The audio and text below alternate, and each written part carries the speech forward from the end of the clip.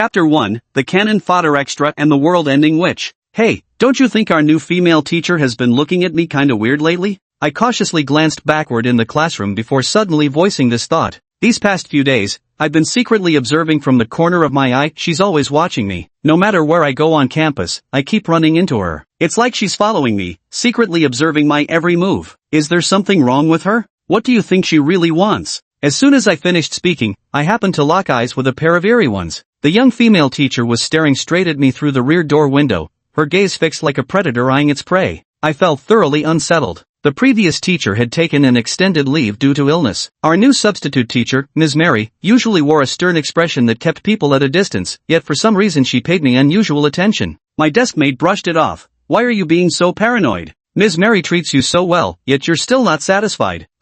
Whatever. I didn't know how to explain. It was precisely this kindness that felt unnatural. I turned to look again. Both the doorway and hallway stood empty. The female teacher had already left, but that unsettling sense of unease still hadn't faded away. Ugh. I pressed my throbbing temple. The migraine had been tormenting me all morning. You can't blame me for being paranoid. There's a reason I'm this jumpy. 2 weeks from now, I'll die a horrific death in this very school. Anyone who knew about their impending death in advance would become hyper-vigilant for any signs of danger. It all started 2 days ago. I arrived at school like any other day, but the moment I sat down, an excruciating headache struck. Then, like a raging tide, countless memories from a past life flooded my mind. The legendary awakening of past life memories had happened just like that. As my memories merged, I was shocked to discover I had reincarnated into Eternal Night Sword, a game I had played before. It was a massively popular open-world RPG with dark fantasy elements, set in an era where steam technology, black magic, and all manner of grotesque monsters and demi-human races coexisted,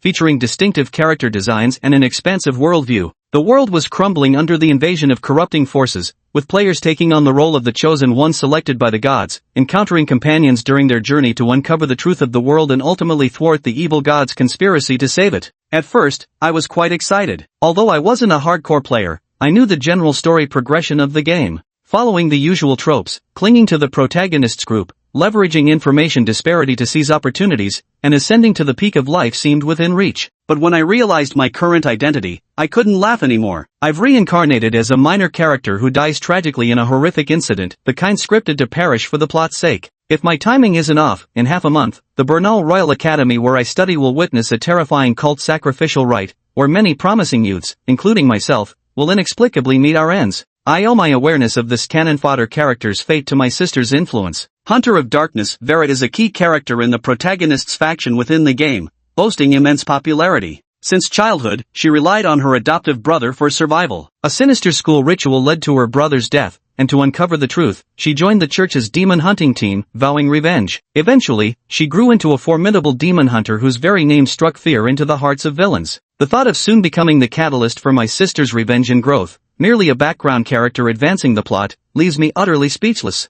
I refuse to be used as a stepping stone. But I'm just an ordinary student. How could I get tangled up in a villainous organization's conspiracy? I keep recalling the game's plot. Why can't I remember any details about this case at all? It's not my fault for having a bad memory. I didn't skip any cutscenes either. This case occurred 3 years before the main story begins and was only briefly mentioned in character introductions. I only vaguely remember that this cult sacrificial ritual is related to the late-game villain, world-annihilating witch, and I'll most likely die by her hand. This is precisely why I'm extremely wary of the newly arrived teacher Marie. It is said that the evil female antagonist bears the title of Thousand-Faced Witch, skilled in disguise, making it entirely plausible for her to infiltrate the school in advance to prepare for her crimes. Is it possible that the perverted teacher spying on me is actually the world-ending witch? As I pondered this, the class bell rang. Even in another world, the scene after class was strikingly similar. The classroom instantly became lively, with many students rushing out eagerly. My worst fears came true. Ms. Mary's expressionless face appeared at the classroom door. "Ansu, come to my office." My heart tightened. Had she realized I'd noticed something suspicious about her? Seeing that I hadn't responded for a long time, Teacher Mary forced a gentle smile. "Hurry up, I'm waiting for you. There's something I need your help with." But to me, that smile didn't reach her eyes. It looked fake, like a synthetic human's. After she left,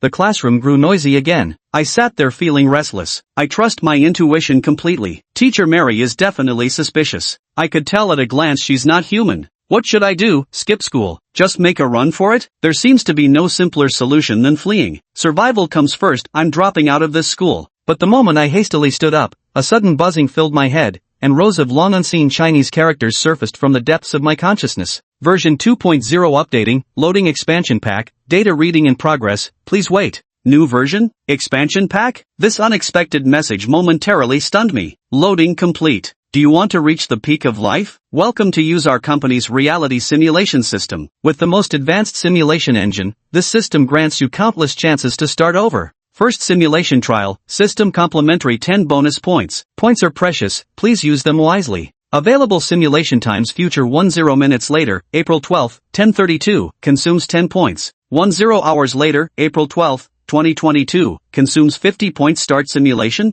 I stared at the system prompt, sinking into contemplation. Simulating the future? This functionality didn't exist in the original game. This delayed system differed from what I'd imagined, but the feature seemed immensely useful. Perhaps I could use this simulation to test whether the teacher truly harbors ulterior motives. I had little choice in the matter. My current points only allowed for one simulation, and that would begin in 10 minutes. Since it won't cost me anything, I decided to try my luck and silently recited the first option in my mind. Future, 10 minutes later. In an instant, the noisy classroom fell silent. I looked around, every classmate frozen mid-motion, as if someone had pressed pause on time itself. Then, darkness gradually crept into my vision. A retro-styled, glowing cursive countdown appeared before my eyes. Future, 10 minutes later, year 625 of the light calendar, April 12, 10:32 simulation starting. As the flow of time returned to normal, my eyes widened in shock. The classroom surroundings had vanished, replaced by an unfamiliar room that was dim and cramped. The air here was stale and foul, with discarded junk piled haphazardly on the floor. This was definitely not Ms. Mary's office. It looked more like an abandoned storage closet in the school building.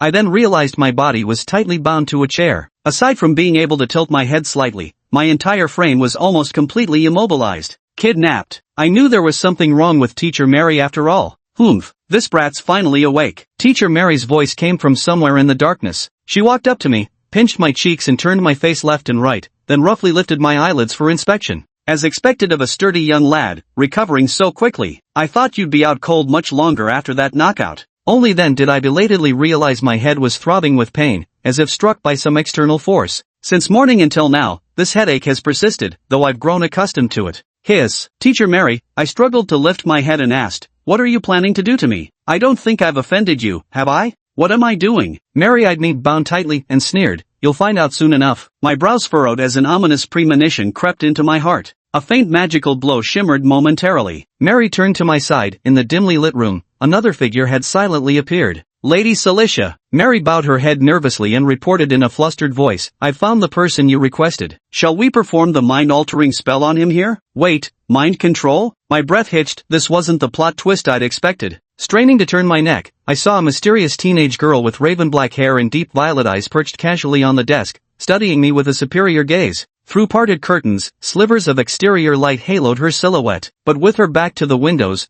her facial features remained obscured by shadows. But her name, and that signature sly smile lingering on her face, I knew them all too well. She was none other than the world-destroying witch Celestia. Very well. Celicia lazily crossed her legs, watching my visibly nervous expression with a slight curl at the corner of her lips. Don't worry, it won't hurt at all, just a quick moment. Her amethyst-like beautiful eyes glimmered faintly. From today onward, you'll belong to me. Chapter 2, Hypnotic Brainwashing? I stared intently at the witch seated at the desk, convinced she was involved. A series of related plotlines flashed rapidly through my mind. Destruction Witch Celicia is one of the major antagonists in the game's later stages, the leader of the cult organization, Echo of Truth, also known as the Black Flame that scorches the world. To bear the title of World Ender, her methods were naturally extraordinary. According to the lore, she was the most gifted mage since the great magic collapse a millennium ago. By the late stages of the game, she wielded forbidden magic potent enough to shake heaven and earth. Along with her subordinate Echo of Truth sect, she stirred chaos within and beyond the empire, striking fear into the hearts of every nation across the continent. Although she hasn't truly become the cult leader in this current timeline, and her power isn't as formidable as in the late game stages, crushing me like an ant would still be effortless for her. But what I fear most at this moment isn't her strength, it's her personality. To be precise, it's her temperament. The witch Celicia was an exceptionally nasty piece of work. With her peerless beauty came a capricious temperament, deriving perverse pleasure from toying with and tormenting others. She killed several popular characters in the game, making countless players gnash their teeth in hatred. Her character was utterly irredeemable, not even her heavenly looks could salvage it, unless, of course, you were someone whose kink was bad women. A wave of fear washed over me. Thankfully, this was just a simulated future, leaving me room to steer clear of her. Otherwise, I wouldn't want anything to do with this wicked woman, no matter what. As I pondered this, Cilicia was observing me too. Seeing that I neither struggled desperately nor cowered in fear under these circumstances, she grew somewhat curious. His mental fortitude is quite impressive. Do his other aspects meet the requirements of our plan? Cilicia asked. Mary nodded and reported, Ansu Morris grew up in an orphanage with his sister Vera. They were later adopted by Dr. Morris to form a family. 3 years after his adoptive father's death, he was admitted to the Benaru Royal Academy. Compared to the wealthy students at the academy, this boy has simpler social connections and no notable background, making him highly suitable as your informant planted within the institution. As she spoke, Mary glanced at me tied to the chair and added, even if he's exposed later, eliminating him afterward would leave little trace leading back to us. Cilicia nodded lightly in satisfaction.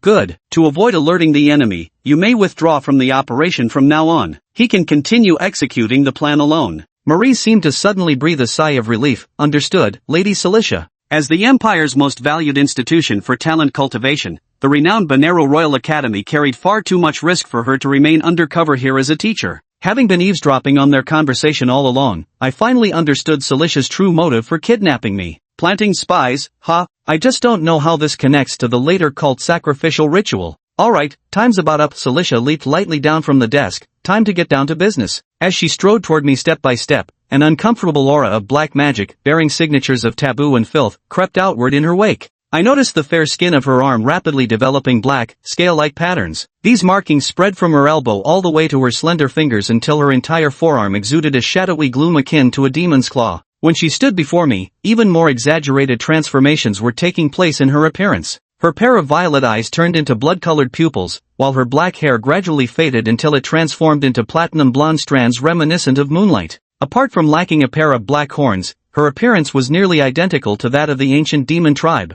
The reason the witch Cilicia possessed such formidable talent in magic was precisely due to this bloodline heritage. Lady Celestia. Mary's body trembled uncontrollably. The mental corruption brought by forbidden magic rapidly erodes human reason. At her level, even the slightest exposure would cause unpredictable negative consequences. You may leave, Celestia said indifferently. Yes. Mary lowered her head and hastily retreated from the dim storage room as if fleeing. Only Celestia and I remained in the room. Around my chair, a faint magical circle with intricate runes began to emerge. Once this forbidden dark magic called soul domination is completed, I'll lose my free will entirely, becoming nothing more than a puppet controlled by Cilicia. Yet Cilicia made no further moves. She looked at me with some confusion, as I didn't show the same terrified expression Mary had displayed earlier. It seemed I wasn't experiencing any negative effects at all. Cilicia couldn't help but lean closer, studying my face with curiosity. Aren't you afraid of me? Every time I've cast forbidden magic before, you humans would almost always be frightened to the point of mental collapse. But you, there wasn't the slightest reaction, even remaining calmly silent to an excessive degree. I'm actually quite confused too. I had already resigned myself to fate. It was just a simulation. Whether I lived or died wouldn't affect reality. The reason I didn't resist earlier was twofold. First, against someone of that level of strength, resistance would have been meaningless, and second, I was already planning how to run for it once I got back to reality. Of course, I know the effects of forbidden magic on ordinary people. In the game, only the chosen ones, the players, could ignore the contamination. But does my current identity still count as a player? Odd. Could you also have that kind of lineage? Cilicia frowned slightly. No, it shouldn't be possible. Maybe your will is strong enough. That's a rare sign of magical talent. If I really had such talent, turning into a puppet would be a bit of a waste. Watching Cilicia mutter to herself, I could sense her hesitation, and suddenly, an idea flashed through my mind. Your Excellency, please wait. Those dark crimson eyes slowly turned toward me. Apologies, I overheard a bit of your conversation just now. I feigned nervousness but spoke with sincerity. If Your Excellency requires someone to carry out tasks for you within the school, I'd be honored to cooperate. Just please don't brainwash me into some mindless puppet or anything. Oh, Cilicia arched an eyebrow. I thought you genuinely weren't afraid at all. Of course I'm terrified. I remembered in the original storyline, the world-ending witch hadn't yet turned against the cult's leadership at this point. She'd been building her own faction all along. Presenting myself as more valuable might just buy me more time to survive. After being controlled by soul domination, one's personality is essentially erased. It's no different from dying. I wanted to gather as much information as possible, preferably uncovering the inside story of that campus upheaval 2 weeks later. Otherwise, wouldn't this death be completely pointless? Cilicia's lips curled slightly. So, are you willing to join us? I nodded hurriedly, yes. Cilicia observed me with mild amusement. working for me won't be easy. Do you know who we are? Of course, I immediately shook my head. Celestia spoke slowly. Our organization is called Echo of Truth, the greatest enemy of the church for 1,000 years. If you're exposed in the future, you'll immediately be taken by the heresy inquisition. By then, even death might be a luxury you can't afford. I promptly feigned a look of shock and terror. To be frank, for any ordinary person with even a modicum of awareness about this world, the Truth Resonance cult was indeed a terrifying existence, what you might call, in another world's terms, enough to make crying children quiet at night. Your Excellency, ma'am. I seemed to struggle internally for a long time before finally taking a deep breath. It seems I have no choice either. As long as you spare me, I'm willing to join. A faint, elusive fragrance lingered in the air as Celicia leaned closer to my cheek once more. With a smile, she murmured, "But humans excel at betrayal. How do I know you're not just improvising right now, playing for time?" I gazed at her silently, thinking it truly was so. "Of course not," I quickly replied. "If you would allow me to join your ranks, there shall be no second sun in my sky. My heart shall hold but one sun. I will remain eternally loyal to you." My desperate will to survive drew a soft laugh from Celicia. "Very well then. Since that's the case, let's conduct a little test for you next." A test? My heart skipped a beat. Just as I was about to ask something, my thoughts suddenly grew hazy. Those crimson eyes staring directly at me seemed to contain a magical swirling vortex, under whose influence my own gaze gradually dulled and lost its light. Spiritual dominion, this category of psychic and soul magic isn't merely used for brainwashing. It represents an exceptionally profound school of arcane study. Celicia, a master of such magic, effortlessly cast hypnosis upon me.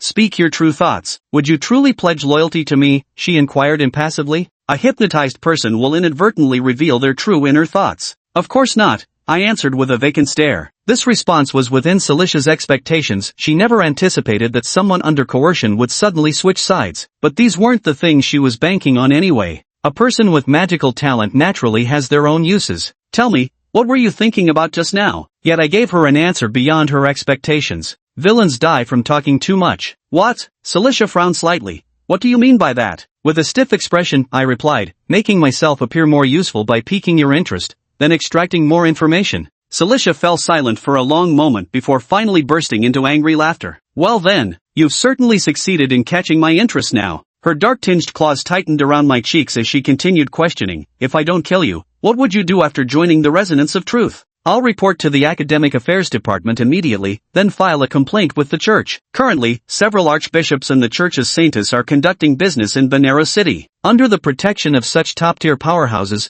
no cultist can lay a finger on me. Afterward, I can apply to join the church together with my younger sister, build connections, and live worry-free for the rest of my life. Celestia was instantly left speechless. This guy had not only figured out how to deal with her but had even planned out his entire future. What a nice dream. Hypnosis terminated. My gaze gradually regained clarity as all my thoughts returned to normal. Then I saw Celestia looking at me with an amused, knowing smile. "Oh crap. Should I call you clever? Or foolish?" Celicia revealed a cruel smile. "It seems humans still aren't worthy of trust. You'll remain my slave after all." Filthy magical energy rapidly engulfed me as the magic circle's glow suddenly intensified. Wait. The moment soul domination took effect, I lost all will and thought. An unbreakable mental seal branded itself deep in my mind, reducing me completely to Celicia's property. When it was all over, Celicia patted my cheek with malicious glee. "There we go, my good puppy, come now, call me master." When my consciousness returned, I found myself back in the classroom before the simulation.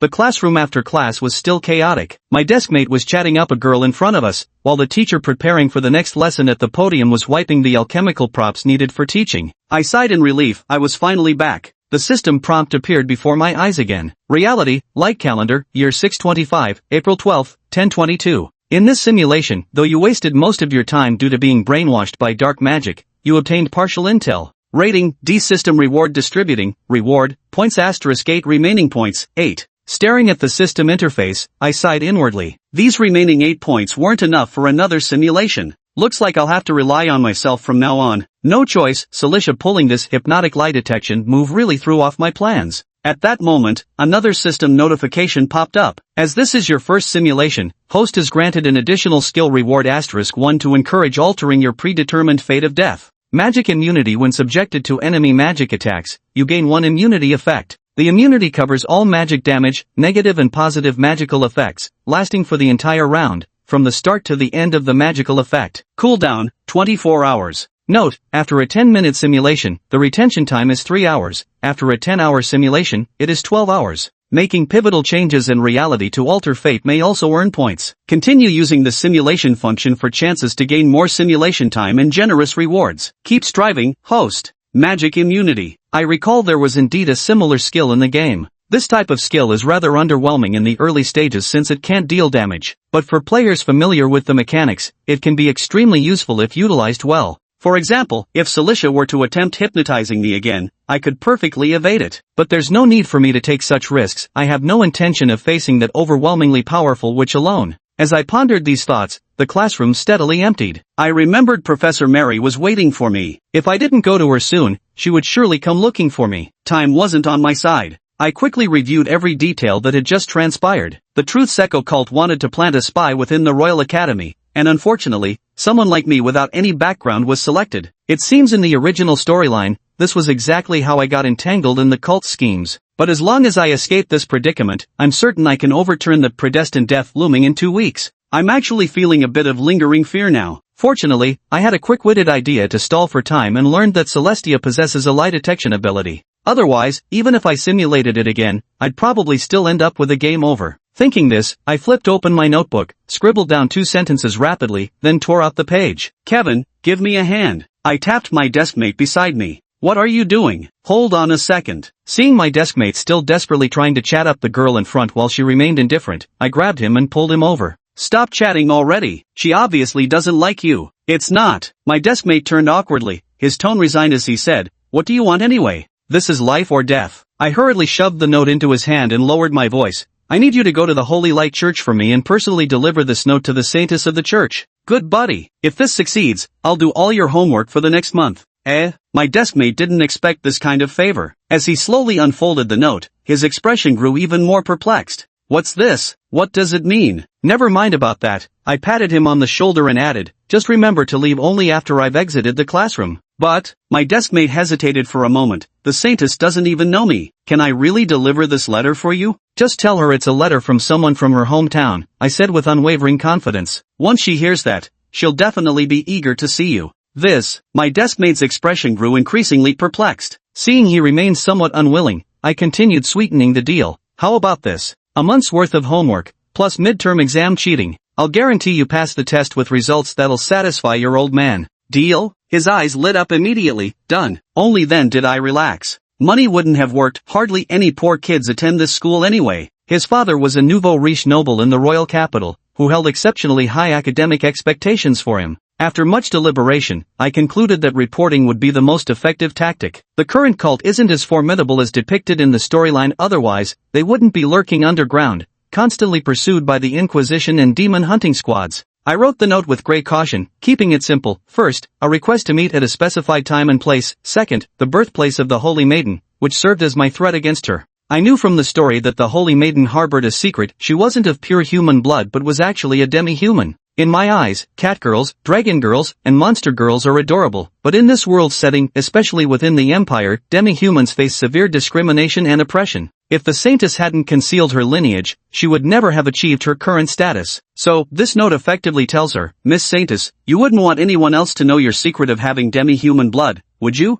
Knowing her personality, she'll definitely panic when she reads this and arrive as promised. Her lineage is her greatest weakness, and that's my external reinforcement. Besides this, I have a second plan, to seek out that venerable old man in the principal's office. My academic record is outstanding, and I'm a student from a poor background. The principal has always been kind to kids like us. If it were my deskmate Kevin trying to see him, he'd definitely be turned away. This plan is foolproof. There's no way you, Celicia, could kill both the saintess and the principal. After repeatedly reminding my deskmate, I stood up and left the classroom. I glanced around the hallway. Teacher Mary wasn't there, so I hurried toward the staircase. But I hadn't gone far when a girl's voice startled me. "Ansu, where are you going? Teacher Mary is asking for you to come to her office right now." Seeing it was just a classmate relaying the message, I casually replied, "Okay, I'll go right away." Go my ass. If I went, I'd get knocked out, tied up, and brainwashed into becoming an RBQ. After leaving the teaching building, I headed straight for the school's administrative office area. The Royal Bonero Academy was absurdly large, almost equivalent to a small town,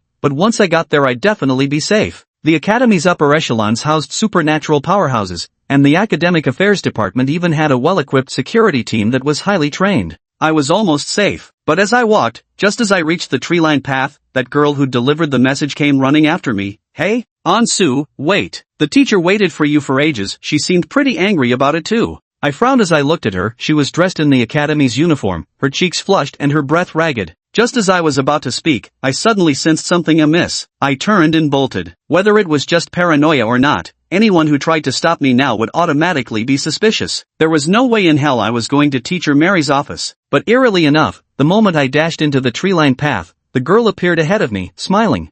Trying to run? A chill ran down my spine. I tried to keep running but found my body frozen in place, helpless as she approached and hugged me tightly. To outsiders, we looked like a loving young couple, but only I knew the truth. I couldn't break free at all, couldn't even speak. She stood on tiptoe, leaning close to whisper in my ear, "What a nuisance. Why did you have to run around everywhere? Now you forced me to deal with you personally." That familiar voice left me speechless. "Celicia, you really went all out to catch me." A pungent medicinal odor filled my nose as my consciousness began slipping away. Only one thought remained: at least the letter got delivered. I don't know how much time had passed when I groggily opened my eyes. Upon hearing Teacher Mary's icy voice, I jolted awake and immediately scanned my surroundings. Drawn curtains, dim lighting, and my tightly bound self. This wasn't the storage room from the simulation, but the environment was similar enough. I'd been dragged into another dark little confined space. I felt utterly speechless. Was I never going to survive this level? Throughout this endless day I'd been repeatedly knocked unconscious only to wake up, drugged only to regain awareness. I was completely numb. What's worse, this wasn't a simulation anymore, this was reality. Sitting atop the office desk, Celicia had returned to her original appearance. That exquisite face bore an inscrutable smile as she crossed her legs, one shapely limb slightly raised, looking down at me with imperious scrutiny. Though still young, she already carried herself with the eerie, captivating aura of the infamous enchantress she would become. She said to Mary, "Had I been less vigilant, he might have slipped from our grasp." The implicit reprimand made Mary break into a cold sweat. "My deepest apologies, Lady Celestia." Mary shot me an irritated glare. "You little brat, when the teacher calls you to the office, why were you sprinting toward the park after class? Rushing off to meet someone? Some model student you are." I put on my best confused and frightened expression. "Miss Mary, didn't I promise I'd come to your office soon? You're tying me up just for this?" It seems they haven't discovered my secret contact with the church yet, otherwise they wouldn't be acting like this. At least that's some good news. My mind raced for countermeasures. I needed to buy more time. I realized that the only possible turning point might lie in that fleeting moment of hesitation from Celicia. Mary said, "Lady Celicia, it's probably just a coincidence. He doesn't know about our plans."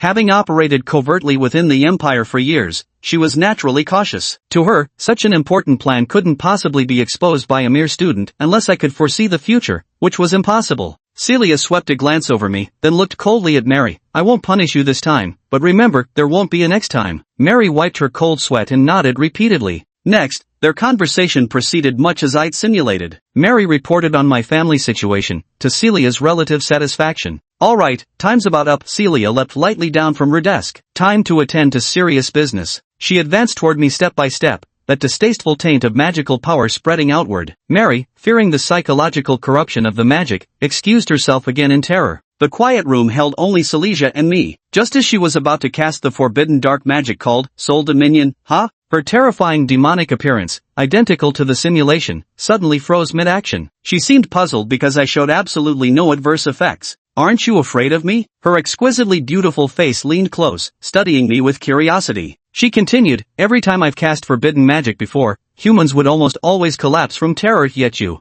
I stared intently into her dark crimson eyes as a plan slowly formed in my mind. In the previous simulation, I demonstrated enough usefulness to pique Celicia's interest slightly, which kept her from disposing of me immediately. But in the end, she hypnotized me, saw through my lies, and subjected me to brutal brainwashing. This time is different. I have the system-rewarded skill, magic immunity. It grants immunity to all magical damage, magical item enhancements, negative and positive effects, lasting for an entire round with a 24-hour cooldown. This way, I should be immune to her hypnosis. I plan to play along, feigning being hypnotized to buy time. It's my only chance. With this thought, I steeled myself against the chaotic thoughts, composed my expression, and replied calmly, "I'm not afraid." "Not afraid?" Celicia arched her brow in surprise, spreading her hands that exuded a shadowy aura as she chuckled. "Magic is stigmatized nowadays. Everyone shuns it, let alone that defiled magic explicitly forbidden by the church. The church has taught you since childhood that magic brings madness and destruction, that dark magic serves as a bridge to evil deities. Yet you dare tell me you're not afraid?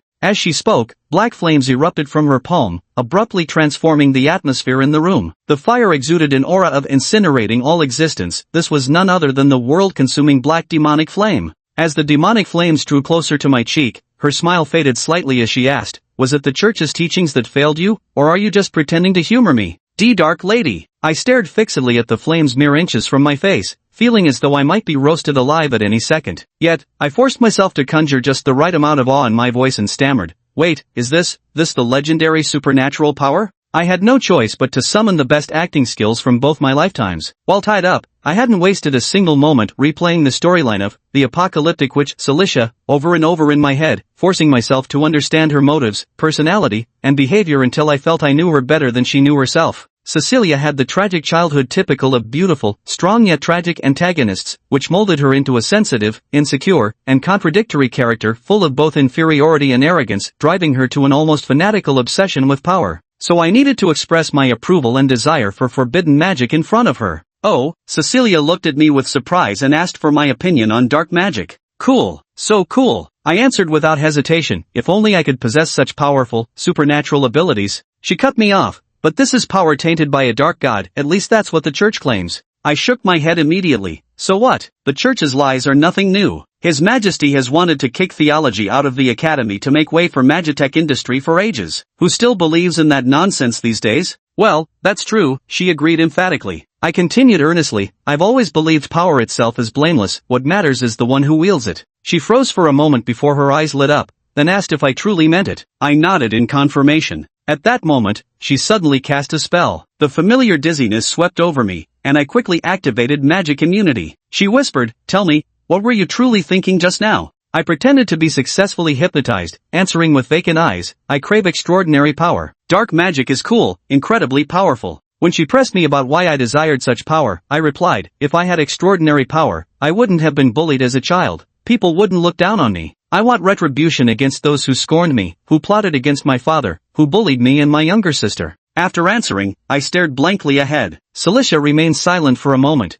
then asked if I wanted revenge. With stiff motions, I answered I do. She tempted me, "If you join me, you'll gain power. Are you willing?" "I am." "Then what if you must oppose the mighty church, or even stand against the whole world? Are you still willing?" "I am willing." Cilicia showed a satisfied smile, but my heart filled with bitterness. Not only had I failed to escape her, our ties had grown closer still. Still, looking on the bright side, at least I succeeded in buying time. This is merely a temporary measure. To my surprise, she suddenly asked me, "What do you think about me? How do you see me?" I almost couldn't keep up the act, but still tried my best to pretend being mentally controlled. Celestia seemed to find it strange herself, muttering under her breath. After a brief silence, I unexpectedly spoke up, "You're cute, ha." Now it was Cilicia's turn to fall silent. She froze for a moment before softly uttering just one word, "Huh?" Chapter 5, So Cute. "You, what did you just say?" Cilicia thought she must have misheard. "You just said I. How adorable." Ansu replied blankly yet bluntly. The atmosphere turned eerily quiet. Silently gazing at the hypnotized Ansu, Cilicia remained wordless for a long while. Truth be told, no matter what he said, even if it were offensive remarks, it was all within her expectations. But this simple phrase of "how adorable" unexpectedly threw her off guard. Is his taste screwed up or what? What kind of freak is this? See cute? Cilicia looked at him with both awkwardness and amusement. "I'm a wanted evil witch across the world, not to mention I'm even." Her crimson pupils flickered faintly as she raised her hand, gazing at these fingers that were considered the mark of an ill-omened bloodline. "Subhuman. In your people's words, I bear the blood of sin, descendant of the demonic race that nearly drove humanity to extinction. If other races were contemptuously called subhumans by mankind, then descendants of the demonic race were the most despised and detested among all subhumans." Cilicia stared at her so-called demon claws, those pitch-black intricate patterns so hideous to behold, the wisps of dark energy emanating from them even more repulsive. As a child, she'd lost count how many times she'd wanted to simply chop off these demonic features of hers. She had grown up in the human world, learning since childhood about that history from 1,000 years ago. It was a war between races and civilizations, a cataclysm that left nearly all forces on the continent devastated by the demon army, until the entire world became a landscape of scars. Yet all things exist in relativity. That war also served as a great reshuffling. The surviving humans rebuilt from the ruins and rose with astonishing speed, eventually expanding to every corner of the world. So, humanity's hatred for the demon clan has been rooted in society since 1,000 years ago, persisting until now. I never would have expected that among humans, there would actually be someone who likes me as I am? You really think that, Celicia shyly changed her wording, you think I'm very beautiful? Yes, Ansu replied. Celia was somewhat exasperated as she gazed at the motionless Ansu sitting in the chair. The spell she had cast was an ancient and profound magic passed down from the primordial era of sorcery. Any human affected by her hypnotism could not speak falsely. This is beyond doubt. So, this was the first time in her life someone had genuinely praised her with heartfelt sincerity. This feeling is a bit strange, but not unpleasant. Ansu stared blankly at the conflicted Celicia before him. He could understand her current reaction due to her appearance. She had suffered no small amount of discrimination since childhood, but this discrimination was primarily rooted in certain social prejudices, not because she was genuinely ugly. Anyone with eyes could see that Doombringer Witch Celestia was far from unattractive. In fact, among players, she wasn't just easy on the eyes but ranked among the most stunning characters. Back then, countless players, letting their libido override sense, openly clamored about switching sides. Too bad the game lacked romance options with her. Not to mention, this is white hair and red eyes we're talking about. If she changed back, Ansu would feel it was such a waste. This is exactly what he wanted. Damn it. Wait, hold on. I'm not the kind of guy who lets his little head do the thinking for his big one. Ansu quickly dismissed those distracting thoughts from his mind, continuously repeating to himself, I'm not a monster girl fetishist, I'm not a white-haired fetishist. He absolutely must not be deceived by this wicked woman's appearance. He must remember his mission and remain resolutely firm. Sigh, forget it. After who knows how long, Celicia finally stopped agonizing over it. A sharp gleam reappeared in her eyes. Remember, you must never compliment me like that again. She snorted coldly, leaning closer to Ansu as she spoke in a threatening tone. I still need you to work for me. Stay serious, understood? Ansu stiffly replied, yes. Celicia nodded in satisfaction. Good. Just a mere tool, that's all. She, Celicia, wasn't someone so easily swayed. Did they think praising me would make me happy? Ha! No one will ever truly reach my heart. So, what's next? Celicia curled up the corners of her mouth. To keep you loyal, I'm going to implant a thought in your mind. Her words sent a jolt of alarm through Ansu's heart. Implant a thought? Was this another brainwashing scheme to turn him into a puppet? Although Ansu was protected by magic immunity, he couldn't help feeling nervous. According to the skill description, he could only resist one magic spell. Based on his gaming experience, hypnosis and brainwashing were definitely not the same set of magic skills. Ansu watched Celicia's every move with vigilance, but unexpectedly, Celicia didn't activate the magic circle on the ground. The vile aura of forbidden magic was actually fading away instead. This is a psychological suggestion. You must firmly remember every word I'm about to say. Celestia gazed into Ansu's vacant eyes with a faint smile. You now belong to me. You are my possession. You shall never betray me. In the dimly lit storage room, silence settled once more. So this is what ideological implantation meant. Ansu began to understand. This was about engraving beliefs deep into one's heart through hypnosis. In the game, some dark mages had employed similar methods, but this approach was far more challenging than mere brainwashing. Human minds are incredibly complex. Those under hypnosis could awaken at any moment. Therefore, it required relentless, day-after-day reinforcement to deepen the imprint. Since she wanted to keep him by her side this way, he'd probably have frequent encounters with her moving forward. Ansu sighed inwardly, but he still had to maintain appearances. He gave a stiff nod. Yes, I will never betray you. Cereja immediately broke into a delighted smile. She raised her hand before Ansu's eyes and softly snapped her fingers. You can wake up now. A moment later, Ansu looked around in a daze, his eyes gradually widening. What just happened to me? His eyes wide with astonishment, he stared at Celicia standing not far away. As the power of the forbidden magic dissipated, she had returned to her original appearance, black hair and violet eyes. Lady Witch, what did you just do to me? Why can't I remember anything? Just a test, Celicia said indifferently, to see if your talents meet our requirements for joining. Then, did I pass? Ansu glanced at her nervously. Can I learn such powerful magic now? Mediocre at best. By now, Celicia had completely shed her earlier emotional display. Crossing her arms, she let out a disdainful chuckle. You're still far from meeting our standards, but considering you have some slight talent, I'll reluctantly take you in. Great! Ansu was genuinely delighted. Not because he was happy to join a cult, but because this ordeal was finally fucking over. He could barely keep up the act any longer. God knows how hard it was to maintain that idiotic expression for so long. However, you must remember you are not joining the Choir of Truth Secco, nor are you one of our peripheral members. Cecilia glanced toward the door and whispered to him, you answer to me alone.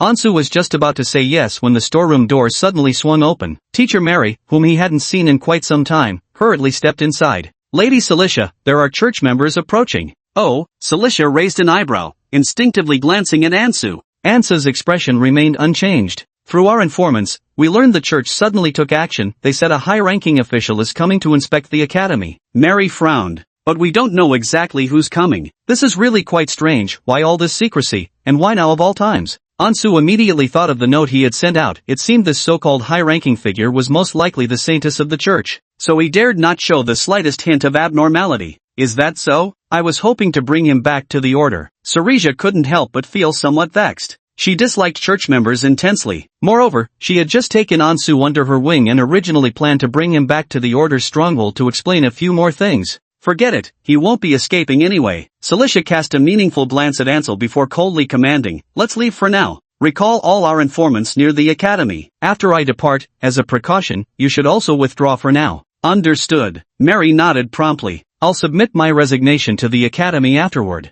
Celicia continued, from now on, Ansel will handle subsequent missions. Now, untie him first. Mary pulled out a dagger and walked toward Ansu. Hey, be careful. The sharp blade nearly grazed Ansu's skin. He glanced helplessly at Mary. Are you cutting the rope or trying to silence me for good? Mary gave Ansu a rather astonished look. Seeing him speak so cleverly and even complain, I couldn't help feeling a little suspicious. Lady Celicia, did you just complete that magic ritual? No. Celicia glanced at her. What's the matter?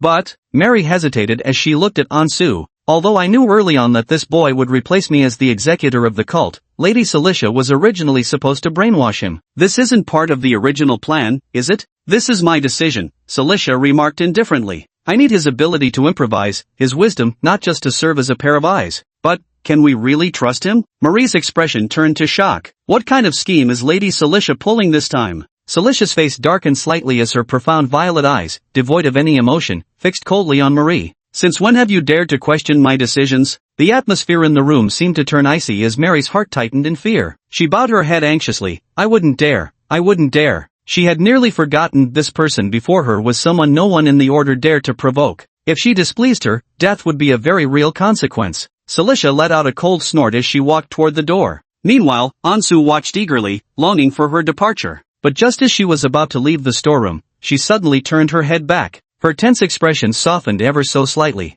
Then, next time we meet, let's make it at your place. Chapter 6, The Brother Complex Little Sister? In the hallway outside, the sound of Teacher Mary's footsteps gradually faded into the distance. Once confirming that the two had truly left, Ansu let out a long sigh of relief. Finally, no more pretending. System reward being generated. You've made a pivotal change in reality, but you've strayed too far from the world you once knew. The path ahead will be fraught with unknowns. Chosen one, you still haven't overturned your destined death. Keep striving. Reward, points * 40. Remaining points, 48. Ansu carefully read the system prompt over and over again. It seemed that truly changing one's destiny could indeed earn point rewards. Except his particular brand of change was somewhat suicidal. After all, playing hypnosis games with this world ending which is like madly dancing on the King of Hell's head. Outside the building, a burst of noisy commotion interrupted Ansu's thoughts. It was the sound of a carriage. Ansu quickly stood up and walked to the window, gently pulling aside a corner of the curtain. At the entrance of the academy, 3 silver-white carriages bearing the emblem of the Holy Light Church had just come to a stop. A crowd had already gathered around the vehicles, where the vice principal was welcoming an elderly man alighting from one carriage with a beaming smile. Judging by the old man's attire, he appeared to be an archbishop, likely the high-ranking church official mentioned in the intelligence reports. Though the vice principal's hospitality was impeccable, Ansu was certain the man must be thoroughly bewildered, having no clue about the archbishop's true purpose for visiting. Ansu's eyes continued scanning the crowd until they settled on several inconspicuous female clergy members standing quietly among the gathering. The saintess must have disguised herself and blended into the entourage. After all, given her status and position, every move she makes carries significant implications, so she can't afford to draw too much attention. However, Ansu had no intention of meeting her. The sudden arrival of the church had already achieved its purpose, disrupting Celicia's plan to take him back to the heretical sect. Otherwise, Ansu wasn't sure if he'd give himself away. If another fanatical old monster emerged to test him, he'd be done for. Ansu sighed silently to himself. The situation had already spiraled far beyond his expectations. For now, he could only take things one step at a time. He couldn't risk meeting the saintess just yet. He feared there might be other spies among the cultists. though admittedly, in the days to come, the saintess would likely be living in constant fear. But there's no help for it, I'll have to stand her up for now. Dodging the church carriages and the crowds of onlookers, Ansel lowered his head and quietly slipped away from the academy. He decided to take a day off. He needed to go home and sort through his thoughts thoroughly. Of course, this wasn't playing hooky. After all, his substitute teacher was one of them, so he was confident Professor Mary wouldn't mind his absence. Through the bustling streets, Ansu boarded a steam-powered public transport. In the stuffy carriage filled with the mingled scents of burning coal dust and sweat, he gazed at the slowly receding scenes outside the window. Compared to the clean and tidy affluent district near the Bernaro Royal Academy, the Black Harbor area where he lived was dotted with factories belching conspicuous black smoke. The ceaseless roar of machinery and furnace fires made both the living environment and air quality unbearably poor. After getting off, Ansu passed rows of low, run-down terraced houses, then crossed a pothole-ridden alley before stopping in front of number 221A. This cheap little house in the city's underbelly was now his home. Taking out the keys, Ansu opened the door and was greeted by the aroma of home-cooked food. "Brother, you're back." Hearing the sound of the door opening, a girl in a simple dress with an apron tied around her waist came bounding over eagerly. "Ha!" The girl blinked her sapphire blue eyes, looking curiously at Ansu, who hadn't even brought a bag with him. "Bro, why are you back so early today? I remember school just got out at this time." "Yeah, Teacher Mary gave me some time off," Ansu casually replied while observing the beautiful girl before him. Though dressed simply, the girl couldn't conceal her natural beauty. Her slightly wavy, pale golden hair was tied in a single ponytail. Her delicate and soft features were adorned with eyes that curved into lovely crescents when she smiled, like an angel who'd fallen to this mortal world. Shadow Huntress Vera. Who could have imagined this tender and adorable girl would become that merciless witcher in the future if not for knowing the plot? All these changes happened because of his death. Thinking of this, Ansel let out a silent sigh. He wasn't someone who had crossed worlds, nor had he suddenly appeared in this family. Retaining emotions and memories from 2 lifetimes, he and Vera had relied on each other for many years since they first met in the orphanage at age 7. He didn't want his future little sister to become like that, a blade wielded by the church,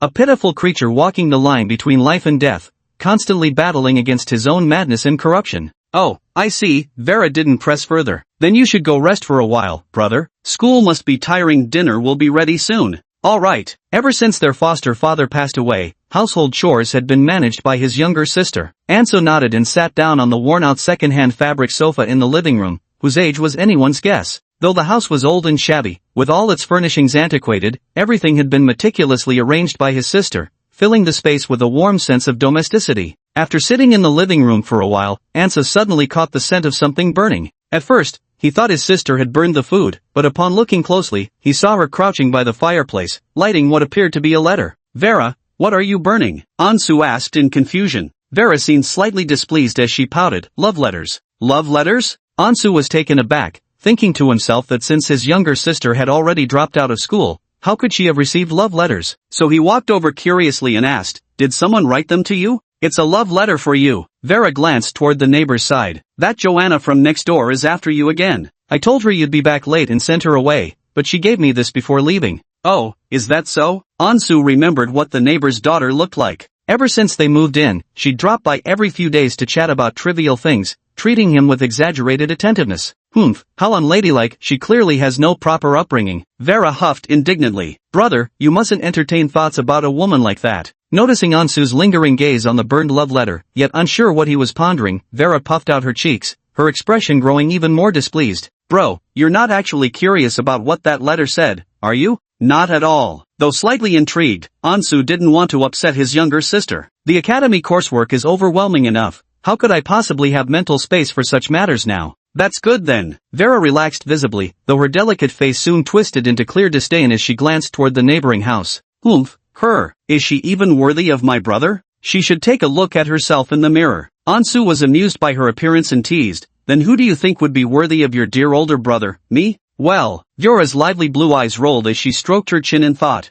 "only the best and most perfect woman is worthy of my big brother. But for now, your main task is studying. Don't think about all those unnecessary things. If that day really comes," she flashed Ansu a mischievous grin, "I'll definitely screen them properly for you, so relax." "Oh really?" Ansu gazed silently at Vela, realizing that at some point she had indeed deliberately started managing his social interactions. She also paid extra attention to any female classmates who got along well with him at school. Ansu frowned, suddenly realizing belatedly, his little sister seemed to have a slight brother complex? Chapter 7, Celicia's Mission. As dusk fell, Vera lit the gas lamp on the dining table, its warm yellow glow suffusing the kitchen. Ansu was enjoying the warm dinner his sister had carefully prepared for him. Given their family's circumstances, it wasn't anything particularly fancy, just some beans, a thick pot of stew, and slightly warmed black bread. It wasn't exactly delicious, but it wasn't unpleasant either. "What's wrong, brother?" Vera noticed Ansu's expression. "No appetite?" "Nothing, just thinking about something."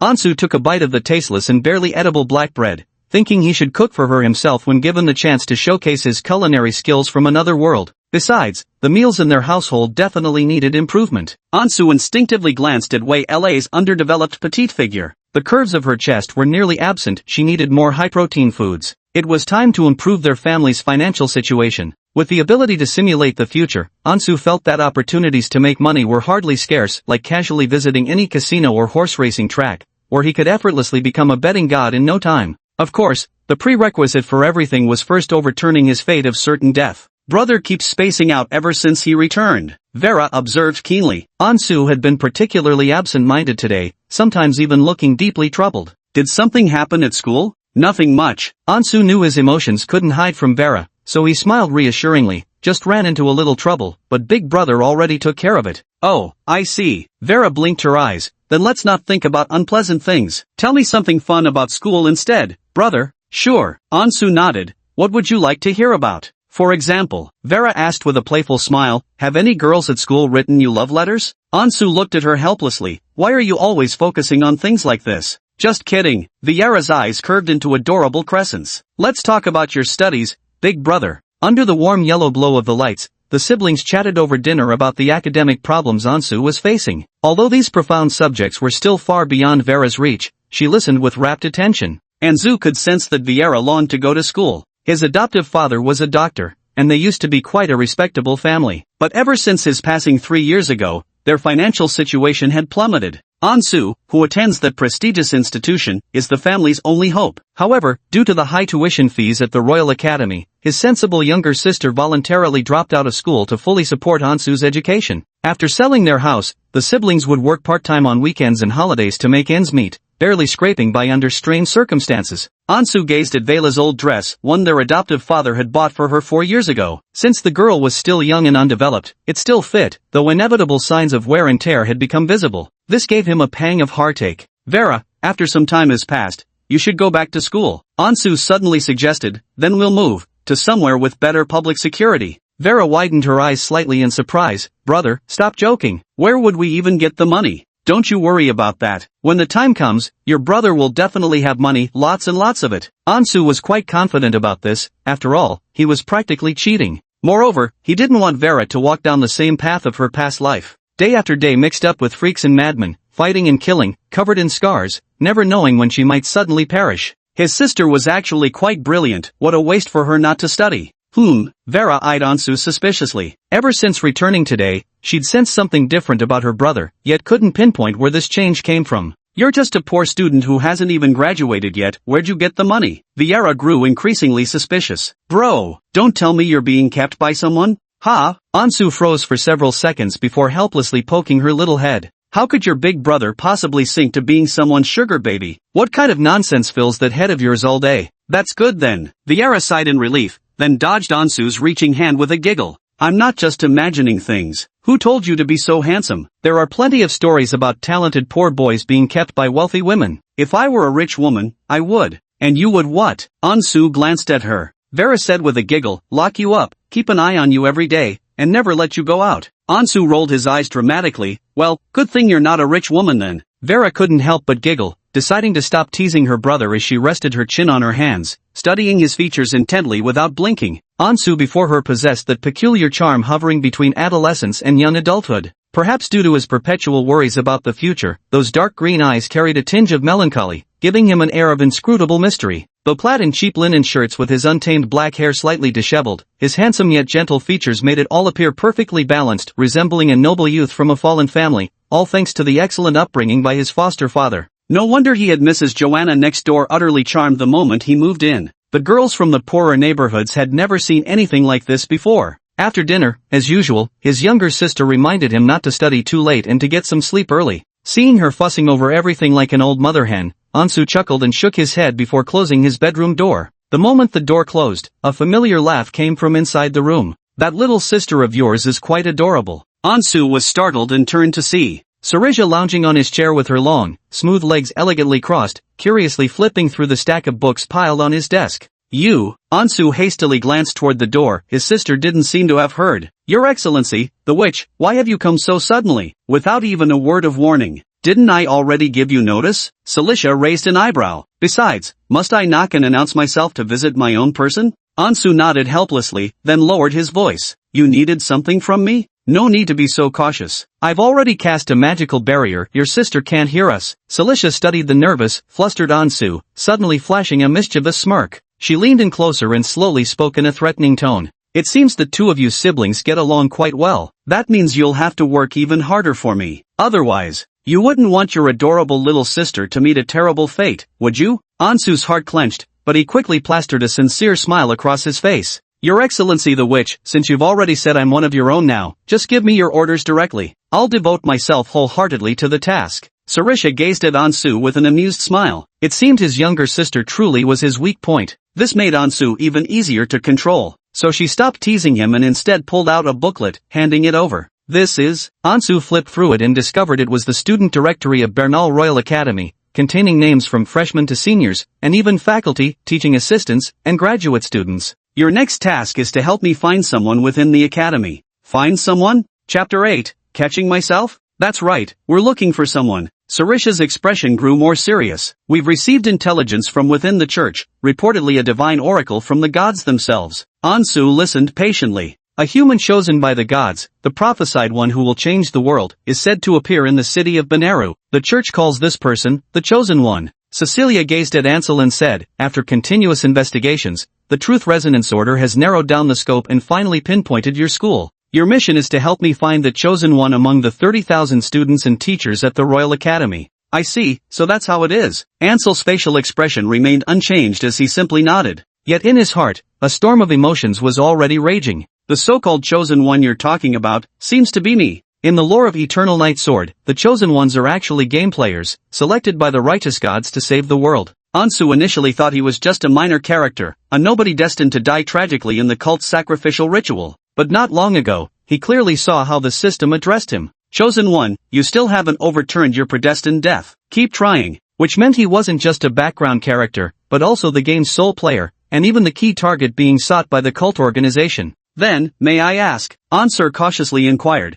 "what would you do if you found this chosen one?" Cecilia frowned slightly. "Why even ask? Kill him, of course." Oh, it's over." Ansu, who had originally intended to play along with the witch for a while, once again entertained the thought of packing up and running away. How are we supposed to play like this? Since he himself was the target they were looking for, he could afford to slack off and procrastinate for now. But sooner or later, the Truth Echo sect would demand results from him. How could he possibly turn himself in when the time came? Ansu accepted the notebook containing the list of teachers and students, putting on an act of wanting to share her burden. Even narrowing it down to just the school, it won't be easy to find. "Is there a time limit for this task?" "Not for now." "Oh," Ansu let out a sigh of relief, then asked again, "Do you have any distinguishing features of this chosen one?" "Characteristics," Celicia pondered and said, "since chosen by the gods, he must be an extraordinary person. He would surely possess remarkable talent. His appearance definitely wouldn't be ordinary, probably quite popular, standing out distinctly from common folk." With every word she spoke, Ansu grew more nervous, feeling as though he was being doxxed. As she spoke, Celestia unconsciously glanced at Ansu, giving him a thorough once-over.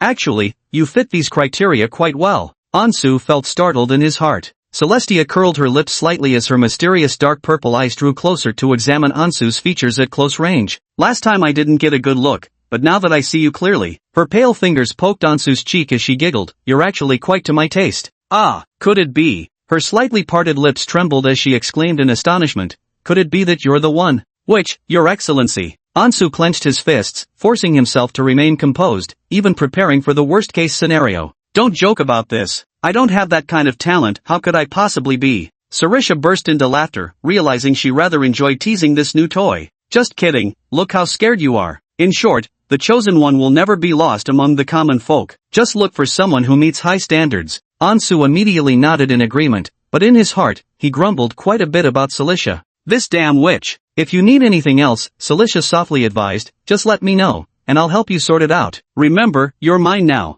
As she spoke, she cast a rather disdainful glance around, wrinkling her nose at Ansu's home. It was so poor it made her frown. Every robber who comes here leaves in tears, and has to leave a few bucks behind. She took out a check from her bosom and handed it to Ansu. Here. Ansu's eyes nearly popped at the long string of zeros on the check. This is for me? It's activity funds. Ask for more whenever you run short. Celicia waved her hand dismissively. Unless there's anything else, I'll be off. Ansu thought to himself how generous this which was to her own people. If her mission weren't to kill the chosen one, he might actually want to work under such a boss. Though, come to think of it, he really did seem to be getting kept by a wealthy woman now. Seeing Celicia about to leave, Ansu hurriedly called out to stop her. Wait, Your Excellency witch. What's wrong now? Celicia glanced back at him. Don't tell me this money isn't enough? Of course not. Ansu hastily replied. What you promised me before, about supernatural powers. Oh, that. A faint smile appeared on Celicia's face. You're quite fixated on supernatural powers, aren't you? She effortlessly produced a book from somewhere and gently placed it on Ansu's desk. Magic is a profound study. While you do have some talent, you must not rush your progress. This is a very foundational magical text. Try reading through it thoroughly. You may ask me about anything you don't understand. Though he had some magical talent, in Celicia's eyes, it was still far from matching the genius mages within their organization. She had chosen Ansu for certain other qualities, never really expecting him to be of much help to her in combat. Ansu stepped forward and picked up the textbook titled General Introduction to Magic. Take your time learning. I look forward to seeing how you surprise me. When he raised his head, Celestia's figure had already vanished from the room. Coming without a trace, leaving without a shadow, her magical prowess never failed to astonish Ansu. Ansu couldn't wait to flip through this arcane tome. The author of this book is an obscure mage named Hoffman, and its content is indeed profoundly abstruse. To those without foundation, it reads like pure gibberish. Magic is neither a miracle nor a wish-granting machine that fulfills your desires. Magic is a rigorous discipline that studies the fundamental nature of the world. A mage must use mental focus to construct intricate spell models, then draw upon and channel the ambient magic naturally present in the world to cast spells. Unfortunately, in my era, the very concept of magic has become tainted. The primal magic grows wild and disorderly, driving men to madness.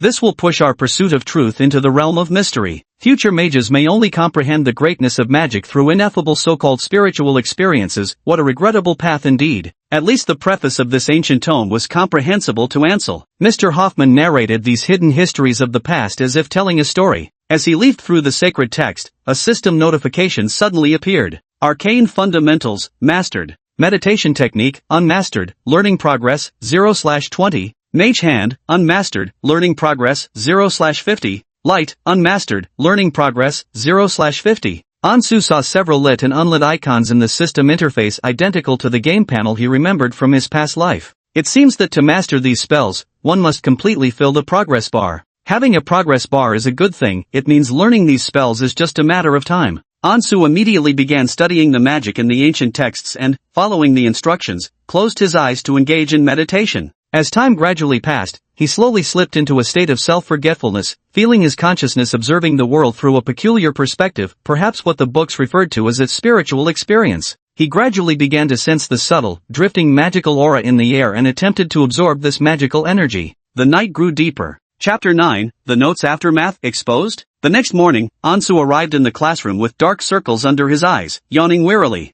Ansu, why do you look so sleepy? A female classmate asked eagerly and curiously, were you studying all night? Sort of. Ansu thought learning magic counted as studying too. Last night he had been grinding skills non-stop, first maxing out his meditation progress, then pushing Mage Hand to 1/3 completion. Even Cecilia would have to call him a genius if she saw this learning speed. Most people would need a long time just to understand such profound and obscure magical texts, yet Ansu started learning from them right away. It couldn't be helped, he was being forced into this. Ansu now craved power just like the fictional version of himself. If he could actually defeat Cecilia, why would he need to be so cautious? After class is over, he needs to find a secluded spot to keep grinding his skills? Hearing Ansu's answer, the students couldn't help but whisper among themselves. Already so good at studying and still grinding this hard, do you want the rest of us to live or not? Could you be any more of a workaholic? Ansu took his seat, and his deskmate Kevin looked at him with a glum expression. It's over.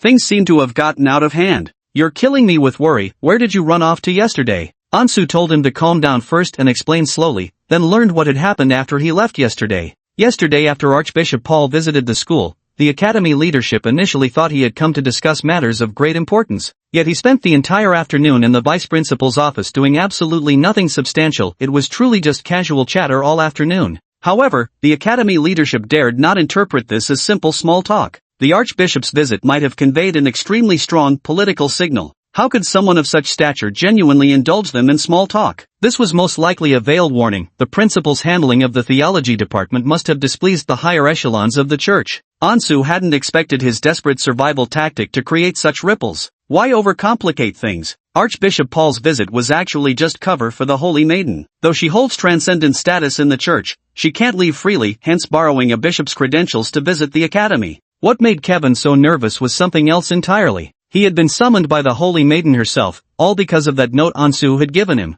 Who would have thought that woman in the nun's habit was actually the Holy Maiden? And she's so young, so beautiful, radiant like pure light. Ansu interrupted his pleasant reverie and asked directly, "Did she ask you who wrote that note?" "She did. That's exactly why she summoned me," Kevin replied, glancing around before lowering his voice. "But I didn't give you away. Here's what I told her. Some creep from outside school handed me the note and threatened to kill me if I didn't deliver it to the church. I was forced to do it." "Then what happened?" "Then nothing else happened." Kevin wore a puzzled expression as he continued. "After the saintess asked about the person's appearance, she just let me go. Even though I made the church run a fool's errand, she didn't report it to the academic office or even inform my parents." "Good brother. Many thanks." Anson gratefully patted Kevin's shoulder. "I'll take care of your final exams too this semester. You can just wait for your father's rewards." "Really?" Kevin's face lit up with excitement. Lately, his father had been intensely focused on his academic performance, often belittling him in front of his other brothers because of it. "Of course. But," Kevin hesitated before continuing,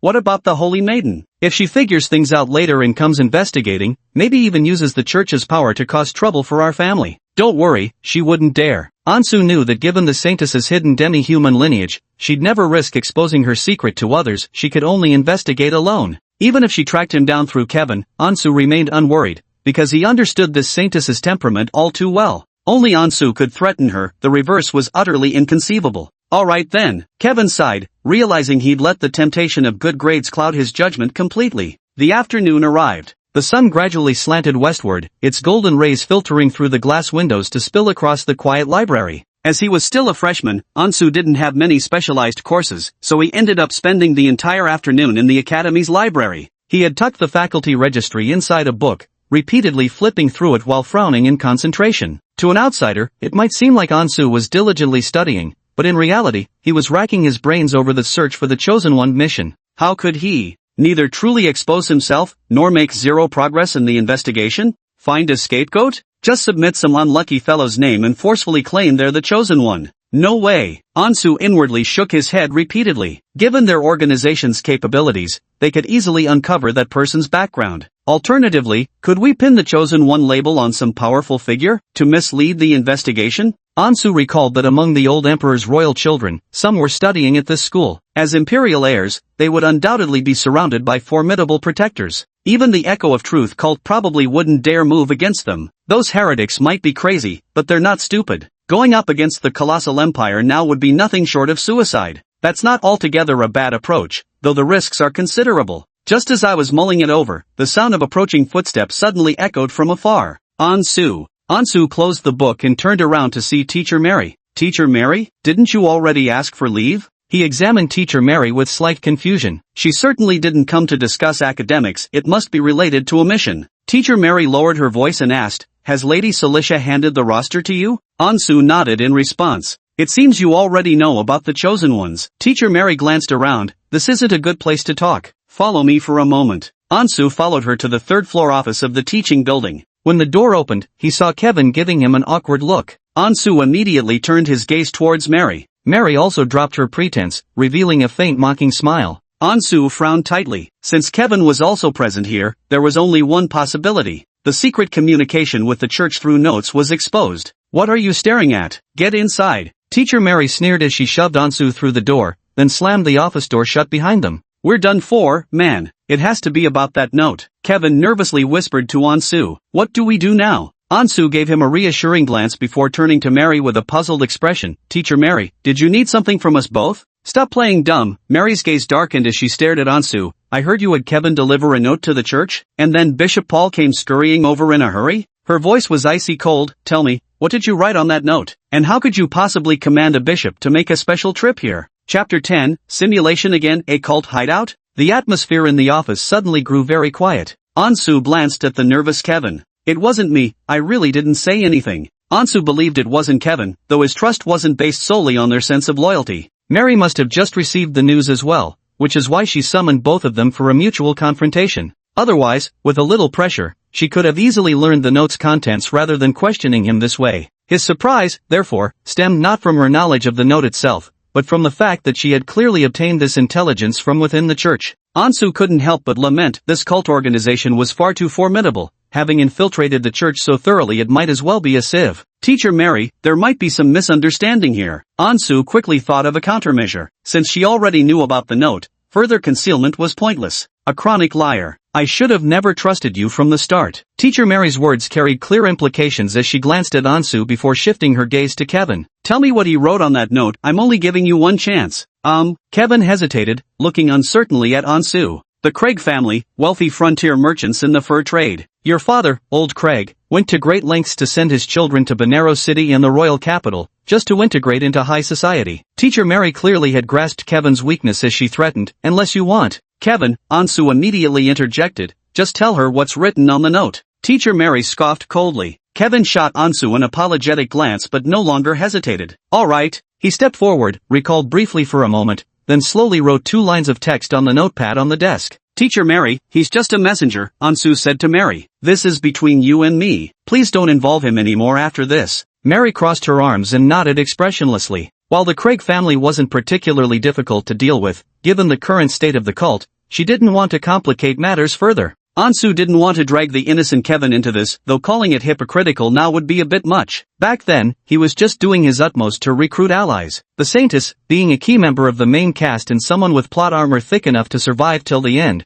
was indeed an excellent choice. Though things took a slightly unexpected turn later. But it's easy to criticize in hindsight, isn't it? Quite courageous to shoulder responsibility, huh? Mary sneered at Ansu as she picked up the piece of paper. Go now. Kevin nodded hastily and fled the office like escaping danger. Then, Mary stared at the 2 lines of text on the paper, reading them over and over with confusion. Tullen County, Blackstone Town, Elwyn Village. Meet me at the southwest corner park of the Royal Academy at 12 o'clock? She raised her head in confusion. Ansu, what do you mean by this? Well, Ansu thought to himself how fortunate it was that he'd originally acted like a riddler. This gave him plenty of room for interpretation. Tell me the truth. Stop lying to me. Mary's tone was icy. Or you know what I'm capable of. She was well aware of this kid's abilities. After all, even Lady Celicia had been charmed by him. Yesterday truly shocked her, that capricious and notoriously cruel which had let this boy off so easily. She even caught a glimpse of something resembling admiration on Lady Celicia's face. Don't worry, Professor Mary, Ansu nodded. Of course I wouldn't dare lie. We're comrades now, after all. Yeah, right. Simulate the following time periods. Future. 10 minutes later, April 13th, 1612, consumed 10 points. 10 hours later, April 14th, 402, consumed 50 points. Start the simulation? While conversing with Kevin just now, Ansu had already formulated a plan in his mind to deal with this matter. He couldn't reveal his foreknowledge of their intent to kidnap him, yet needed to make the act of delivering the note appear entirely plausible. He needed to weave a half-truth, half-lie, and then observe how the situation would unfold. So, simulation. Activate. The moment Ansu silently read the first option in his mind, the entire world seemed to press pause. Dust hung suspended in the sunlight, while Teacher Mary's icy, scrutinizing expression froze instantly. Darkness gradually enveloped his vision as the retro-styled countdown text appeared before his eyes. Future, 10 minutes later. Light calendar year 625, April 13th, 1612. Simulation commencing. Remaining points, 38. As time resumed its normal flow, Ansu looked around in astonishment. Wait a minute, why has the scene changed again? The place he found himself in bore an eerie resemblance to the dim storage room from his first simulation, only darker. Ansu's body was tied to a post with ropes, the faint flickering of surrounding torchlight casting shifting shadows. The entire space was unnaturally cold, very much resembling some kind of basement. He frantically looked around, and by the dim torchlight, he could make out several figures clad in dark robes encircling him, their faces concealed behind eerie silver masks. That mask. Ansu remembered with perfect clarity, this was unmistakably the mask worn by adherents of the Echo of Truth cult. Was he captured by Mary and taken to the cult's hideout? Seriously, why does every simulation come with unexpected surprises? Had the elaborate lie he prepared for so long been easily exposed? Were these cultists planning to kill him in a fit of rage? How much longer until Elder Hall arrives? In the darkness, Teacher Mary suddenly asked the person beside her. A cultist replied, Elder Hall is in a rather remote location outside the city, but he's already on his way here. Good. Mary nodded, then slowly shifted her gaze towards the bound Ansu. Ansu felt there was something odd about her gaze, completely different from when she had been interrogating him earlier. She even seemed somewhat unsure of herself. Mary, the cultist also looked at Ansu and whispered, isn't it wrong for us to capture him behind Lady Celicia's back? After all, this student belongs to her. What if Lady Celicia holds it against us later? This is Elder Hall's command. Mary left only these words before falling silent. Very well, the cultist nodded in agreement. Ansu listened to their conversation while secretly pondering the situation. It seemed Mary had brought him here without Cecilia's knowledge, acting under orders from one of the sect's elders. The Truth Reverberation cult was a rather large-scale organization with an extensive structure. Nominally, it was governed by a council of elders, composed of highly senior elders who managed all the followers under its command. The current Celicia had yet to attain the status she would in future events, yet her overwhelming strength already gave her an unfettered air most of the time. No one dared rein her in save for her teacher, the acting pontiff Elder Samantha. Simulation, this ability, despite its immense power, has one slight flaw when it comes to Ansu. That was the time he knew nothing about what had happened during that blank period. It was as if he had inexplicably leaped into the future. Teacher Mary. After a moment's thought, Ansu decided to probe further. I really wasn't lying just now. There's no need for you to be so angry, is there? And you've called so many colleagues from the organization over. What are you trying to do? Mary eyed Ansu suspiciously and slowly approached him. Kid, has the ether fried your brains? Whether what you said is true or false will be decided by Elder Hall. He'll come to see you shortly. Ansu grumbled inwardly. How had he been knocked out by ether yet again? What are you black magicians doing playing with chemistry here every day? He finally stopped probing and waited silently like the others for this so-called Elder Hall. We'll soon find out what tricks they're up to. The basement grew increasingly quiet. Ansu secretly checked his system panel. Mage Hand, Cantrip, not mastered, learning progress, 46/50ths, creates an imperceptible phantom hand that can manipulate objects, increasing skill level significantly improves lifting capacity. Just a little more. This skill might currently be the most useful one, but Ansu couldn't practice magic in front of these cultists, he could only quietly bide his time. And so, about half an hour passed. Suddenly, the entire basement became windless yet stirred, with all the candle flames flickering violently. Elder Hall. Mary turned towards the center of the basement, her tone now filled with utmost reverence. Ansu also looked in that direction, noticing the floor tiles there suddenly tremble as a sinister black aura rapidly spread out.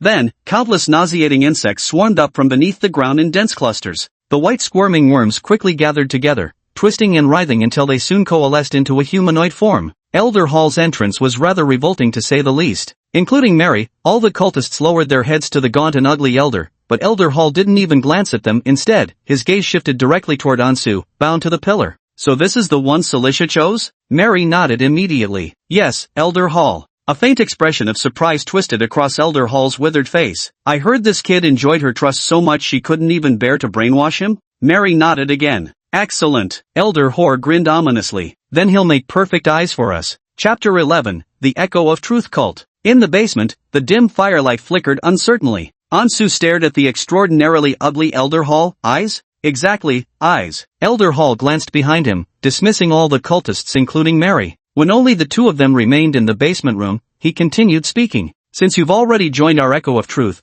you should already understand our origins and sacred mission, correct? Ansu didn't expect him to jump straight into discussing doctrines. To be honest, this was the first time he truly felt that these guys were genuine, bona fide cultists. Because, world-ending witch Celicia wasn't really that typical of a cultist. I don't know. Ansu deliberately shook his head in feigned confusion, since Celicia had never mentioned any of this to him. You don't know? Elder Hall froze momentarily before his expression turned furious. That mad enchantress, recruiting members for the sect yet failing to mention our doctrine? Such woeful recklessness. Does she even understand what she's doing? Could she be planning to betray the faith? Ansu mused to himself that she would indeed betray the faith in the future. Oh no, it should be that she herself became the church, because she slaughtered all the elders who opposed her. Celicia is more extreme than the cultists. That damned woman. She's grown so arrogant, we should have strangled her rise in the cradle. Elder Hall, for reasons unknown, grew angrier the more he thought about it. Glaring furiously, he turned his gaze back to Ansu.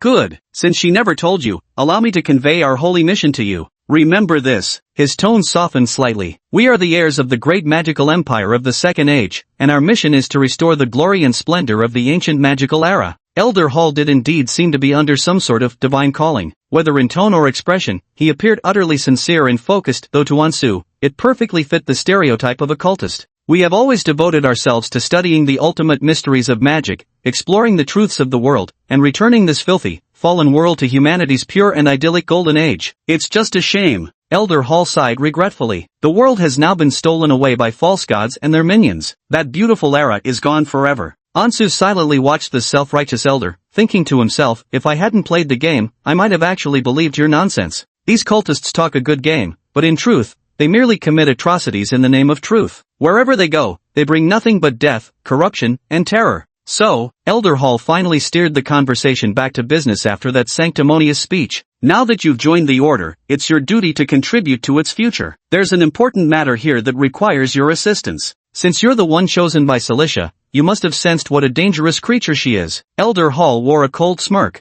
Before you, not a single person assigned to her by the organization survived. You'll meet the same fate. Don't think she keeps you around because she values you. Ha! She's merely found herself a new plaything. You have no idea just how vile that mad witch can be. So Elder Hall, are you suggesting? Ansu frowned slightly. Only I can guarantee your survival. Elder Hall adopted an expression of great esteem, patting Ansu's shoulder. But first, you must serve me while working for her. For example? Ansu hesitated with his expression. It's not as difficult as you imagine. You just need to let us know when we need you. Elder Hall narrowed his eyes. Where she is and what she's doing, that's all. Oh, Ansu fell into deep thought. Cilicia wants me to be her informant and investigate at school, while Elder Hall is secretly having me monitor Cilicia. What kind of mission impossible is this? It seems the Truth Echo sect is far from the monolithic entity he had imagined. Since Hall mentioned us, there must be others behind him. Perhaps this is a power struggle between Cilicia's teacher and another faction. Elder Hall, this matter might be a bit difficult to handle. Ansu wore an expression of hesitation. If Lady Cilicia notices anything unusual, she will surely kill me. Elder Hall suddenly shifted his demeanor, his gaze turning sinister in an instant. Do you think you have a choice? Ansu cursed silently in his heart. Then why the hell did you tell me all that earlier? Some kind of cutscene bullshit? Don't worry, when that day comes, you won't need to do anything. Elder Hall let out a sinister chuckle as he stretched out his withered palm, thrusting a slowly squirming insect toward Ansu's mouth. What the hell is this? Ansu stared fixedly at the wriggling creature mere inches from his face. The worm seemed to have received Elder Hall's command. The closer it got to Ansu's mouth, the more vigorously it writhed, until it was practically straining to burrow into his throat. It will merge into your body, transmitting messages for me, undetectable by anyone. Elder Hall stared intently at Ansu, whose body was tense. But if you dare defy my orders, it will slowly burrow into your organs, gnaw at your heart, and make you die in excruciating pain. Though Ansu wasn't afraid of insects, he couldn't bear the thought of one crawling into his mouth. Just imagining that thing squirming inside his body sent chills down his spine. He struggled desperately, pulling at the ropes to distance himself from Elder Hall's massive hand. Wait, hold on a second. Can't we skip this part? Elder Hall, I swear I'll make an excellent spy, honestly. I'm practically a pro at this whole thing now. Elder Hall sneered, pinching the insect tighter as he thrust it forward again. If promises meant anything, wars would have disappeared long ago. Enough of your nonsense, swallow it now. Damn it, Ansu couldn't take it anymore. Magic immunity. He stopped pretending. He had seen demonic insect magic in the game before. Though this ability appeared to be physical-based, it actually fell within the realm of magic, and as long as it was magic, he could block it. With a sizzling sound, the insect in Elder Hall's hand dissipated as if melting away, and he seemed to share the sensation, letting out a pained hiss. What did you do, boy? He was instantly stunned, never expecting this fellow before him to actually wield magic. Moreover, he couldn't even discern what kind of magical force this counteracting power was. Ansu struggled fiercely against the sturdy ropes. Crisis sharpens the mind to extraordinary focus. In this desperate moment, he even broke through 3 levels of progress at once. Mage Hand, Mastered, Learning Progress, 50-50. An invisible hand, unseen yet present, loosened the ropes binding Ansu from behind. Mage Hand? Seizing the moment while his opponent was wary, Ansu dashed to the nearby torch, gripping it tightly in his palm. According to the game mechanics, the most effective way to counter demon worm magic was with fire. Of course, the small flame of his probably wouldn't do much good. It was better than nothing. Ansu had no intention of continuing this charade. Since it was already a hopeless dead end, and early death might as well be a clean exit. He'd rather let these cultists hack him to pieces than swallow those wretched insects. You, Elder Hall fixed his gaze on Ansu, gripping the torch tightly. You truly are full of surprises. With all these questions of yours, just how did that Silesia let a troublemaker like you slip into the echo of truth? He immediately reached out a hand, that half-human, half-insect limb as it surged toward Ansu. I'll have to take you back for a closer study. Ansu could only fend them off with a torch, but just as he swung it, a powerful surge of magic pulsed through the dimly lit basement. Who's there? Elder Hall's expression stiffened. How is it you again, you wretched thing? Didn't I already beat you once? Why haven't you learned your lesson? Silicia's clear, melodious yet slightly mocking voice came from somewhere in the darkness. The next second, Elder Hall clutched the stump of his severed arm in agony. Large swaths of insects roasted by dark demonic flames fell to the ground, filling the air with a scent reminiscent of a barbecue stall. The aroma of grilling actually made Ansu feel slightly less disgusted by these insects. Ansu immediately turned toward the direction of the sound, as Cilicia slowly emerged from the darkness. She gave Ansu an impassive glance. Oof, what a troublesome fellow. Chapter 12 Brainwashed again. Silesia. Elder Hall's eyes widened, clearly not expecting her sudden appearance. The silver-masked cultists, hearing the commotion, began pouring in through the entrance. Mary's expression turned to shock when she recognized the uninvited guest as Cilicia. You said she wouldn't come. Elder Hall shot Mary an angry glance. Oh, Cilicia's lips curled into a mocking smile. Did you think I'd stay cooped up in that riverside manor, toiling day and night for your order's magical research? You seem quite familiar with my daily routines, Mary. Mary's face had turned ashen gray. She knew she was doomed, but she couldn't comprehend why Cilicia would appear here at this moment. Could it possibly be for that brat's sake? Mary gazed at Ansu in disbelief.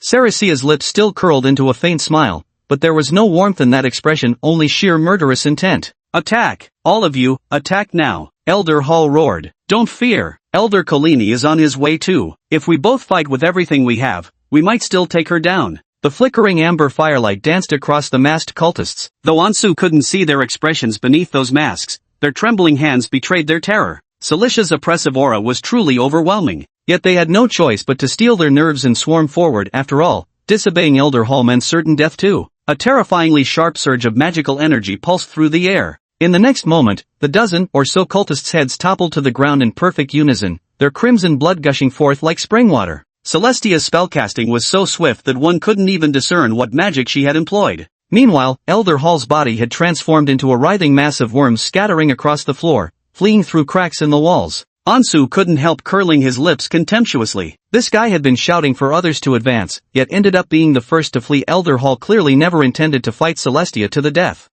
Thinking of running away? Cilicia narrowed her eyes as the black demonic flames licked at Elder Hall, his agonized screams echoing wherever the fire touched. Yet the worms remained too numerous. Unless every last one was exterminated, Elder Hall could still cling to life a little longer. Watching Cilicia and Hall play their cat and mouse game in the basement, Ansu quickly rushed toward Mary where she lay fallen. Mary's head hadn't been severed by Cilicia, perhaps as some form of punishment, but her body was already engulfed in raging demonic flames. Ansu stared at Mary's gruesome state, his scalp tingling with horror. The demonic flames seemed to possess a corrosive power. Mary's skin was sloughing off in large patches, revealing ghastly white bones beneath. Her heart-rending screams filled the air as she desperately tried to extinguish the flames, but to no avail. This was truly one of the most agonizing deaths imaginable. Teacher Mary, answer one question for me, and I'll have her spare you. Mary's horrifically burned face suddenly jerked upward, her scorched vocal cords barely capable of forming complete sentences.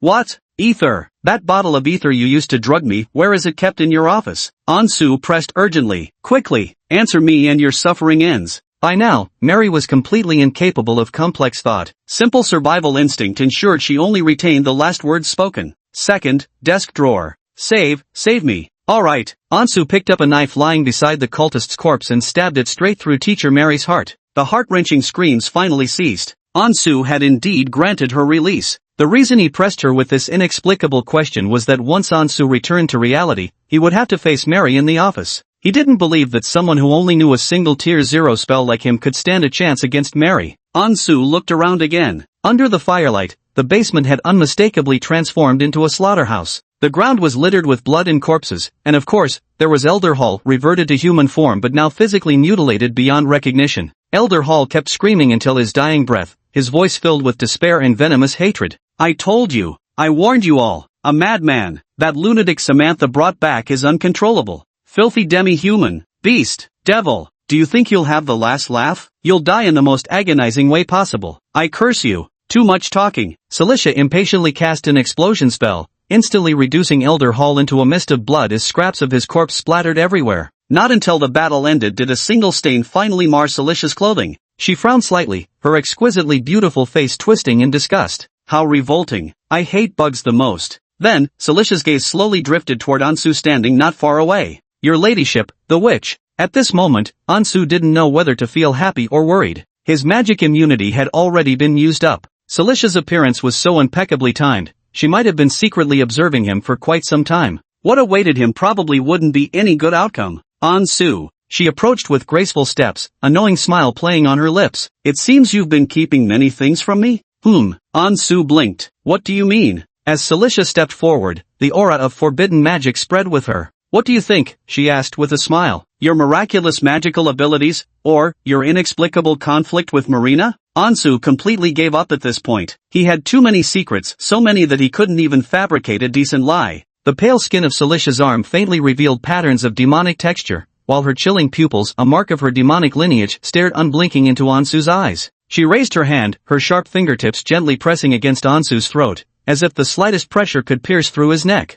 I had thought you might be someone worth nurturing. Cilicia narrowed her eyes slightly, but it seems there's another side to you that I can't see through. Ansu, just how much have you deceived me about? Ansu opened his mouth, but ultimately chose to remain silent. No answer? Celestia sneered, the foul aura of dark magic swiftly swallowing Ansu whole. Hypnosis. Speak to me, all that you've been hiding. No one could tell how much time had passed. Cilicia gazed at Ansu's vacant stare, the smile slowly fading from her face. Only bitter disappointment remained. Ha! So it was all a lie from the very beginning. Her eyelids fluttered shut as she exhaled a nearly imperceptible sigh. I thought you were different. How laughable that I actually had such expectations of you. If not for what happened today, who knows when I would have discovered. Sure enough, without hope, there can be no disappointment. She waved her hand, and the magic circle suddenly blazed with light. Only you like this, are truly the most loyal. When Soul Dominion took effect, the Ansu before her lost all sense of self and thought. Gazing at Ansu whose spirited eyes had dimmed, Cilicia nodded in satisfaction, a faint smile reappearing on her cheeks. Now he would no longer spew lies, nor would he ever disappoint her again. Just, a vague sense of loss lingered in his heart, refusing to fade away. Chapter 13, Counterattack, Following the Witch Home. As consciousness gradually returned, the cold and deadly basement vanished, and Ansu found himself back in Mary's brightly lit office. Reality. Light Era 625, April 13th, 16:02. Comment. Congratulations, you've been brainwashed by the world-destroying witch again and earned the achievement Brainwash King. Compared to the first simulation, the host's intelligence-gathering ability has significantly improved in the second attempt, and they even mastered a new spell during a critical moment. Rating, D+. Rewards, 12 points, Charm Boost LV1. Remaining points, 50. The rewards this time were indeed more substantial than the first simulation. Ansu quickly glanced at his newly acquired ability. Talent, Charm Enhancement LV1. Your charm is significantly enhanced. When interacting with people, appropriately showcasing your positive qualities will make it easier to gain their favor. This is a passive talent and cannot be forcibly activated. P.S. Others' attitudes depend more on your own and sometimes, a genuine smile might bring you unexpected help. After reading the detailed description, Ansu thought to himself that this system somehow feels like playing the role of a life coach. What he truly wanted were powerful skills, or at least some ability to preserve his life. But upon closer thought, this move seemed like it could also save his life. Transforming into a succubus. Also, Mage Hand, Mastered, Learning Progress, 50-50. It seems the magic learned in the simulation can indeed be inherited. Ansu felt a surge of joy. This made his plan even more foolproof. In the office, Marie stood with her arms crossed, staring at Ansu who had remained silent for a long while. Well, aren't you going to say something? She sneered, or are you desperately trying to fabricate a lie on the spot? Has your brain nearly fried from overthinking? Of course not. Ansu's gaze suddenly shifted toward the solid wood desk not far away. In the second drawer of that desk lay the very chemical that could knock him unconscious: ether. Actually, Teacher Mary, this matter is rather difficult for me to explain, because it's all for my sister's sake. Sister? Mary frowned. What does seeking out church members have to do with your sister? You know my family's current situation. Ansu showed a helpless yet sincere smile. We're so poor we can't even afford school, but my sister is so clever it'd truly be a shame if she couldn't attend. Ansu's smile was utterly genuine. Mary stared at that smile and froze for a brief moment. A church school? Following Ansu's words, this idea instinctively came to her mind. Right. Ansu nodded. It's a church school. If my sister can attend, the tuition would be halved, so I wanted to pull some strings. A faint surge of magical energy took form as Mage Hand quietly manifested behind Mary. Strings? Mary eyed Ansu suspiciously. I know your family situation well. How is it I've never heard about you having connections with the church? Teacher Mary, Ansu responded with a meaningful smile. There may be quite a few things you don't know about me. Mary's brows furrowed even tighter as a strange sensation suddenly washed over her. What on earth are you babbling about? Ansu smiled without speaking. It seems I'll have to resort to measures. She was about to step forward when she abruptly noticed Ansu inexplicably covering his nose and mouth. You? Behind Mary, the sound of a drawer being pulled open softly echoed. She suddenly realized something and sharply turned her head. But it was already too late. The bottle filled with ether shattered right before her eyes. Crack! Mary's eyes widened as everything happened so abruptly and without warning. The pungent chemical fumes evaporated rapidly. The drug dosage was so excessive that Mary quickly collapsed to the floor, her body going limp. How did you know? Her consciousness blurred, her eyelids slowly closing. Of course I knew, because you were the one who told me. How the tables have turned. Ansu held his breath, pushed open the door, and hurriedly dashed out of Mary's office. Having held his breath for nearly 40 seconds, Ansu finally dared to open his mouth and gulp fresh air once in the corridor. With Mary dealt with, time seemed more plentiful now, but Ansu didn't dare waste a single moment. After leaving school, he boarded a hackney carriage bound for Riverside District. In the simulation, Ansel remembered that Celicia had mentioned she usually studied magic at a secret manor in the Riverside District. That should have been a covert stronghold of the Echo of Truth cult. Though reluctant to admit it, the only one who could save him now was the despicable witch who had brainwashed him into a puppet twice. Just the thought of possibly being entangled with her for a long time in the future. My head is killing me. What a cursed fate. After getting off the carriage, Ansu gazed at the elegant surroundings of the wealthy district, feeling momentarily lost. The question is, how do I find out where she is? The environment of Riverside District was like a different world compared to where Ansu lived. Here, there were wide and clean streets, neatly trimmed lawns, and luxurious mansions. At the moment, several maids tending the gardens were casting curious glances in Ansu's direction. Ansu wandered aimlessly for a while, feeling as if the servants were eyeing him like they would a thief. After pondering for a moment, he came up with a brilliant idea. Ansu sat down on a bench by the roadside, closed his eyes, and began to meditate. Meditation is a compulsory course for all mages. By fully concentrating on perceiving the world, one enters a state of immersive spiritual experience to gradually restore magical power and achieve the optimal cultivation state. Such faint yet continuous magical flow, someone of Mary's level would certainly fail to perceive it, but Celestia is a super genius in the magical field. If someone dared to manipulate magic at her doorstep, she naturally had to come out and see what was going on. An unknowable amount of time passed. Ansu opened his eyes to see Cecilia gazing at him with a suspicious expression. She was dressed in an elegant gown common among noble ladies of imperial high society, looking every bit the aristocratic young lady. How did you find your way here? Lady Marie told me, Ansu replied. Celestia slightly furrowed her brows. Why aren't you at school? What are you doing here? Ansu quickly glanced around, deliberately putting on a nervous act. Lady Witch, I escaped from school. There's something wrong with Mary. She's trying to kill me. Celestia looked mildly surprised. Why would she want to kill you? Lowering his voice, Ansu uttered a name, Elder Hall. Cecilia's gaze instantly changed, becoming far more dangerous. Mary came looking for me at the library today, saying that Elder Hall from the organization's upper ranks wanted to see me. I sensed something off about her attitude, so I wanted to report to you first and await the witch's decision. Then she chased me, so I ran.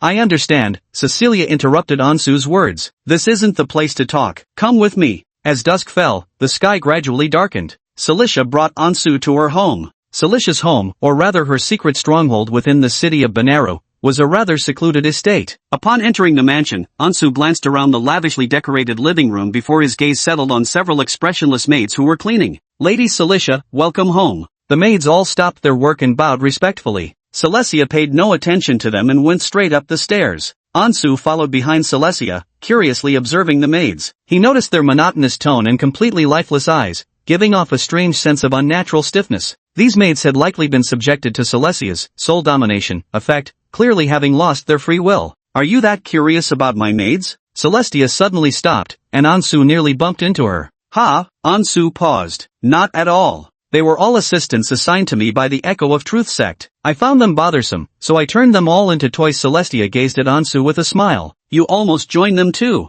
What else could Ansu say? He could only put on a look of gratitude. Thank you, Your Excellency the Witch, for not turning me into a toy as well. No need to thank me. Cilicia smiled gently. You're far more useful than them. I'd never bear to make you into a toy. Just as Ansu was about to express his gratitude again, Cilicia abruptly erased her smile. But if I ever discover you betraying me or deceiving me, you won't just be turned into a toy anymore. Cilicia smirked wickedly. I have something much more amusing in mind. Would you like to know what it is? Ansu tensed up. What kind of amusement?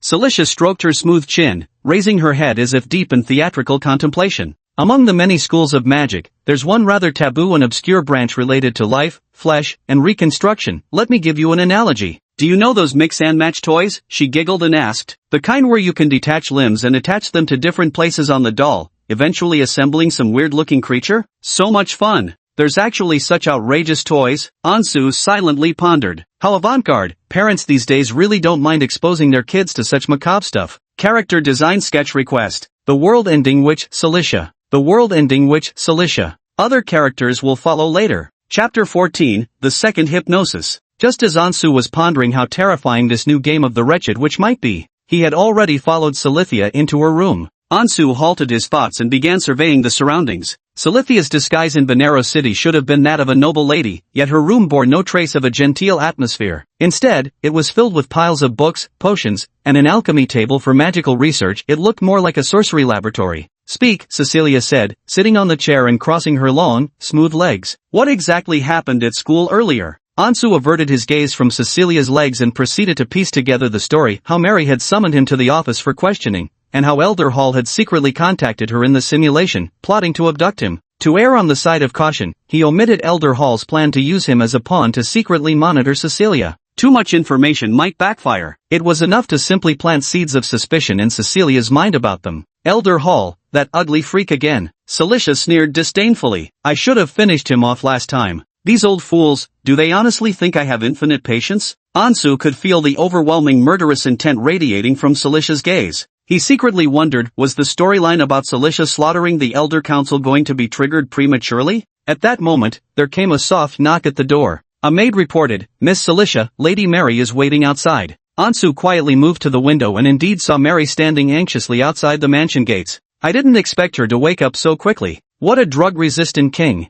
Let her wait, Cilicia said impatiently. Yes. The maid outside the door slowly walked away. This Mary was assigned to me as an assistant by the council from the start, and I've suspected her all along. I thought she had more patience. Who would have guessed she'd dare to play tricks right under my nose? Such audacity. Celestia narrowed her eyes slightly, her lips curling into a cruel smile. It seems we've found the perfect test subject for that obscure magic experiment. Ansu thought to himself, it looked like Teacher Mary was about to get drastically remodeled. After a moment of contemplation, Cilicia lifted her head and looked at Ansu with satisfaction. You did well with this matter. How should I reward you? Well, Ansu thought to himself, the greatest reward would be you not constantly seeking me out for no reason. Actually, I don't need any reward. It's all part of my duty. But before he could finish the polite remarks, he keenly noticed Cilicia's expression suddenly shift. A pair of demonic crimson eyes abruptly manifested. Damn, this damnable witch really changes her mood at the drop of a hat. Luckily, he reacted quickly. Magic immunity. Just as Ansu revealed his trump card, Cilicia's dark red eyes whirled like magical vortexes, instantly casting a hypnotic spell upon him. Ansu's expression gradually dulled as he stood rigidly in place, completely immobilized. Tell me, she demanded, was what you said earlier the truth? Ansu nodded dazedly. It's real. Oh, Cilicia's expression softened slightly. It seems I was worrying unnecessarily. You wouldn't dare deceive me about something like this, so how would you like me to reward you? Cilicia continued with an amused smile, returning to their earlier topic. She knew that with Ansu's cautious and prudent nature, he wouldn't dare to voice any expectations of rewards, so she was quite curious to hear his true thoughts.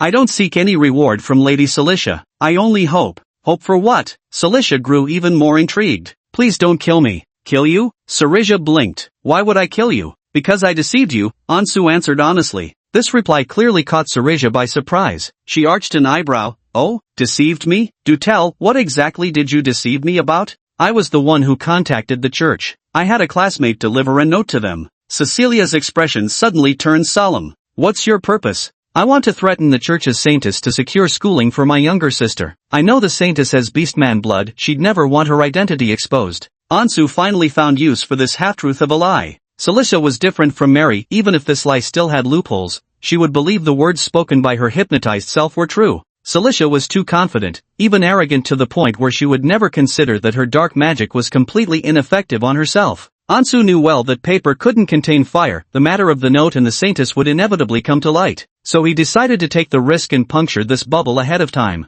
Under Cilicia's peculiar gaze, Ansu laid all his cards on the table, explaining his entire plan, how he discovered the saintess had demi-human bloodline, how talented her sister was, and how desperately their family needed money, even throwing in some pity points while he was at it. After this honest confession, unsurprisingly, Cilicia didn't show the slightest hint of anger. So, for your sister's sake, you dared to threaten a VIP? How amusing. Cilicia curled her lips into a smirk. Seems you're not such a good student either. Just like me, a rogue without principles. She didn't seem particularly concerned about Ansu threatening the Holy Maiden. Instead, she was more interested in why Ansu thought he could threaten her in the first place. Aren't you afraid that once you lure her out, she might just kill you and bury your body in some hidden spot? After all, she's the renowned Holy Maiden of the church, while you're just some poor student. How could you possibly believe you've got the upper hand over her? Because she's a weak-willed person, Ansu replied. This time he was telling the truth. As a player, he was intimately familiar with every character in the protagonist's party. Holy Radiant's heart, Freya, initially had a somewhat naively sweet character setting, the type who trusted others far too easily. Because of her excessive innocence and kindness,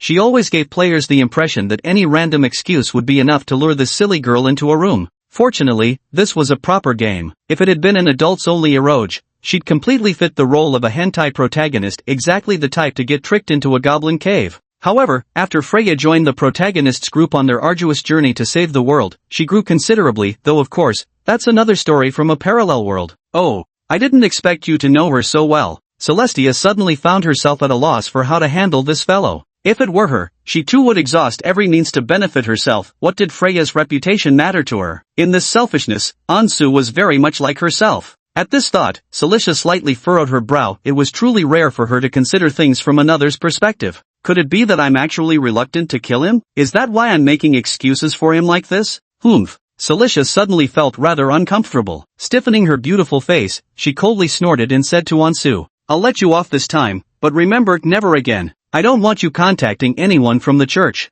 Ansu nodded blankly, yes. And another thing. Celestia suddenly leaned closer to Ansu. How come you know that saintess so well? Investigating her birthplace in secret, tracking her movements, even understanding her personality perfectly. You're behaving like some obsessed stalker. Unless. Celestia's expression turned slightly strange. She still remembered their first meeting, how Ansu had openly admired her appearance. Combined with this obsessive behavior toward the saintess, this guy seems completely uninterested in humans, but particularly fond of demi-human girls? Her subordinate's tastes are really quite unique. For some reason, as she stared at the dazed-looking Ansu before her, Cilicia suddenly felt the urge to tease him. The world believes the current saintess is pure and beautiful, like a goddess descended to earth. Ansu, she asked with a playful smile, in your heart, who do you find more beautiful, her or me? Chapter 15, Ansu begins his maneuvers. Hearing Cilicia's question, Ansu couldn't help but mutter to himself. Quite the narcissistic little witch. This scene reminded him of the evil queen from fairy tales who kept asking her mirror, who was the fairest of them all? Of course, you are more beautiful. Was there even any question? If he answered that the saint was prettier, this trashy witch might get so angry she'd remodel him into a new toy right then and there. Oh, Cilicia's lips curled into a smile, appearing in quite a good mood. The Holy Maiden may be beautiful, but she's merely a pretty shell. Her essence can never compare to Lady Celestia. Ansu continued with his maneuvers. This is the praise squad tactic. Facing a woman like Cilicia, vain and arrogant yet harboring a touch of inferiority, required sincerity to win her over. The key was to peel away that prickly shell and awaken the tender, sentimental side hidden beneath. Ansu felt that the truth of him being the chosen one would eventually be discovered by her, since he wouldn't be able to shake off this wretched witch anytime soon. Before that happened, he intended to use his hypnotized state as an opportunity to influence Cilicia's emotions in reverse, making her increasingly reluctant to kill him. Sure enough, Cilicia's expression instantly lit up with anticipation. She urged like a child, then hurry up and tell me, what's so great about me? The pursuit of power, the relentless march, and the unshakable heart that no setback can defeat. Based on his understanding of Cilicia, Ansu gave a perfect answer. The Holy Maiden compared to you is like a firefly attempting to outshine the radiant moon. Your strength and ambition fascinate me. The echo of truth cult is unworthy of possessing or restraining you. Lady Celestia will undoubtedly have a grander stage in time, and the world shall witness your brilliance. After Ansu spoke these words, the room remained silent for a long while. Cilicia parted her lips in surprise. She hadn't expected to occupy such a favorable position in Ansu's thoughts. Her pale cheeks flushed slightly as she lowered her head, avoiding his dazed and vacant stare. Clearly, Cilicia wasn't yet accustomed to the sensation of being admired and revered. Cilicia suddenly felt as though she had failed to live up to such high expectations. She was nowhere near as good as Ansu claimed her to be. After all, no one knew herself better than she did. Could anyone else possibly understand her past more intimately than she herself? Due to her demonic lineage, she had been called a monster, a demon, and hunted down since childhood. The terrifying appearance revealed by her tainted magic had essentially become her original sin. Even a child from the slums would look at her with fearful disgust when they saw her pitiful figure huddled under the eaves. Even after becoming the top enforcer of the Truth Resonance sect, she knew perfectly well that the sect tolerated her only because she was useful. Grow stronger, become even stronger. This became practically her sole driving force. She had little real interest in the sect's so-called noble ideals. The restoration of the ancient magic empire or that star-studded golden age meant nothing to her. She simply loved magic purely because it had transformed her life. Cecilia still remembered that moment at age 8 when she awakened to formidable magic and slaughtered the church's demon hunting squad. At some unknown point, she had long abandoned all traces of sentimentality, cautiously navigating this perilous human world where madness, unreasonableness, and unpredictability became her camouflage colors. But today, Ansu awakened certain secrets buried deep in her heart. With complicated emotions, she once again gazed at the young man before her. The initial bewilderment gradually faded, replaced by a tinge of worry, fear that this might become her weakness. Yet she couldn't bring herself to truly kill him either. Cecilia's smile abruptly froze as she glared coldly at Ansel. She must continue reinforcing the psychological conditioning. Only someone who would never betray her could give her a sense of security. Toys would never betray their owners. Remember, you must never betray me. If I die, you won't live on. Only when I rejoice can you feel happiness. Our fate shall be bound together forever. Repeat it silently in your heart every day, until my image is imprinted deep within your soul, never to fade away. Ansu could only continue pretending, nodding silently from time to time, though Cilicia's hypnosis had no effect on him whatsoever. But he grew increasingly pessimistic within. If things continued this way, wouldn't his fate be forever bound to that wretched witch? I don't want that to happen. It wasn't that he disliked Cilicia or anything. In fact, before the turning point of her life, she had been quite decent to her subordinates. And honestly, having her flaunt her stunning beauty around him every day wasn't exactly unpleasant. But there's only one future when you side with Cilicia, getting wiped out by the Halo-blessed chosen faction, or justice inevitably triumphs over evil. Although I am now a chosen one, the deeper worldview of this world runs far more complex than it appears. With the gods as the hidden manipulators behind the scenes, Cilicia's every effort is essentially an act of defying the heavens. Her fate seems to have been sealed the moment she began studying forbidden magic. With a silent sigh in his heart, Ansu grew even more determined about his plan to jump ship someday. Sooner or later, he and Cilicia were bound to blow up at each other. Of course, for now, he still had to play along with her. We'll talk about the rest later. This time, the hypnosis lasted much longer than before. After deepening the psychological suggestion, Celestia still couldn't help asking one more question with concern. Ansu, will you be loyal to me? Ansu's mind raced swiftly. Since her stance was already made clear, he wasn't about to offer some mediocre, uninspired response. Both yes and no. Why? Cilicia looked slightly puzzled as she poked Ansu's head, murmuring to herself in confusion. What kind of answer is that? Could the consecutive hypnosis have caused too much damage to the brain? Have you started babbling nonsense already? Next, Ansu spoke with utmost sincerity, pouring out words from the depths of his heart. No one has the obligation to remain forever loyal to another, unless that person possesses admirable and worthy qualities. My loyalty to Lady Celestia stems precisely from this. Oh, Celestia understood. I see. I almost forgot you're different from the others, she said with a sly smile, gazing at Ansu. After all, you're quite the odd one, aren't you? Cecilia didn't find this response offensive at all, nor did she feel any sense of crisis, because she was utterly confident that she had Anastasia completely under her control. Yet these words still plunged her into deep thought. Her teacher Elder Samantha enjoyed immense prestige within the cult, acting as proxy for the Grandmaster position that had been vacant for a century, wielding supreme authority in the name of the Elder Council. This is certainly due to her strength and qualifications, but Elder Samantha's skill in managing people cannot be overlooked. She commands several powerful and loyal followers. Every time she emerges from her prolonged ascetic retreats, the motley crew of the Elder Council shows nothing but reverence and obedience. Incidents like today's with Elder Hall would never occur. So, Celestia subconsciously glanced at the well-behaved Ansu. Perhaps I should be a little kinder to him. Hypnosis, it's finally over. Ansu glanced around dazedly, his bewildered gaze gradually regaining clarity. After being in a daze for quite some time, he seemed to recall that this was Cilicia's home, and thus looked with astonishment at the smirking witch before him. What did you just do to me? Could it be again? Nothing at all, Celicia replied with a faint smile. Just had a little chat with you. Go back now, don't worry about Mary's matter, I've got your back. Ansu nodded blankly, bewildered. Alright then. Chapter 16, We're rich now. The sky darkened as a crescent moon peeked intermittently through thick clouds. The maids bowed respectfully while the head maid escorted Ansu out of the hall, through the garden, and to the estate's front gate. When the gates opened, Ansu saw Mary standing outside, waiting anxiously. Well, if it isn't Teacher Mary? Ansu greeted with a chuckle. Coming here so late, must be something urgent? You, what are you doing here? Mary stared at Ansu in shock, her expression quickly darkening. Perfect timing, you brat. Come with me to meet Lady Celicia. Ansu could see the undisguised murderous intent in her eyes. With a mocking smile, he sneered, did the ether fry your brain or something? Can't you see where I just came from?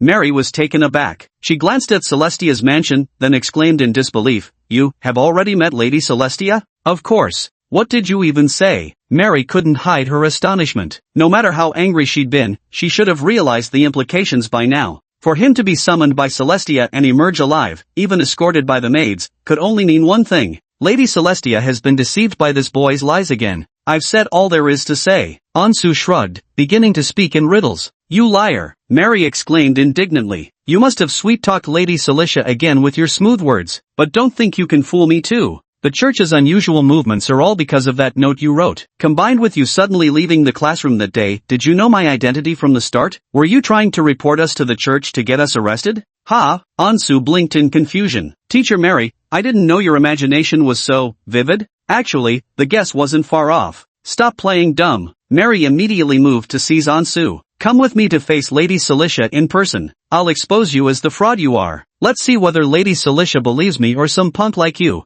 Mary's gaze carried a trace of murderous intent. The more she looked at him, the more something felt off. This guy would definitely bring harm to the cult. No matter what, she couldn't let Ansu leave here alive today. Ansu watched her hysterical display and let out a mocking laugh. The situation isn't what you think it is. Moreover, Teacher Mary, let me give you a piece of advice. Everyone has their secrets. Before trying to expose others, you'd better get your own affairs in order first. If you were truly loyal to Lady Celicia, would she really refuse to summon you? Mary froze for a moment before a creeping sense of dread and unease spread through her heart. She knew this brat was just taunting her. He couldn't possibly know about her connections with certain elders. And yet Lady Celicia had indeed left her waiting outside. Could it be that she's already begun to suspect me? Mary panicked, completely and utterly panicked. She stared at the mansion with paranoid dread, her fear of death surpassing all else. Next time, don't come looking for me so rashly. Ansu smirked maliciously, thoroughly pleased by Mary's terrified expression. Otherwise Lady Celicia will get angry, and you know full well what happens when she's provoked, right?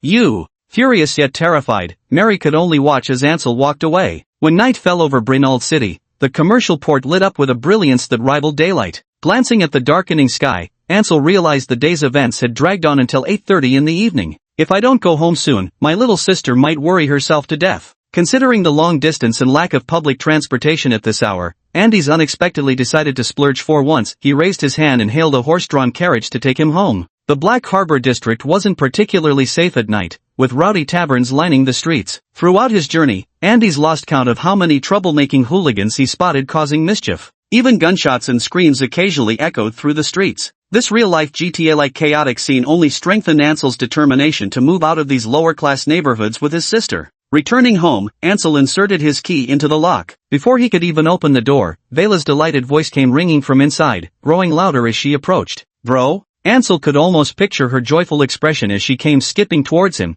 and couldn't help but smile tenderly. When he opened the door, everything at home seemed normal except for the slight pout on his sister's face. Brother, why are you only coming back now? Vera furrowed her brows in confusion as she looked at Ansu, impeccably dressed in his academy uniform but visibly exhausted. You've been coming home later and later these days. If you stay out any longer, I'll have to go looking for you at the school. Don't you dare. Ansu took off his coat and turned to warn his visibly upset younger sister. You know how bad the security is in Black Harbor District. Listen to your brother, no going out at night. Oh, Vera puffed out her cheeks but still nodded obediently. I understand. She tied on an apron and walked into the kitchen. The food's gone cold. Let me heat it up. Warm yellow firelight flickered in the kitchen. It wasn't until they were sitting at the table with the reheated meal that Ansu realized his younger sister hadn't eaten all this time, waiting for his return. Don't look at me like that. It's all your fault, big brother. Vera pouted with irritation. You've been coming home so late every day. You never used to be like this. And you never tell me what's going on HMPF. Ansu gave a resigned smile. It's really nothing, just schoolwork. I had some questions to ask Teacher Mary today.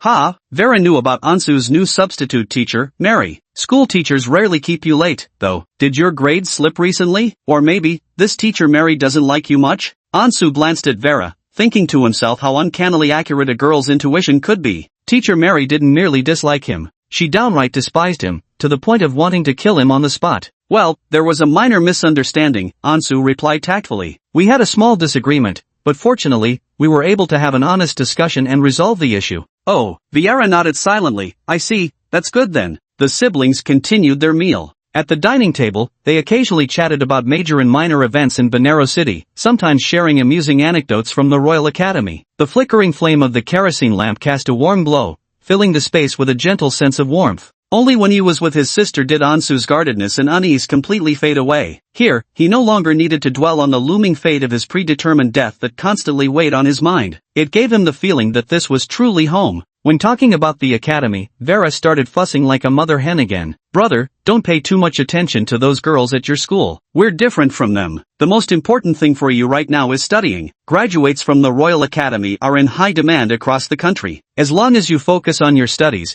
everything will get better for our family after you graduate. Then we can finally move away from this dump. Just as usual, Ansu listened to his little sister's nagging with a smile. However, when he heard the part about moving, he spoke up. Vera, about moving. I think we can start preparing for it right now. Ansu instinctively glanced at Vela's small hands. Because of her part-time job at the newspaper office on Fridays, Saturdays, and Sundays, her clothes always carried the stubborn scent of printing ink, and those once fair and soft little hands had developed calluses. This couldn't help but make his heart ache. His younger sister was only years old now, barely high school-aged in another world, yet she had to support this household and bear the burdens of life for his sake. Ever since awakening those memories, Ansu had been constantly alert, guarding against that future tragedy and that capricious, despicable witch, to the point where he hadn't even found time to properly plan for Vela's future. First of all, Vela must return to school. The reason she could work at a newspaper instead of dirty and dangerous factories is entirely because the child's general education qualifications were fully met, her academic talents were no less impressive than her own, and secondly, Vera also possessed extraordinary gifts in divine arts, investigation, and even martial skills. After all, she was destined to become the church's top demon hunter in the future. If only a powerful figure from the church could guide her. Of course, given his current status as a cultist, it would be wise to carefully consider how to nurture her path toward the extraordinary. Brother, you're talking in your sleep again. Vera, seeing Ansu lost in thought,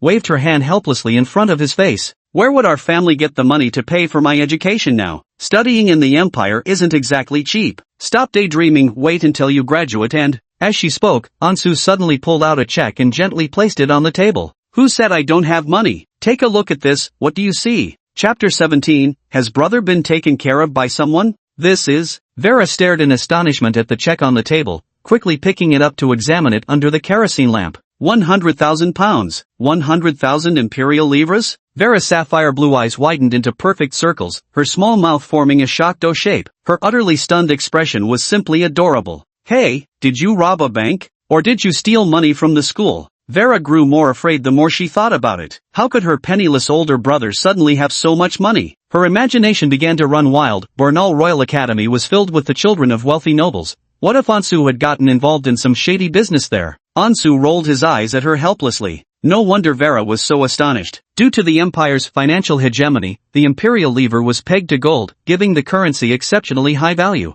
His annual tuition at the Royal Academy was only 30,000 pounds, paid for by selling their family home, yet this check could practically cover 3 more years of study, seeing him through to graduation. What nonsense are you thinking? Ansu flicked Vera's forehead lightly. This money wasn't stolen, your big brother earned it fair and square, by risking his life. After all, if Ansu makes even the slightest mistake and angers Celicia, he'll get remodeled into a new toy. Earned it? Vera still looked skeptical. She leaned closer to Ansu and whispered nervously, what kind of job pays this much? Maybe you could introduce me to it too? Let's not. Ansu really didn't want them to become toy siblings, so he could only vaguely explain. This job is somewhat special and carries some danger, but don't worry, it's definitely not life-threatening. Anyway, my new employer is very generous. You won't have to worry about the family finances for a while. Your employer? Vera frowned slightly, suddenly asking with sharp intuition, is it a man or a woman? A woman, Ansu replied. Vera shot Ansu a suspicious glance, then the more she thought about it, the more something felt off. Ansu had been coming home late these past couple days, and his employer was a woman at that. This female employer had even generously given him £100,000 all at once. Brother, Vela exclaimed in disbelief,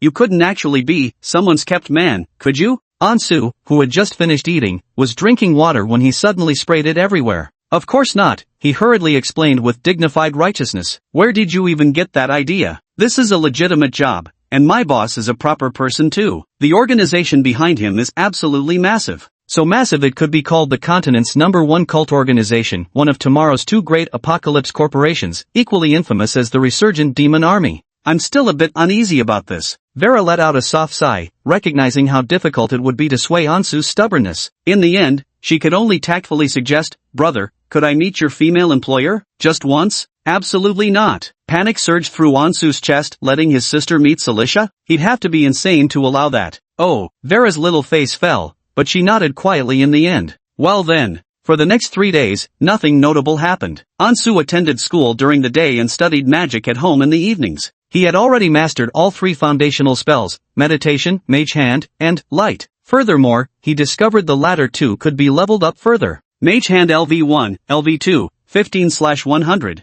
Though these were merely the most basic zero-circle spells, Ansu's gaming experience told him that even fundamental magic leverage to its limits could prove remarkably formidable. Ansu couldn't help but recall the worldview of the Sword of Eternal Night. In this era of magical decline, humans capable of learning magic were exceedingly rare. Even if he had only mastered a few tricks, he could already be considered a genuine transcender. While the suppression of magic by the church played a role, the root cause traced back to the cataclysmic war of magic 1,000 years ago. Most types of magic had become tainted, leading to a devastating blow to the entire magical system, pushing it to the brink of gradual extinction. For those seeking to learn more powerful magic, the Truth Resonance sect, which claimed to inherit the legacy of the ancient magic empire, could serve as a shortcut. Ansu planned to wait until his next encounter with Celicia to mooch another tome of magic from her. Bro, are you studying that so-called compendium of knowledge heretical text again? Vera placed a freshly brewed cup of black tea on Ansu's desk, then sat beside him, propping her chin in her hand as she watched with a puzzled expression while Ansu remained utterly absorbed in his studies. Big brother has been acting really strange lately. These past few days, he's forgotten to eat properly and just sits there staring blankly at that tattered old book. What worries her even more is the book's contents filled entirely with the heretical doctrines banned by the church. If this were accidentally discovered, the church's tribunal might come to arrest him. It's not a cult scripture, just an ancient scholar's tome on mysticism. Ansu closed the book. Studying magic was too exhausting. He decided to take a break before continuing. He raised his head and gazed at his sister who was idly sitting with him in silent reverie. It was the weekend. Normally, Vela would be working part-time at the newspaper office, but yesterday he had accompanied her to resign from the job, so she was enjoying this rare moment of leisure. Brother, how about you come shopping with me today? Vera remembered it had actually been quite a while since they last went shopping together. Sure. Ansu glanced at Vera's plain little dress and thought it was high time he bought her some pretty clothes. Girls her age always cared so much about looking beautiful. Wonderful. Vera broke into a delighted smile, her eyes crinkling into lovely crescent moons. Just as the siblings were about to leave, a light knocking suddenly sounded at the door. Vera frowned. At this hour, who could be knocking? It couldn't be that neighbor again. She had no choice but to get up and answer the door. When she opened it, there stood an elegantly dressed, tall young woman before her. The noon sunlight streamed in as Vela blinked in surprise at the unfamiliar girl. Such a beautiful person. Ansus nervously stood up. Miss Celicia? What brings you here? Dressed in a ladylike fashion with a sun hat, Celicia cast a glance at Ansus in the living room. What? Can't I come visit you without a reason? Of course not, of course not. Ansu quickly invited her in and asked his younger sister to brew another pot of tea. It's just so sudden. Ansu studied Celicia, who had unexpectedly come to visit, wondering about her purpose. Could it be related to the mission of finding the chosen one? Oh, is it sudden? Seated on Ansu's sofa chair, Celicia casually glanced around. Didn't you ask me to knock? Better than me suddenly appearing in your room. Anshu hurriedly coughed twice to interrupt her. Brother? Viera glanced between the two who already seemed quite familiar with each other.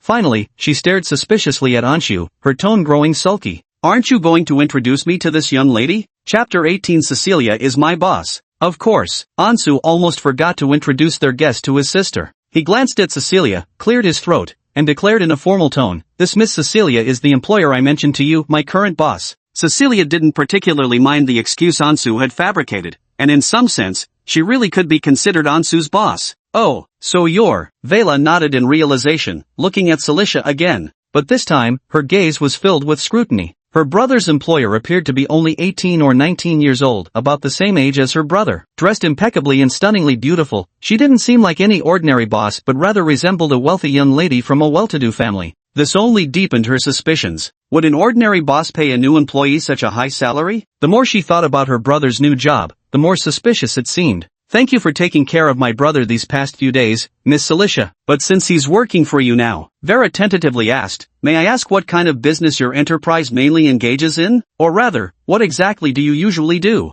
Well, about that. Celicia hadn't expected to find herself in such a situation. When had she ever been subjected to interrogation like this before? She shot Ansu an annoyed glance, only to find him on the other side blinking rapidly at her. Celia sighed helplessly in her heart, having no choice but to help him maintain this lie. It's concerning a population survey. Ansu lied without blinking, explaining to his bewildered younger sister. Miss Celia is employed by a special government department responsible for investigating dangerous elements hiding among ordinary people, black wizards or demi-human rebel organizations, for instance. Since the department deals with dangerous supernatural forces, few people know of its existence. Vera, you absolutely mustn't breathe a word about this, or our siblings might get hauled off to prison. After Ansu's cryptic words, Vera's little face instantly tensed up. So it's such dangerous work, Vera exclaimed in astonishment. Dark wizards, demi-humans? Brother, do you have to deal with these dangerous beings every day? Shouldn't that be the church's responsibility? But what if you get in danger? Don't worry. Ansu waved his hand dismissively. Your brother just does some auxiliary work. I rarely encounter those guys. You've got nothing to worry about.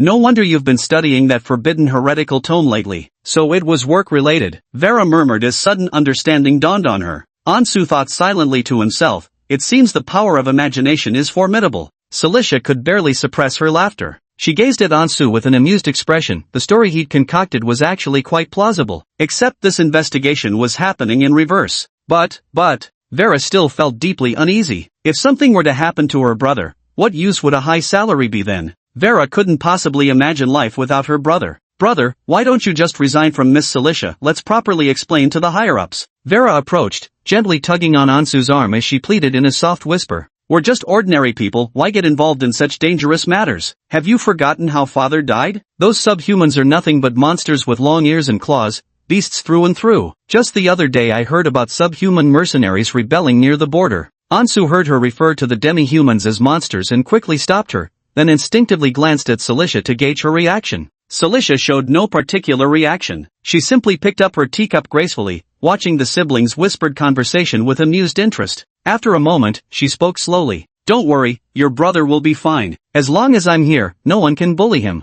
Celicia gazed at Ansu with a smiling expression, because only she was allowed to bully him. Vera blinked in surprise. She hadn't expected her boss's female employer to hold her brother in such high regard. Ansu didn't want this topic to continue. As he refilled Celicia's teacup, he asked softly, what brings you all this way? Just a small matter, Celicia replied, no longer wishing to remain seated in his home. Come with me today for a walk around your school. Take a walk around the school? Ansu was taken aback for a moment. What? Not willing? Celicia raised an eyebrow. Of course, Ansu replied, though somewhat puzzled. What could be so urgent that would make her take the risk of going to the Royal Academy in person? Celicia said nothing more and stood up, heading toward the door. Ansu looked at Vera with an apologetic expression. Let's go shopping together next week. Big brother has some matters to take care of today and needs to go out. Since she could no longer persuade Ansu, Vera had no choice but to accept his new job. She nodded with a sigh. Bro, come back soon. Okay. Ansu smiled as he stroked Vera's soft hair. Vera watched as the two of them walked away. Outside the main gate, seeing the two walking side by side in perfect harmony, occasionally exchanging glances, Vera instinctively furrowed her brow. Although Miss Celicia is technically my brother's superior, for some reason, ever since she entered the house, Vera had sensed something peculiar about how these two interacted. You and your sister really do have a wonderful relationship, Celicia remarked cheerfully as they exited the alleyway. I must admit, I'm quite envious of such family bonds. Ansu nodded. After all, we've been relying on each other since we were very young. But why do I feel like your little sister has some hostility toward me? Celicia's smile faded slightly. From the moment I entered until I left, heaven knows how many times she looked at me. If those gazes could turn into knives, I'd probably be dead already. No way, right? Ansu certainly didn't want Celicia to form negative thoughts about Vera, because she truly was the type who would eradicate threats at their roots. I certainly hope not. Celestia snorted coldly. The only reason I've endured dealing with this girl for so long is out of consideration for you. Absolutely not. My sister has a very kind nature. Ansu tried to change the subject. May I ask why Your Excellency the witch is visiting my school? Is it still about that chosen one mission? No. Celestia shook her head slightly. The matter of the chosen one is mainly of importance to my teacher. I couldn't care less about it. What does it matter if someone has divine favor? Just kill them when they show themselves. Today I simply need you to take me to your school's library to look up some ancient texts. So that's what this was about. Ansu breathed a sigh of relief. To be honest, he'd made almost no progress in his investigations this week, and had been quite worried about how to answer if Celestia questioned him. The matters of the Chosen One and the fated death 8 days later had been weighing on Ansu's mind. These two events must be deeply connected. Ansu's current goal was to gather as much information as possible that wasn't covered in the original plotline. These hidden details were crucial. Your Excellency, which, Ansu suddenly tested the waters with a question, if this so-called Chosen One isn't found, the cult wouldn't resort to anything drastic, would they? Some grand dark magic, or say, a sacrificial ritual, slaughtering all the students, perhaps? Celicia paused, raising her eyebrows slightly in surprise. How is that possible? That's too radical of you. Ansu never expected there'd come a day when she'd praise him for being radical. Then again, cultists aren't idiots either. Causing such a huge scene would bring them no benefits at all. This isn't the highly unstable timeline from the start of the game. Under the Empire's watchful eyes nowadays, organizing a large-scale cult sacrifice involving countless innocents would be nothing short of courting death. It seems this matter is far more complicated than I had imagined. Chapter 19, Ansu, you're not allowed to date anyone. The weekend campus was quiet as Ansu and Celicia walked along the tree-shaded path leading to the library. The approaching summer had filled the trees with lush foliage, and sunlight filtered through the leaves to cast dappled shadows on the pathway. Ansu couldn't help but glance at Celicia beside him. A beam of light happened to fall on her exquisite profile. She slightly narrowed her eyes, the corners of her lips curling into a faint smile, as if in a rather good mood. Ever since sneaking into the school, she had been leisurely strolling around with him at a relaxed pace. She didn't seem to be in any hurry, almost as if she were on vacation.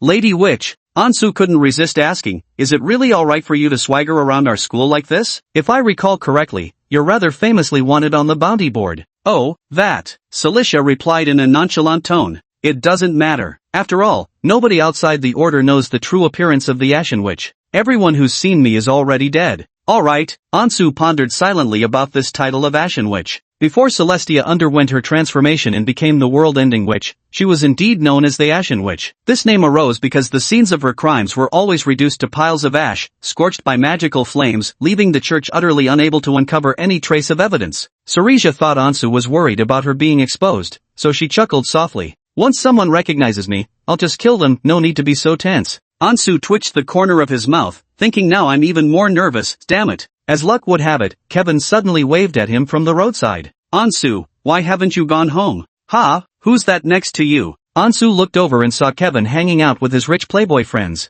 He saw Ansu and Celicia walking side by side, and especially after catching sight of Celicia's appearance, he froze momentarily. This is your girlfriend? Kevin looked at Ansu and, as if struck by sudden realization, abruptly adopted an expression of enlightened understanding. No wonder you turned down all those girls at school who were throwing themselves at you. At first, I thought you might be into guys. Turns out, you already had someone this gorgeous. He gave Ansu a knowing look, the kind that said, we men understand these things. Celicia exchanged a glance with Ansel, who murmured softly, just classmates. Then you chat. I'll wait for you at the library. Celicia didn't even bother glancing at those students again, her expression indifferent as she continued walking forward. Ansel was equally surprised to see Kevin appearing at school during the weekend, since he should have been out carousing at this time. Curiosity prompted him to ask, what are all of you doing back at school? Oh, don't even mention it. You know about the Academy Open Day originally scheduled for 2 months later? Well, some school official apparently lost their mind and moved it up. Kevin pouted, his tone turning gloomy. Those of us involved in clubs and societies all had performances lined up for that day, so the senior students called us in early, said we needed to prepare ahead of time. The open day was moved up? Ansu frowned. Pushed forward to when? 8 days from now, Kevin replied. 8 days later, 8 days later. Ansu instantly made a connection. His fated death in the original plot involved a cult sacrificial ceremony scheduled to take place exactly 8 days later. There couldn't be such a coincidence in the world. The annual Academy Open Day was designed to showcase the institution's culture to the public and allow prospective students and parents to experience its strength. Though supposedly catering primarily to elite members of society, in reality, ordinary people could easily slip in unnoticed. Of course, infiltrators could easily include cultists as well. Why has it been suddenly moved up? Ansu felt there was something fishy about this. In the original plot, the cult's sacrificial ritual resulted in massive student casualties, and the Academy's Open Day conveniently provided the perfect gathering scenario. I wouldn't know about that. Kevin scratched his head. Alright, thanks. Ansu mentally noted this information, deciding to investigate further along the line of the Open Day. Waving goodbye to Kevin and the others, Ansu caught up with Celicia ahead. What's the matter? Celicia asked. Why do you look so worried? Well, it's nothing, just chatting with classmates about the Academy's Open Day 8 days from now. After saying this, Ansu carefully observed Celicia's expression. Oh, Celicia nodded indifferently, her expression showing no sign of abnormality. She really doesn't seem to know anything about this. Ansu pondered silently. Perhaps this case has nothing to do with Celicia? Could the mastermind be someone else from the Order, or the Council of Elders? About 10 minutes later, the two entered the school's grand library. The weekend library was unusually quiet, as if they had the place to themselves. Celicia knew exactly which book she wanted and headed straight for the sections on mysticism and ancient history. Ansu found a corner seat and quietly waited for Celicia. After quite a while, Celicia returned carrying a stack of thick old books. Setting them down, she took a seat beside Ansu. Lady Witch, are you looking for these books because you want to? Ansu instinctively glanced at the book covers. Some were related to demon tribe history. Was Celestia researching her own lineage's past? Celestia didn't answer directly. Propping her chin with one hand, she turned a page. Just passing the time with something to do. What? Is staying by my side boring you? Of course not. Right. Celicia suddenly beamed as she remembered something, tilting her head up cheerfully. From what your classmates said, it seems you're quite popular with the girls, aren't you? Well, Ansu found himself at a loss for words. But it makes sense. Celicia studied Ansu closely without blinking, muttering to herself, your looks are just the type young girls would adore. Seems my judgment was quite accurate after all. After a brief silence, noticing Ansu's awkwardness, Celicia pouted slightly. What are you so nervous about? As your boss, can't I care about my subordinate's personal life? Of course, you can. So, do you actually have a girlfriend? Celicia suddenly asked again. No. Oh, the corner of Celicia's lips curled up ever so slightly. That's good. Since you're officially mine now, we'll definitely have a lot of work to do together. I don't want something so trivial affecting our future endeavors, so... She stared intently into Ansu's eyes. Ansu, you're not allowed to fall in love with anyone else. Ha? Ansu looked perplexed at Celicia, wondering if she'd taken the wrong medicine today. Why was she meddling in such matters? What do you mean, huh? Celicia's face suddenly turned icy. You must obey what I say, this is an order. As she spoke, a faint surge of magical energy suddenly pulsed through the air. Ansu widened his eyes. No way, sis, this is a public place. While feeling speechless in his heart, Ansu quickly activated magic immunity. It felt like he'd already been thoroughly trained by Celicia during this period. It practically became muscle memory. Keep my words in mind and treat them as a mission you must complete. You are not allowed to fall in love with anyone beyond my permission. Only when I give the word may you love another. Seeing Ansu nod blankly, Celicia finally let out a satisfied sigh of relief. She was selfish, a woman with overwhelming possessiveness. Even if they're just toys, they're still her possessions. She wouldn't allow anyone to take what's hers, nor permit anyone to taint her belongings. As for the scope of this permission, Celicia chuckled mischievously, only heaven knows about that. Chapter 20, I can't be bothered with you. After the hypnosis and psychological suggestion concluded, Celicia raised the corners of her mouth and snapped her fingers. Alright, time to wake up. Ansu blinked his eyes, pretending to regain his senses. He helplessly glanced at Celicia, who continued reading her book. This damned witch's habit of casually using hypnosis is really irritating. We should find a way to make her change this behavior. Your Excellency, the witch. His tone carried rare traces of dissatisfaction. Is it really appropriate for you to cast magic in public like this? Celicia's face emerged from behind a thick book. After glancing at the completely empty hall, she replied with a smile. Don't worry, no one can detect my magical fluctuations. Have you forgotten what they call me? The Ashen Witch? Ansu raised an eyebrow. You mean someone would burn him to ashes upon seeing her? If I kill everyone, then there won't be any witnesses, right? Is this a bit too extreme? Celicia let out a soft chuckle. Did you really think the church couldn't catch me simply because I burned all the evidence with demonic flames? Of course not. Concealing magical energy is paramount. Few in this world can detect the fluctuations of my power. Ansu could discern a sense of what might be called self-pride on her face. According to Celicia's words, any magic in this world, provided she wanted to learn it, would come to her as obediently as a tame little spirit, making the control and concealment of magical power as effortless as breathing or drinking water. Unless she wielded relatively high-level forbidden dark magic, those surges of immense power that could never be hidden no matter what, she proudly claimed that no one had ever forced her to reveal her trump card. Ansu sighed inwardly, acknowledging that Celicia truly lived up to being the most gifted sorceress since the great magical collapse 1,000 years ago. With such formidable power, he didn't even know how to cut ties with Celestia. Given her personality, if she discovered he'd been deceiving her all along, she'd undoubtedly hunt him to the ends of the earth until doomsday. Not to mention future escape plans, Ansel was more worried this capricious and unscrupulous witch might suddenly have another fit and try to hypnotize him again. After all, if the process was interrupted midway, it wouldn't count as a single magical effect anymore. Ansu instinctively observed Celicia's expression. The bright afternoon sunlight fell upon her cheeks as Celicia read the thick ancient tome with rapt attention, her lips occasionally pursing, occasionally curling slightly upward. Somehow, she did seem to be in particularly good spirits today, and with a book she loved now in hand, there probably wouldn't be any immediate danger for a while. Today, Ansu could sense a subtle shift in Celicia's attitude towards him. It seemed like everything was improving. But, Ansu still didn't dare to trust her. He would never hand his fate over to Celicia's control. This witch had never developed the values of a normal person, much less any conventional moral principles. That worthless witch definitely just saw him as a toy, but even the most beloved toy, wasn't it still just a toy in the end? TSK, what a nasty woman. Who on earth would ever fall for such a trashy witch? Certainly not me. They spent the entire afternoon holed up in the library together. Ansu and Celicia occasionally exchanged conversations, so Ansu had a rough understanding of what Celicia was searching for. She was likely trying to locate the legendary treasure of the demon army. It was said that at the end of the Demon Calamity War, the allied forces of humans and demi-humans surrounded the remnants of the demon army in a remote corner of the continent. Before their final stand, the demon army buried the vast hoard of treasures they had plundered over the years in a hidden location, hoping to rise again someday.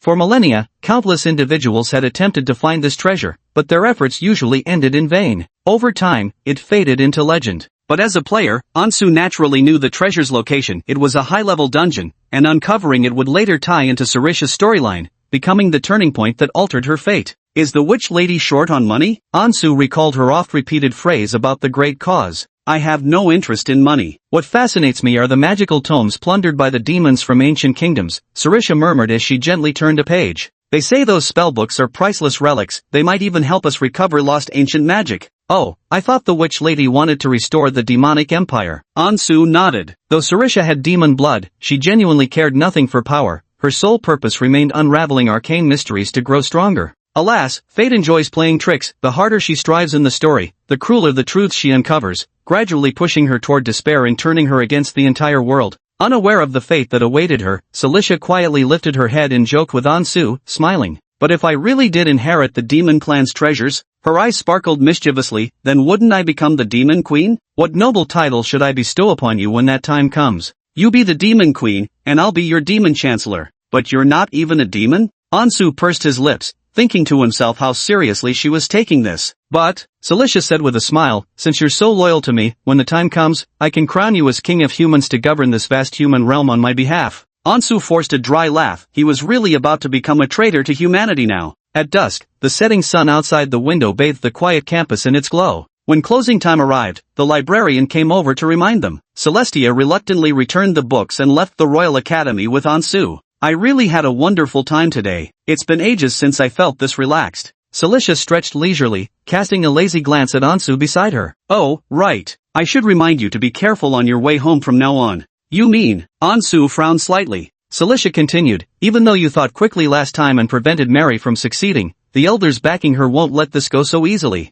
Ansu recalled that elder from the cult who could transform into insects. Though he'd been brutally killed by Celicia in the simulation, the man was still very much alive now. The day I left Celicia's residence, she must have met with Mary. Given Celicia's vindictive temperament, Mary likely met her end. Due to information asymmetry, Elder Hall might not be aware of the situation and could still be planning to shove bugs down my throat to monitor Celicia. The public safety in your area is quite chaotic, so you need to be more vigilant, Celicia cautioned. I wouldn't want the infighting among the elders to affect you. Well then, Ansu suggested with a smile, why doesn't the witch escort me home? Seizing the rare moment when she was in good spirits, Ansu made an unusually straightforward request. After all, he valued his life too much. Someone who only knew 2 zero-circle spells had no business trying anything against the Elder of Insects. Escort you back? Sarisha froze momentarily before nodding slightly. Of course, seeing you home would be. Mid-sentence, her expression shifted abruptly, that beautiful face suddenly turning frosty. Absolutely not. Cecilia glared at Ansu with annoyance. Don't push your luck. As the great Ashen Witch, I have far too many important matters to attend to. How could I possibly spare the time to be your personal bodyguard?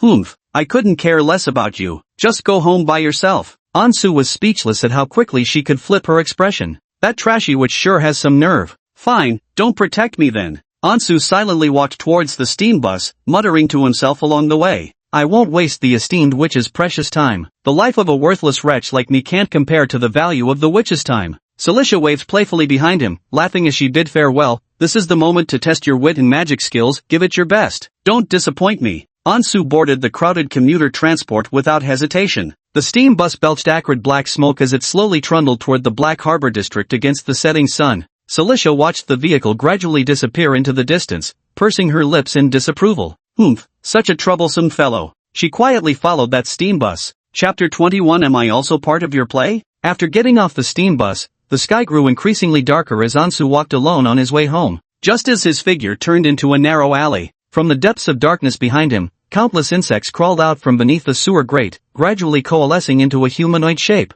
Elder Hall narrowed his eyes, watching Ansu's retreating figure with a shadowed gaze. The mere thought of having waited outside the school all day made Elder Hall feel deeply frustrated. How could those two have stayed in the library for so long? Damn it, those two really love studying. Fortunately, they couldn't stay stuck together forever. Finally, he'd waited long enough for this chance. Celicia holds this kid in such high regard, so this is truly a once-in-a-lifetime opportunity. Elder Hall silently pondered to himself. After all these years of anticipation, the old witch Samantha is finally about to die. The Reformationists are on the verge of taking complete control over the entire sect. But no one could have imagined that Samantha would take on such a formidable disciple right before her death. If it weren't for Celicia, that insane witch with her heaven-defying power, Samantha would never have survived till now. Those bookworm fools from the Truth Sect, obsessed solely with their magical research, have long been out of touch with the times. So, to prevent this 1,000-year-old order from straying from its path and to uphold its true sacred mission, Celicia must be eliminated. Samantha's right-hand woman must be cut down. Walking through the alley, Ansu suddenly heard a strange, rustling sound. His footsteps halted as he turned around. Then he saw it, countless insects swarming toward him from the darkness. So the bastard finally showed itself. A gaunt and grotesque figure materialized not far ahead of Ansu. Ansu Morris. Elder Hall might have assumed this was their first meeting, as the corners of his lips curled into a deliberately mysterious smile. Allow me to introduce myself. I am Elder Hall of the Council of Elders. You should know what the Elder Council means to our order. Now that you've joined Echoes of Truth, it's my duty to impart our sacred mission to you. Elder Hall's opening lines were nearly identical to last time, sounding just as mystical and cryptic. Yet Ansu showed absolutely no respect. Holy crap, will this ever end?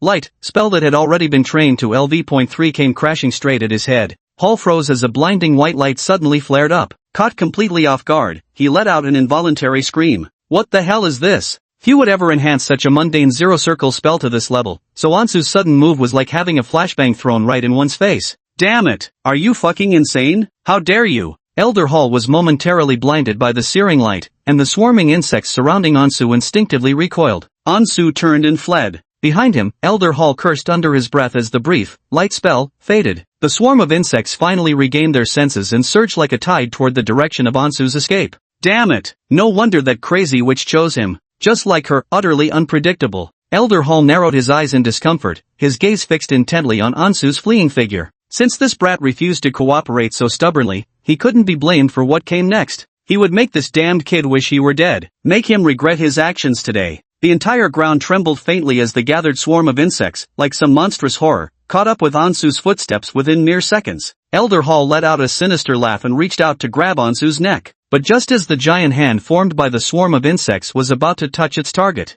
a powerful surge of magical energy instantly condensed, and the thick swarm of insects crashed against an invisible wall like a barrier, their disgusting juices splattering everywhere. Elder Hall looked around in astonishment. Who's there? You wretched old thing, still as forgetful as ever? Celicia's mocking voice slowly emerged from the darkness. Ansu turned to find Celicia standing beside him, her presence unnoticed until now. Her purple eyes lingered on him as she softly asked, "Are you alright?" How could I be? Nearly got eaten by bugs. Spotting Celicia's arrival, Ansu teased, Lady Witch, seems you couldn't resist tagging along after all. I wasn't following you. Cecilia crossed her arms and snorted, not that I came here specifically to protect you or anything. Ansu silently gazed at Celicia, who was trying to distance herself. So you just happened to run into me while wandering around aimlessly in the middle of the night, huh? Sundaras are out of fashion now, Miss Witch. Celicia seemed to realize her explanation wasn't entirely convincing. With slightly flushed cheeks, she quickly clarified. I actually knew Hall was following you all along. That's why I deliberately stayed hidden for so long, to lure him out and eliminate this threat once and for all. Oh, I see. Ansu nodded, not pressing the matter further. If you say so, but that move you just pulled was pretty good. Celicia suddenly changed the subject, her smile reappearing. And what makes me even happier is that your understanding of magic is far superior to those old fossils in the order. Celicia truly believed Ansu was promising material, so she began sharing her philosophy with him. Basic utility spells like light have always been overlooked, but I believe every type of magic has research value. There's no such thing as useless magic in this world. She cast a mocking glance at Hall, who was already trapped by several invisible walls. This guy is a perfect negative example, obsessed with magic to the point of madness. He thought specializing in some advanced spell would make him invincible, even transforming his body into a swarm of insects. Utterly idiotic. Ansu thought to himself, it's not like I have the luxury to specialize in high-end magic anyway, given I only know these two moves. But he still nodded earnestly in agreement. Your words are most wise, Lady Witch. Are you two really chatting now? Elder Hall's irritated voice rang out as the swarm of insects under his control continuously battered against the invisible wall, their blackened fluids splattering in all directions. Let me leave. Celicia, do you not realize who I am? If anything happens to me, the other elders of the council will never let you get away with this. Yet Celicia showed not the slightest intention of acknowledging him, Elder Hall's shouts becoming mere background noise to their conversation. But speaking of that, you actually understood that ancient tome so quickly? She sized up Ansu, a glint of surprise in her eyes. Seems I really underestimated you. Ansu's rate of learning magic far exceeded her expectations. Could this guy actually be some kind of magical genius? Celicia was growing more convinced by the minute that keeping Ansu around had been the right decision. Now, against all odds, she found herself beginning to expect great things from him. That book General Knowledge of Magic must already be thoroughly understood by you. Celicia pondered for a moment. Alright then, starting tomorrow, come to my house every evening. To your house? Ansu blinked his eyes.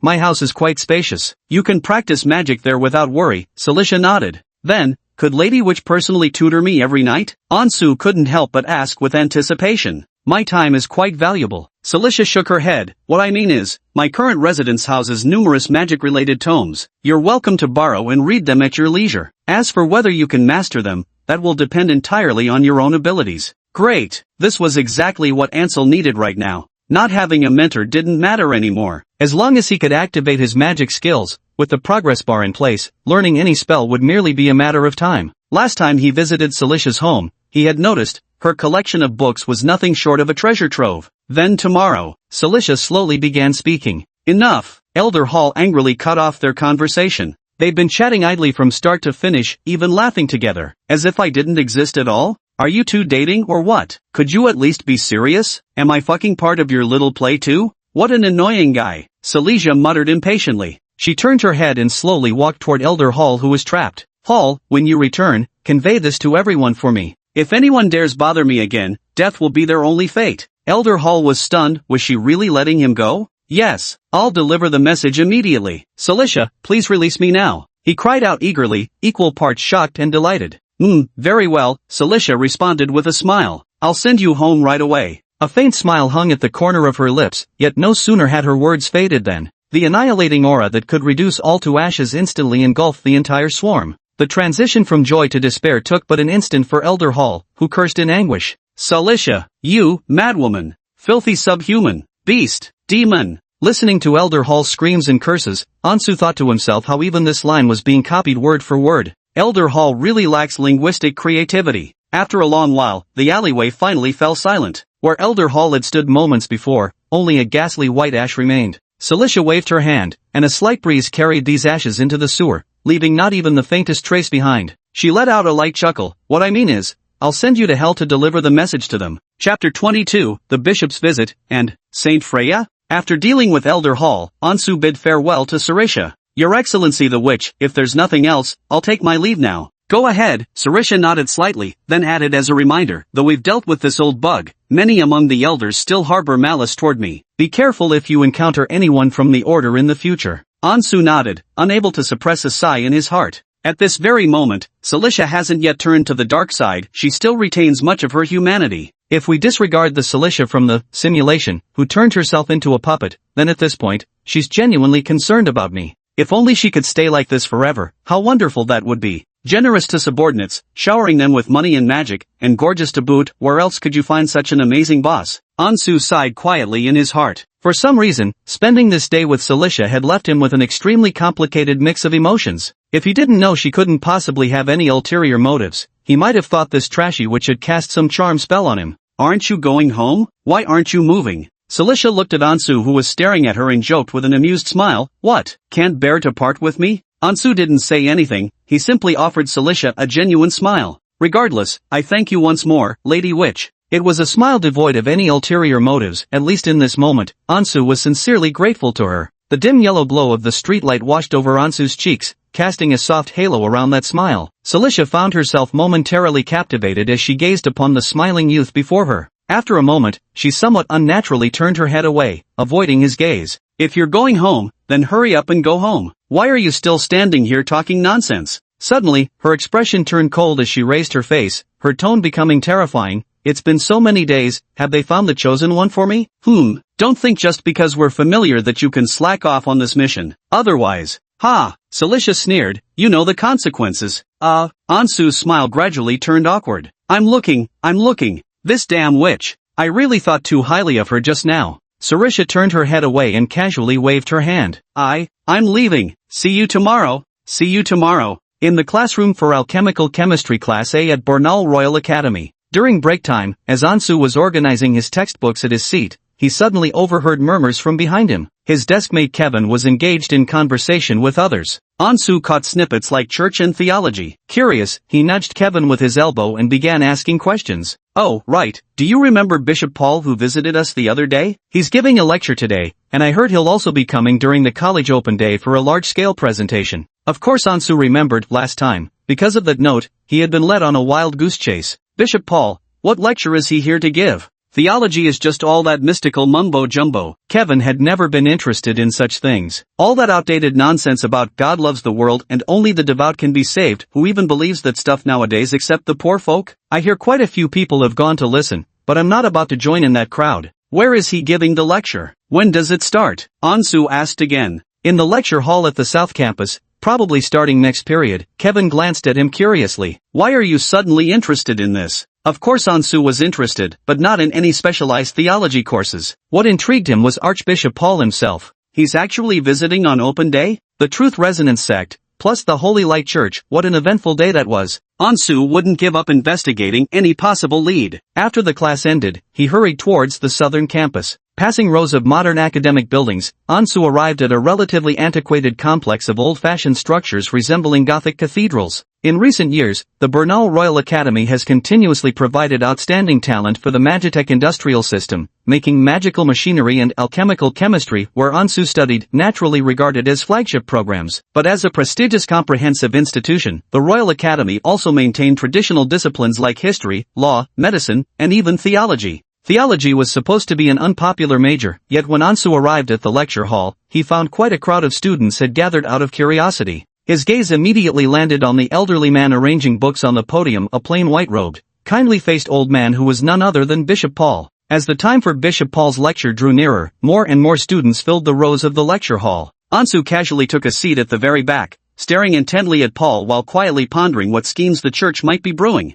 At this very moment, the murmurings around suddenly grew louder. Ansu noticed many people turning their heads to look in his direction. Look, she's finally here. Is that the church's holy maiden? She's so beautiful, so elegant. She's practically glowing with holiness, how stunning. Your major is so amazing. Is it too late for me to join your religion now? Ansu froze for a moment. Wait, who? So he too followed the crowd's gaze, slowly looking towards. By his side, a girl in a white gown adorned with the church emblem, possessing smooth pink hair and light golden eyes that shone like sunlight, took the empty seat next to him. The church's holy maiden, holy radiance heart, Freya? Ansu's eyes widened abruptly as he stared at the girl beside him, whose pale golden gaze was already fixed upon his own. Those gazed upon by those eyes would feel tranquility and peace, as if truly comforted by a divine presence. Is this seat taken? Freya asked softly in a gentle voice.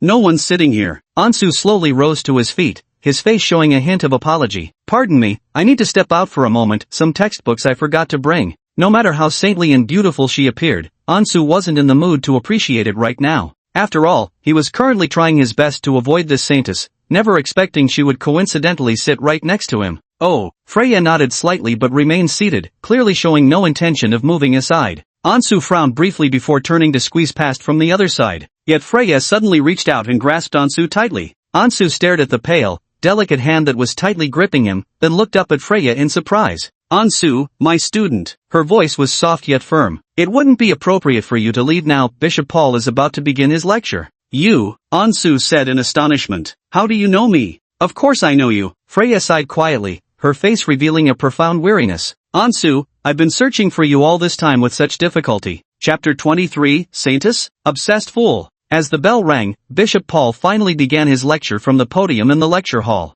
Though what he spoke of remained the same old church doctrines, divine creation, faith and salvation, and such nonsense. But unexpectedly, this elderly bishop spoke with wit and humor, offering many novel ideas that kept pace with the times, which actually piqued everyone's interest somewhat. Many gazes that had fallen upon Ansu gradually withdrew, now drawn toward Bishop Paul. Although Bishop Paul's lecture was quite well delivered, Ansu couldn't focus at all, sitting through the entire class on pins and needles. The reason, of course, was Freya sitting beside him, stealing glances at him whenever she got the chance. The other party was clearly here with ill intentions. Since she had called out his name, she must have come regarding that note. Ansu quietly turned his head to observe Freya. Her face looked somewhat haggard, her entire being radiating a fatigued drowsiness. Perhaps she had been secretly pursuing him for days and nights without sleep, solely to track him down. Ansu decided to get straight to the point. Miss Saintess, may I ask what you wanted to see me about? Pale golden eyes slowly turned toward him, and Freya stared unblinkingly at Ansu. There wasn't a trace of hostility in that gaze, instead, it carried a sense of curiosity and observation, as if she'd been sizing him up since the moment they met. Strange. Was this really how someone should react after being threatened?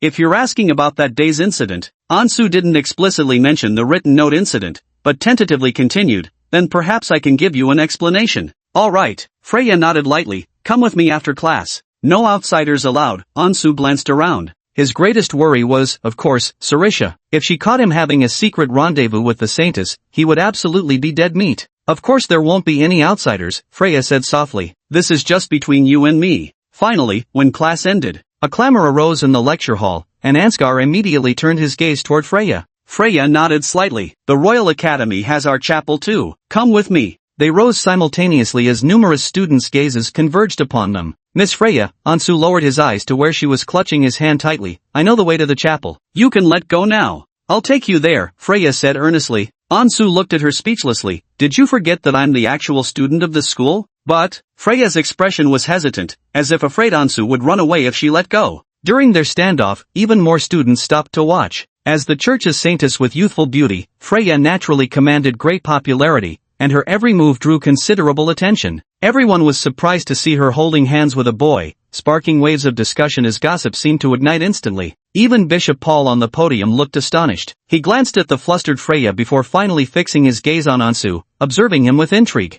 I definitely won't run away, I promise. Ansu whispered to her after glancing around nervously. There are so many people watching, let go of me first.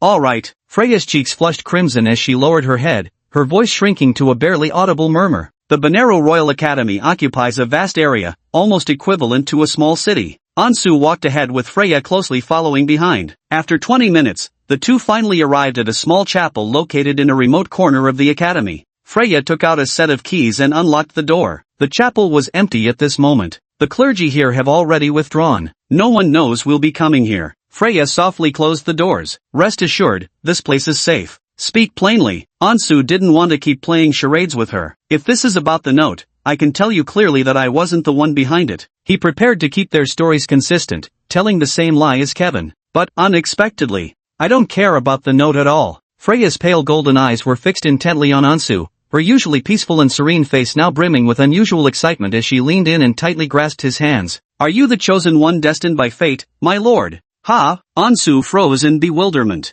And then, a tempest of shock surged through his heart. How did she know I'm the chosen one? She hadn't even met me before, right? I'm not, what chosen one? You've got the wrong person. Ansel outright denied it without hesitation. Like hell he'd admit it. If this identity got exposed, forget about the endless troubles he'd face. Truth Secca would immediately put him at the top of their assassination list. No amount of simulated lives would be enough for him to survive that. No, you are. Freya didn't seem to be questioning Ansu at all, but rather confirming an outcome. She continued pressing closer, gradually backing Ansu into a corner. Then, Freya delicately twitched her petite nose and actually began sniffing at Ansu's neck.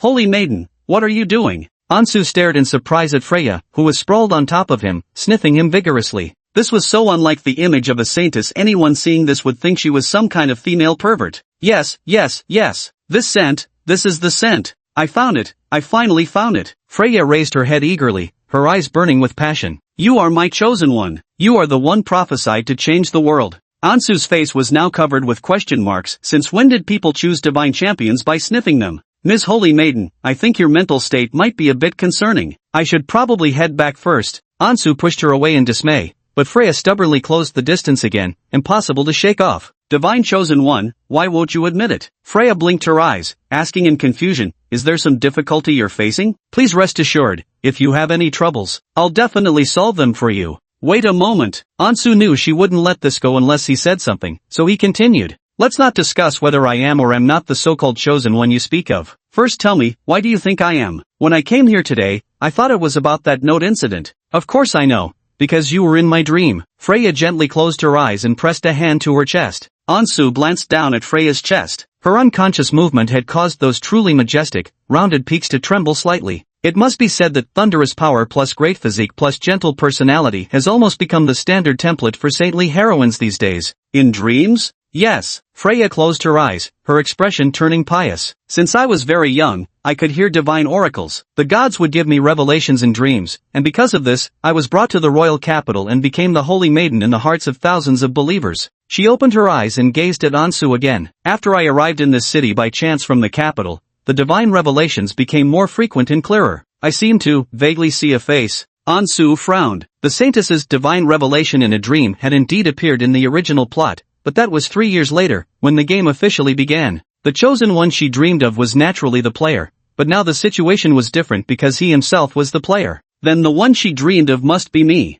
Chapter 24, You are my Lord Chosen One. So you dreamed about me? Ansu looked at Freya in surprise. Freya gently shook her head. I couldn't see your specific form in my dream. It was just a vague, indescribable perception of divinity. If you couldn't even see my face, how can you be sure it was me? Ansu frowned deeply. I still think you've mistaken me for someone else. No, there's absolutely no mistake. Freya seized Ansu's hands and placed them gently against her chest. Please listen to the voice in my heart, O chosen one. I wouldn't joke about such matters, for this concerns the fate of the entire world. Ansu was indeed feeling it. It was big, and very soft. So much so that from this distance, he couldn't hear the heartbeat at all. Freya continued recalling her experiences during this period. Since the divine revelations became more frequent, I settled down permanently in the city of Bernaru. All this time I've been searching for the chosen one among the vast sea of people, even employing every possible method, yet I never found the slightest clue. But who would have thought? Freya's voice trembled with excitement. It truly seems the gods were guiding me. Just when I thought I'd never find His Excellency the Chosen One, a mysterious note suddenly appeared before my very eyes.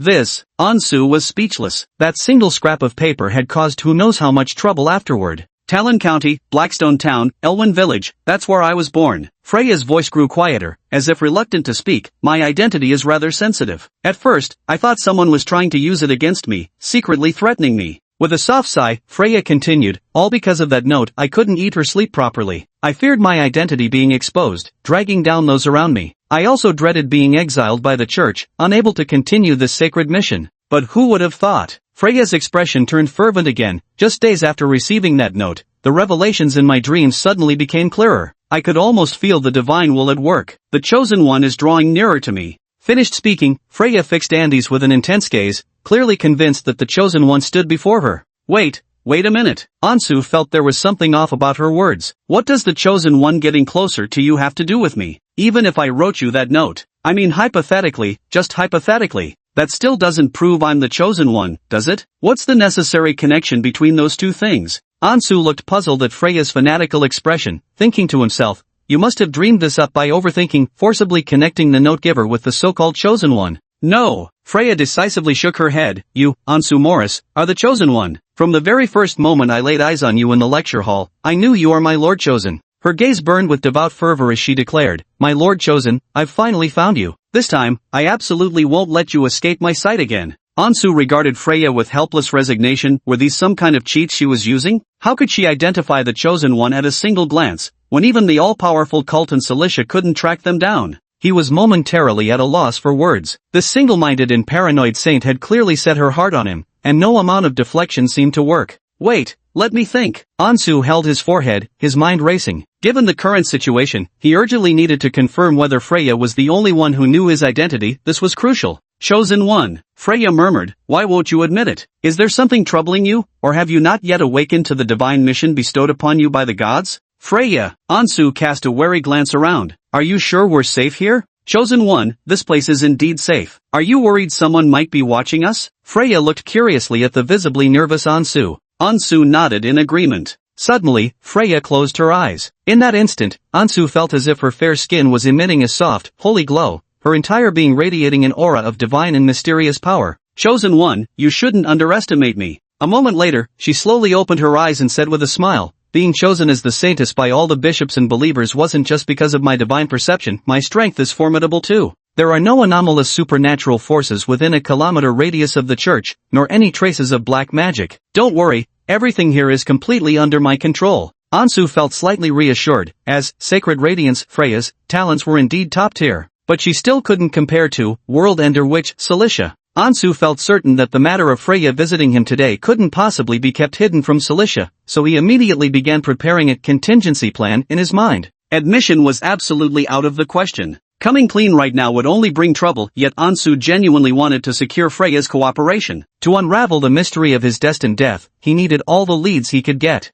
Freya, Ansu asked gravely, who else knows about your visit today? Does Bishop Paul know? Freya quickly shook her head. They don't know. I only made this decision suddenly after meeting you. Oh, Ansu sighed inwardly with relief. Seeing Ansu seemed to attach great importance to this matter, Freya continued her explanation. The reason I've been staying in Benaros City is to search for the divine chosen one, and several archbishops in the church know about this, but they're unaware I've already found you. Only Bishop Paul knows about the note incident. He's a trustworthy man, he was the one who brought me to the church in the first place. That's good. That's good. Ansu smiled and decided to confess partly to Freya. I can tell you now, I did write that note for you. Freya's face instantly lit up with joy. Was the chosen one finally willing to trust her? But, Ansu abruptly changed his tone. I absolutely refuse to admit I'm the so-called chosen one you keep talking about. Believe that or not, it's up to you. Freya froze for a moment, constantly pondering Ansu's words in her heart. The more she thought about it, the more she felt there was hidden meaning. Not admitting is not equal to not being.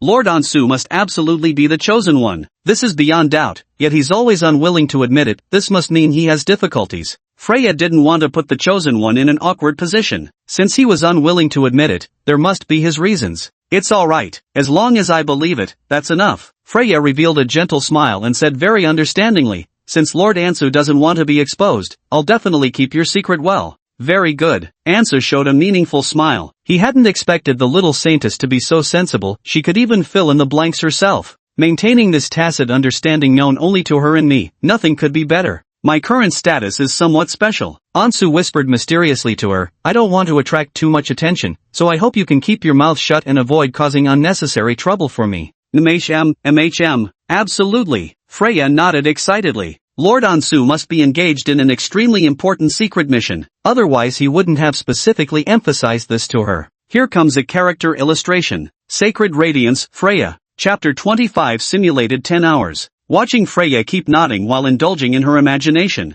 Ansu thought quietly to himself, the little saintess remained as easy to handle as in the original plot. She truly was the type who easily trusted others. Moreover, with the chosen one buff stacked on him, he felt like she was practically wearing the words loyalty on her face. Ansu now had only one last question. So, how did you know it was me who wrote that note? Freya blinked. The scent. Smell? Well, Freya lowered her head in embarrassment, finding it quite difficult to voice this matter. Ansu looked at her suspiciously. He still remembered how Freya had been sniffing at him earlier, that image had been downright perverted. Due to my lineage, I'm highly sensitive to smells, Freya explained awkwardly. That note carried a faint scent left by the chosen one. I committed it to memory immediately. When I met you today, I finally confirmed it was you who wrote that note. Freya lowered her head, too afraid to meet Ansu's astonished gaze. Truth be told, she still had many methods left unmentioned in her search for the divine chosen one. For instance, she had secretly investigated the social circle of that student named Kevin, matching the names and photos of everyone around him one by one, which was why she could instantly call out Ansu's name today.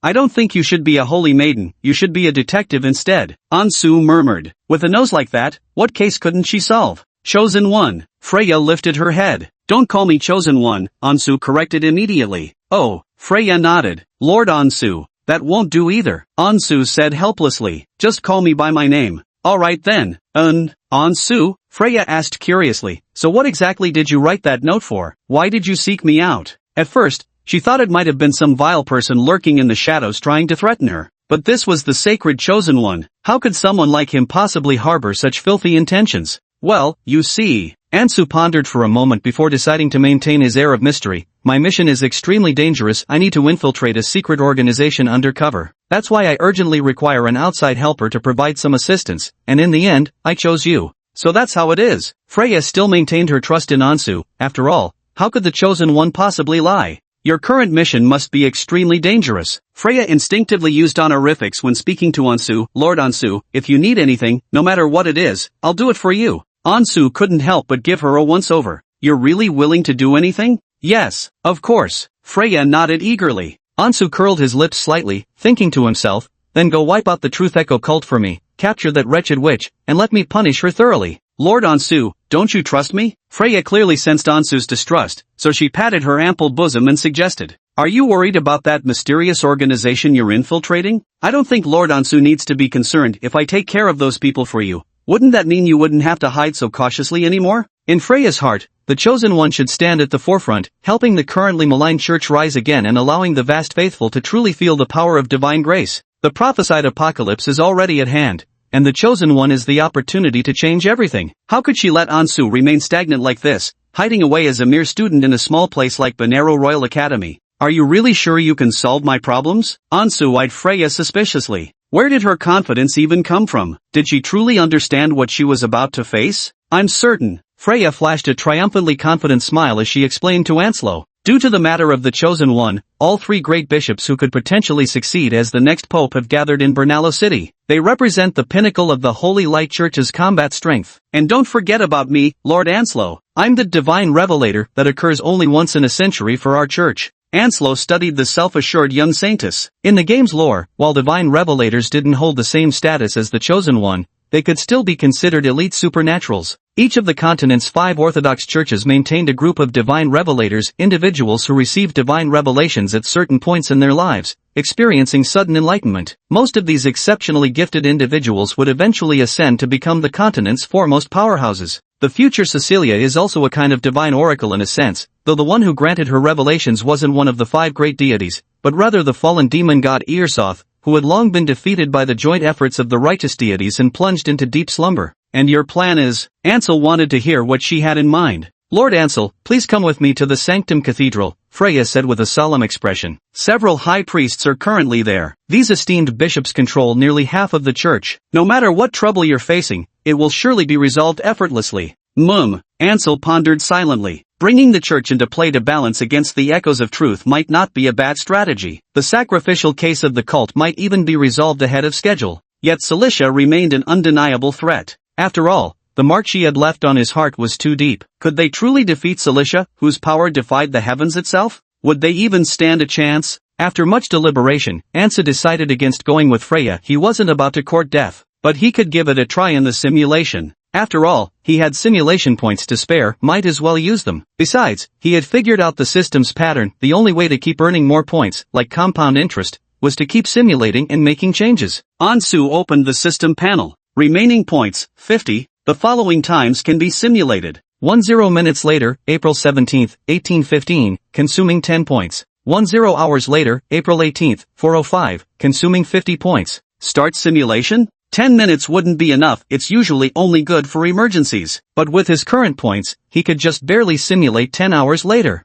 Ansu decided to try the simulate 10 hours option. However, once again, Ansu recalled that lingering question that had troubled him for so long. He had no way of knowing what happened during those missing fragments of memory. It was as if his consciousness had leapfrogged directly into the future. For instance, if he opened his eyes now only to find himself locked in a dark room again, he wouldn't even know what misstep had occurred in between, whether the church had discovered his identity as a cultist, or if Cilicia had captured him again. This would truly test his ability to think on his feet, with very little room to maneuver. Moreover, it's often the intelligence from those missing moments that matters most. If only there were some way to record what was about to happen. Write it down. Yes, write it down. I absolutely refuse to travel to the future completely blind. Today, he was determined to exploit this loophole in the system no matter what. Ansu suddenly turned to Freya. Do you have a notebook? Give me one. Notebook? Freya looked puzzled. I don't have one on me, but there must be some kind of memo pad in the church. Lord Ansu, what do you need it for? Don't ask so many questions, Ansu urged her. Just quickly find me one, and bring a pen too. Freya hurried to the church office and brought back for Ansu a small notebook with gold-stamped textured covers,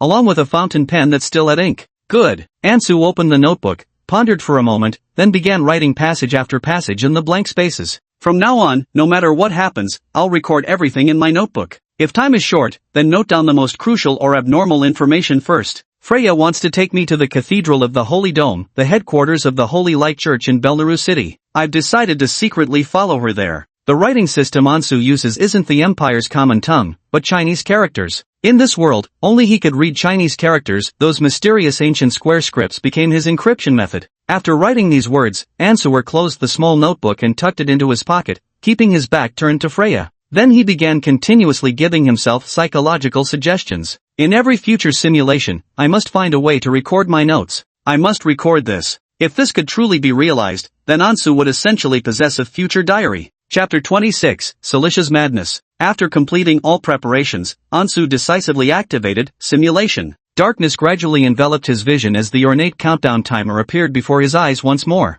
Future, 10 hours later. Light era 625, April 18, 4:05. Simulation commencing. Opening his eyes once more. The surroundings had drastically changed. Ansu found himself in an unfamiliar, dilapidated wooden cabin, the air chilly and damp, with the faint sound of crashing waves echoing in his ears. Peering out the window, he saw a thick morning fog rolling in from the sea before sunrise, blurring his vision like a watercolor painting left in the rain. How did I end up by the sea? The narrow city was a seaport town, and the place where he found himself must have been the distant suburbs far from the commercial docks. The air was thick with the stench of fish. Perhaps it was near a fishing village or a small harbor. Ansu kept observing his surroundings, and beyond the fishy odor, he also detected a faint trace of blood. Ansu hurried to the window and immediately noticed signs of combat around the small wooden hut. Not far away, the bodies of several white-robed clergymen lay motionless.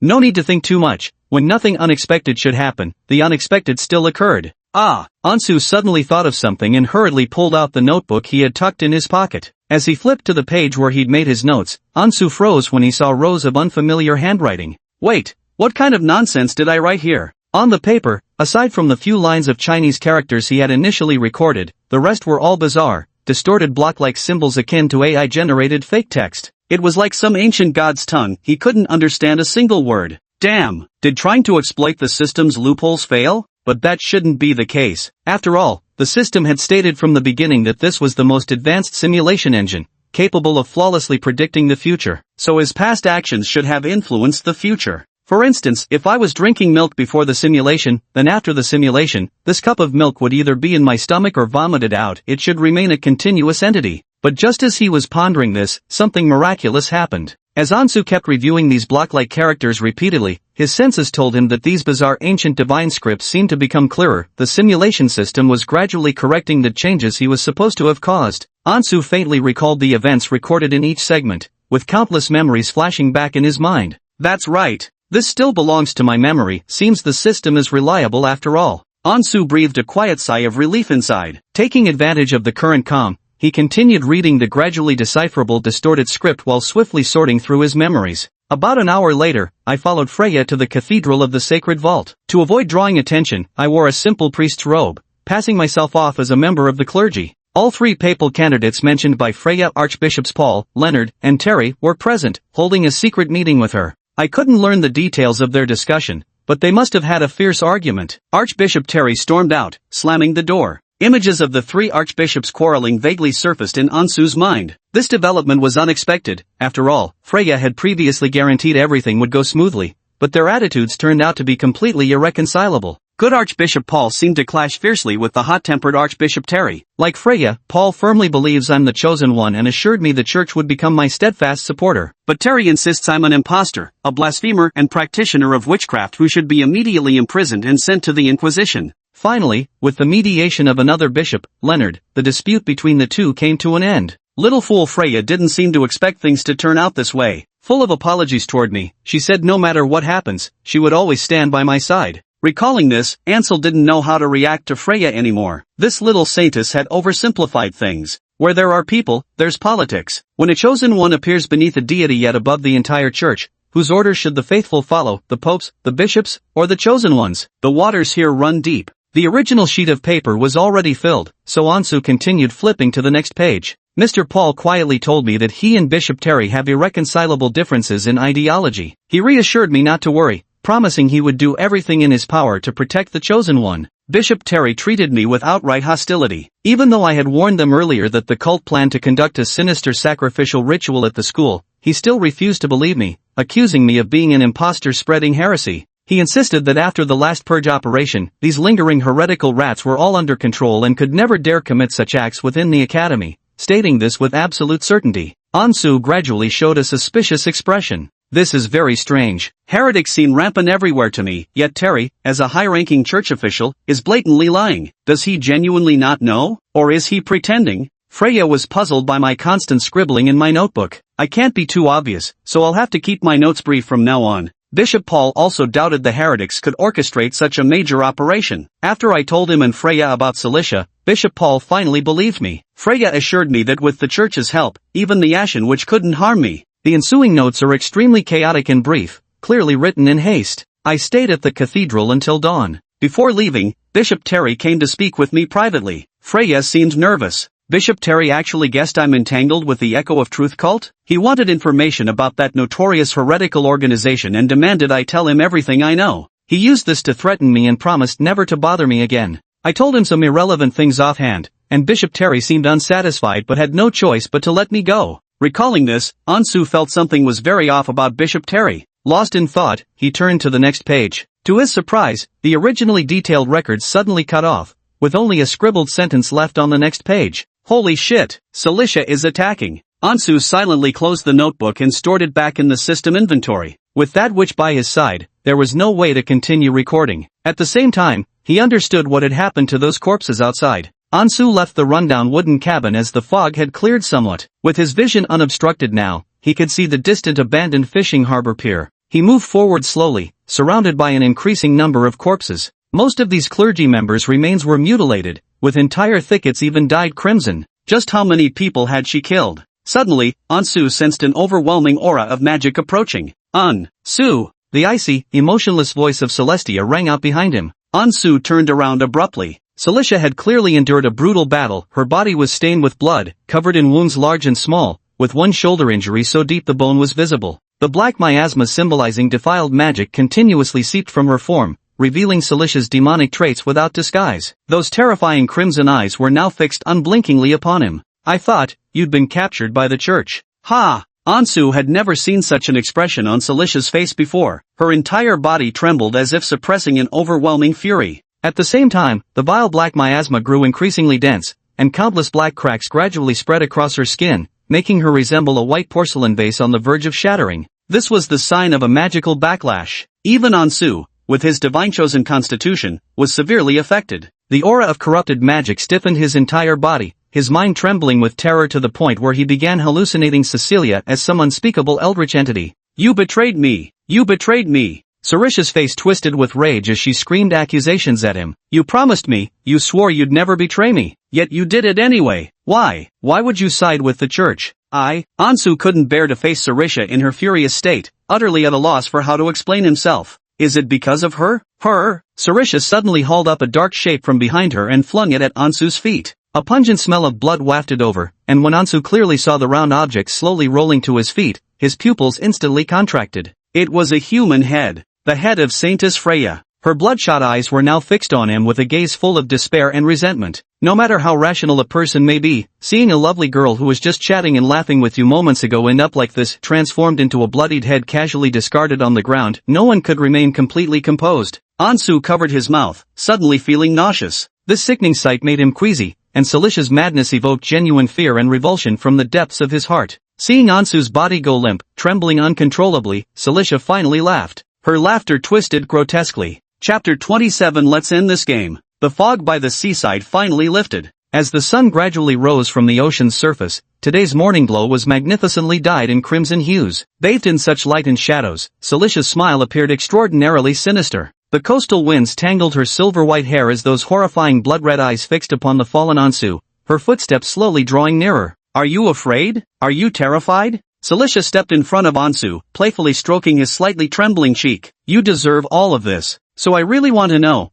what exactly did that bitch say to you that made you team up with those fools from the church against me? Celicia stared intently at the mute Ansu, her smile gradually fading. Speak up. Let's see if you can please me like you used to. Pretty words. Maybe I'll grant you an easier death. The overwhelming magical pressure gradually dissipated, and Ansu's numb, rigid limbs finally twitched. Speak? Ansu raised his head and slowly looked towards Celicia, who was waiting for his explanation. Since the ending was already predetermined to be death, what was there left to struggle for? Like hell, I'll say anything. The air was quiet for a brief moment. Celicia's eyes flickered with astonishment. Enough. I'm fucking sick of this. Ansu clenched his fists, struggling to push himself up from the ground as he tried to meet Celicia's gaze at eye level. He vented his fury unreservedly in the simulation. You crazy witch, did a donkey kick your brain? I've already gone this far, and you're still not satisfied? Do you actually feel smug? Thinking you've got this insignificant ant fully under control? Ha! Let me tell you, it was all fake from the beginning. I tricked you.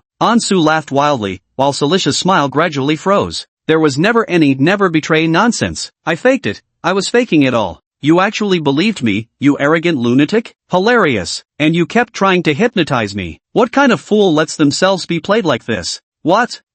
What did you say? Celicia stared at Ansu, her expression growing more baffled. Ansu, instead, pressed forward step by step. The game's over. I'm sick of your erratic, narcissistic, and arrogant madness. If you're going to kill me, just get on with it. I don't have time to waste here with you. Celicia gazed at Anslo in utter disbelief. Not even the church's most skilled experts had ever made her behave so uncharacteristically, yet just a few words from Anslo caused her to retreat in visible discomfort. Lies? Those words were all lies? Celia's eyes widened as she kept muttering to herself, how is this possible? That was my specialty magic. How did you dodge? Still don't get it? Or are you refusing to face reality? Ansu sneered, picking up a dagger beside the corpse. Gripping it tightly, he charged toward her in large strides. Magical energy instantly condensed, followed by a terrifying explosion that seemed to tear the very air apart. Celia's magic was something ordinary people couldn't possibly withstand, yet here stood Ansu before her completely unharmed, not even a single hair had been singed. See that? Ansu's smile carried a hint of mockery as he gripped the dagger tightly and charged at Celicia once more.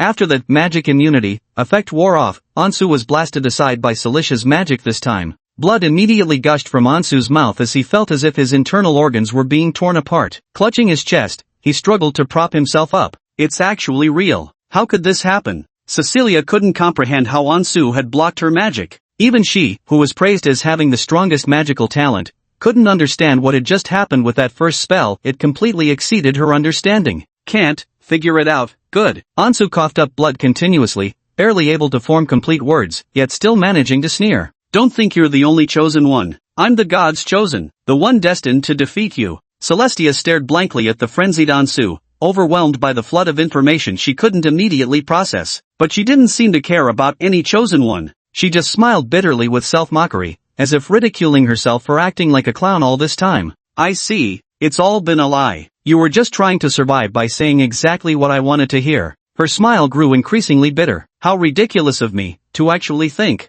that someone could truly agree with me, understand me, or even sincerely admire me. From the moment I saw him that day, that pitiful boy, similarly toyed with by fate, so much like my past self. Celicia, who never paid much attention to anyone, actually felt a hint of curiosity. When he was induced by her to utter the words, I will never betray you, she genuinely began to feel a flicker of anticipation for the future. That day in the library was a rare moment of joy in her otherwise dull life. She had never been this happy before. From childhood, struggling in perilous environments every day, she had devoted herself tirelessly to studying magic just to survive. For the first time, she felt how brilliant the sunlight could be, how comforting it was to have someone chattering incessantly by her side. Celestia truly believed, for the first time, that she had gained something of her own, something that belonged to her alone. Unfortunately, it was all a lie. Of course you're ridiculous. Though Ansu's limbs had no strength left, he still clenched the dagger with difficulty, trying once more to provoke her. Come on, witch, either I kill you, or you kill me. Enough. Celicia's face twisted with fury as she knocked Ansu's dagger aside. Are you trying to provoke me? Do you think I'd grant you the mercy of a quick death?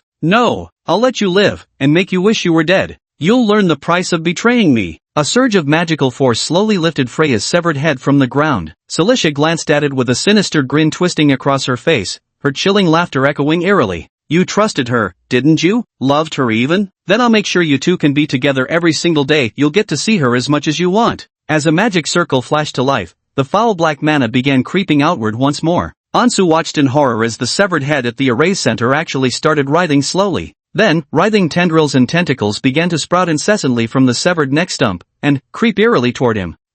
What do you mean by this? Having already suffered severe injuries, everything before Ansu's eyes was growing hazy, while the corruption brought by the forbidden magic had turned even the blood he coughed up black. Of course, Celicia giggled like a demoness, it's to use that forbidden life magic I told you about, to thoroughly remake your bodies. I'll stitch your head and the Saintess's head onto the same body, so you'll constantly see each other whether looking up or down. That way you two can be together forever. How about it, doesn't that make you happy? Ansu silently watched Celicia like this, realizing she'd truly gone mad. What kind of extreme makeover master? Now that's dedication. Then take your time studying. I'm leaving. Cecilia frowned. Leave? Where do you think you're going? Ansu coughed up another mouthful of filthy blood, this time even mixed with fragments of internal organs. His consciousness grew increasingly blurred, teetering on the brink of passing out completely. No, you can't die. Celicia stepped forward, cradling Ansu's head in her hands, a cruel sneer twisting her lips. How dare you die before I've punished you? Yet Ansu could no longer speak, his world was slowly fading into darkness. Don't you dare die. I absolutely won't let you die so easily. As long as there's still breath in your body, I can. What can you do? Revive me, and then completely transform me. Ansu sneered contemptuously in his heart. I'm done playing your games. Chapter 28, Angel and Demon. Reality. Light Era 625, April 17, 1805. Comment. Congratulations. You have unlocked a brand new title, Modification Endurance King. So you've learned to exploit system vulnerabilities? Your spirit of exploration and experimentation deserves praise. During this simulation, you spanned a considerable period of time and gathered substantial intelligence. Rating, B. Reward, points * 60. Remaining points, 60. Unlocked skill, Magic Immunity LV2. You can select one of the opponent's magic skills to permanently become immune to its effects. Note, the selection can be changed later. When reselecting another magic skill, all previous immunities will be cleared, meaning you can only be immune to one magic skill at a time. When the familiar system notification appeared before him, Ansu's mind momentarily drifted into a daze. He gently held his forehead, taking a long moment to regain his composure. Lord Ansu. Freya looked at Ansu with concern. What's wrong? Does your head hurt? Ansu stared intently at the Freya before him, still alive, gazing so long it made her visibly uncomfortable. Lord Ansu, why are you looking at me like that? Freya asked in confusion, touching her cheek as if checking for something on her face. It's nothing. Ansu shook his head. I was just spacing out. Please continue what you were saying. This simulation return had left him with a paradoxical sense of disorientation. Only when his gaze focused on Freya before him and the small chapel surroundings did he realize the simulation had ended. He'd returned to reality. There was no helping it, that crazed, terrifying Celicia from earlier had left him with such an indelible impression that it took him quite a while to mentally readjust. After confirming that Ansu was truly unharmed, Freya nodded and continued, Lord Ansu, there's no need to worry anymore. As long as you return to the church with me under the protection of those 3 powerful bishops, no one can possibly harm you. You can rest assured. With that, she flashed a confident smile and waited eagerly for Ansu's response. Ansu watched the little saint's confident smile with a quiet suspicion stirring in his heart. Relax? Relax my ass. He had seen the mangled corpse of Bishop Paul among those rocky shores, chances were the other two had met their end there as well. Do you really think having 3 against 1 means you hold the advantage? Ansu could scarcely imagine the terrifying might Cecilia would unleash when pushed to her limits. The church's 3 archbishops coupled with Saintess Freya weren't enough to stop her slaughter, and that's not even counting the fallen clergy. Moreover, this was before Cecilia encountered her fateful turning point. Only after her corruption would she become the fully realized, world-ending witch. It's truly terrifying. I think, Ansu timely interrupted Freya's fantasy, let's just forget it. I won't be going back with you. Why not? Freya looked at Ansu with confusion, her tone filled with disappointment. Does Lord Ansu not trust me? Does he not trust our Holy Light Church? I do trust you. Ansu examined Freya, whose head had just returned to position, but this matter isn't as simple as you think. Besides, I'm doing this for your own good. How adorable the energetic little saintess is. If I actually went back with you, you'd be forever left in the dark. Oh, Freya sighed and lowered her head. Very well then. Since it's Lord Ansu's decision, you must have given it careful consideration. Ansus recollected his thoughts. Allying with the church had merely been one attempt, but the intelligence gathered from this simulation made him realize pursuing the church's thread might yield unexpected gains. Among these three bishops you mentioned, is the conflict between Bishop Paul and Bishop Terry particularly intense? Freya blinked in surprise. Lord Ansu, how did you know? You needn't inquire further about that. Ansu smirked mysteriously. Don't underestimate me, I have my own information network. Freya didn't bother delving deeper into the matter. She nodded blankly. After all, given the status of a chosen one, it was only natural in her imagination that he would possess his own intelligence system. The conflict between Bishop Paul and Bishop Terry is indeed quite intense. Freya slightly furrowed her delicate brows as she recalled. Bishop Paul is a very progressive man. He didn't want the church to continue adhering to outdated rules from hundreds or even thousands of years ago. He wished for the church to become more open, to help more people. Bishop Terry, on the other hand, is extremely conservative. He believes the doctrines should remain unaltered, and he has many followers who stand diametrically opposed to Bishop Paul and their ideologies. Even regarding the matter of the chosen one, their differences were stark. Because Bishop Terry harbored a hint of hostility toward me, he refused to believe that divine oracle was genuine. After arriving in Benares City, he several times impatiently declared there was no such thing as a chosen one, saying the church used to receive several self-proclaimed chosen ones every 2 years. If they were all legitimate, the church would have long united the entire world. Oh, is that so? Ansu detected a hint of something unusual in Freya's words. This Bishop Terry clearly doesn't care about the chosen one at all, nor does he believe those cultists would cause any trouble or perform some sacrificial ritual, yet he still wants to pry information out of me? This smacks of duplicity. It shows that while he appears indifferent on the surface, he's actually quite concerned about the echoes of truth cult. I believe he was a mole planted by the heretical cult within the church. After discussing more church matters for a while, Ansu glanced at the time. Alright, Freya, you should return to the church first. If I need anything, I'll find a way to contact you. Freya gave a soft in response. Though she hadn't brought the chosen one back with her, simply finding him today was already an incredible blessing. One more thing, Ansu said with a serious expression. Do you remember what I told you earlier? I remember. Freya's small face immediately tensed up as she replied earnestly. I absolutely won't reveal your identity to anyone, and I'll maintain my distance from you too. Don't worry. Ansu nodded in satisfaction. Now, it was time for him to visit Celicia's house. Truth be told, after everything that had happened, he felt rather apprehensive about seeing Celicia again. Yet there were reasons he absolutely had to go. Fortunately, this time's reward gave him some confidence. Magic Immunity LV2. This upgraded version of the skill represented a qualitative leap. Ansel would no longer need to worry about that wretched witch suddenly losing her temper and testing him with hypnosis on a whim. Once chosen as her hypnosis, you can freely showcase your acting skills whenever you want. Not to mention, this skill offers great flexibility and is quite useful for guarding against other magic casters. After saying goodbye to Freya, the little saint reluctantly bid farewell to Ansu as he left the church. Pretending as if nothing had happened, Ansu left the Royal Academy along with the students who happened to be finishing school. Arriving at Celicia's riverside estate by carriage, the head maid with an unchanging expression welcomed me inside. After gently knocking on Celicia's door, she showed no surprise at my arrival. Good, quite punctual. Celicia's door opened swiftly. Though her tone remained casual as always, those sparkling eyes betrayed her true feelings. She was clearly delighted by Ansu's visit. Come in quickly. She cheerfully pulled Ansu into the room with a smile. Feel free to pick any magic tome you'd like to read. Oh, and I have a new research project today, you absolutely must see it. It's so fascinating. Watching Cecilia brimming with such eager excitement, Ansu secretly sighed in his heart. Between the angel and the demon, which side was her true self? Chapter 29, Salute to the Legendary Indestructible King. Ansu, who had originally wanted to discuss something with Celicia, grew intensely curious due to her excitement. So what's this new research about? It's exactly what I told you about the other day. Celicia eagerly replied, that extremely forbidden yet miraculous flesh and blood magic. Oh, Ansu suddenly recalled the bizarre scene not long ago when Freya's head sprouted tentacles and crawled around creepily. It was practically mental pollution.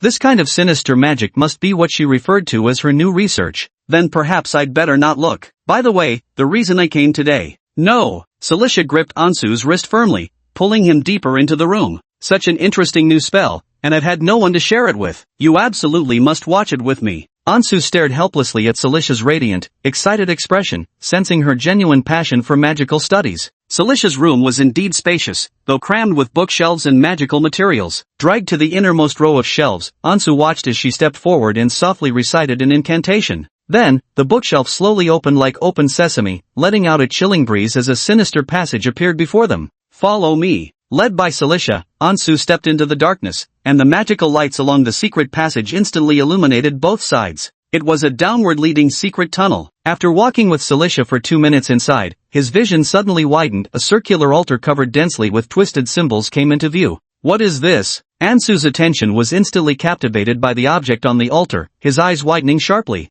Under the flickering glow of eerie blue flames, a bloated, malformed monstrosity was bound to the altar by chains and spikes. The creature had 4 pairs of hairy, spider-like limbs grotesquely attached to its body, while its head swayed with clusters of thick, writhing tentacles radiating an indescribable aura of unspeakable evil. Yet its most eye-catching, or rather, most unsettling, feature was a bloated, swollen human face squeezed among numerous fleshy tumors was continuously emitting low, beast-like growls. Although the face was twisted and deformed, Ansu instinctively recognized its owner nonetheless. "Teacher Mary?" "That's right." Celicia nodded cheerfully. "I happened to be short on experimental materials that day when this damn traitor came knocking. Of course I couldn't pass up such an opportunity. TSK. Ansu gazed at Celicia, who was endlessly admiring her own handiwork, and sensed the witch's twisted sense of humor. "Why are you making that face?" Celicia blinked. "Isn't this amusing?" "Interesting, quite interesting." Ansu nodded silently. He remembered that in the later stages of the game, players would indeed encounter the limb-graft monsters under the command of the world-destroying witch. These creatures had extremely high stats and came with innate corruption. He never expected her to already be researching this at this point in time.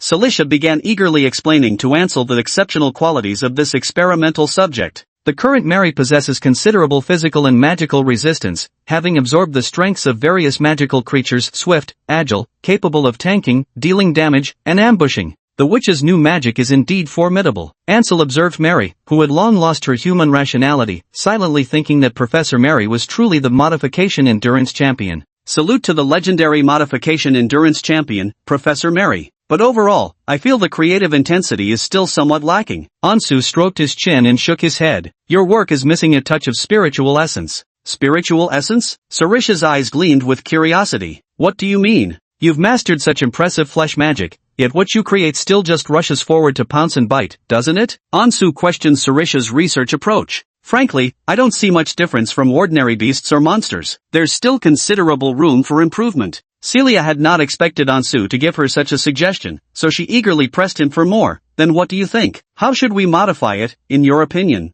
Of course, the answer is. Ansu chuckled. The flesh is weak. Ascend through machinery. Alright then, since we don't have to worry about rejection reactions at all now, install one of those factory standard steam turbines on it and power it using the magic crystals developed by the Academy. And then, Ansu fully unleashed his imagination. After all, technology is the primary driving force. I remember some magic scholars developed long-range weapons powered by magical energy. Modify those weapons into a turret system, mount it on its back, and transplant the tentacles beneath it. That way we'll create an all-weather, all-terrain, mobile magical artillery unit. After delivering this torrent of ideas, Celicia's expression had completely frozen in astonishment. That's so cool. Celestia's eyes widened, her amethyst-like pupils practically sparkling with excitement. This is completely feasible, and Sol, you're absolutely a genius. Not at all, not at all, Ansu replied modestly. Actually, this wasn't entirely his own idea. After all, what he described went by another name in a different world, Tank. Celicia suddenly felt a joyful spiritual resonance. Gazing at Anslo, she thought to herself, truly a worthy person she had chosen, they were practically destined to walk the same path. At this thought, she even felt a tinge of lingering fear. Thankfully, she had forcibly bound Anslo to her side back then. Losing such outstanding talent would have been an enormous loss. If he had fallen into the hands of the Empire or the Church, the consequences would have been unimaginable. I need a design blueprint. I must create an entirely new magical rune structure. Ansu silently watched Celicia, who was brimming with excitement as she continued to scribble and sketch on the workbench according to her own ideas. A thought crossed his mind. At this rate, was he actually hastening the arrival of the world-ending calamity? May the world be spared, praised with palms pressed together. After lingering in this eerie basement for what felt like an eternity, the two finally returned upstairs. Ansu watched silently as Cilicia became fully absorbed in her grand transformation plan before clearing his throat to get her attention. I came early today because there's something important I need to report to you. Cilicia lifted her head from her work. What is it? Ansu truthfully confessed to her. Today, I encountered the church's holy maiden, Freya. Cecilia frowned, her cheerful mood suddenly vanishing. Oh, what did she say to you? She found out that I was the one who wrote that note, so she met with me alone. Ansu naturally wouldn't reveal the whole truth, but felt she should at least know about the meeting. This is called giving advance notice. Communicating with church members behind Cilicia's back, especially with Saintess Freya, is strictly forbidden. But if he came clean proactively, given Ansu's understanding of Cilicia, even if she were displeased, she'd likely just complain a bit at most. The worst she'd do would be to confine him indoors, nothing more severe would come of it. After all, betrayal was what she cared about most. You should know. Cilicia's entire face darkened. I don't want you associating with people from the church, especially going to see her, do you understand? I know. Ansu nodded calmly. But since it's already happened, there's nothing I can do to change it. Once that note was sent out, it meant the subsequent developments were beyond control. Even if it weren't today, it could have been tomorrow. That tongue of yours is sharp as ever. Cilicia snorted coldly. Fine. I know you couldn't help it, but don't let it happen again. Now tell me what you talked about. Ansu was somewhat surprised. This time she actually didn't use hypnosis. It seems the trash witch version of her was indeed easier to talk to than the mad witch version, and trusted him a bit more too. Chapter 30, The Church's Conspiracy? Under Cilicia's scrutinizing gaze, Ansu slowly recounted the details of his exchange with Freya. He still followed the original script. Namely, Freya had been furious about his threats, but she ultimately had no choice since he had leverage over her. If she didn't want her impure bloodline to be exposed to the public, she had no choice but to comply with Ansu's special request. At last, the trembling Freya had no choice but to agree. Special request? Cecilia eyed Ansu dubiously. How special? The way you phrase it sounds awfully like those unscrupulous tactics in certain novels, where rogues use excuses to threaten innocent girls. Don't tell me you're planning to do that sort of thing to her? Of course not. Ansu protested helplessly. I wanted to leverage Freya's connections to secretly investigate the church, because I noticed their attitude towards the Chosen One was rather peculiar. I suspect there's some conspiracy behind it. Conspiracy? Cilicia frowned slightly. Exactly. Ansu voiced his suspicions. I've always taken the task from Lady Witch very seriously, trying every means possible to find that Chosen One. I attempted to probe the Saintess for information, but I discovered, the church leadership she mentioned seems completely unconcerned about the Chosen One.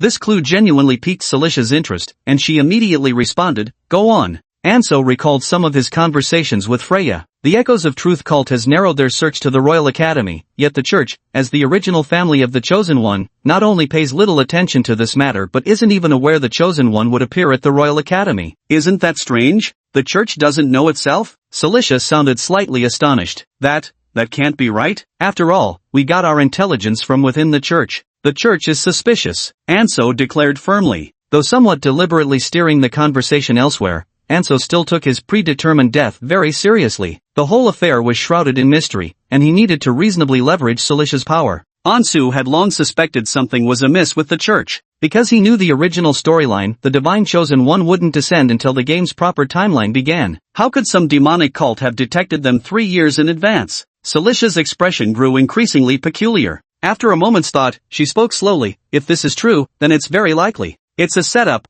Ansu said coldly. The appearance of the Chosen One at the Royal Academy was most likely staged by the church itself. Following this line of thought further, Ansu speculated that a shadowy figure within the church might be using this ploy to lure out the heretics and eliminate them all in one fell swoop. And all the informed members of the cult, including Cecilia, had clearly been deceived. But thinking this way raises another question. The church's scheme is truly grand in scale. Why would they choose the Bonero Royal Academy? This would inevitably cause numerous innocent casualties, and might not even succeed in eradicating the entire cult in one sweep. What could they possibly gain? This won't do, I must report to the teacher immediately. Cilicia realized the gravity of the situation, but she paused again. Wait, I almost forgot, she's still in seclusion. Going back rashly would only alert those elders from the reconstruction sect. We'd better investigate in secret, Ansu suggested. Cilicia frowned deeply, falling into a long silence. Ansu waited silently. After a long while, Cecilia's brows finally relaxed slightly. She looked at Ansu and let out a soft sigh. You did very well in this matter. Had it not been for your secret probing of the Saintess, I might never have noticed the anomalies. You shouldn't blame yourself, Lady Witch. Ansu smiled. Compared to magical research and the demon tribe's treasures, the chosen ones might seem utterly insignificant in your eyes. The clergy must have assigned you this task at your teacher's request. This task seemed rather forced upon Celestia. With her arrogant and disdainful nature, she likely couldn't care less about some so-called world-changing figure from prophecy. Celestia let out a light chuckle. After all, it's our teacher's assigned task. I can hardly refuse. So in the future, Ansu cautiously asked, does that mean I can continue interacting with the holy maiden Freya? Well, Celestia paused, her expression showing some hesitation. She could only glare at Ansu in annoyance. You were waiting for me here? Don't tell me you're particularly eager to continue your secret rendezvous with that beautiful holy maiden? Ansu inexplicably caught a whiff of vinegar in the air. He cautiously glanced at Celicia, noticing the witch's narrowed eyes and slightly suspicious expression. Today I finally got to see her as I wished, and even managed to secretly chat with her for so long. You looked quite happy, didn't you? Not happy at all. Ansu immediately shook his head. She's particularly troublesome, so strange and eccentric, and a bit of a creepy fangirl too. The atmosphere remained quiet for a long moment. Seeing that Celestia was merely hesitant rather than outright opposed, Ansu continued his persuasion. This is indeed a great opportunity. I can threaten her into getting my younger sister enrolled in the church school, so we'll have more chances to meet. Through her, I can uncover the mastermind behind the scenes in that church. After all, you wouldn't want major mistakes in the task Elder Samantha assigned you, right? Cecilia was so angry she laughed. Aren't you thinking far ahead? You've even considered using your sister's schooling. Ansu appropriately showed an awkward smile of someone whose sly thoughts had been exposed. Celia sighed reluctantly. All right, I agree to your terms. But, she suddenly added with emphasis, after the investigation concludes, I don't want you to have any further contact with that saintess. Of course, Lady Witch. Ansu breathed an inward sigh of relief. Since she had consented, this gave him legitimate grounds to keep meeting Freya. Plan successful. After finishing these explanations, Ansu thought the matter was settled. He had intended to borrow a few books from Celicia's home,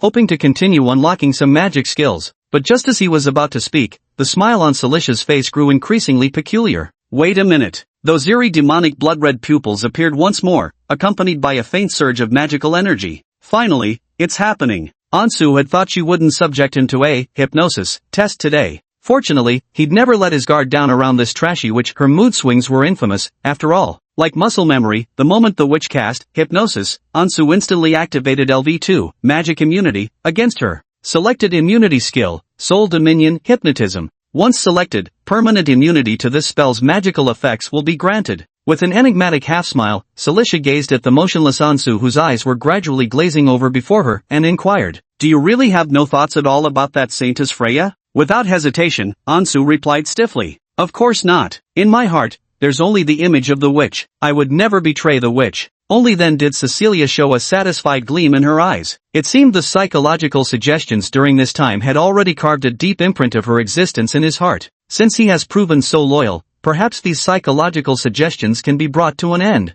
Having asked what concerned her most, Celicia then slowly turned to those earlier topics Ansu had mentioned. About the intelligence you brought today, is it all true? It's true, Ansu replied. Oh, Cecilia nodded, falling silent for a moment. Her quiet gaze lingered on the handsome youth standing so close, and suddenly an inexplicable, peculiar thought surfaced in her mind. Today, she unexpectedly wanted to ask something different. Ansu, do you, aside from loyalty and admiration, do you truly not harbor even a hint of other feelings for me? Chapter 31, Hoping for More. Celicia knew full well about Ansu's admiration and reverence for her. Under the effects of hypnosis, he had already confessed all these little thoughts unreservedly. There could be no doubt about their authenticity. He adored her appearance, admired her strength, and acknowledged her ambitions. But, Cecilia also knew that these things had nothing to do with love. Of course, she would think this way. It definitely didn't mean she had fallen for Ansu. There was no way she could like the person standing before her. Such absurd things as love would never emerge in the life of Cecilia, the Ashen Witch. She was merely...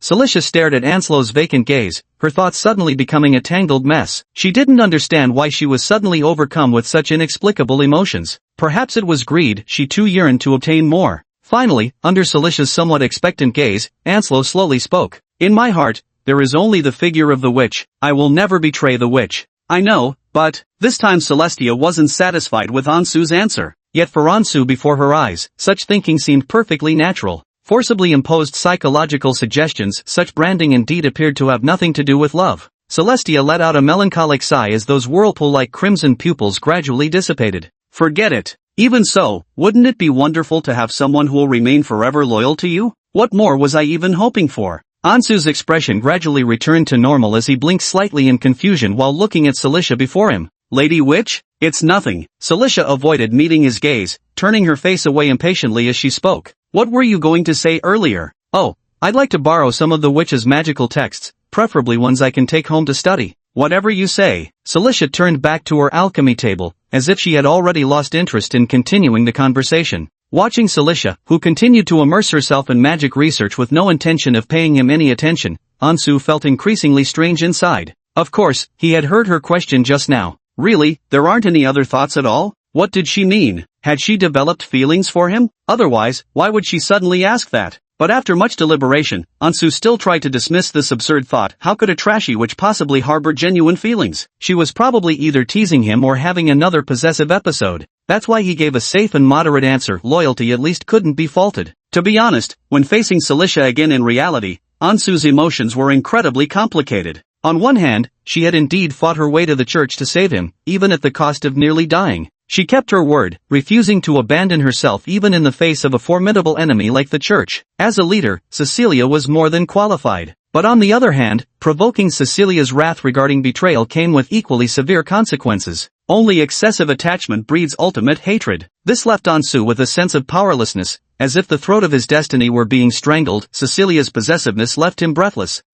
Forget it. No use dwelling on it. Resolving that predestined death was his primary mission. Ansu slowly walked towards the rows of wooden bookshelves, patiently searching through those arcane tomes. Ciricia's home was practically a treasure trove. As Ansu wandered around, he collected many dusty skill icons. Though they couldn't be used yet, it still gave him the thrill of adding items to a shopping cart. However, despite the abundance of magical skills, Ansu noticed one issue: all the spells he could collect were low-tier magic below the third circle. This should be related to the worldview of Nightblade. The current third age is called the Age of Man, but it is also the twilight era of magic's great decline. After the apocalyptic war 1,000 years ago, the entire magic system seemed to be cursed. Spells above third circle became increasingly dangerous with higher levels. Spellcasters would often suffer unstoppable contamination and backlash, with some even hearing endless maddening whispers in their ears that would drive them to mental collapse and self-destruction. Nowadays, the Empire officially categorizes more dangerous magic as black magic or forbidden arts. The legally permitted magic has degenerated to little more than parlor tricks. But Cilicia is an exception. In the story, we rarely see Cilicia succumb to madness from pollution.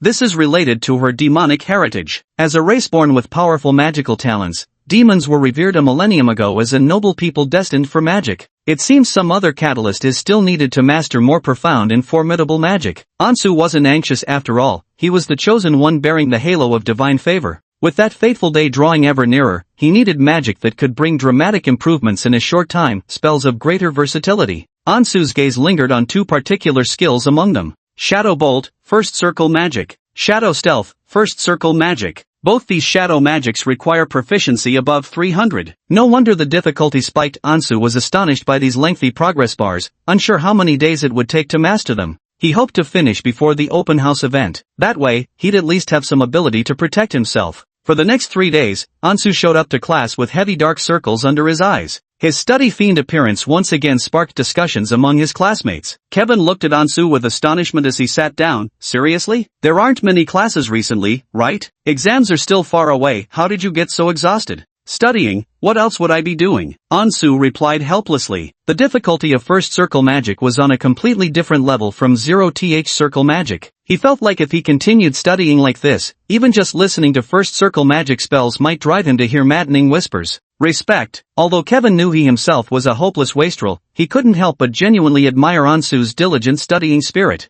Hey, by the way, that saintess from the church seems to have taken up permanent residence at our school? Kevin wore a suspicious expression. It's really strange. Every time Bishop Paul comes to lecture, she follows him here. Do you think she's coming for me? The surrounding classmates immediately burst into laughter. There was definitely a touch of delusion in Kevin's words. Ha, this goblin's having fantasies again. How could the beautiful and noble saintess possibly be here for you? Hey, stop daydreaming, wake up. Who's got a full bladder? Hurry up and piss on him to wake him. No, Kevin glared across the table. How am I a goblin? Even if I were one, I'd at least be a rich goblin prince. Besides, unable to bear the teasing any longer, Kevin turned away and whispered mysteriously to Ansu. I've noticed that holy maiden passing by our classroom several times. The way she keeps looking around seems like she's searching for someone. You don't think it's about that note incident, do you? Damn it, she's definitely coming for me this time. Ansu silently watched Kevin's nervous yet expectant expression, thinking to himself that the kid was really overthinking things.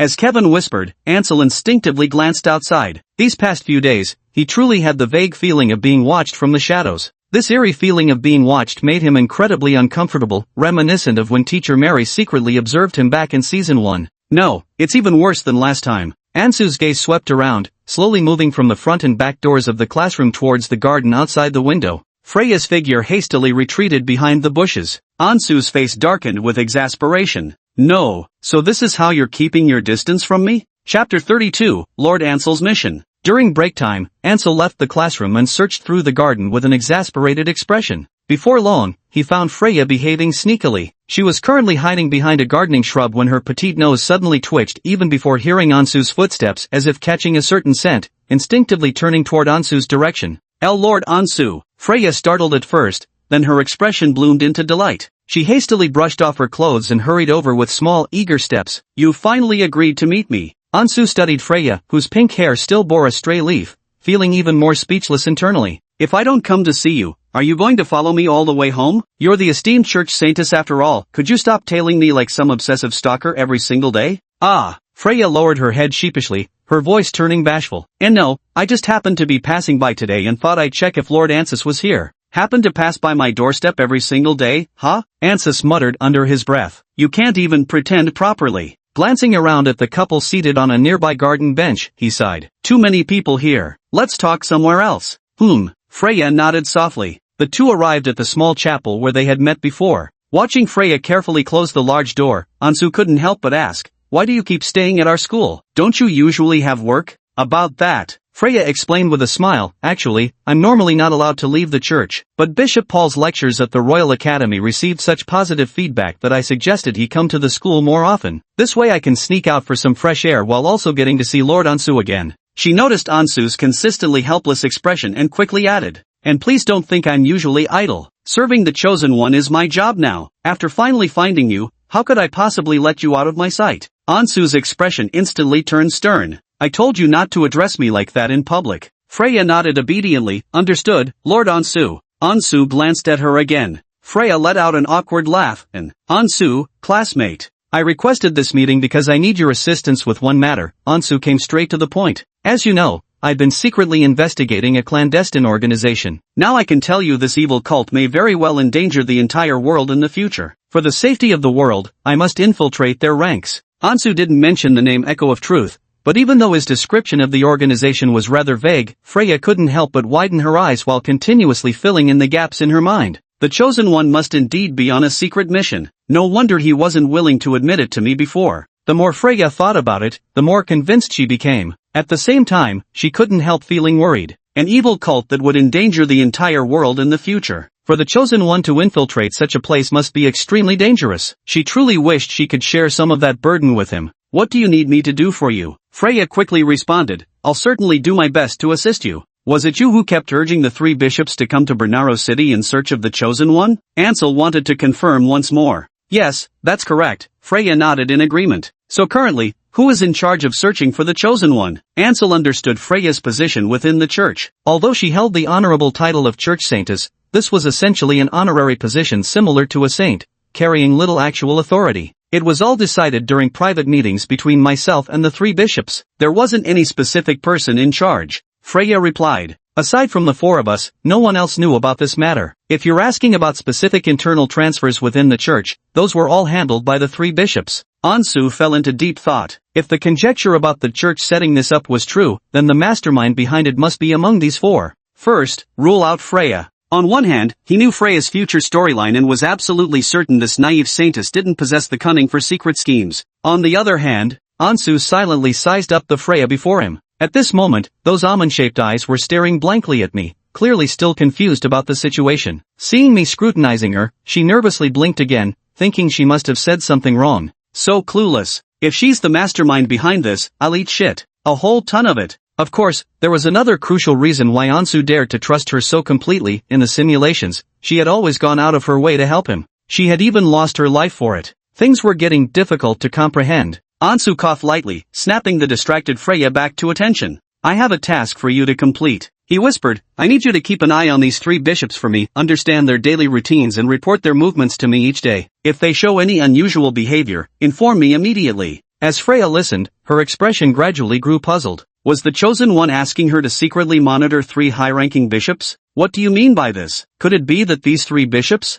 Freya exclaimed in surprise, are they having problems? I'm just making an educated guess, but I need your help to confirm it. Ansu, worried that Freya might resist the task, purposely adopted a mysterious tone as he stared at her intently. This is an extremely important mission, because I suspect there is a blasphemous heretic within the Holy Light Church. If he's allowed to lead the church in the future, he might lead our congregation to ruin. Is it really that serious? Freya's eyes widened. Then how did you know about this? Do you think you're the only one who can receive divine revelations? Ansel snorted, don't forget who I am. I'm even closer to the revelations of the goddess than you are. Everything I do follows the divine oracle's instructions. Freya stared blankly at Ansel, her expression suddenly flashing with shock. That's right, the person before her was the chosen one, whose very existence served to carry out the goddess's will and save the world. I understand. Freya's face turned exceptionally solemn, as if she too had received divine revelation. Leave this mission to me, you can rest assured. I'm not reassured. Ansu sighed helplessly, recalling the 3 days he'd been tailed by Freya. If you follow them the same way you tracked me these past few days, you'll probably give yourself away on the very first day.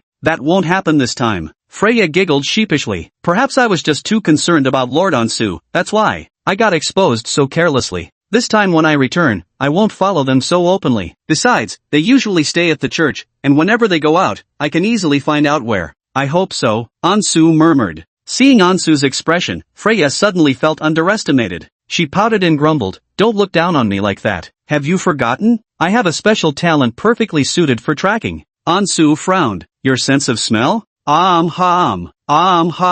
Freya nodded vigorously. No one can escape my nose. Ansu couldn't help but laugh, thinking this saintess was truly dog-like. Though I must admit I'm quite curious now. Curious about what? Freya blinked her eyes. Ansu looked Freya up and down, then suddenly revealed a faint, expectant smile. This talent of yours, does it relate to your lineage? Freya, could you show me your demi-human appearance?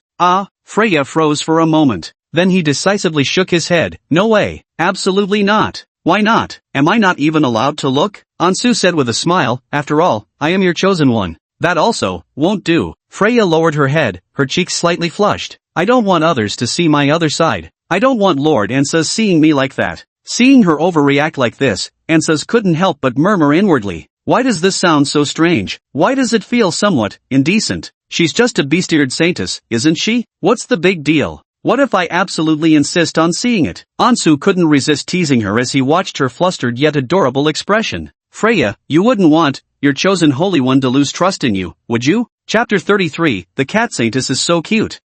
Freya's face turned crimson as she nervously lowered her head. Must you really see it? Right. Ansu nodded matter-of-factly. Didn't you say so yourself? That you'd do anything I asked of you. Back when playing Eternal Night's Blade, Sacred Radiance Heart, Freya was already a highly popular female character, largely thanks to her righteous and kind personality paired with the adorable image of a beast-eared maiden. Unfortunately, Freya rarely displayed this side of herself in-game, leaving players endlessly regretful. Now that such an opportunity presented itself, Ansu certainly wouldn't let it slip by. But Freya bowed her head even lower. She truly couldn't understand why the Chosen One insisted on seeing the monstrous side of her demi-human heritage. It was such a filthy lineage, the very embodiment of impurity, degeneracy, and savage bestiality that the church so often denounced. But in the end, she could only let out a resigned sigh. Very well, if it's the Chosen One's wish, that might not be impossible. Freya gently lifted her head and spoke cautiously, but you mustn't tell anyone about this. Naturally. Before Ansu could finish speaking, he saw the pink strands of hair on either side of Freya's head slightly puff up.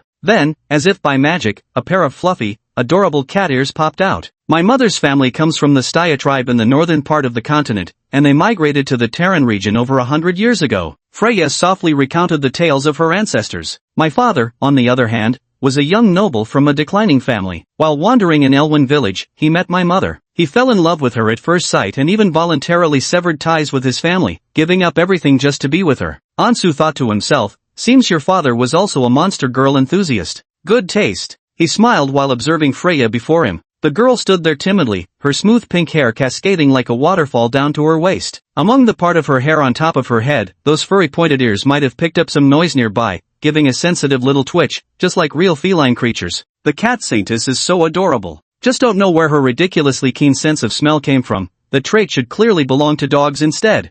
Have you finished looking? Freya blushed furiously, wishing she could vanish into the ground. If you're done, I'll change back now. I haven't manifested this form in so long that I'm rather out of practice. I fear I might not be able to change back. Ansu nodded. Seeing Freya eagerly revert to her original appearance, he couldn't help feeling slightly disappointed. Indeed, Freya was deeply averse to acknowledging her demi-human heritage. Freya, Ansu tried to comfort her, I know you've always been afraid of your demi-human identity being exposed, living cautiously among humans, but I believe you have no reason to feel ashamed of your heritage. Freya lifted her head, staring blankly at Anselo. Honestly, isn't this adorable? Ansu pursed her lips. The church has no taste. Those old men wouldn't know aesthetics if it hit them. But then again, those old church geezers probably prefer cute little boys more. Ansu inexplicably thought of this dark humor. See cute? Freya's expression was somewhat bewildered. From childhood, her mother had always insisted she conceal her identity to avoid unnecessary trouble. This was the first time she'd heard someone evaluate her demi-human appearance like this. But judging by Ansu's expression,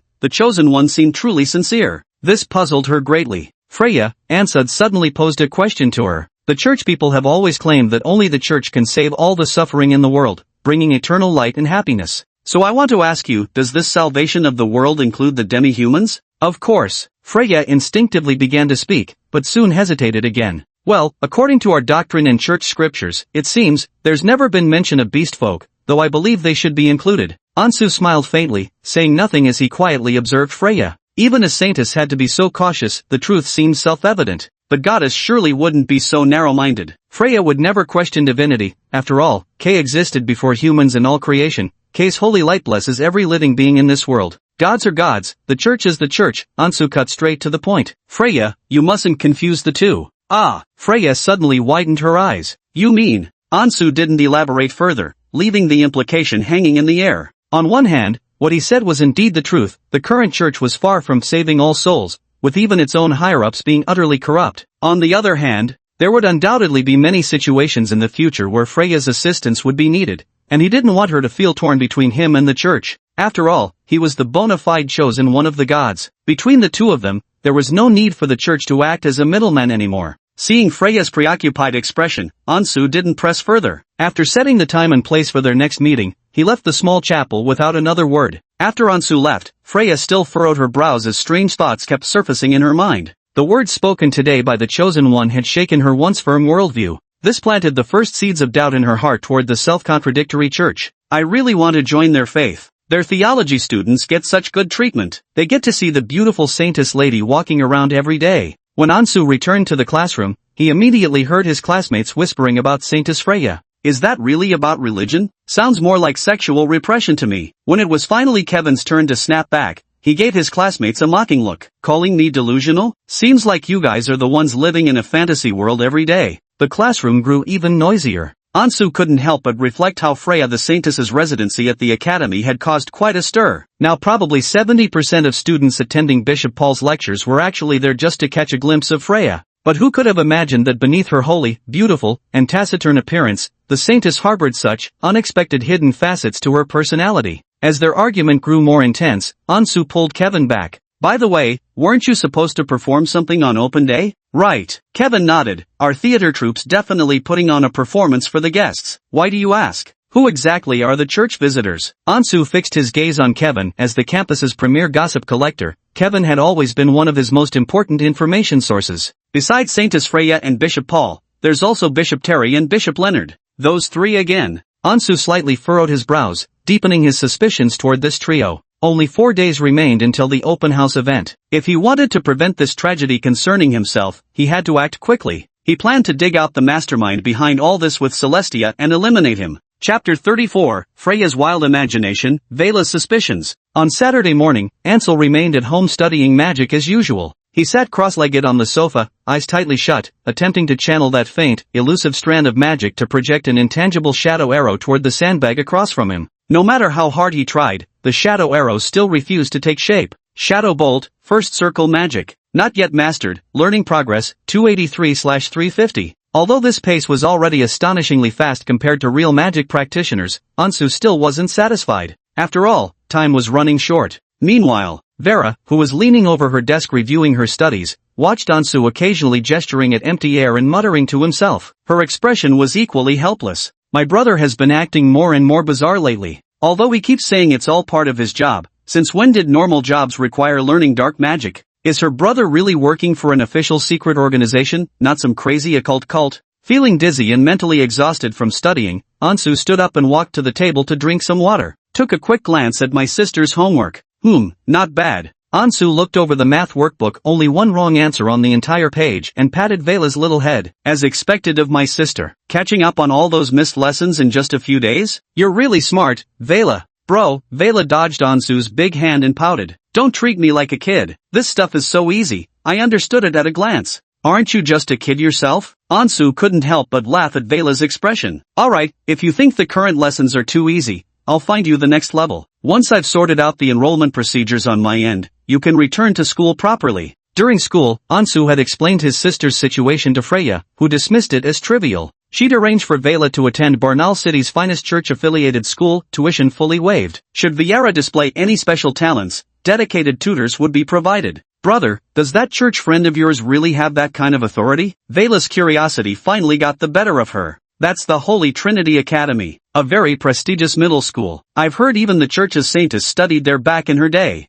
Don't you worry about it, Ansu replied with a smile. If the venerable saintess couldn't handle such a trivial matter properly, that would be truly pathetic. Oh, Vera nodded, then suddenly asked, Brother, who exactly is this friend of yours working at the church? How come I've never met him before? All these years, she had never heard of her brother having any friends from the church. How had his connections suddenly grown so impressive? Well, Ansu wasn't sure whether he should tell her that it was actually the holy maiden of the church who had arranged her school. Just as she was thinking this, a soft knocking sound suddenly came from outside the door. Accompanying it was a gentle, pleasant female voice. Excuse me, is this the home of Ansu Morris? No need to hesitate now. Ansu silently gazed at Vela. She's already here. Vela froze for a moment. That voice, how unexpected for it to be a woman. Ansu stepped forward to open the door, revealing Freya dressed in a flowing white gown with a gentle smile. Good morning, Ansu. She greeted politely, noticing Ansu's younger sister in the living room, and added, I've already arranged your sister's school enrollment. Without any unforeseen circumstances, she can start tomorrow. Also, Freya lowered her voice, blinking at Ansu conspiratorially. There have been some developments regarding the three bishops. Ansu knew she had come today to report on her mission, so he nodded politely and welcomed her in. As soon as Freya entered, she curiously surveyed Ansu's home. But as she looked around, she couldn't help but slightly furrow her brows. To think the chosen one's home would be this impoverished. Freya was invited by Ansu to sit on that worn-out fabric sofa. She settled down gently, her eyes sweeping over the outdated furniture and the peeling walls, feeling an indescribable emotion in her heart. Ansu, so this is how frugally you've been living. Are you having financial difficulties? Freya reached for her handbag. I have some money here, if you don't mind. Better not, I do mind. Ansu looked at Freya with mild exasperation, thinking to himself, why does everyone who visits feel the need to throw money at me? How pitiful do I look right now? You don't need it? Freya blinked, and Ansu's refusal instantly made her realize something. As a chosen one of the gods, Lord Ansu shouldn't be short of money, which means he must have deliberately chosen such a temporary residence. Freya became more and more convinced that this was the case. After all, she knew that Ansu was currently infiltrating a sinister cult, and those vile heretics had long lurked in the chaotic slums, so his actions were unquestionably deliberate. Realizing this, Freya chuckled apologetically before turning to look at Vela, who had quietly brewed a pot of black tea nearby. Ansu, your little sister is adorable. Thank you for the compliment. Vela smiled as she pushed the teacup toward Freya, then voiced the question on her mind. Are you the insider from the church that my brother mentioned? How did you two meet? We met at school, Freya explained. We became acquainted during Bishop Paul's lecture. Mr. Ansu had some unique insights on theology, so we became friends. Recently, he also mentioned to me the difficulties you're facing with your studies. Bishop Paul's lecture? Vera immediately sensed something amiss and shot a suspicious glance at her brother. Bishop Paul only recently arrived at your school, didn't he? That means you've known each other for just a few days? Ha! Freya blinked in surprise, also turning to look at Ansu, wondering how her younger sister knew so much about the Royal Academy's affairs. Ansu couldn't help but facepalm. This was bad. He'd nearly forgotten that Viera paid extremely close attention to his academy life and social interactions. Having been solely focused on guarding against Cecilia, he thought Freya's visit today shouldn't raise any issues. Yet sharp-eyed Viera immediately noticed something amiss. Well, the truth is we haven't actually known each other for long. Ansu didn't want to lie, knowing it was impossible to fool little Detective Vieira anyway. But when Freya heard about your talent in the holy light, she became really enthusiastic about your schooling, Vera. You should thank Miss Freya. Vera nodded obediently, smiling sweetly at Freya. Thank you, Sister Freya. No need for thanks. Freya gazed at Vera, who appeared so well behaved, yet inexplicably felt something was off. Why does it feel like Anslow's little sister harbors a faint hostility toward me? Strange. I don't have much time. There's another urgent matter I need to discuss with you today, Ansu. Freya pushed those strange thoughts aside. After all, this was Ansu's younger sister. That sense of hostility was probably just her imagination. The living room walls are thin, so watch what you say, someone might be listening. Ansu glanced warily at the doors and windows before heading straight to his room. Let's talk in my room. Freya stood up and followed Ansu into his room, then gently closed the door behind her. Hearing the sound of Ansu's door locking, Vera's eyes widened. What happened? Chapter 35, Elder Brother's Guests, or rather many. After confirming the environment was truly safe, Freya began reporting to Ansu about the recent activities of the three bishops. Aside from Paul, who had come to the school to teach, Terence and Leonard usually stayed holed up in the Sanctum Cathedral, living reclusively. Even when they did go out, it was only to handle church-related matters. But ever since Lord Ansu told me there might be a bad apple within the church, I've been staying at the cathedral under the pretense of official duties, secretly recording their daily movements. Freya seemed to have genuinely noticed something unusual. She secretly recalled, "These past few days I've stayed up vigil every night until midnight. Yesterday at 1 in the morning, just as I was about to fall asleep, I suddenly heard some movement outside." Freya not only had an acute sense of smell, but her hearing also naturally inherited the exceptional gifts of the Staya clan. "I saw a clergyman in plain clothes sneaking out the back door of the cathedral. Something felt off, so I quietly followed, and then I discovered that person turned out to be Bishop Terry."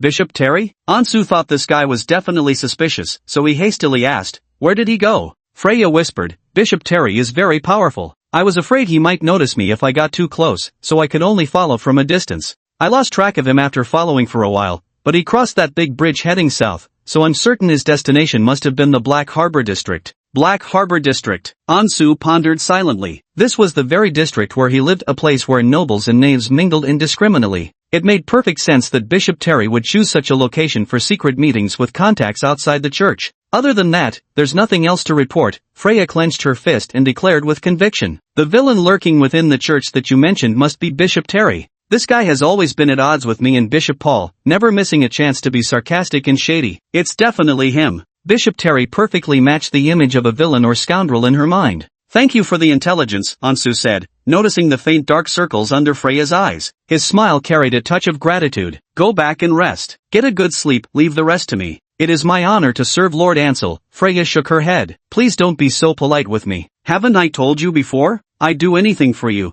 After reporting these matters, Freya prepared to leave. The moment Ansu opened the door, he saw Vela in the living room staring intently at the direction of his room. Her little ears practically perked up. When she noticed the two appearing, her expression turned startled, and she quickly turned back around to continue her studies. "Little Vela studies very hard," Freya said with a smile. Vera pouted. How could she possibly focus on studying now? Her brother and that beautiful lady from the church had gone into the room, closed the door, and talked for so long. What were they even doing in there? How was she supposed to concentrate with this going on? "Brother." Vera looked up, scrutinizing Ansu and Freya with suspicion. "What were you two talking about in there just now? Some secret even I can't know?" Before Ansu could speak, Freya instinctively covered for him. "It's grown-up business. Little Vera shouldn't pry." "Gee, grown-up business?" Vera's azure blue eyes widened slowly. All right, stop explaining things wrongly." Seeing the misunderstanding growing bigger, Ansu shot Freya an exasperated glance. "You should hurry back, don't you have things to take care of?"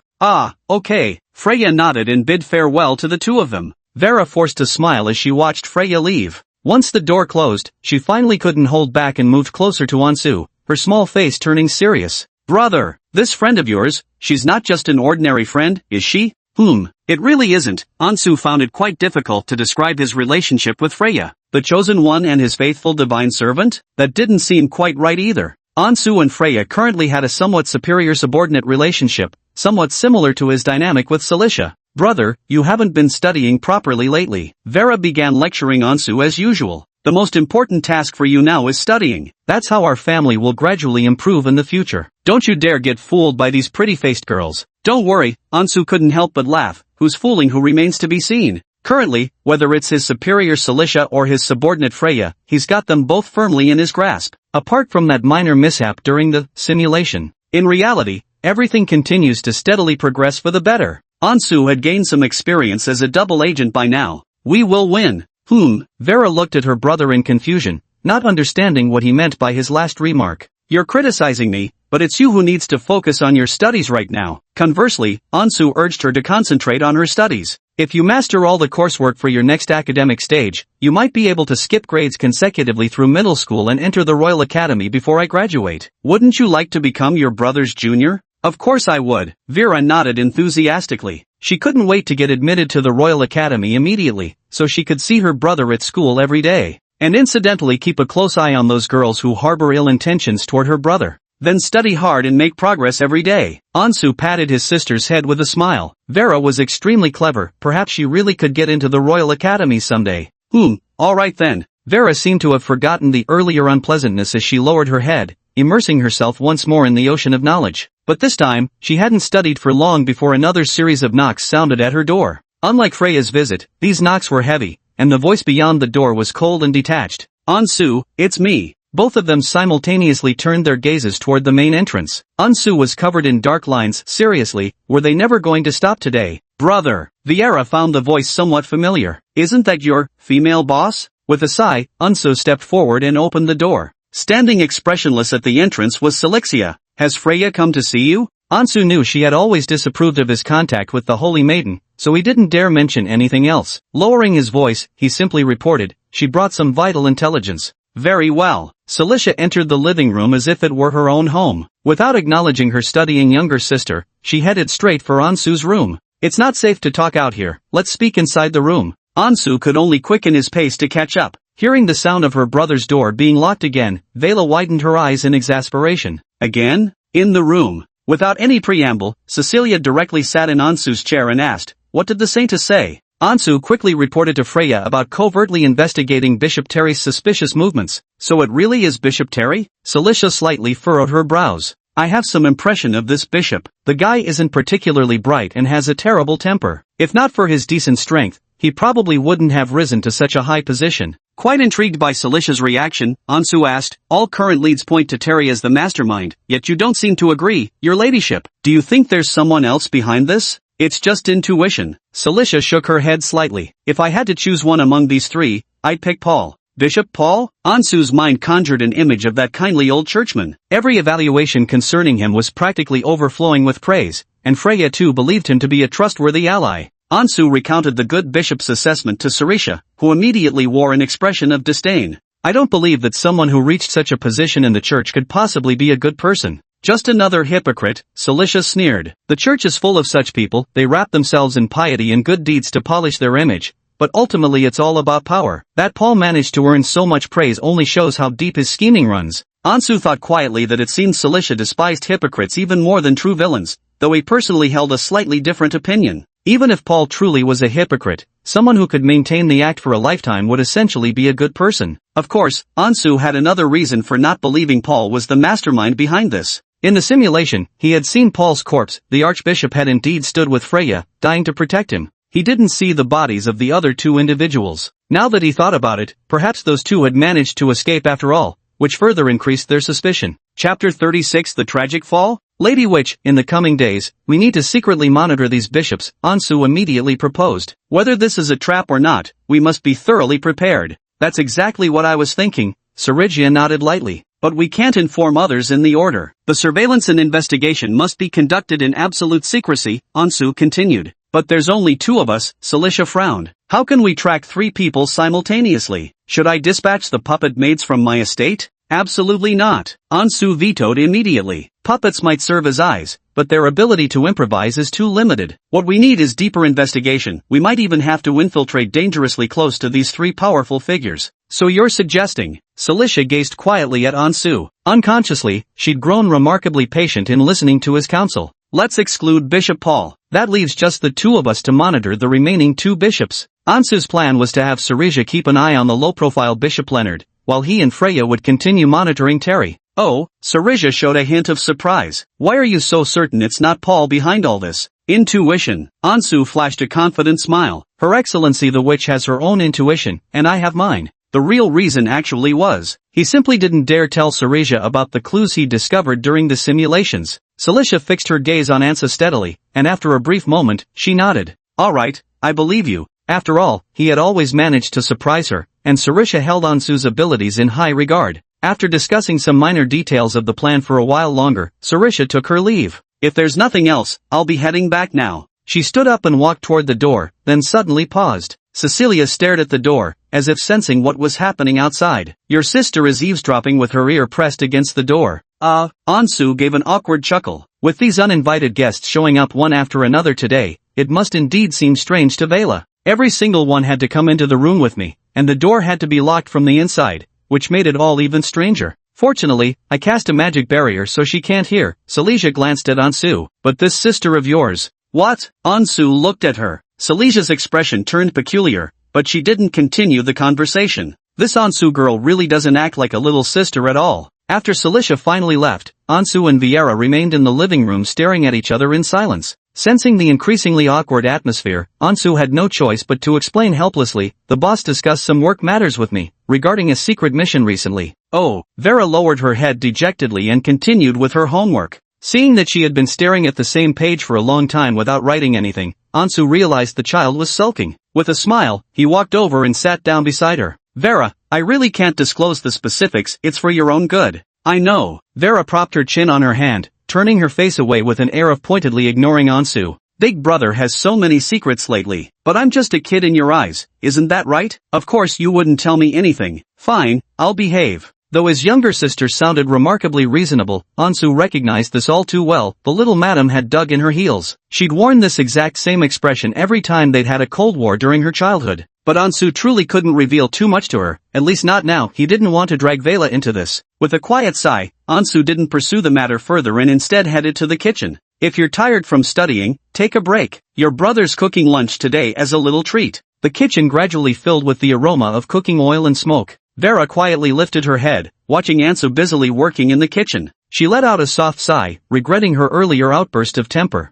Her brother had been working so hard for their family, and these past few days she could clearly sense Ansu's anxiety. He seemed troubled by something looming in the future. Though Vera didn't understand what worried her brother, she truly wished she could help him. I wish I could grow up quickly. Maybe then I could help my brother. The next night, under the cover of dense darkness, Ansu and Freya waited silently for something not far from the cathedral. I wonder if Bishop Terry will sneak out again today. Freya murmured uncertainly to herself, glancing up at Ansu beside her. Lord Ansu, what are you thinking about? Freya noticed Ansu was unusually quiet tonight. Though she couldn't clearly see his face, she could sense him deeply contemplating something in silence. I'm waiting for time. Time? Ansu nodded slightly as he glanced at the system's clock. There were now less than 12 hours left until the Academy's open day. For these past 2 nights, Ansu had been secretly monitoring Bishop Terry with Freya, yet unlike the night before last, the bishop hadn't slipped out to secretly contact anyone. No issues were detected on Silesia's side either. These bishops showed not the slightest trace of suspicious activity. This can't go on. In just 12 hours, the tragic campus incident from the plot will occur. He must uncover the mastermind behind it.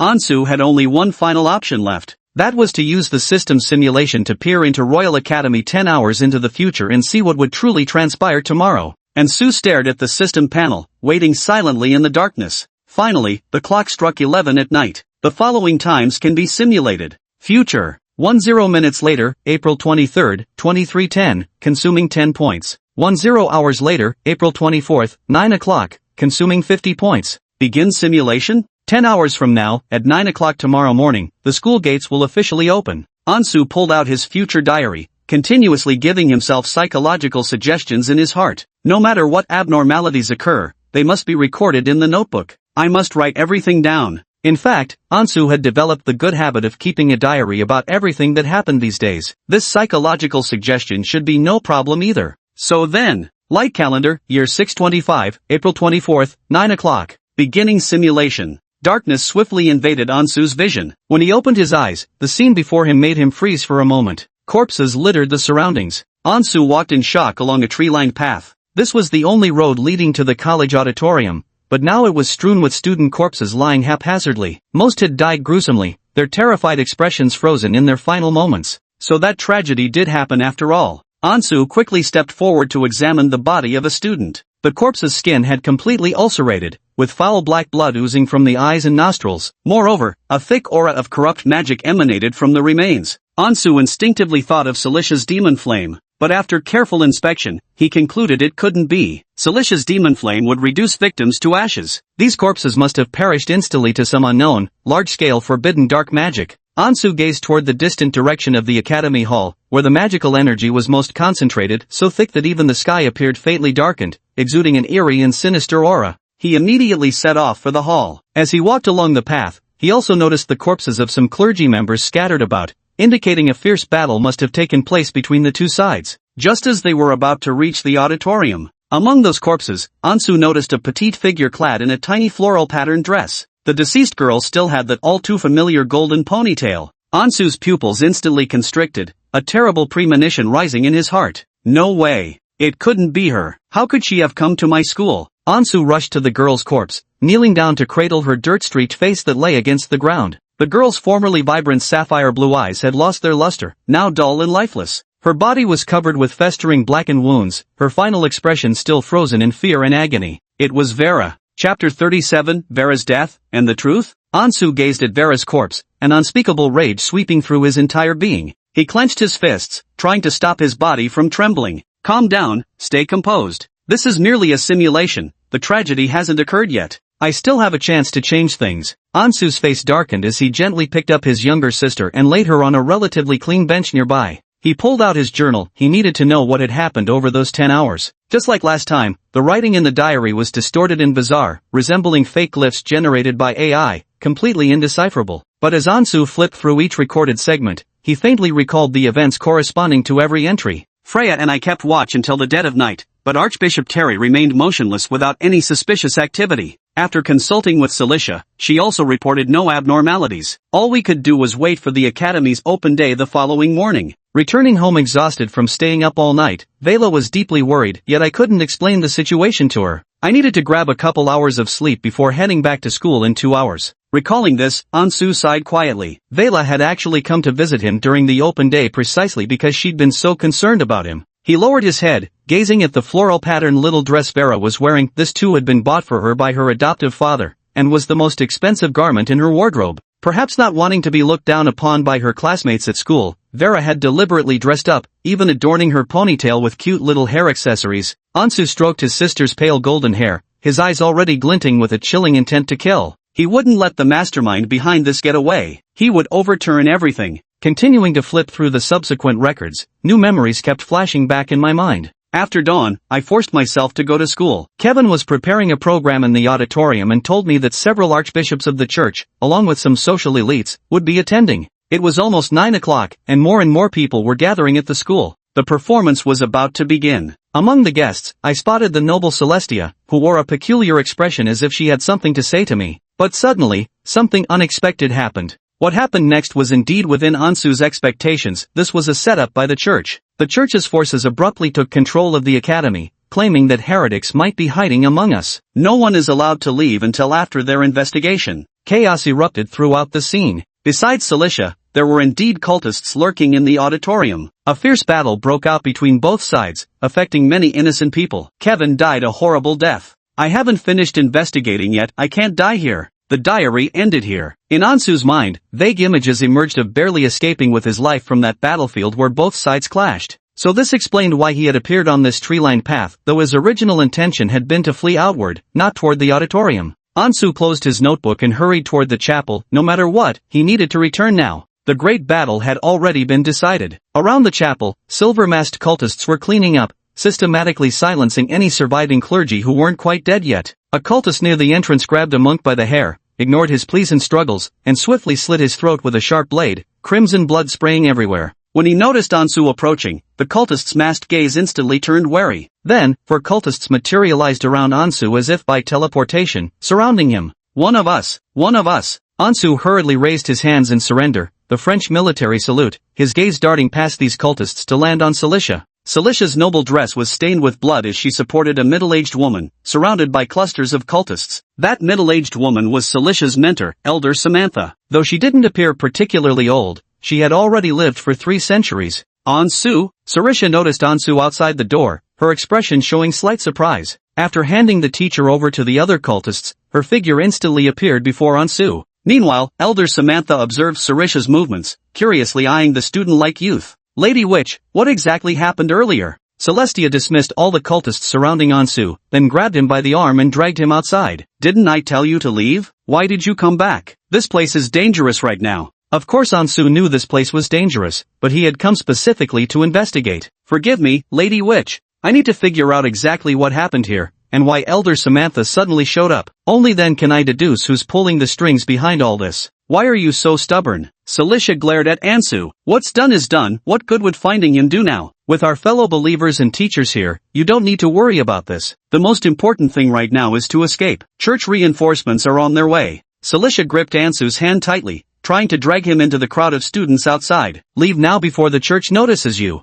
I'll contact you once the heat dies down. But then Ansu said something that made Celicia freeze in her tracks. Vera is dead. What? Celicia froze for a moment before remembering that Vera was the adopted sister from Ansu. She knew the siblings had a strong bond, and she could read the barely suppressed fury on Ansu's face. It seems nothing could stop him from continuing his investigation. Your Excellency, the witch, please tell me. All right. Celicia could only sigh and quickly recounted everything that had happened that morning to Ansu. Elder Samantha came today because someone had informed her that the Chosen One had been found. That's why she interrupted her cultivation and immediately set off for the Royal Academy. But unexpectedly, as soon as she arrived, the church's encirclement followed right after. Ansu knew that Samantha cared deeply about the Chosen One, as that prophecy had always been a thorn in her side. Samantha believed that the faction of the Chosen One would bring ruin to their sect in the future, utterly destroying their grand mission of revival. It must be said, judging from the original storyline, Elder Samantha was indeed correct. But just as the Demon King can never defeat the hero,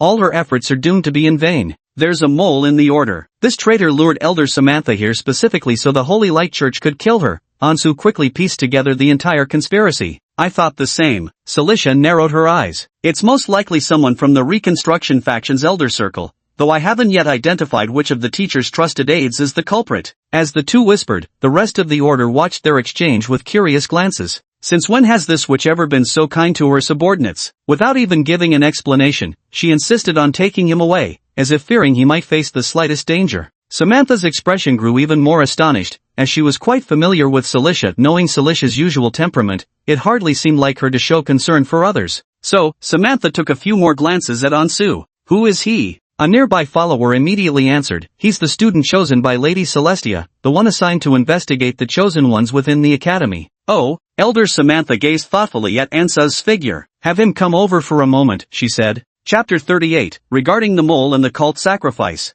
A cultist approached and told Ansu that Elder Samantha wanted to see him. Ansu and Celicia exchanged glances, with Celicia frowning slightly as she looked toward her teacher's direction. I'll go with you. Ansu nodded and walked over to Samantha together with Celicia. So you're the executor chosen by Celicia? Samantha looked Ansu up and down, asking in a neutral tone, since you've been lurking in the school, what have you found out about this chosen one? Ansu lowered his head. I'm sorry, Elder Samantha, I couldn't find the chosen one. The mention of the chosen one was like a thorn buried in Samantha's heart. Her demeanor instantly turned cold, and her tone became aggressive. The chosen one is hidden within this campus. I gave you so much time, and yet you found nothing? Teacher, it's not his fault. Celicia knew her teacher well. She recognized this was misplaced anger. The chosen one is well hidden. Even I couldn't. Enough. Samantha cast a cold glance at Celicia. Celicia, I'm deeply disappointed in you. I entrusted this most critical task to you because I believed in you. Yet you not only failed to complete it, you've also plunged the order into such peril. Ansu raised his head and stared at the acting pontiff of the truth secco with profound speechlessness. Wasn't it your oversight that let you be deceived by a mole within the sect, leading everyone to fall victim to the Holy Light Church's entrapment? Now you're trying to shift the blame? Ansu glanced at the silent Celicia before explaining to Samantha on her behalf. Priestess Samantha, I believe the entire matter of the Chosen One was a conspiracy from the very beginning. Lady Celicia and I deliberately avoided large-scale searches for the so-called Chosen One precisely because. Ansu's voice grew heavier. The news about this supposed Chosen One appearing at the academy was completely fabricated. Oh, Samantha furrowed her brows. Go on. Ansu immediately responded, within the church, even the saintess who heard the so-called divine revelation only believed the Chosen One had appeared in Bernaro City. No one thought the Chosen One would emerge in the Royal Academy. That's a false lead. That. How is that possible? Samantha seemed highly confident in her source and pressed, "How can you be sure?" "Because Ansu was friends with that saintess from the church. He has access to inside information," Celicia explained. "Teacher, I can vouch for Ansu, he isn't lying."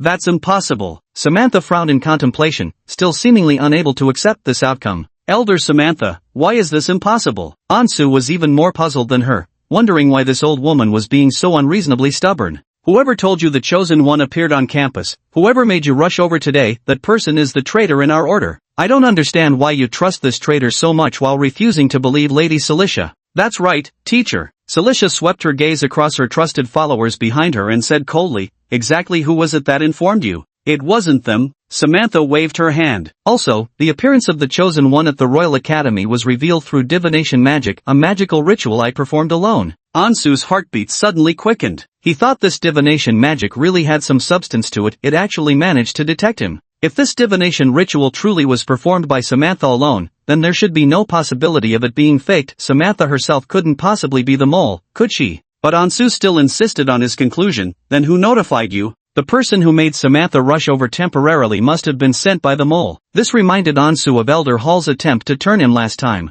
"It's Simon." Samantha's expression became subtly complicated. "Elder Simon?" Celicia let out a cold laugh. "I never expected even he would betray the master." Ansu didn't understand why these two were reacting this way. Could this Elder Simon have some unusual relationship with Samantha? But before he could inquire further, a cultist suddenly rushed forward in urgency. "Elder Samantha, a large contingent of reinforcements from the church's heretic tribunal has arrived at the Royal Academy, and moreover," his expression was visibly nervous, "the holy relics stored at the capital's Grand Cathedral have also been brought here by those archbishops." The trusted aides behind Samantha all showed the same tense expressions. Frowning deeply, Samantha immediately ordered, "Quickly prepare the blood sacrifice ritual. Only power of the same level can withstand the divine descent spell." "Yes," the cultists nodded in unison. They then began arranging an enormous and intricate dark magic circle in the center of the auditorium. Among them all, only Celicia remained relatively calm. She glanced at Ansu's unusual expression and explained to him,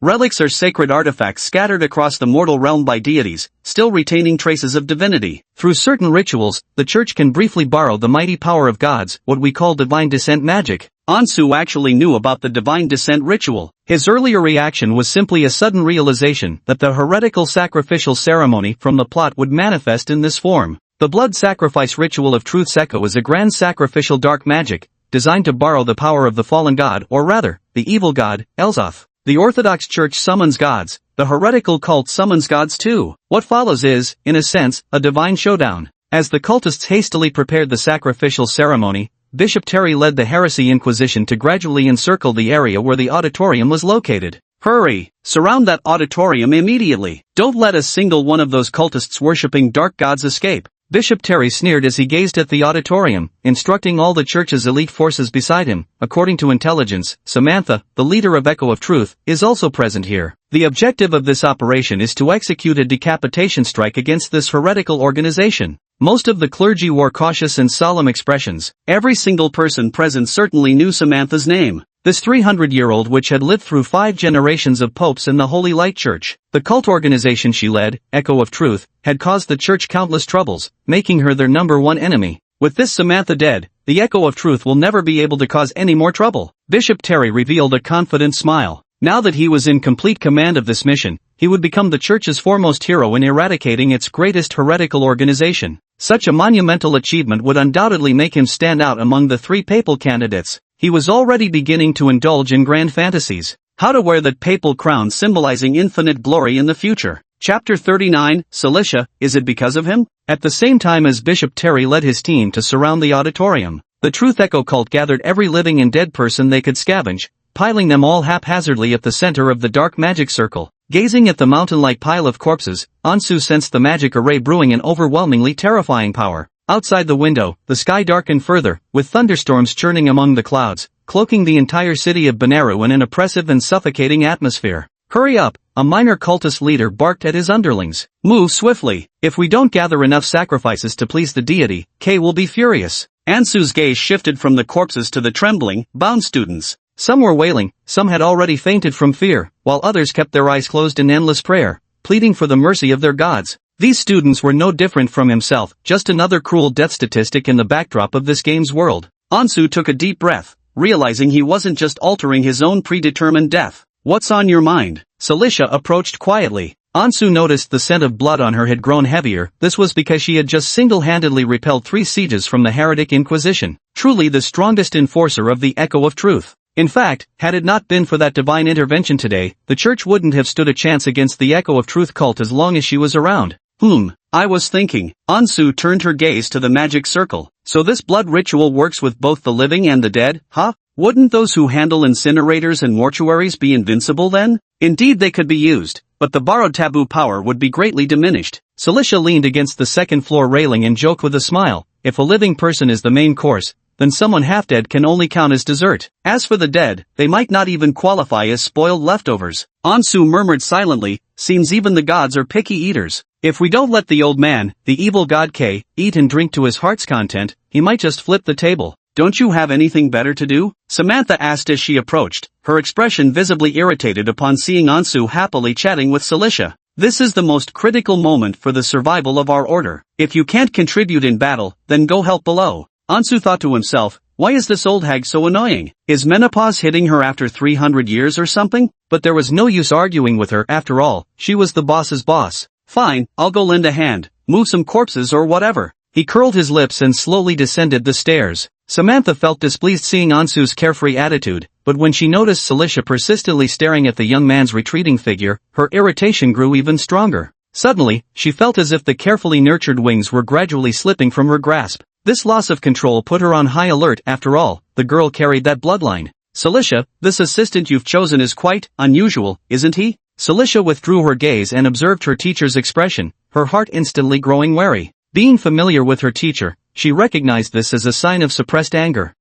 Just average, nothing special. Cilicia let out a light laugh, relying on just a bit of ability, always looking down on others. Such toys are quite amusing at first, but once you tire of playing with them, they should be discarded. If you don't care, then I'll just add him to the sacrifice list, Samantha said abruptly. What? Cilicia's expression instantly changed as she stared intently at Samantha's movements. But the next moment, when she saw the teacher's mocking smirk, Cilicia realized she'd overreacted. Concern leads to chaos. It seems you don't completely disregard him after all, Samantha sneered. Cilicia, you've changed quite a bit lately. Is it because of him? Of course not. Cilicia furrowed her brows, staring straight into the teacher's authoritative eyes. Professor, please stop joking with me like this. I'll handle my own affairs. Samantha narrowed her eyes, her gaze turning increasingly cold. Cilicia, don't think that just because I've always indulged you, you can act recklessly. Don't forget our mission. Don't forget the meaning of our existence. Cilicia suddenly felt a headache coming on. She lightly pressed her fingers to her temples, avoiding that piercing gaze.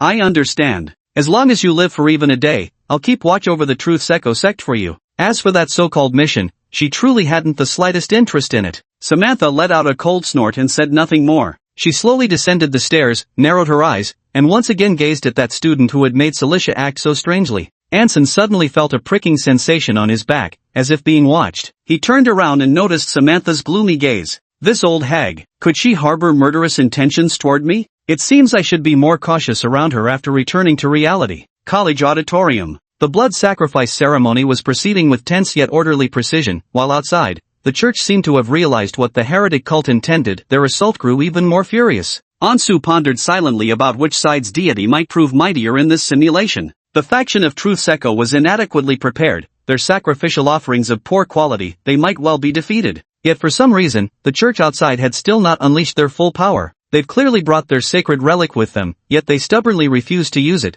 just continuously sending their clergy to die. Are the casting conditions for the divine descent that stringent, or is there some issue on the church's side? The battle between both sides persisted for nearly half an hour. Just as Ansu grew increasingly puzzled, a blinding white light suddenly flashed, making all the cultists instinctively cover their eyes, with some even beginning to scream in pain. Divine descent. The church's divine descent is about to begin. An atmosphere of chaos and urgency spread uncontrollably. Ansu covered his eyes, sensing the defiled magical energies rapidly dissipating around him. Between the two sides' invocations, Truth Echoes had hesitated a crucial moment too long. Hurry! There's no time left. Activate the sacrificial array now. Samantha immediately stepped forward. She stood with all her confidence at the periphery of the dark magic circle, tightly closing her eyes as she began reciting a lengthy and obscure summoning incantation, one that contained the name of an evil god. At the center of the magic circle, that eerie and terrifying power instantly began to spread outward. The evil god seemed to sense these insignificant ants in this moment. Under its gaze, Ansu immediately sensed a bone-chilling discomfort creeping over him, his skin prickling with goosebumps, his heart pounding uncontrollably. The weeping students abruptly fell silent as Ansu sensed that terrifying force beginning to consume them.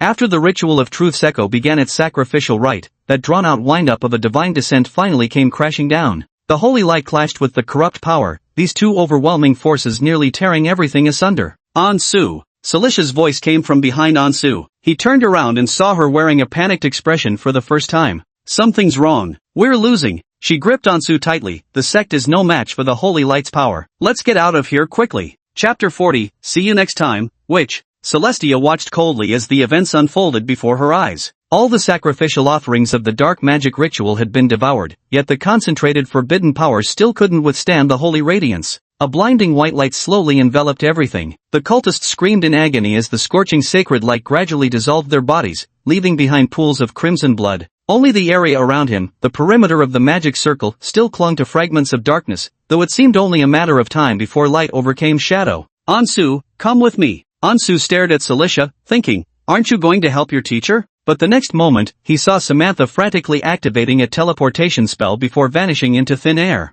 The teleportation array is also a rather demanding magical ritual to cast. The fact that Samantha fled so quickly suggests she had planned this in advance, likely drawing upon some of the sacrificial magic's power. Ansu couldn't help but mutter, I thought she was going to martyr herself. Turns out she scurried away pretty fast. What was the point of all that earlier? Was this whole performance just for her underlings? Come to think of it though, given this former cult leader's backstory, this is exactly the kind of person she is. Samantha's treacherous magic skills are honestly secondary to her acting abilities. Don't worry about her, she won't die. Celicia kept her eyes fixed on the movement of the holy light. The instant Samantha vanished, the radiance instantly overwhelmed everything. Both women simultaneously felt a searing, stinging sensation. The agony of being dissolved by light proved even more unbearable than being scorched by flames. Ansu had assumed this simulation would end right there. He gritted his teeth against the pain, his nearly blind eyes turning towards Celica who was protecting him, wanting to say one last thing, but what came out was barely more than a hoarse, animalistic roar. Yet Celica still refused to give up. As Ansu's consciousness began to fade, he felt Celica clutching him tightly, struggling desperately and painfully to carry him out of the hall. Time passed indeterminately until Ansu vaguely heard someone calling his name. He struggled to open his eyes, immediately assaulted by scorching agony throughout his body. The excruciating pain felt like being pierced by countless needles. Ansu, Ansu, Ansu, wake up, don't fall asleep, you'll die. Ansu finally managed to open his eyes with great difficulty. Though his vision remained blurred, he knew it was Celicia. Celicia, you really came to save me after all. Ansu couldn't fathom how she had managed to break through the church's divine descent technique and fight her way out amid the Inquisition's encirclement. It was nothing short of a miracle. Ansu didn't even know what to say. Surprise? Or perhaps with a hint of gratitude? Warm blood kept dripping onto his cheeks. Celicia's injuries must have been severe. Before bringing him to safety, she had likely been hunted by the church's forces the entire way. Why what? Celestia gently bandaged Ansu, who was covered in wounds. Don't speak if it hurts. Stay conscious. Once I find you a safe place, you'll recover soon. Thank you. Ansu still managed to utter those words with great difficulty. Celestia chuckled lightly. So what you really want to ask is, why would I risk my life to save you? What's with all the whys? I wanted to save you, so I did. A perfectly Celicia-esque reply. Ansu tried to make out Celicia's expression, but his vision seemed to be failing faster now, growing even blurrier than before. Enough overthinking. Having finished bandaging Ansu, Celicia couldn't help but chuckle at the cocoon-like figure before her, the corners of her lips curling into what might have been their first genuine smile in a long while. I already promised you, didn't I? Since you're mine now, I won't let you die so easily. Humph. No one can kill you in front of me, not even if you want to die yourself, because that requires my permission. Besides, Celicia giggled while helping Ansu up, trying to feed him water, a toy as interesting as you might be impossible to find in this lifetime. If you died, how terribly bored I'd be. Hearing the witch's domineering yet shameless words, Ansu could only laugh helplessly. The laughter tugged at his wounds, making him gasp in pain and spit out the water. Hey, what are you doing? Didn't I tell you not to move around? Why won't you listen? No. Ansu struggled to speak, his voice emerging hoarse and unpleasant. If I don't say it now, I'll never be able to say it next time.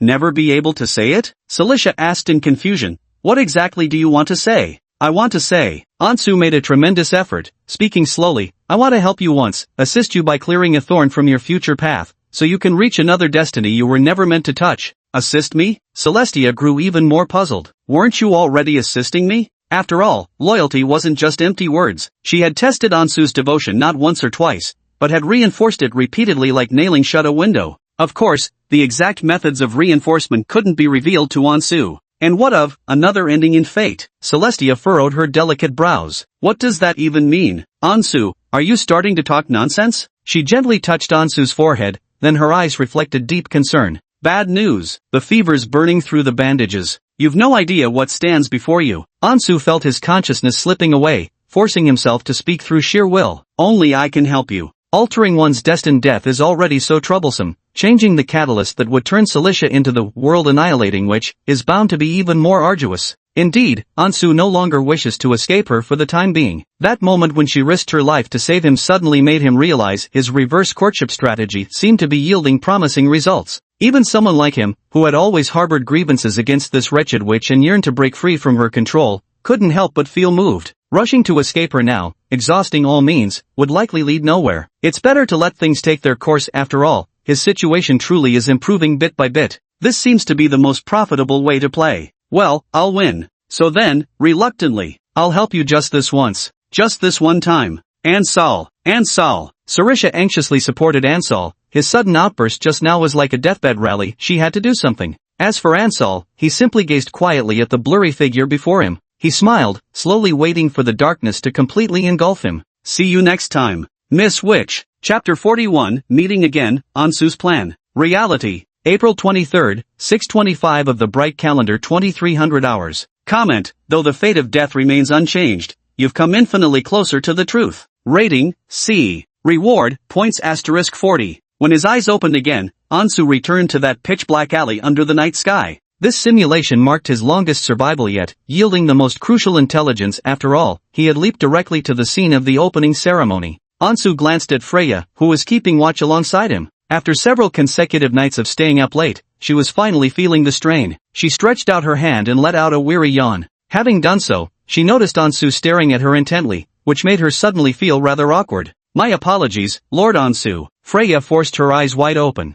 I'll stay alert. Thank you for your hard work these days. Ansu flashed a grateful smile. Tonight will be the last time. You won't need to stay with me after tomorrow, so you can have some proper rest. Ha, why stop the surveillance? Freya blinked in confusion. Does that mean Bishop Terry is no longer suspicious? No. Ansu shook his head, because he planned to resolve all issues tonight. His gaze drifted toward the distant Sacred Dome Cathedral, its pearly white lights twinkling in the distance. Bishop Terry remained at work on the third floor, perhaps already covertly gathering his men to prepare for tomorrow's operation. Ansu recalled that moment in the simulation when Terry commanded the tribunal, realizing the opponent's goal was clearly a decapitation strike, to lure out Samantha, leader of the Resonance of Truth, and eliminate her. Ansu pondered quietly. At this point in time, Samantha indeed wielded greater influence than Celicia. Under her leadership, the Resonance of Truth cult had been locked in a century-long struggle against the church. Samantha was a figure the ecclesiastical hierarchy loathed with burning hatred. Yet these people could never have imagined.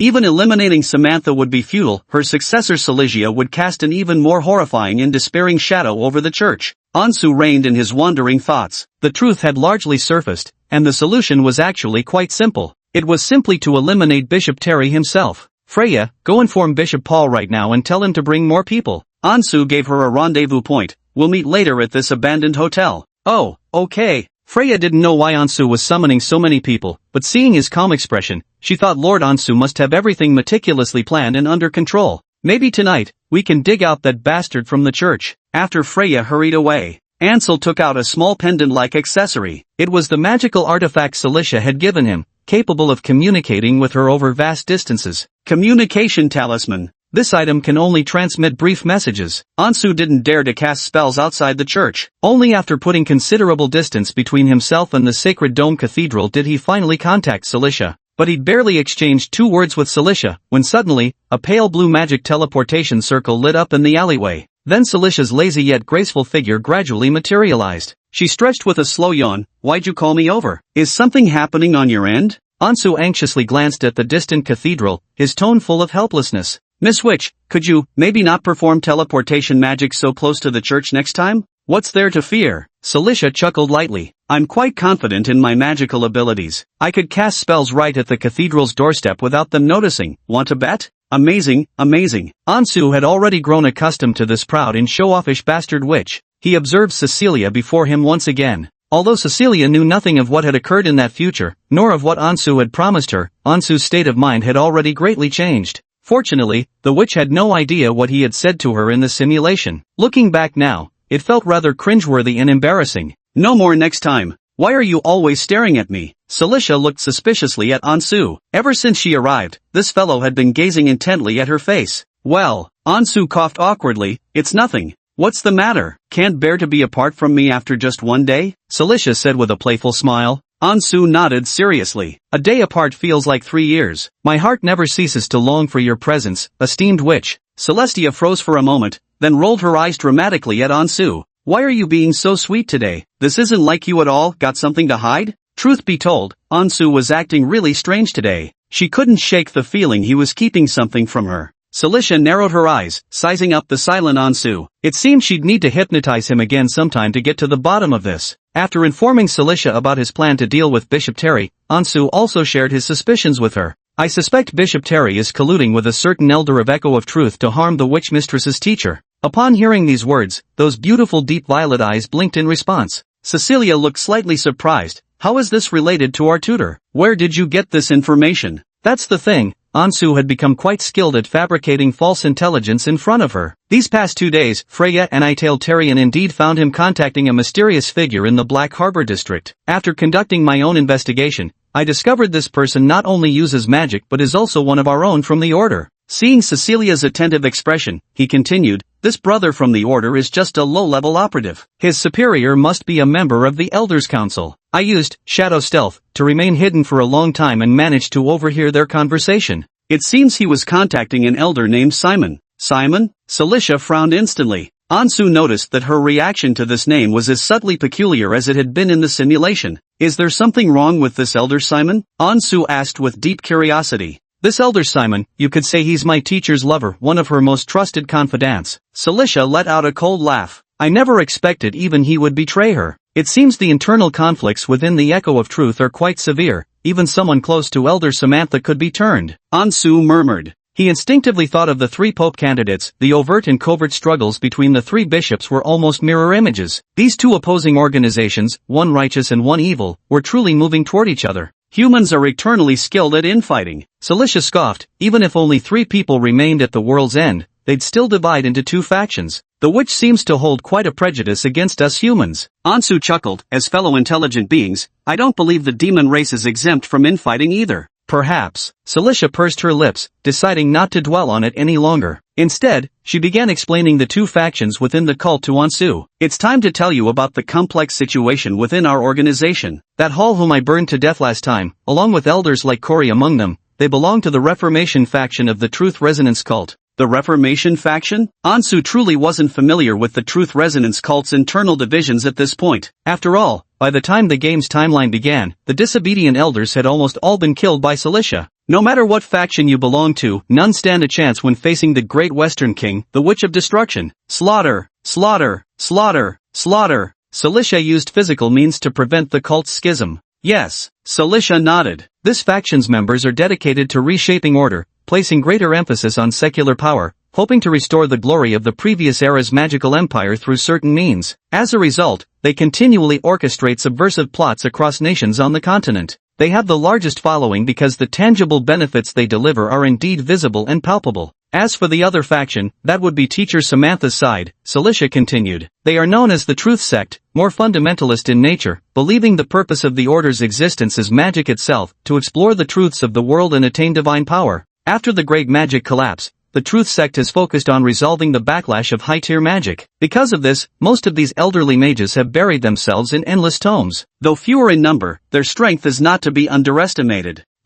I've got the general idea, and Sue nodded. One side has money, the other side can fight. Pretty much. Celicia looked at Ansu with a smile and asked, judging by your expression, you already have a plan, don't you? What are you going to do next? Next, Ansu narrowed his eyes. I'm planning to conduct entrapment. Chapter 42, We've been framed. 15 minutes later. On the 3rd floor of the Holy Vault Cathedral, a clergyman knocked on Bishop Terry's office door. Come in. Pushing open the office door, the clergyman approached Bishop Terry and reported, "Your Excellency, there are 2 people at the entrance who wish to see you. They're not members of the church. I was going to send them away, but..." The clergyman looked puzzled. "He asked me to inform you that there are unexpected changes regarding tomorrow's affair, and requested your immediate presence to meet with them." "What?" Bishop Terry's expression twisted in shock before he swiftly strode to the window and peered downward. 2 unfamiliar faces stood outside the church, dressed in rather inconspicuous attire. But Bishop Terry clearly recognized their identities. He immediately dismissed the clergyman who had delivered the message, his expression shifting to annoyance. "Madman. Absolute madman.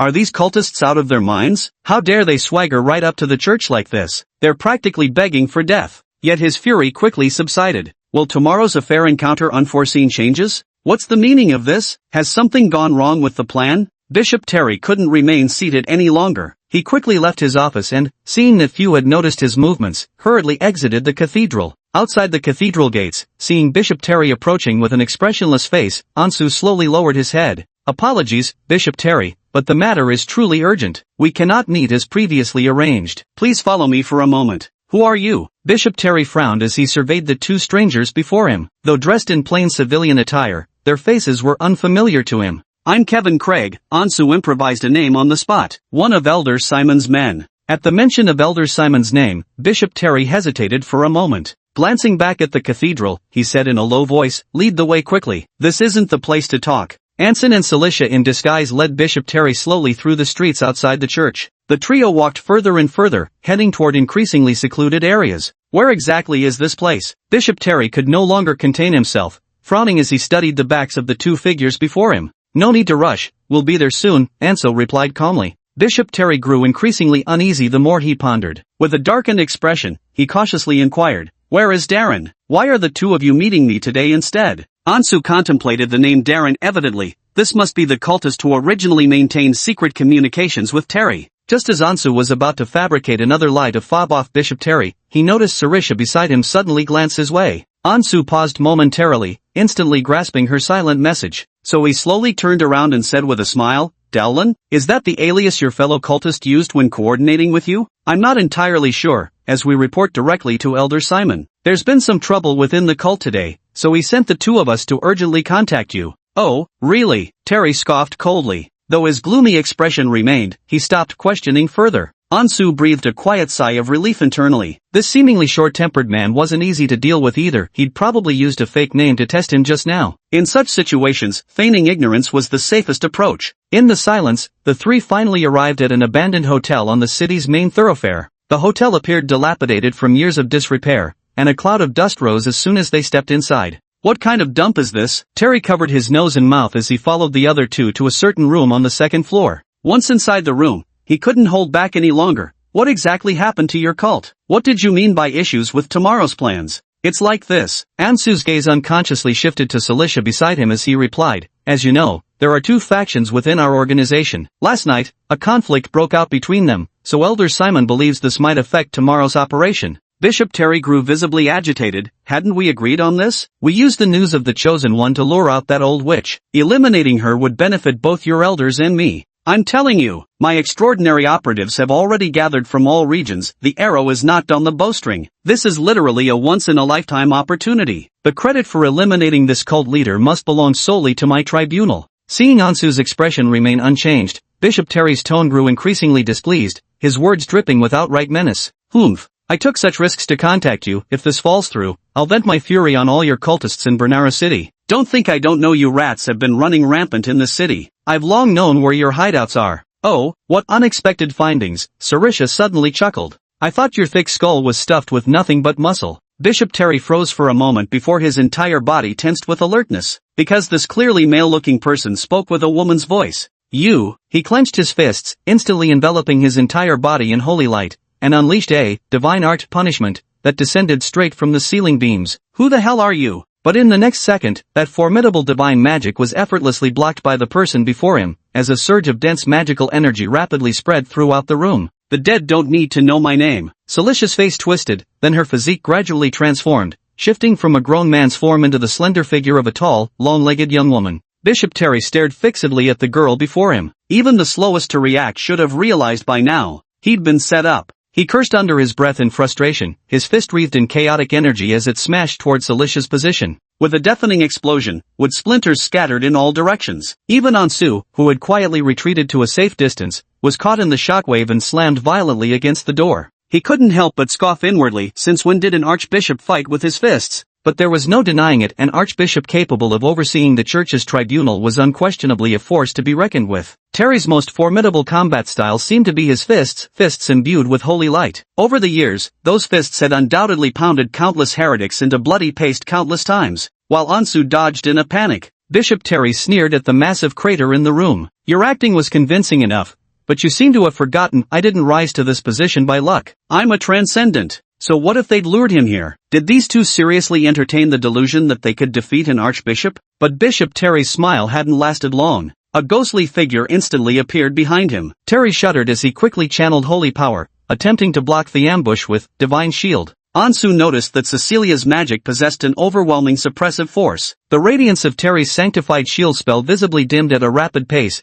and the look of astonishment on his face grew increasingly pronounced. The very moment Terry's sanctified shield shattered, Cecilia narrowed her eyes, and a cunningly angled, shadow bolt, pierced through his chest from behind like a black lance. From the start of the battle until now, Cecilia hadn't even used her strongest black demonic flames, yet she managed to unleash such devastating power with Shadow Bolt, a mere first-tier spell, a display that left the spectating Ansu clicking his tongue in awe. As expected of Celicia, the mage with the strongest innate talent, Terry clutched his chest, spitting out a mouthful of blood as he gazed fearfully at the black-haired girl looking down at him. Who exactly are you? How can you possess such formidable magical power?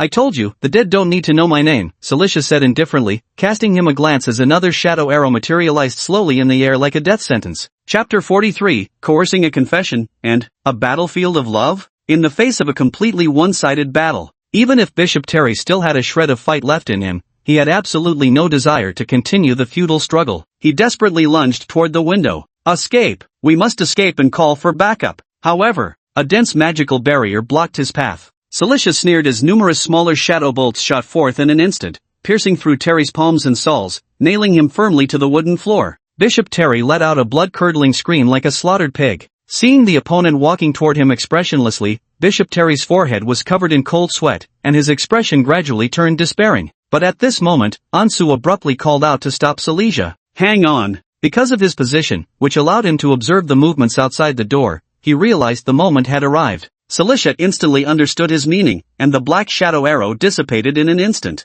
Ansu walked forward unhurriedly, stopping before Bishop Terry. Bishop Terry, truth be told, we don't necessarily have to kill you. Bishop Terry was startled and quickly waited for Ansu to continue. We are followers of High Priestess Samantha. We're here, on one hand, to stop this conspiracy against her, and on the other hand. Ansu quietly glanced at Celicia, who had clearly noticed the movement outside as well. She silently withdrew the soundproofing magical barrier encircling the room. We wish to uncover the traitors within the order. Aside from Elder Simon, there are clearly many more betrayers among the Council of Elders. These individuals pose a continuous threat to High Priestess Samantha as long as they remain. You mean? Bishop Terry's eyes widened, his despair suddenly turning to joy. Yes.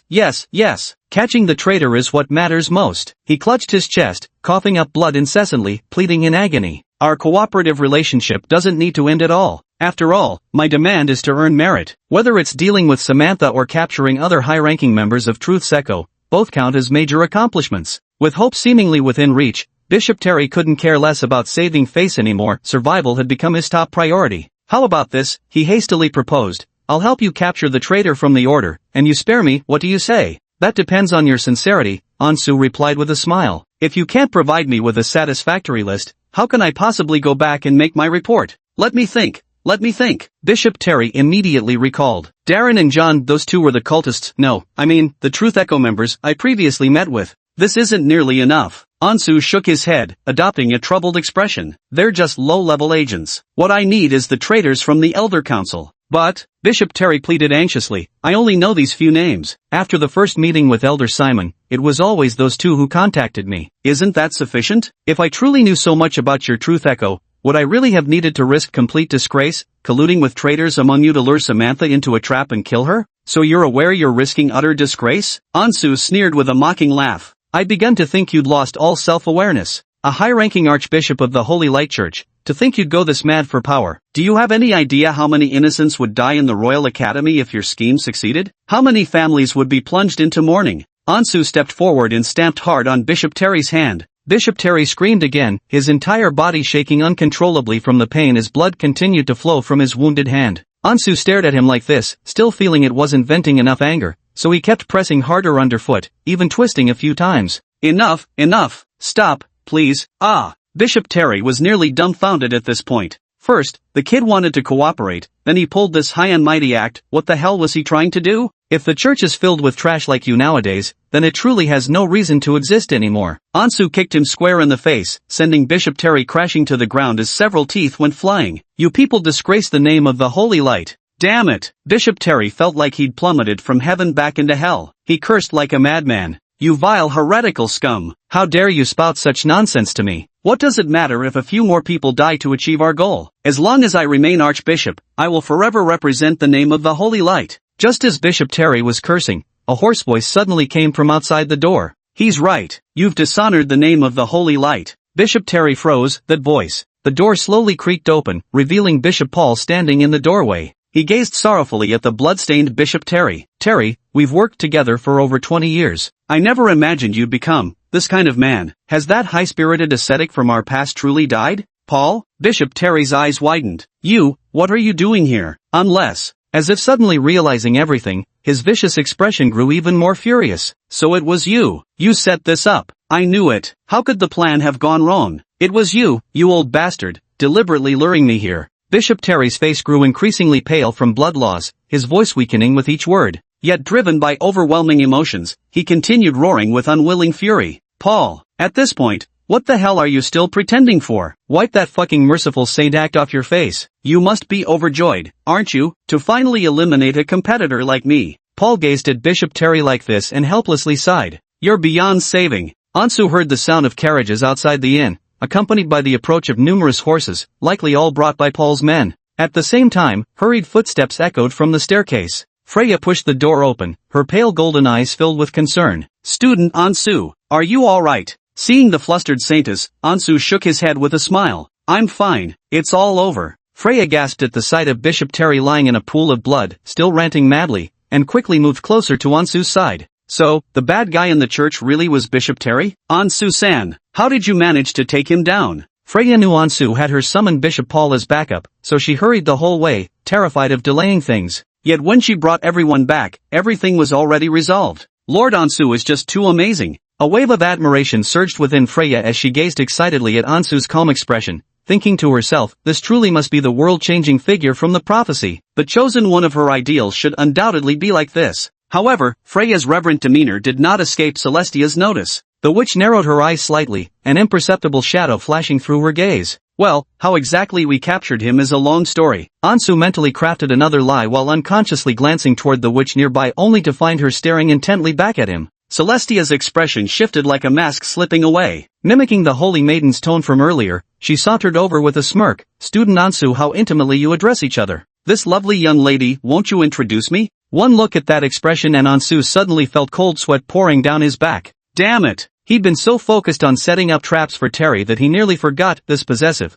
wicked witch absolutely hated seeing him interact with Freya. Oh, this is the holy maiden of the church. Ansu chuckled awkwardly, answering Celestia's deliberately obvious question. Ansu. Freya blinked curiously, leaning close to whisper in his ear, who is this lady? Did you call her for backup? She? Ansu stole a glance at Celestia. She's my boss. Boss? Freya looked even more confused. From the company where you work part-time? Why would your boss come here? Celestia watched the young man and woman who were practically glued together with an amused smile. Though her face was smiling, her tone was chillingly sinister. So you do remember I'm the boss? Ah, come here. Under Freya's astonished gaze, ANS obediently walked back to Celestia's side. Celestia finally snorted in satisfaction upon hearing this. Chapter 44, She really cares about you. Under Bishop Paul's command, fully armored clergy members swarmed into the room, handcuffed the half-dead Bishop Terry, and forcibly escorted him out. Ansu glanced at Celestia inquiringly, to which Celestia responded with a reassuring don't worry look. The internal organs are severely damaged, beyond saving. She whispered, no holy light or divine magic would work, unless the goddess herself descends. Ansu breathed a sigh of relief inwardly, good. After all, Celicia's precision was measured, each arrow aimed straight for vital points. It would take a genuine miracle for them to survive that. On the other side, Freya breathed a sigh of relief as she watched the clergy escort Bishop Terry away. This should be the end of it now. Silently, Freya turned her gaze towards Ansu, who stood far away from her, too afraid to even glance in her direction. How strange. Although employees are generally afraid of their bosses, Ansu seems overly nervous. Could it be that this boss actually eats people? Freya furrowed her delicate brows, growing increasingly indignant on Lord Ansu's behalf the more she thought about it. How could a chosen one be exploited by such a boss? Is she even worthy? Even the normally good-natured Freya couldn't help getting angry at this moment. With a fierce gaze, she stepped forward, wanting to stand up for Lord Ansu. As he watched Freya getting closer and closer to him, Ansu felt his heart leap into his throat. Don't come any closer. She really cares about you, Celicia remarked quietly, having clearly noticed Freya's expression. It seems your relationship is even closer than I imagined. At first, according to Ansu's account, their relationship was merely one of threatening exploitation and being exploited. But judging by today's events, it was clearly nothing like that. When the Saintess first pushed open the door, her face was utterly transparent with nervous worry. This was definitely no simple exploitation relationship. Celestia was growing more and more suspicious. We just attended a few lectures together. After this matter is settled, Ansu lowered his voice, desperately trying to allay Celestia's doubts. We probably won't have opportunities to meet again, so rest assured. Oh, Celicia sneered coldly, let's hope so. Just as Freya was about to speak, Bishop Paul sighed and walked back. His aged face was filled with exhaustion. Mr. Ansu, Freya just told me about you. We're truly grateful for your help in uncovering Terry's heresy this time. You're welcome, after all, I'm also a member of the Royal Academy. Ansu smiled, thinking Bishop Paul was truly a godsend. If it weren't for you and Freya investigating in secret, the tragedy might have already occurred right there in Bernal Royal Academy. Paul was indeed shuddering with retrospective fear. I can't begin to imagine the consequences this might bring. That Terry fellow, to think he'd make such a grave mistake just to gain merit. Honestly, I'm at a loss for words. Then you're probably making a mountain out of a molehill, Celicia remarked, giving Bishop Paul a sidelong glance before adding coolly, after all, any kind of fool can pop up in the church. If it wasn't him today, there'll surely be someone else tomorrow. How dare you belittle the Holy Light Church like this? Freya glared at her, wondering what was wrong with her boss Ansu. How could this woman be so detestable? Ansu quickly pulled aside the smirking Celicia, thinking to himself, had this wretched sorceress swallowed gunpowder today? Why was she being so aggressive? What this lady says isn't entirely without merit, Paul remarked without taking offense, even after being contradicted to his face. He merely sighed helplessly. After all, in these times, there are few who sincerely devote themselves to the gods. Many noble youths join the church merely to secure a comfortable position. It's hard to say how much true cohesion remains in the Holy Light Church nowadays. Bishop Paul sighed, casting a final grateful glance at Ansu. Regardless, we must especially thank Mr. Ansu. The Holy Light will remember your courageous act of kindness. Today I must return to deal with Terry's matters, so I won't linger. When I have time, I'll specially invite you to the Sacred Dome Cathedral. I hope you won't decline. The church will certainly reward Ansu properly. Freya caught Bishop Paul's meaning and winked playfully at Ansu with a smile. Is it money? Ansu inquired. Money? Bishop Paul was taken aback, not expecting such directness from this young hero before him. He shook his head with a wry smile. Of course there is, and with Mr. Ansu having achieved such great merits, money is probably the least significant reward. Rest assured, the Holy Light Church is not so stingy. After Bishop Paul left, Celicia glanced at Ansu and murmured, do you really love money that much? Haven't I given you enough? There's no such thing as too much money, Ansu declared unapologetically. I'm just a vulgar soul in this lifetime, so please shower me with even more wealth. Celicia burst into laughter and playfully poked Ansu's forehead. Fine, since you love money so much, I happen to have a task here that you'll surely adore. What mission? Ansu wondered if it could be that demon army treasure she had been investigating. You'll find out soon enough, Celicia replied with a mysterious smile. Freya silently watched their noticeably intimate interaction, her expression growing more and more bewildered. Ansu and this enigmatic female boss of hers actually seemed pretty close, huh? Shortly after Bishop Paul left the room, Ansu suddenly heard the sound of argument and discussion from downstairs. It seemed Paul was speaking with someone. Soon after, slow footsteps echoed up the staircase, and an uninvited guest entered the room.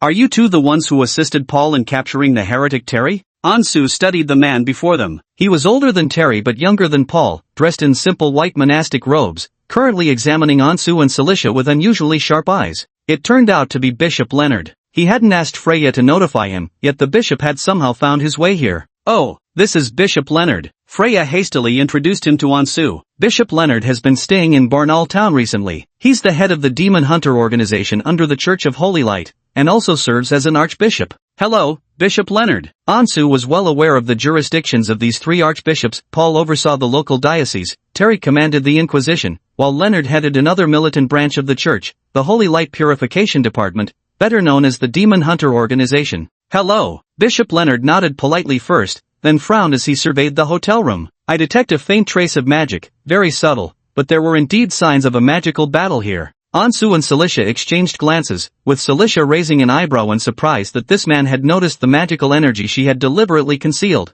Moreover, I just saw the puncture wound on Terry, there are clear signs of magical corrosion. Leonard's gaze shifted between Ansu and Cilicia. So, it wasn't Bishop Paul who defeated Terry just now, it was the two of you, wasn't it? Chapter 45 Recruitment, and the Final Truth. Indeed, it was my doing. Ansu saw no reason to conceal it. Because Cilicia deliberately refrained from using so-called dark magic, she defeated Terry using only low-tier spells, which remained entirely legal within the Empire. After all, the technological foundation driving the entire magitech industry originated from some genius combining dozens of the most basic 0th circle spells into complex magical rune structures. Unless the Imperial Emperor was a complete fool, he'd never ban magic outright. Only churches with faith conflicts would reject magic so vehemently. They tirelessly preach about the evils of magic, a stance that has understandably irritated the Emperor as well as the Empire's nouveau riche who have grown wealthy through magitech industries. Just using basic low-level magic, you defeated Bishop Terry? Leonard sounded genuinely surprised. He examined Ansu carefully, his gaze devoid of hostility and instead filled with admiration. So you're a genius when it comes to magic, then?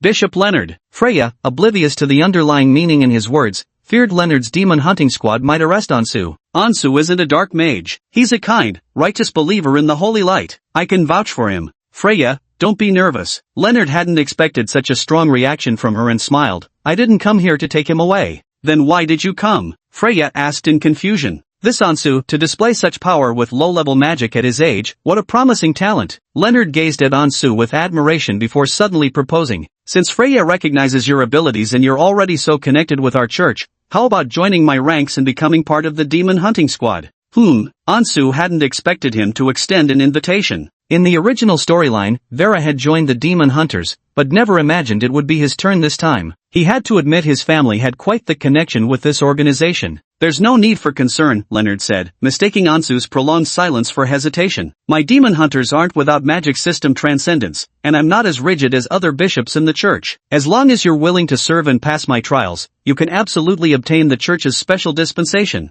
Thank you for your trust, Bishop Leonard. Ansu smiled politely, knowing well that the demon hunters were indeed an anomaly within the church system. This organization places greater emphasis on pragmatism. In order to hunt down dangerous elements lurking within society more efficiently, they embrace supernatural powers without hesitation. In fact, many members of the demon hunters are magic-affiliated individuals who have consumed potions or undergone modifications, like the plots, Darkness Hunter Vera, a nearly omnipotent combat monster proficient in magic, divine arts, and martial skills. Ansu was quite tempted by the church's special permit, but he had no intention of joining the demon hunters to work under Leonard. I appreciate your kindness, but my primary focus at the moment is my studies. I'll think about joining the demon hunters another time, Ansu diplomatically declined, citing his current obligations. Very well. Bishop Leonard felt somewhat regretful, but he didn't insist any further. Afterward, he took a few subordinates to inspect the room once more, exchanged a few words with Freya about Bishop Terry, and then turned to leave. Now only Ansu and the other two remained in the room.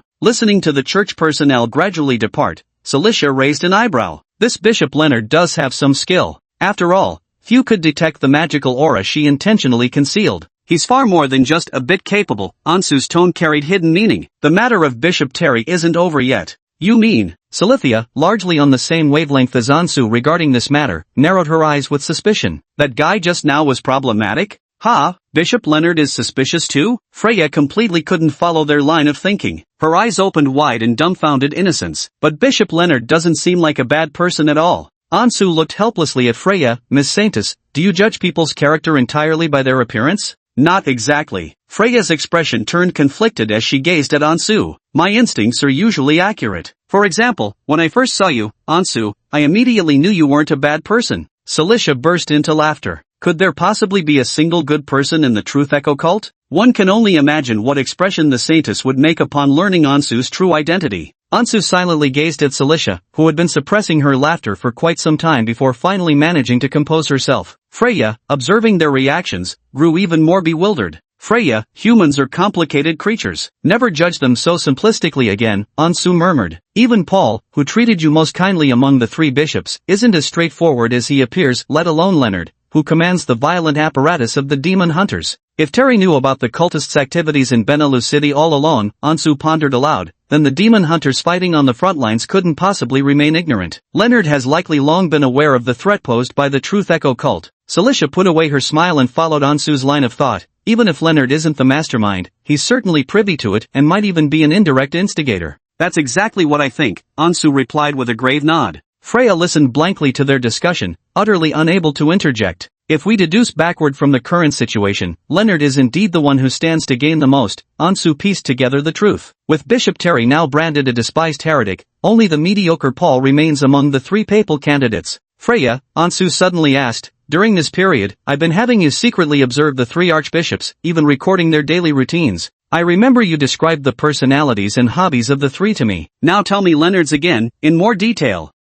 Okay, Freya nodded. Then, Ansu silently listened to Freya's account, and upon reaching a certain point, his brow suddenly smoothed, as if a profound realization had dawned on him. He regarded Pope Gregory X as his idol, even hanging a portrait of Saint Gregory in his room. So that's how it is. In recent centuries, newly elected popes have rarely used their given names after being chosen. They typically select another name as their regnal title, choosing from legendary saints or historically renowned popes to serve as role models, continuing certain governance intentions. Saint Gregory was historically a resolute and decisive pope who led humanity out of darkness. If Leonard successfully ascends to the position, his name would become Gregory IV. The next pope in the original storyline was Gregory IV. That's more like it. Ansu's idea was still to use his familiarity with the plot to deduce the truth. If Leonard ultimately became pope, his suspicion would be far too great. Gregory IV, a background character before the main events of the game who never even showed his face. This was also why Ansu couldn't initially connect him to Leonard. This pope only reigned briefly for 3 years before being assassinated by Cilicia, becoming a stepping stone for the world-ending witch's terrifying reputation. Ansu gazed thoughtfully at Cilicia. If the original plot held, Terry would ultimately fail to kill Samantha, resulting in a college massacre, truly a case of going for wool and coming home shorn. In the end, neither Bishop Terry with his great authority nor Paul, who was responsible for the chaos in the diocese, emerged victorious. Leonard reaped the benefits without lifting a finger. So this was the truth all along. Chapter 46, A Crumbling Worldview, and Going Home. After Ansu shared his thoughts with Cilicia, she let out a derisive laugh. That Leonard is hiding so deeply, he must have already known about Terry's conspiracy, quietly waiting for this grand melee at the Royal Academy. What he wants most is for both sides to exhaust each other in mutual destruction. Ansu recalled the campus massacre that had already occurred in the simulation. He remembered how Terry's side had failed to deploy their divine descent ritual for unknown reasons at the time, which gave Truth's Echo a rare breathing space, even allowing Samantha to narrowly escape by harnessing the powerful magic of the ritual circle. This too might be Leonard's doing. After all, if Terry had succeeded, he would have undoubtedly emerged as the great hero, the long-awaited reviver of the church. The conversation between the two left Freya stunned, rooted to the spot.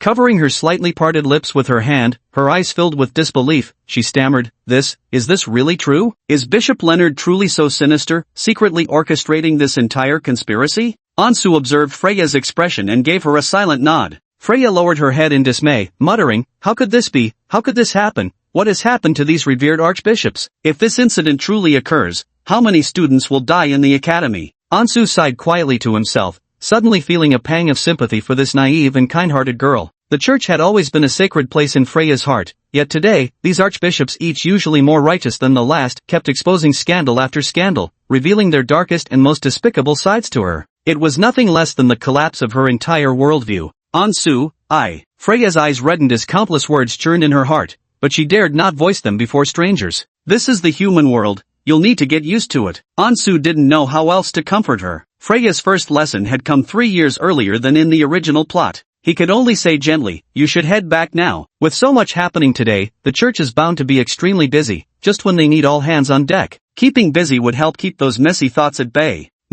Freya gave a slight nod. Ansu's voice seemed to instantly give her a sense of reassurance. Right, there's still Lord Ansu. If not for him, those two treacherous archbishops would have surely succeeded. It was Lord Ansu who prevented the tragedy. Thank goodness she found Lord Ansu. Even if the church has become so utterly corrupt, she still believes that Lord Ansu can surely change everything. The soft golden light returned to Freya's eyes as if she had come to some realization. With a gentle smile, she waved goodbye to Ansu. Ansu-san, I'll be heading back now. Goodbye. Alright, see you. After Freya left, Ansu turned his gaze to Celicia, wondering if she should be leaving too. It's already very late, and he still needs to return home to reassure his younger sister. Yet what he saw was Celicia currently eyeing him with clear hostility. Quite the comforting words, aren't they? Ansu wore a helpless expression. Can this really be considered comforting? Your Excellency the witch, I was just letting her go home first, but you speak to her so tenderly. Celicia suddenly leaned in, closely observing Ansu's reaction. Daring to talk to her like that in front of me, who knows how unrestrained you two might be when I'm not around. As that flawless, breathtakingly beautiful face drew near, Ansu felt not a shred of admiration. His first instinct was that the troublesome witch was about to subject him to another hypnotic test. Yet after just moments of tension, Ansu noticed her eyes remained deep violet. It seemed that since some indeterminate time, Celicia had indeed reduced the frequency of her hypnosis sessions on him. She seemed to have grown quite trusting of him. Lady Witch, this is just how I speak. Am I not gentle with everyone? All my classmates know that. Ansu made excuses while trying to change the subject. Besides, securing a connection with the Saintess Freya wasn't easy. Our organization has worked for years without infiltrating the upper echelons of the church. Ansu shrugged, his tone brimming with pride. Then I show up and accomplish more than all the elders combined. What's the point of comparing yourself to those idiots on the Elder Council? Celicia rolled her eyes dramatically, her tone dripping with the usual disdain. But speaking of the order, she frowned slightly. Regarding Terry's matter, I need to hurry back and report to our mentor, and uncover the traitor within the order. Celia glanced at the sky outside. In just 2 more hours, dawn would break. Alright, if there's nothing else, I'll take my leave first. She casually waved her hand. Sure. Ansu waited eagerly for her departure. She suddenly turned back halfway through, quite skilled at changing the subject. Celicia snorted coldly. Don't think I don't know what you're scheming. After I finish this matter, I'll come back and deal with you properly. Deal with him thoroughly. Ansu promptly put on a have mercy, witch-sama, expression. Celia suppressed a smile and glared at him in annoyance before her figure finally vanished into the night. Time slipped by unnoticed until the small hours of the morning. There were no more public transports back to Black Harbor District at this hour. After waiting endlessly on the deserted street, Ansu finally managed to hail an exorbitantly priced hackney carriage. Returning to the dilapidated house at 221A, Ansu fished out his keys. But before the key could even touch the keyhole, the door suddenly swung open. Big brother, you're finally back. Vera's eyes were dark-rimmed, her little face etched with exhaustion. She must not have slept a wink the entire time he was away. Seeing Ansu return safely, she exhaled in relief, though curiosity inevitably flickered across her features. Are you going on another mission with that Sister Freya today? Did you catch any bad guys? Ansu had been staying out all night for several days in a row, which had long provoked his younger sister's displeasure. She spent the whole day sulking at him. To keep Vela from worrying further, Ansu shared some information with her, explaining that it was a joint operation between 2 departments to assist Freya in capturing a bad apple within the church. The 3 of them had indeed been busy with this matter these past few days. Aside from the slight issue with Celicia's identity, everything else seemed fairly reasonable. Meishum, we've already caught the bad guy. Ansu gently stroked Vela's hair. Unlike usual, she didn't duck away from his large hand but instead pulled him back into the living room. Brother, what was that bad guy like? Can bad people appear in the church too? Tell me all about it quickly. All traces of sleepiness seemed to have vanished from Vela as her round eyes widened even further, her small face brimming with curiosity. Ansu couldn't help but laugh. His little sister was oddly fascinated by these adventure stories, completely unlike other girls her age. He also discovered that Vera would secretly flip through his magic tome. Though she outwardly feigned concern about this heretical text causing trouble, her heart was clearly brimming with fascination for the mystical world and supernatural powers. Ansu gazed quietly at Vera, who was listening attentively with her chin propped in her hands. Perhaps her nature destined her to walk the path of the extraordinary. Had he been overprotective of her? Chapter 47, Altering the Fate of Death. Bathed in the warm glow of yellow lamplight. Just like his adoptive father used to tell them stories in childhood, Ansu vividly recounted the recent events to Vela with animated expressions. As she listened to the thrilling account of Bishop Terry's capture, Vela's expression shifted between astonishment and fear. She jumped onto the sofa where Ansu was sitting, squeezing in next to her brother. So your boss is that amazing? Good thing you brought her this time, otherwise that evil bishop would have definitely killed you all to silence you. Yeah, boss is indeed impressive, Ansu nodded quietly. But don't worry too much, Bishop Paul and Freya are also very capable people. How can I not worry? Wayla patted her chest in lingering fear. Brother, the missions you're taking are way too dangerous. You just joined that official organization not long ago, and you're already risking your life like this. If I'd known, I would have stopped you at all costs that day. No use crying over spilled milk, Ansu said with a smile. Besides, missions like this don't come around often. Things should be calm for a good while after today. After much effort, they finally captured Bishop Terry, and the tragedy that was supposed to happen during tomorrow's open day wouldn't occur. At last, Ansu no longer had to live in fear of his destined death. Otherwise, Vela tugged at Ansu's sleeve, cautiously asking, "Big brother, can you take me along next time?" "Absolutely not." Ansu's expression instantly darkened. Unconsciously, he recalled Vela's death in the simulation, the sight of his little sister's lifeless body lying cold in the schoolyard. Vera had come to the school looking for him because she was worried, only to get caught in the crossfire of their battle. Fine, Vera pouted. She'd known her brother wouldn't agree. She was still far too weak. Going would just make things worse. If only I could get stronger too, Vera murmured to herself. Then she'd truly be able to help her brother. Ansu looked at his sister Viola's regretful gaze, feeling somewhat torn inside. Of course, he didn't want Viola to get involved in such dangers again, but neither did he want to revert to his old ways of being overly protective towards her. Viola was highly talented and should be allowed to pursue what she truly loved. Moreover, with him around now, their family would inevitably be drawn into various conflicts. Viola needed to obtain extraordinary power. Becoming stronger was the only real solution. Ansu had now become a power advocate just like Cerithia. Perhaps, Freya could help find Vera a good teacher, or even take on the role herself. But Ansu had no intention of molding Vera into the Witcher from the original storyline. She should forge a different path in the supernatural world. She shouldn't suffer too much. Her profession should be respectable, ideally one of those overpowered must-have tier classes in the game. What were the top-tier classes in Eternal Nightblade again? Ansu sank into silent contemplation. Ansu pondered for a long while. By the time he decided to speak to Vera, he noticed the surroundings had grown increasingly quiet. He lifted his head gently, only to find Vera slumped against his chest, already fast asleep from exhaustion. The warm yellow light spilled across Vera's cheeks, casting a gentle glow around her. The little girl seemed to be having a restless dream, her lips occasionally pressed tightly together, then murmuring "Big brother" in muffled tones. Afraid of waking his sister, Ansu could only shift her gently away before carrying her back to bed with silent footsteps. Watching Viola curled up fast asleep on the bed, Ansu smiled and quietly closed the door. Good night. At 10 o'clock the next morning, Ansu was awakened by the system's alert tone.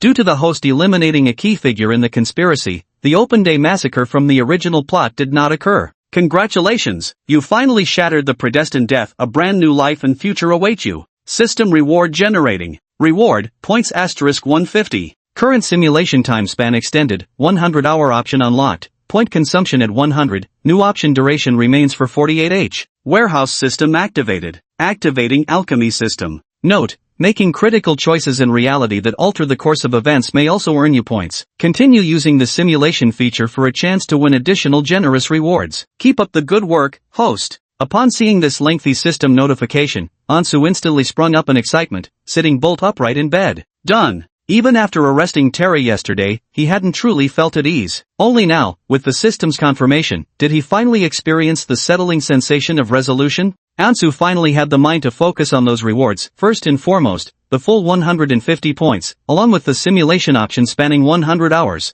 Simulating 4 days and 4 hours ahead. That's quite a long span. Being able to know events from 4 entire days into the future was far more useful than any divination magic, though the point cost was a bit outrageous. A full 100 points per use meant he likely wouldn't activate it unless facing a major crisis. Additionally, both the warehouse and alchemy systems would prove very useful. The former needs no further explanation. It essentially makes him a walking doryman, allowing him to stash his future diary in the warehouse without anyone discovering it. The latter seems to grant progress bars when crafting magical equipment and artifacts. If his proficiency reaches a certain level, Ansu could transform into an alchemy master in no time. While these rewards are undoubtedly impressive, Ansu also noticed that the system is deliberately guiding him to change something. But altering the world is an entirely different matter compared to altering his own fate. Still in his pajamas, Ansu opened the door to find that Vera was already awake and busily preparing breakfast in the kitchen. Morning, bro. Ansu leaned closer, catching a strong whiff of creamy butter and savory meat. Vera was frying steak with butter and aromatic herbs.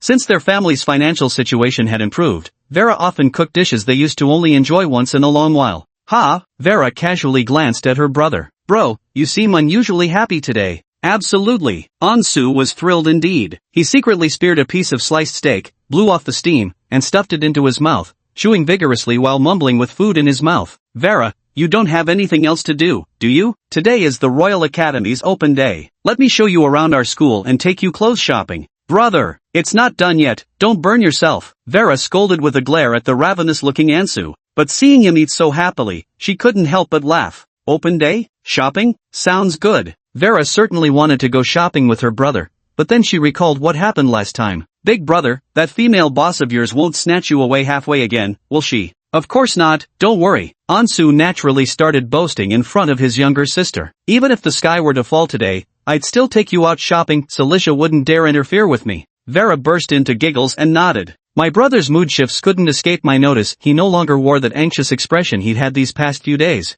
Though unsure what had changed, she couldn't help feeling happy for him. So perfect. Chapter 48, Open Day and the Heretics Gathering. By the time Ansu and Vela arrived at the school that afternoon, crowds of people were already streaming back in the opposite direction. It seems like everything's wrapping up soon. Viera held Ansu's hand, looking left and right with curious, ocean blue eyes. Can't be helped, we overslept too much. Ansu gazed at the students packing up their stalls. Many were selling little trinkets representing their majors. That was you oversleeping, brother. I woke up early, Viera corrected him.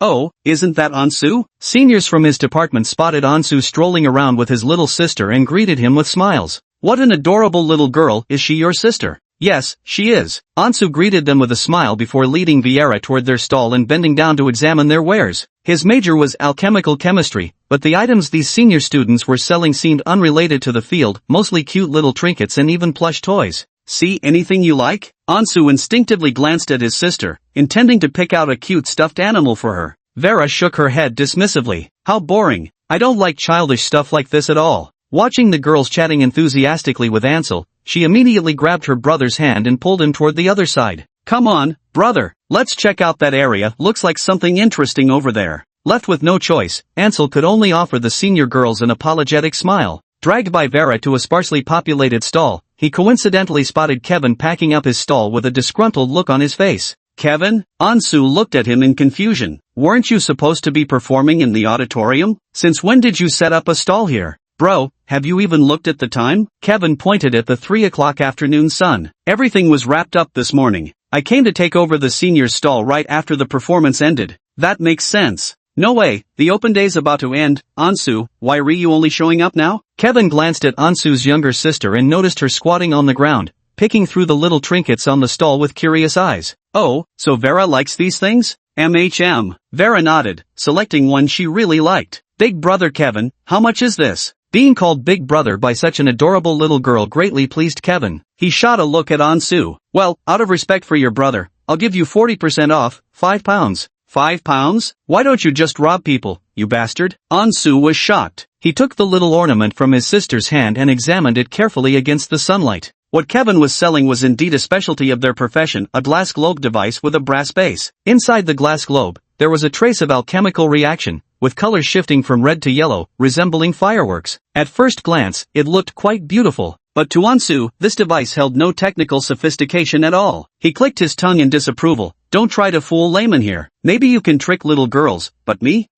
Kevin also felt somewhat awkward. There was nothing he could do. These prices were set by the seniors specifically to rip off clueless tourists. How about half price? Can't go any lower than that. Ansu shoved the small alchemical gadget into Vela's delighted hands, then tossed Kevin 50 pence. This is plenty, the cost wasn't even half that. Are you robbing me, Ansu? Ansu left Kevin with just a receding figure, casually waving a hand behind him without looking back. Don't think you're getting the short end of the stick, just remember, I saved your life today and didn't even charge you a fee for it. Kevin stared perplexedly at Ansu's retreating figure. Saved my life? When did that happen? What exactly do you? Hey, don't walk away. Ansu and Vera took a long walk around the Royal Academy, but since it was nearing closing time, there wasn't much worth seeing. Still, Vera was excited the whole way, as it had been a long time since she'd gone out with her older brother. After leaving the school gates, Ansu took Vera shopping until evening, buying her a few pretty dresses and treating her to a grand meal before finally heading home together, chatting and laughing along the way. At night, exhausted from the day's adventures, Vera went to bed early. After freshening up, Ansu opened his bedroom door, ready to rest as well. But the moment he stepped inside, he saw Celicia sitting on his chair, one slender leg crossed over the other, studying him with narrowed eyes. Which, Your Excellency? Ansu always got startled by her sudden appearances. Why have you returned so abruptly? Didn't she say she was going back to the cult to handle some matters? How could she have finished everything so quickly? Could she have killed them all already? Such terrifying efficiency. You seem to have had quite a pleasant day today. Ansu nodded. I spent the day out shopping with my little sister. Oh, going shopping with your little sister? Cilicia knew how close the siblings were and didn't seem to mind, teasing him with a playful smile. I thought you'd gone to see Freya, that's why you looked so happy. Impossible. There's no such relationship between me and the Saintess. What kind of outing would that be? Ansu immediately denied, then hastily asked, It's so late, did you need something from me, Your Excellency the Witch? Of course. Cilicia stood up, offering a mysterious smile. Come with me to the Order's outpost. The teacher wishes to see you. Ansu froze for a moment. Samantha wants to see me? That gloomy, two-faced acting pontiff from the simulation had left a strong impression on him. Cilicia's mentor was far from an easy person to deal with, and Ansu immediately grew wary. This time, he absolutely had to keep a low profile. When I returned this time, the first thing I did was inform my mentor about the conspiracy between the Reconstructionist elders and Terry. Today's operation by the church to apprehend Terry indeed confirms this plot. My mentor was furious. After leaving Ansu's home, Cilicia glanced at the darkened night road and murmured, We dealt with the traitors from the Truth sect first, but we won't let the elders from the other faction off either. That's what we're discussing today. Also, my mentor heard about how you assisted me and became very curious about you. She insists on meeting you today. Ansu frowned, his mind racing about what kind of scheme Samantha might be plotting. Could it be because of his merits, wanting to promote him? Walking one behind the other, Cilicia led Ansu across the street where a black carriage waited for them. Get in, the journey is a bit far. Ansu instinctively glanced at the coachman. His face was rough and ordinary, and he didn't look at Ansu even once the entire time.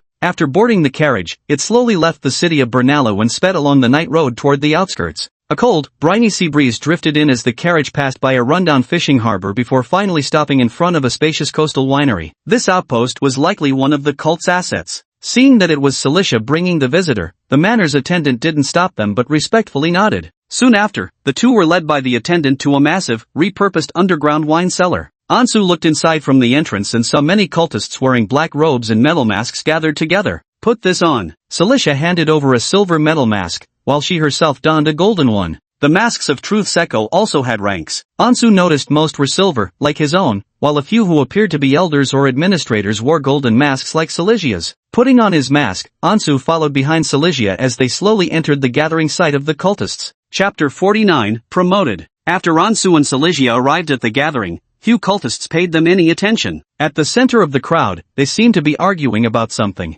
Elder Samantha, we can't go on like this anymore. The Reformationists keep causing us trouble time and again. These profit-driven fools not only severely violate the doctrines of Truth Secco, but have repeatedly plunged our organization into crisis. If we keep tolerating this, they might very well hand over the entire membership list to the church. Those idiots are capable of anything. Yeah, exactly. Amid the crowd, many cultists voiced their indignation. This is no ordinary cult member we're dealing with. We must strike hard. Why are we still keeping them around? Aside from these radical cultists, Ansu noticed the situation wasn't entirely one-sided. There was a high-ranking cultist wearing a golden mask, whose voice sounded aged, attempting to diffuse the tension. Believers, my fellow brethren, I understand your thoughts. But as you all know the current state of the order, we really shouldn't make drastic moves yet. This plot to murder Samantha must have been the reckless action of just a few extremists from the Reformation sect. The other elders couldn't possibly be so foolish. I suggest having them hand over Corey and the others. I believe they'll agree to that. As expected, after he finished speaking, the gathering grew even more chaotic, nearly escalating into a fight.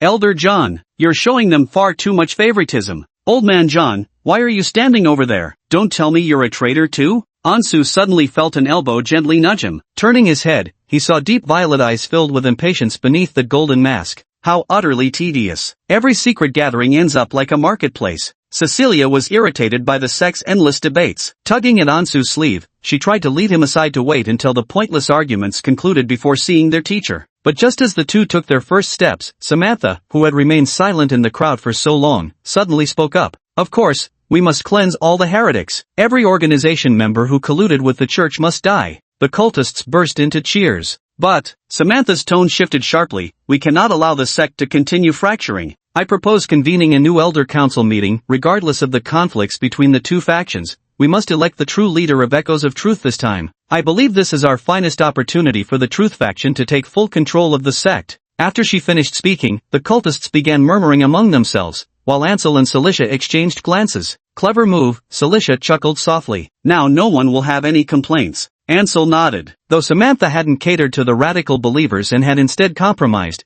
she had raised an even more enticing topic that captured everyone's anticipation. After all, it was certain elders of the Reconstructionist faction who had erred first. If she could seize this opportunity to secure support from most elders and legitimately ascend as the rightful cult leader, it wouldn't be a bad choice at all. The resurgence of the truth sect's hope to regain power thoroughly energized the gathered believers, and the climax of the fervor was reached with the execution of the traitors. Ansu was truly astonished this time. He witnessed all sorts of innovative and bizarre methods of execution, yet each one inflicted unbearable torment on the condemned. For instance, not far ahead, a cultist was kneeling on the ground, his face deathly pale. Serena mentioned that this man was none other than her teacher's lover, Elder Simon. Ansu studied him carefully. Though Elder Simon was somewhat advanced in age, his looks were still quite appealing, a handsome older man. No wonder Samantha had taken a liking to him. After the executioner displayed his craftsmanship, this highest-ranking traitor of the truth sect had all his skin flayed off by some specialized torture black magic, leaving him bloody all over like a licker from Resident Evil. His agonized screams were so piercing they seemed to drill straight through one's skull.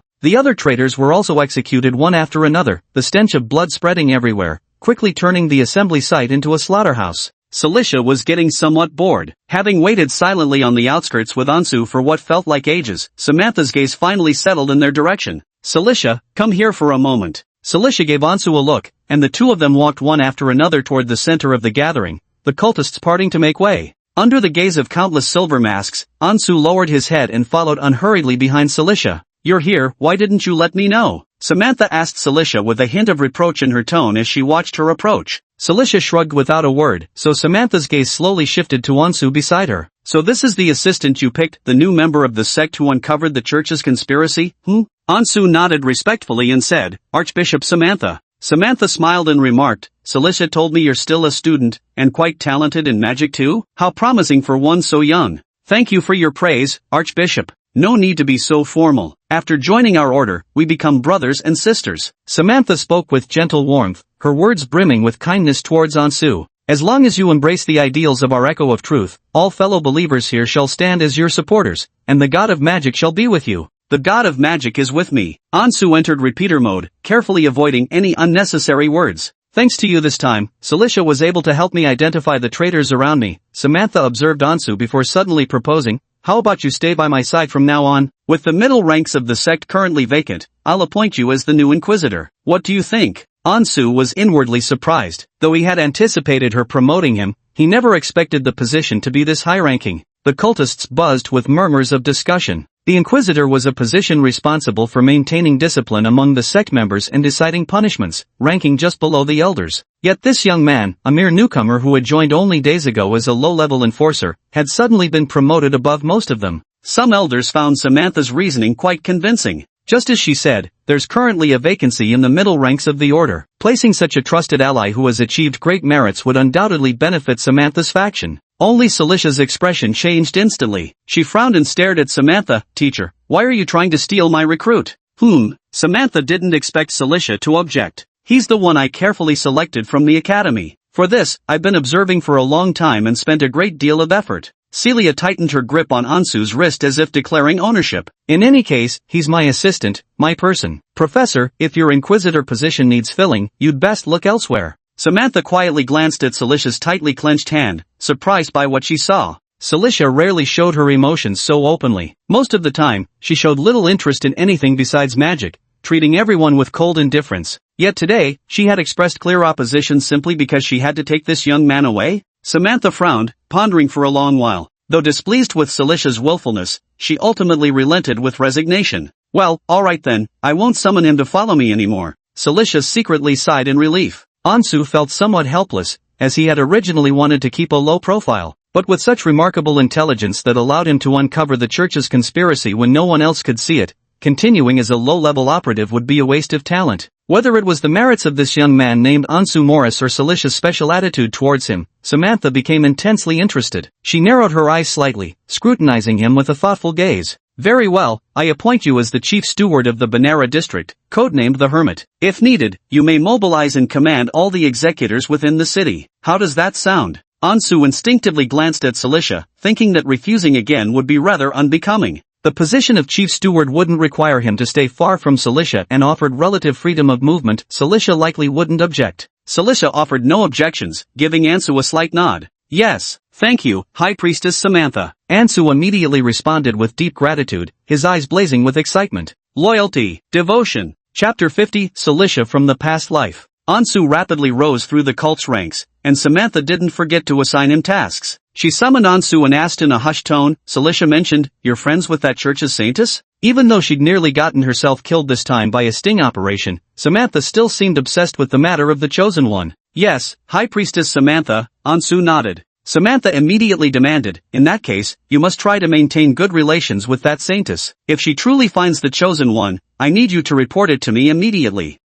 Well, Ansu subconsciously glanced at Cilicia. Though Cilicia wore a mask, her exasperated expression could clearly be read through her eyes. If he followed Samantha's instructions, it would give him a perfectly legitimate reason to keep contacting Freya. Teacher, isn't this move a bit too risky? Cilicia protested unhappily. Prancing around in front of the church every day, aren't you afraid he'll get exposed? The church has many powerful figures within its ranks. Either have him transferred to my side, or use his connection with the saintess to keep investigating the chosen one. Samantha's voice suddenly turned icy. The order has no use for useless people, Cilicia. This is not some playground for your little games. Cilicia frowned slightly. She didn't want to choose either option, but the latter was at least slightly better. It meant she wouldn't have to watch the teacher take Ansu away. I truly don't understand your obsession with the chosen one, teacher, Cecilia sighed. It's just a centuries-old legend of the church. No, Samantha declared firmly. The chosen one is in Bernal City, and most likely within the Royal Academy itself. We must eliminate him to prevent those false gods' minions from completely overturning our great cause. She turned her hopeful gaze towards Ansu. Remember, Hermit, this is a mission you must fulfill. Use whatever authority you have at your disposal if necessary. Cecilia's eyes grew even more bewildered. Seeing Samantha's insistence, Ansu could only nod repeatedly in agreement.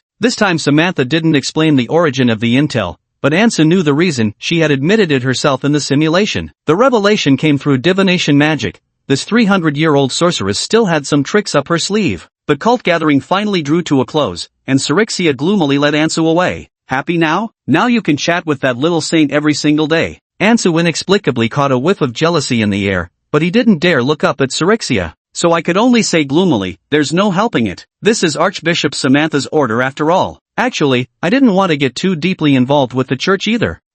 I should have known better than to bring you along. As Cilicia walked, she suddenly stopped and hesitantly turned her gaze toward her teacher, who was conversing with the other elders. Wait, there's one more thing I forgot to report. What is it? Ansu looked at her. Do you remember those things I went to your library to research? Cilicia spoke slowly. I remember. Ansu nodded. About that legendary demon army's treasure? That's right, she replied. I've already found some clues. Just as Celestia was about to turn back, unexpectedly, Ansu suddenly stopped her. Which, Your Excellency, this uncorroborated piece of information, perhaps it's best not to tell your teacher. Beneath the silver mask, Ansu revealed a complicated gaze that Celestia couldn't interpret. You? Celestia looked down at Ansu's hand tightly gripping her wrist. There was a sense of dominance and undeniable authority. In the past, it had always been her forcefully making demands of Ansu, but somehow, without realizing it, had their roles reversed? Trust me, Cilicia, Ansu insisted with a pleading undertone. Telling her about the demon clan's treasure now won't do any good. Let's go back first.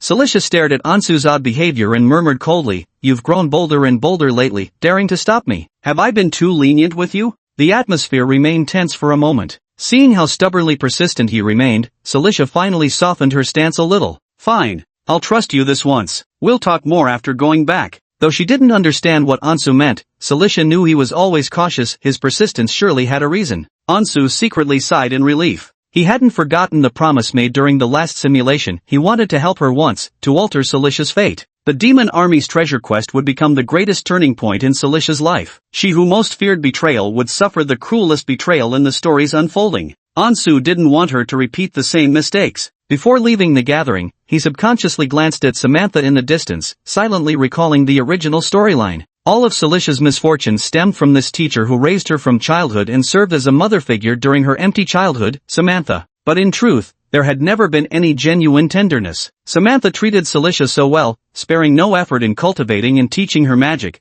solely to prepare her as a vessel for herself. Samantha was too old, she had lived far too many years and could feel the limits of her lifespan approaching. When she realized her death was imminent, Samantha grew frantic, desperately studying every magical tome she could find in a mad attempt to prolong her life. In the end, she unearthed a forbidden dark art, something akin to soul theft. The dark magic required a sacrificial ritual, performed under the gaze of an ancient demon. With a delicious soul offered on the other side of the scale, success would allow her to seize control of a young, vibrant body. She could hardly wait any longer. On one hand, she was rapidly withering away, and on the other, Cecilia's talent was too extraordinary. Her growth rate far surpassed Samantha's expectations, making her increasingly uncontrollable. Such formidable power from Celicia left Samantha at a loss, uncertain how to achieve her goals. Just then, a piece of intelligence brought back by Celicia regarding the demon army's treasure presented her with an opportunity. Through investigations by the cult members, Samantha learned that beneath that ancient ruin lay countless traps, a demon army, zombies, and even powerful monsters from the peak of the magical era standing guard. Even the Elders' forces would suffer heavy casualties if they rushed in. So Samantha believed she could weaken Celicia's strength through this method, then strike when she was vulnerable.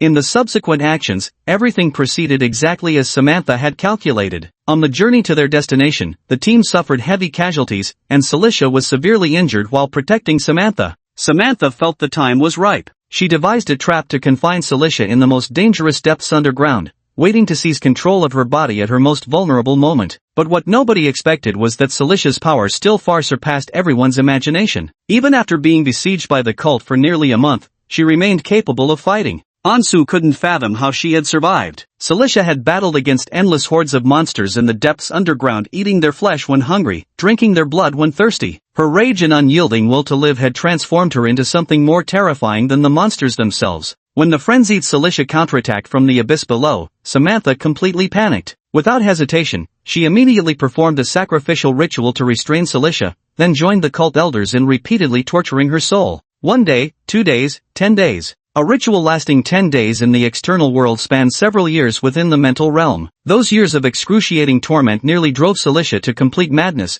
almost twisting her into the literal incarnation of a mad witch. Yet it remained only almost, because Celicia still refused to surrender. Her searing hatred and obsession drew the gaze of a dark god. Deep beneath the earth lay the astonishing secret of that long-ago demonic calamity, the very place where the fallen deity, Erzoth, had met its demise and slumbered in eternal rest. Celicia was chosen by Elissos, inheriting the malevolent will of the fallen god while simultaneously gaining control over formidable and terrifying forbidden magical abilities. What happened next was straightforward. The transformed Celicia fought her way out of the desperate situation, turned the tables on Samantha, and slaughtered every single member of the cult involved in the operation without leaving a trace. She immediately returned to the religious order's stronghold, reorganizing the Echo of Truth cult according to her own ideals and setting a new grand objective. She began recruiting like-minded individuals everywhere. No one knows what kind of revelation the evil god gave her that day, but from that moment on, Celicia's mindset underwent a complete transformation. She no longer dismissed power with disdain, ultimately becoming the world-terrifying Apocalypse Witch from the storyline. Some say it was the teacher's betrayal and endless torment that drove her to madness and despair. Others claim that the overwhelming corruption of dark magic distorted her will. Yet another belief holds that in that moment, Celicia uncovered the hidden motives behind the demonic catastrophe war and glimpsed the ultimate truth that had tainted this world, so she sought to enact change in her own way. But no matter how one views it, from that moment onward, Celestia truly embarked on what even her demon army allies considered extreme, the path of annihilation. After returning to Bonero City from the seaside winery, it was already past midnight. Throughout the journey, the two had different thoughts and barely exchanged any words. When Celicia brought Ansu back to her room, she sneered coldly and immediately set up an impenetrable magical barrier to prevent any prying eyes. Those deep purple eyes brimming with suspicion kept scrutinizing Ansu as he stood motionless in place. "Speak up, what just happened?" Chapter 51, Hypnosis Again, and Division. She asked with a cold smile. Celicia slowly took her seat, crossing her legs with practiced ease as she lifted her shapely leg sheathed in black stockings. Her gaze was suspicious and brimming with scrutiny. As usual, Ansu's gaze instinctively drifted to the pale sliver of skin faintly visible between the hem of her skirt and the black stockings. Then he quickly raised his gaze to meet Celicia's deep purple eyes. Truth be told, he really hadn't meant to activate auto-aim, because Celicia's seat was unusually high, like some ornate throne, and whenever she sat there crossing her legs out of habit, he couldn't help but be drawn to the mesmerizing scenery at the witch's absolute territory. "I'm asking you a question. What are your eyes wandering at?" Celicia usually ignored Ansu's offending glances, but today she was particularly angry. So he gave a cold snort and shot Ansu a slightly mocking glance. "Do you like it?" Pretty, Ansu blurted out without thinking. Only then did he suddenly realize his mistake and turned with an awkward smile toward the witch who was watching him with amusement. I remember last time too, you were particularly fond of sneaking glances at my legs, Celicia scoffed. Sneaky little thing. Did you really think I wouldn't notice? Ansu's smile grew even more awkward. Come here, Celicia commanded. Ansu walked forward in confusion. Celicia shifted on the spacious throne and patted the empty space beside her. Sit down. Ansu obediently took a seat beside Celestia, catching a faint whiff of her delicate fragrance. Since you enjoy staring so much, Celestia flashed a mischievous grin, I'll punish you by making you look your fill. A slender, shapely leg sheathed in black stockings slowly rose and was presented right before Ansu's eyes. Seeing the mischievous little foot resting on his thigh, Ansu froze for a moment. Ha, what are you doing? Sarija leaned lazily against the opposite side, thoroughly using Ansu as her footrest. What do you think? Massage my legs. I walked so far today, I'm exhausted. But didn't you ride in the carriage the whole time? Ansu muttered under his breath. That's still tiring. Sarija commanded imperiously. Hurry up and rub. Okay. Ansu stared intently at the black silk-clad legs right before him, his gaze momentarily frozen in place. How was this punishment? This was clearly a reward. Ansu's eyes burned with sudden fervor as he gently cradled Celestia's dainty foot in his hand, his fingers tracing upwards along the slender curve of her calf. Massage the legs. Don't grope them. Celestia shot Ansu a scolding glare, her cheeks flushed with indignation at his wandering hands. Shouldn't it start from the top down, my dear witch? Ansu chuckled, finally beginning to knead the witch's thighs. Feeling the gentle, rhythmic pressure of his massage, Sarija closed her eyes in pure comfort. Tell me, why did you stop me from reporting to the teacher earlier? I think High Priestess Samantha is completely focused on searching for the chosen one right now. Plus, she's busy reorganizing the entire cult hierarchy and probably has no time to spare for anything else. Ansu replied earnestly while continuing his appreciative kneading of Sarija's lovely legs. Celicia's legs were long and perfectly shaped, fair and tender, not the overly thin internet celebrity chopstick legs, but with a hint of symmetrical plumpness that felt pleasant to the touch. During this time, her most important task is to seize this opportunity to win over more elders. She will indeed be very busy, Celicia remarked while enjoying herself, then asked, but that's no reason to hide things from her. We can't let the demon army's treasure fall into the hands of the Empire or our sworn enemies, the Church. As she spoke, she slowly opened her eyes, her profound dark purple gaze fixed on Ansu. I know it can't be just that, Ansu. Are you keeping something from me? Ansu stopped massaging and suddenly threw a question back at her. Lady Witch, I'm quite curious. What kind of person is your teacher in your heart? What kind of person is she? Celicia frowned slightly and answered directly. At least on the side of the Truth Sect followers, she's prestigious, wise, and erudite. Her very existence has spanned an immense length of time, while the sect members have almost changed several generations. But Ansu clearly didn't want an answer like that. He silently gazed at Celestia. But having spent years with her, I know this image of the mentor was deliberately crafted for her followers, Celestia continued. Samantha is sinister, cunning, self-serving, and more unscrupulous than anyone. Oh, it seems the witch knows exactly what kind of person she is. That puts me at ease. Ansu kept massaging her legs. Celestia was momentarily speechless. Don't answer a question with another question. What exactly are you trying to say, Ansu? Ansu said with a smile, since Archbishop Samantha is that kind of person, why would she treat you well? Could it also be because she finds you useful? Celestia froze for a moment, then let out a self-deprecating laugh. To say there was none at all would be a lie. She brought me back to the church, taught me systematic magic, arranged tutors for noble etiquette, all because I was useful. I could become the sharpest blade in her hand, or her finest operative, perfectly embedded within the noble circles of the Empire. After hearing this, Ansu thought to himself, it seems Celestia still thinks too highly of that old witch. She only thought the other party was using her, unaware that Samantha harbored the most malicious intentions toward her. Celestia was merely viewed by the old witch as a vessel for prolonging her own life. Though Celestia could hardly be called naive now, she indeed held unrealistic, rosy illusions about Samantha. After all, she had endured a childhood of constant displacement and flight, living in darkness all along, forever lacking that sliver of light. So no matter what lifeline she encountered, she would cling to it desperately, like clutching a floating log in turbulent waters. But now she was different. Present-day Celicia had much to hold on to. Ansu's next plan involved gradually helping her see her teacher's true colors. He didn't mind driving a slight wedge between them.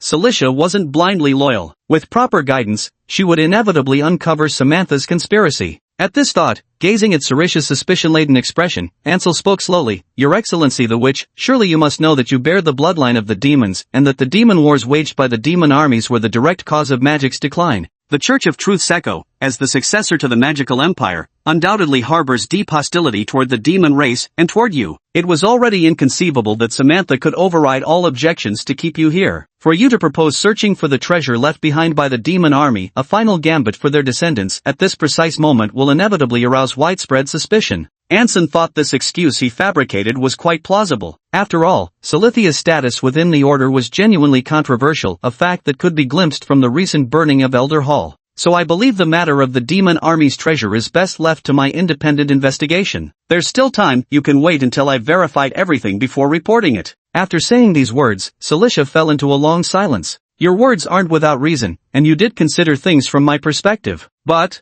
unnoticed by anyone, her eyes had already turned crimson, with magical aura flickering faintly within them. Ansu, you're acting incredibly strange today. At the moment hypnosis was cast, Ansu felt an inexplicable complexity in his heart. Test it then. Let's see what you can detect. Back when Ansu had to maneuver and deceive the trashy witch face to face, he'd always been nervous about this technique, terrified she'd see through him. But now, when he genuinely wanted what was best for her, Ansu didn't want her to test him anymore. Humans are such contradictory creatures. Were those words you just spoke truly what you think in your heart? Cilicia asked softly. Yes, Ansu nodded stiffly. You really think that way? Cilicia suddenly grew somewhat frustrated. She muttered to herself, I wonder where your hostility toward the teacher even comes from. This is literally your first time meeting her today, isn't it? How strange. I'm not meeting her for the first time, thought Ansu. The atmosphere remained quiet for a moment until Cilicia suddenly found herself at a loss for words. Today's Ansu left her feeling thoroughly unsettled. After a long silence,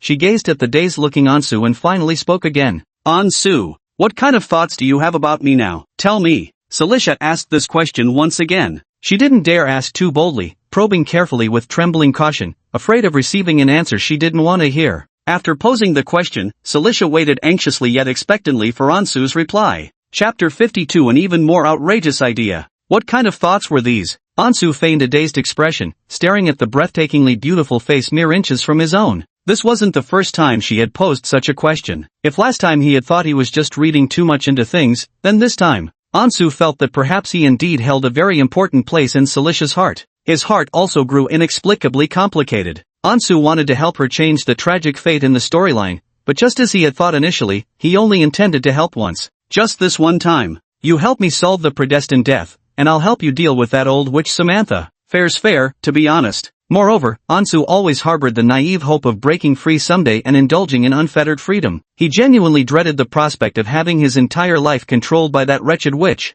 That kind of future, he didn't even dare to imagine it. So, Ansu still chose the most advantageous approach. Disappointing. Disappointing? Cilicia froze, never expecting such a response. She angrily pinched Ansu's chin, her pretty face turning icy cold. Fine. You've got some nerve. Why are you disappointed in me? What did I do to displease you? Could it be because just now, she hadn't chosen to believe Ansu, but trusted the teacher more instead? Cecilia raised an eyebrow. Was he actually jealous? Because I've put myself in Her Excellency the Witch's shoes, yet she doesn't value my suggestions. In your heart, the teacher is clearly more important than I am. Because I care about Her Excellency the Witch, and I worry about her future, Ansu replied stiffly. That's why I'm disappointed. Just as I thought. Cecilia kept savoring the words I care about Her Excellency the Witch, her lips curling into an unconscious smile as warmth blossomed in her chest. Humph. I knew you weren't completely clueless, you silly boy. Seems you do care about me after all, even jealous enough to get upset with the teacher over me. Celestia's expression softened considerably,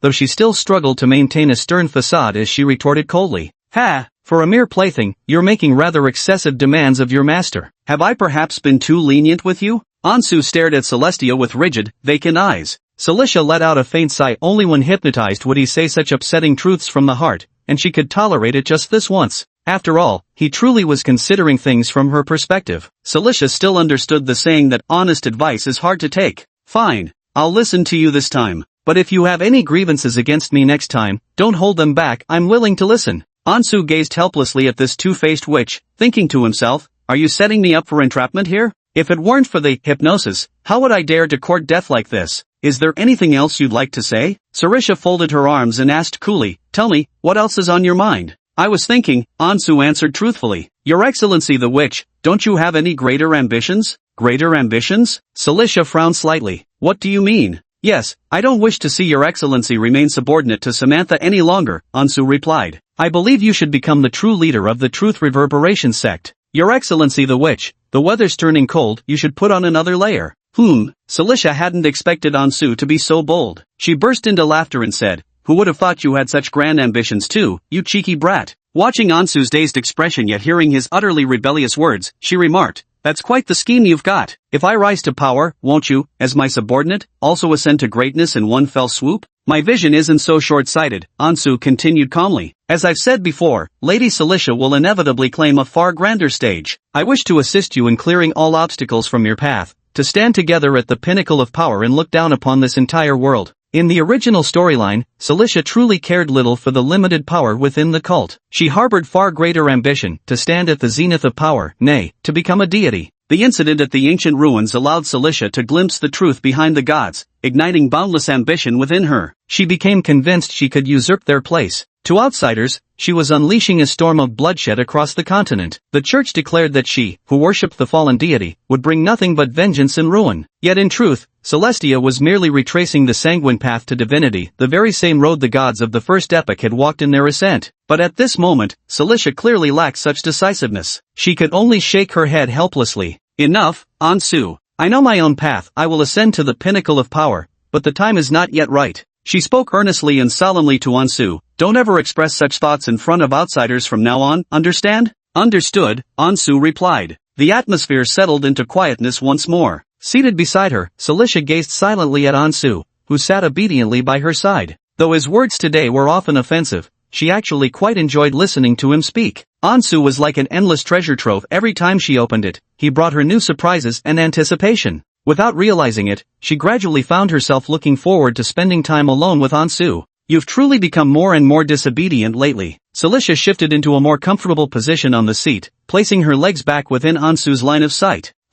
How dare you try to control my thoughts instead? She glanced at Ansu, whom she'd already used as a human footstool, and a mischievous idea suddenly sprouted in her heart. Since he's hypnotized, I'll punish him severely. So Celestia lifted her leg, her black silk-clad toes resting against Ansa's chin as she gently tilted his face upward. She gazed down at the oblivious Ansas with lofty, teasing amusement. Take it off for me. Ansas nearly lost his composure, wondering what the hell this wretched witch was scheming now. At that moment, the soft, delicate little foot was pressed just beneath his chin. The smooth yet slightly textured feel of the stockings against his skin ignited an unusual heat within him, making him desperately want to seize it and knead it fiercely. But at this moment, he still had to maintain the vacant hypnotized expression, forcing himself to endure the unbearable discomfort, shifting restlessly in his seat yet unable to move freely. Take it off. Celicia gazed delightedly at Ansu's frozen reaction, thoroughly amused by how entertaining it was to tease this fool. Ansu had no choice but to obey her command. His hand slowly reached toward those slender, perfectly shaped legs before gently sliding her stockings downward from top to bottom. As the black stockings slid off, all that remained before Ansel's eyes were a pair of smooth, fair legs, like a delicious meal unwrapped from its packaging. Celicia grew even more restless. She lifted one leg gracefully, her snow-white toes wiggling playfully up and down, teasing Ansel's physiological limits to their utmost. Ansel could only feel more helpless. Thanks, but I don't eat those. Though the cleansing magic could keep her immaculately clean from head to toe, with food safety standards strictly quarantined, Ansu still dared not make even the slightest improper move, because if he couldn't hold back anymore, then it would all be over. At this moment, Celicia's smile was growing increasingly excited. She suddenly felt a forbidden thrill. The Ansu before her had no idea what she had done to him. He sat obediently beneath her, still wearing that adorably vacant expression. Celicia couldn't resist the urge to do something even more outrageous. After all, once the hypnosis wore off, he wouldn't remember a thing.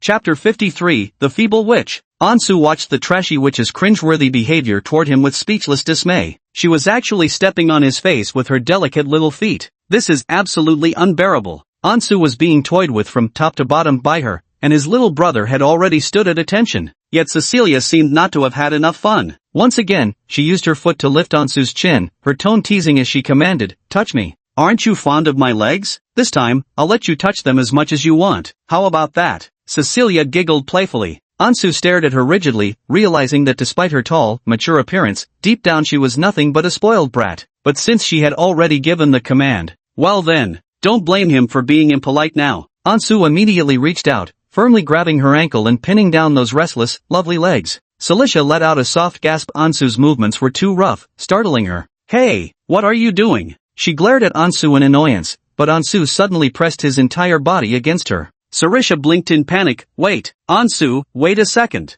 These words seemed to work like a safe word. Ansu paused, and his roaming hands finally stopped their incessant exploration. Celestia's cheeks flushed crimson as she wrenched free from Ansu's grasp, standing barefoot on the ground while shooting him an indignant glare. Is this supposed to be touching? This intensity is practically like he wanted to devour her whole. Celestia was genuinely startled. She never imagined her legs could hold such irresistible allure for Ansu, capable of driving him to such madness. She helplessly glanced at her thigh, where the fair and delicate skin now bore a red handprint from all the rubbing. I'm so angry. After shooting another glare at Ansu, Celicia hurried off to her workbench to search for a magical potion. Watching her anxious retreating figure, Ansu couldn't help muttering to himself. What's this about high offense but low defense? I haven't even started to turn up the heat, and you're already chickening out. TCH. Weak little witch. Moments later, Celicia walked back, her thigh almost completely healed. This game couldn't go on much longer now, as the witch was beginning to lose face. Humph, not obedient at all. I'll discipline you properly next time. Celicia finally released hypnosis on Ansu. Gradually, her dark crimson eyes faded as she snapped her fingers before him. Alright, wake up now. Ansu's vacant gaze slowly regained focus. Clutching his neck, he moved stiffly. Hiss. Keeping one position for too long, my neck's about to get stiff. Madam Witch, your leg. Ansu uncomfortably pointed out, staring in surprise at her still slightly swollen limb. How did this happen? He muttered to himself in confusion. What just happened? You're still talking. Celicia instinctively wanted to scold him, but quickly caught herself, her pretty face darkening. I don't know. Maybe a mosquito bit me. Oh, Ansu studied her leg thoughtfully. That must have been one hell of a mosquito. Blushing furiously between embarrassment and anger, Celicia couldn't bear to look at Ansu another second. Pointing at her door, she snapped, Out.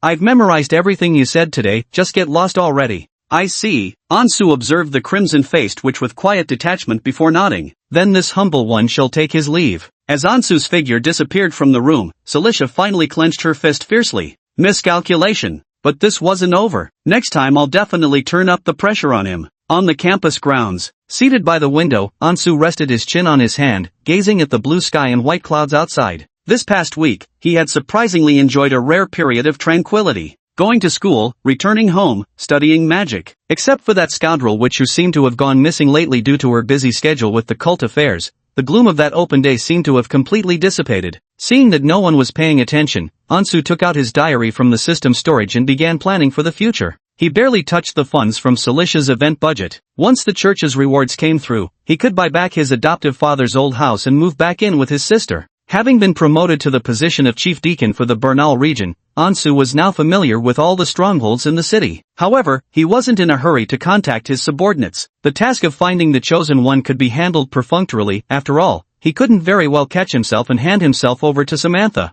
As for the demon clan's treasure that Sarisha kept thinking about, Ansu actually became quite intrigued. You see, after the events of the original plotline, Sarisha could be said to have gained something from her misfortune. She acquired vast treasures from ancient ruins, precious magical artifacts from the arcane era, equipment, and numerous ancient texts. Later, she used this wealth to build her own faction, even having spare funds to support suddenly rising demon warlords, spreading money everywhere for her ultimate goal. While Ansu didn't want Sarisha to repeat her past mistakes and become the world-ending witch of destruction, he also didn't want to let outsiders benefit from that wealth. After all, according to the timeline, the Empire's turbulent times were about to begin, and he needed to prepare himself for that chaotic era. While pondering these thoughts, whispers of discussion suddenly arose among the surrounding classmates. Bro, that Bishop Paul is here again. Great. Does this mean we'll get to see Her Holiness the Saintess again? Ansu turned his gaze toward the window once more, and there he saw several silver carriages stopping at the school gate, quickly surrounded by a swelling crowd. Many students have noticed that Bishop Paul seems to be tied to Saintess Freya. Whenever Paul comes to lecture, the Saintess is sure to attend as well. Ansu secretly thought to himself that Freya still couldn't truly move about freely even now. As a mascot showcasing the divine manifestation of the gods, the church would practically enshrine her in the cathedral every day if they could, eager to attract more new believers. This secret rendezvous with him had instead become one of her rare moments of happiness when she could move about freely. And so, once the lecture ended, Ansu quietly slipped out of the classroom. Arriving at the small chapel where the two usually met, Freya had been waiting for a long time. When she saw Ansu, whom she hadn't seen in ages, appear before her, a gentle smile spread across her face. Lord Ansu, I've finally seen you again. Freya lightly touched her chest, closed her eyes, and her face filled with devoutness. Last night, I dreamed of Lord Ansu again. Ansu hurriedly closed the chapel door tightly, then looked at her helplessly. Every time the saintess spouts her obsessive fangirl remarks, it always makes him extremely uncomfortable, but there's no helping it. This girl genuinely treats him as a deity walking the mortal realm. Oh, really? Ansu walked over, eyeing her with a strange expression. So what exactly did you dream about? I dreamed of Lord Ansu's face, Lord Ansu's voice, Lord Ansu's scent. Ansu's expression grew increasingly peculiar. This dream of hers sounded suspiciously like an erotic fantasy. Freya opened her eyes with a smile. Such a revelation. Does this mean you have another important mission for me? Lord Ansuz, what is our next plan? Chapter 54, Freya, don't you dare bring misfortune upon me. Ansuz looked at Freya in confusion. Actually, there was something I wanted to ask you. But a plan? What plan? Since when did he have any plans? He wasn't aware of any. Of course, it's the plan to reform the entire Holy Light Church. Freya knew Ansu was always reluctant to reveal too much to her, but she had already figured it out. Lord Ansu couldn't hide anything from her. The first task he assigned her was to expose Bishop Terry, an apostate. With just one move, Lord Ansu shook the entire corrupt church to its core. Those bishops and clergy who cared only for worldly gains no longer dared to act so recklessly. It seemed Lord Ansu had intended to achieve precisely this effect. Next, he would undoubtedly continue reforming the Holy Light Church, guiding it back to the right path, just like the doctrines from 1,000 years ago, truly embodying the will of the divine and representing light and justice. Freya grew more excited the more she thought about it. She gazed fervently at the person before her. Such an Ansuz was exactly the ideal chosen one she had envisioned in her heart. Freya's fanatical stare became truly unbearable for Ansuz, who promptly signaled her to stop. Wait, hold on. Freya, I'm afraid I have to disappoint you. I have no mind nor ability to reform the church right now. Ansu met Freya's startled gaze and spoke truthfully. I never actually admitted to being God's chosen, did I? So please, don't pin such grand expectations on me. The greater the expectation, the heavier the disappointment. He really didn't want to see the heartbroken expression on the little saintess's face when her ideals shattered, at least not directed at him. Dealing with Silesia's obsessive possessiveness alone was already difficult enough. If he had to handle yet another pathological saintess who hated him over ideologies, he might as well reboot his life right away. After listening to these words, Freya let out a soft sigh. Her expression wasn't one of disappointment, she merely felt pity for Ansu. The gods sent you to me for a revelation. Whether you admit it or not, I believe you are the chosen one. She lightly touched her chest again, the full curve swaying slightly with the movement. I understand you. I know you're deeply dissatisfied with the current Holy Light Church, and the state of Holy Light faith, even I feel powerless about it. But that's alright. She stepped forward, suddenly grasping Ansu's hand and pressing it devoutly against her chest as if in prayer. I'm willing to work with you to change the current situation. No matter how difficult the road ahead may be, I will never give up.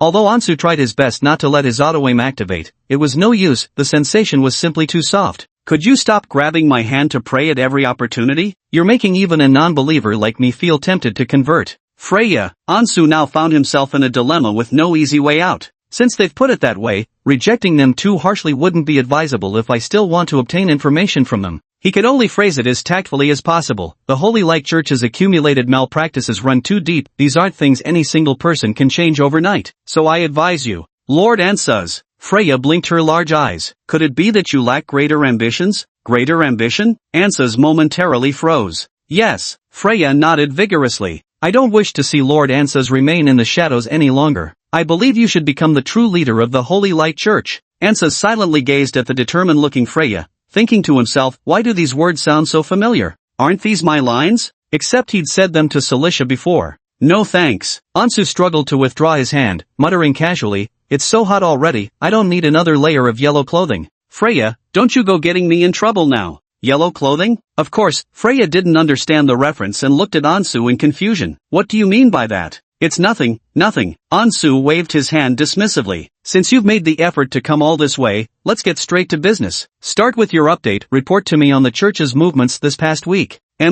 Freya nodded softly before reporting, Lord Ansuz, the church's verdict regarding Bishop Terry has been finalized. After deliberation by the Assembly of Bishops, Bishop Terry has been found guilty. His charges include blasphemy, collusion with heretics, leaking sacred secrets, abuse of authority, dereliction of duty, oath-breaking, deceiving the faithful, and apostasy. Ansuz listened as Freya listed the charges for a full 2 minutes, until her cheeks grew flushed and she was nearly out of breath. It seems Bishop Terry truly incurred divine wrath. He managed to collect every conceivable charge they could think of. But this is what he deserves. Freya frowned her delicate brows, her face filled with indignation. If Bishop Terry's conspiracy had succeeded, who knows how many would have died at the Royal Academy, and what a devastating blow it would have dealt to people's faith in the Holy Light. I heard he died in prison, Ansu asked again. Freya nodded. To keep Terry alive for trial, the capital urgently dispatched their most powerful team of healing priests, treating and praying for him non-stop. But his injuries were too severe, he didn't even survive until the bishop's council began. Good that he's dead, Ansu said with a smile. He's quite a vengeful person. Finally, one name can be crossed off his little blacklist: Bishop Terry, Bishop Leonard, and Samantha. After chatting with Freya a bit more about church matters, she suddenly asked again. By the way, Lord Ansem, you mentioned earlier that you had something to ask me. Do you have a new plan? Exactly. Ansem revealed his intentions. Freya, I need you to look into something for me within the church, information about the remnants of the demon army from 1,000 years ago and the treasures they buried. Ansu thought that when it came to investigating this matter, the church was actually better informed than the cultists. After all, the Holy Light Church is a religious organization that has existed for over 1,000 years. In comparison, the Empire has only been around for just over 3 centuries. Such an ancient institution, tracing its origins to before the Demon Calamity War, naturally possesses vast archives of historical records and documents. The demon army's treasure? Freya looked at Ansu in confusion, never expecting him to inquire about such a thing. Why would you want to know about that? You don't need to know that for now. Ansu smiled mysteriously. It's part of the plan. Since the little saintess is willing to let her imagination run wild, then let her be. Oh. Freya nodded blankly. Alright, I'll report to you as soon as possible. Since Lord Ensa said so, he must have his reasons. Watching the saintess lady immerse herself in her own imaginings, Ensas nodded with satisfaction before waving goodbye. Nothing else? I'll be leaving first then. Ah, Lord Ansel, wait. Freya suddenly remembered something and quickly called out to Ansel. Come with me to the Holy Zenith Cathedral tomorrow, the bishopric wants to honor your heroic deeds. Ansel paused. Right, he'd nearly forgotten, the church still owed him money. Freya, how many pounds is the Holy Light Church awarding me? Freya stared blankly at Ansu. Lord Ansu, you seem to be really short on money. She had assumed that a prestigious chosen one living in such a poor neighborhood was just putting on an act for others. Of course, Ansu chuckled dryly. After all, his original plan from the beginning had been to make money and enjoy life. It's just that after encountering that trashy witch, things had taken a slight unexpected turn. Chapter 55 Friend of the Church Ansel. The next day, at the Sacred Dome Cathedral, under the gaze of numerous clergy, Vera watched with nervous excitement as her brother received his knighthood from Bishop Paul, bestowing upon Ansel Morris, friend of the church, the Silver Knight's medal. When that exquisite silver medal was pinned to Ansu's chest, applause immediately erupted in the hall. Bishop Paul offered Ansu an encouraging smile, to which Ansu responded with a polite one of his own. In the crowd, Vera curiously asked the person beside her, Sister Freya, what's the Silver Knight medal? Meeting those big blue eyes brimming with curiosity, Freya explained with a smile, it's an honor awarded to distinguished members of society who've made outstanding contributions to the church and helped spread the faith. It's no ordinary honor, you know. Rumor has it that this time, it was personally issued by the ailing old Pope himself, with Bishop Paul presenting it on his behalf. So amazing after all. Vera gazed once more at her radiant elder brother standing on the high platform, genuinely proud of him. Who could have imagined that after 3 gloomy years, her brother would rise to prominence so quickly? Truly, gold always shines through. If only father could see this, he'd surely be overjoyed for him too. Yet Ansu, standing on the podium accepting the crowd's applause, wasn't nearly as exhilarated as Vera. This medal isn't particularly useful anyway, just an honorary reward. Every wealthy merchant who donates to the church gets one each year. However, the original Silver Knight medal had quite a history. Back then, it was awarded to several lords who self-funded their participation in the church's holy wars against heretics. Since large-scale wars like that no longer exist today, its value has plummeted. Ansu thought to himself that if he wanted this medal to regain its worth, he'd have to wait until 3 years later, as per the original plot. Though that's a bit of a dark joke. After all, by then, nearly half the church's members would already be dead. Apart from the knighthood, Ansu also received a church-granted check for £100,000. In his heart, this was the tangible reward that truly mattered. After the commendation ceremony concluded and the crowd dispersed, Freya led Vela over. Watching Ansu hand the check to Vela and seeing the joyful expressions on the two siblings left her with a somewhat bitter taste. So Lord Ansu truly was in dire straits. Life had indeed been far too difficult for those siblings before this. Freya lovingly patted Vera's head. Vera was studying at the very academy where Freya herself had once attended school. She absolutely must arrange for someone to properly look after Lord Ansu's little sister. Ansu told me you have a talent for sensing the holy light. In a few days, I'll find you a great teacher. We can't let such a gift go to waste, little sister. Vera looked up in surprise, her face brimming with gratitude as she smiled. Thank you, Sister Freya. You're welcome. Freya smiled warmly as she gazed at Ansu. We're all family here, no need to be so formal. At the words all family, Viera let out a soft hum, uncertain whether to feel pleased or troubled. She only found out later that this church friend of her brother's was actually the current saintess of the church. Vera didn't dislike this older sister saintess who treated her so kindly. In fact, she rather liked her, because she was genuinely a good and kind person. At the very least, she was much better than that arrogant female boss of her brother's who wouldn't even look at people properly. Though the way this sister saintess looked at her brother was strange, it really didn't feel like they were just friends, but it didn't seem like they were lovers either. Strange, really strange. Vera couldn't shake the feeling that the two beautiful women around her brother were both rather peculiar. Ansu didn't know what was going through Vera's little head at the moment. Noticing her distraction, he deliberately reminded her. When Freya finds you a tutor, you'll need to persevere. Obtaining supernatural powers isn't as simple as attending school, you know. Ansu didn't want her to take the arduous path of a witcher. After all, Vera no longer needed to walk that road of vengeance from her previous life. There were many directions she could choose instead. So he deliberately paved the way for Vera, having already privately informed Freya of his thoughts. I understand, brother. Vera nodded obediently. The power of holy light. She couldn't help but feel excited about her future. The two conversing bishops also came over. Leonard seemed quite interested in Ansel and tried to recruit him once more. Student Ansel, have you given any more thought to joining the demon hunting team? Just as Ansel was about to politely decline again, Leonard added, if you're still concerned about your studies, I can resolve that. I can arrange for you to have an auxiliary status, which would grant you special privileges as a magic caster. Plus, joining our demon hunting team offers substantial salary and benefits. Leonard seemed to have noticed Ansu's fondness for money, so he deliberately offered this condition. To be honest, Ansu was genuinely tempted this time. That special permit would allow him to freely practice magic without worrying about the church breaking down his door for inspections. But considering this was Leonard making the offer, Ansu still couldn't accept the recruitment. After all, this was the scheming manipulator who'd fooled everyone without detection. If not for knowing the plot, everyone would have been played like puppets by the smiling old schemer behind the scenes.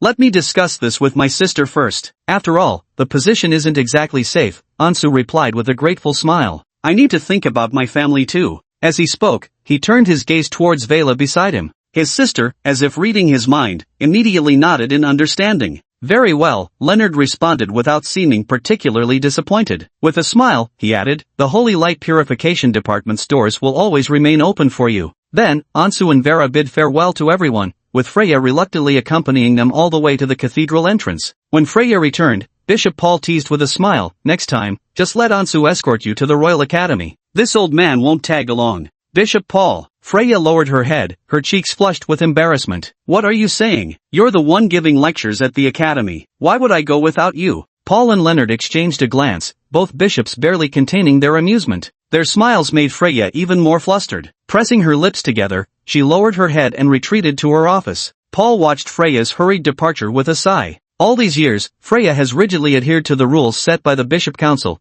barely having any life of her own. It's rare for her to make a friend her own age. Bishop Leonard pondered for a moment before suggesting, I actually think there's no need to keep her confined to this small space between Bernal and the royal capital anymore. Freya has her own thoughts, she ought to see the vast world beyond. What do you mean? We can bring it up at the next Bishop's Conference, Leonard said with a smile. The saintess shouldn't be constrained by those outdated rules, wasting her life with mediocre old folks like us. Since she can perceive divine revelations, we should let her go forth and change the world according to her own vision. I think you make a valid point. Bishop Paul fell into deep thought. Chapter 56, Vera's Path to the Extraordinary, and the Stalker. Outside the church, the sunlight shone bright and radiant. On the street, Ansu held Vela's hand, chatting and laughing about the events that had just transpired during the medal ceremony as they made their way home. Since there was nothing urgent today and it was rare for him to go out with Vela, Ansu decided against taking public transport and planned to stroll back leisurely. Brother, what exactly is that paladin profession you mentioned? Vela blinked in confusion. You want me to walk this extraordinary path, but can I really live up to it? Of course, with Vera being so intelligent, is there any profession she couldn't handle? Ansu gently patted his younger sister's soft hair. There might be some hardships at first, but I'm certain Vera will overcome them. Vera nodded understandingly. She wouldn't give up this chance to become stronger. Since this was the path her brother had personally chosen for her, no matter how difficult or exhausting, she would persevere. As they walked, Ansu began explaining the paladin class to her. The paladin in Eternal Night Song is a combat profession within the Holy Light system, somewhat similar to a battle priest. Compared to tainted, shadowy supernatural professions like witchers,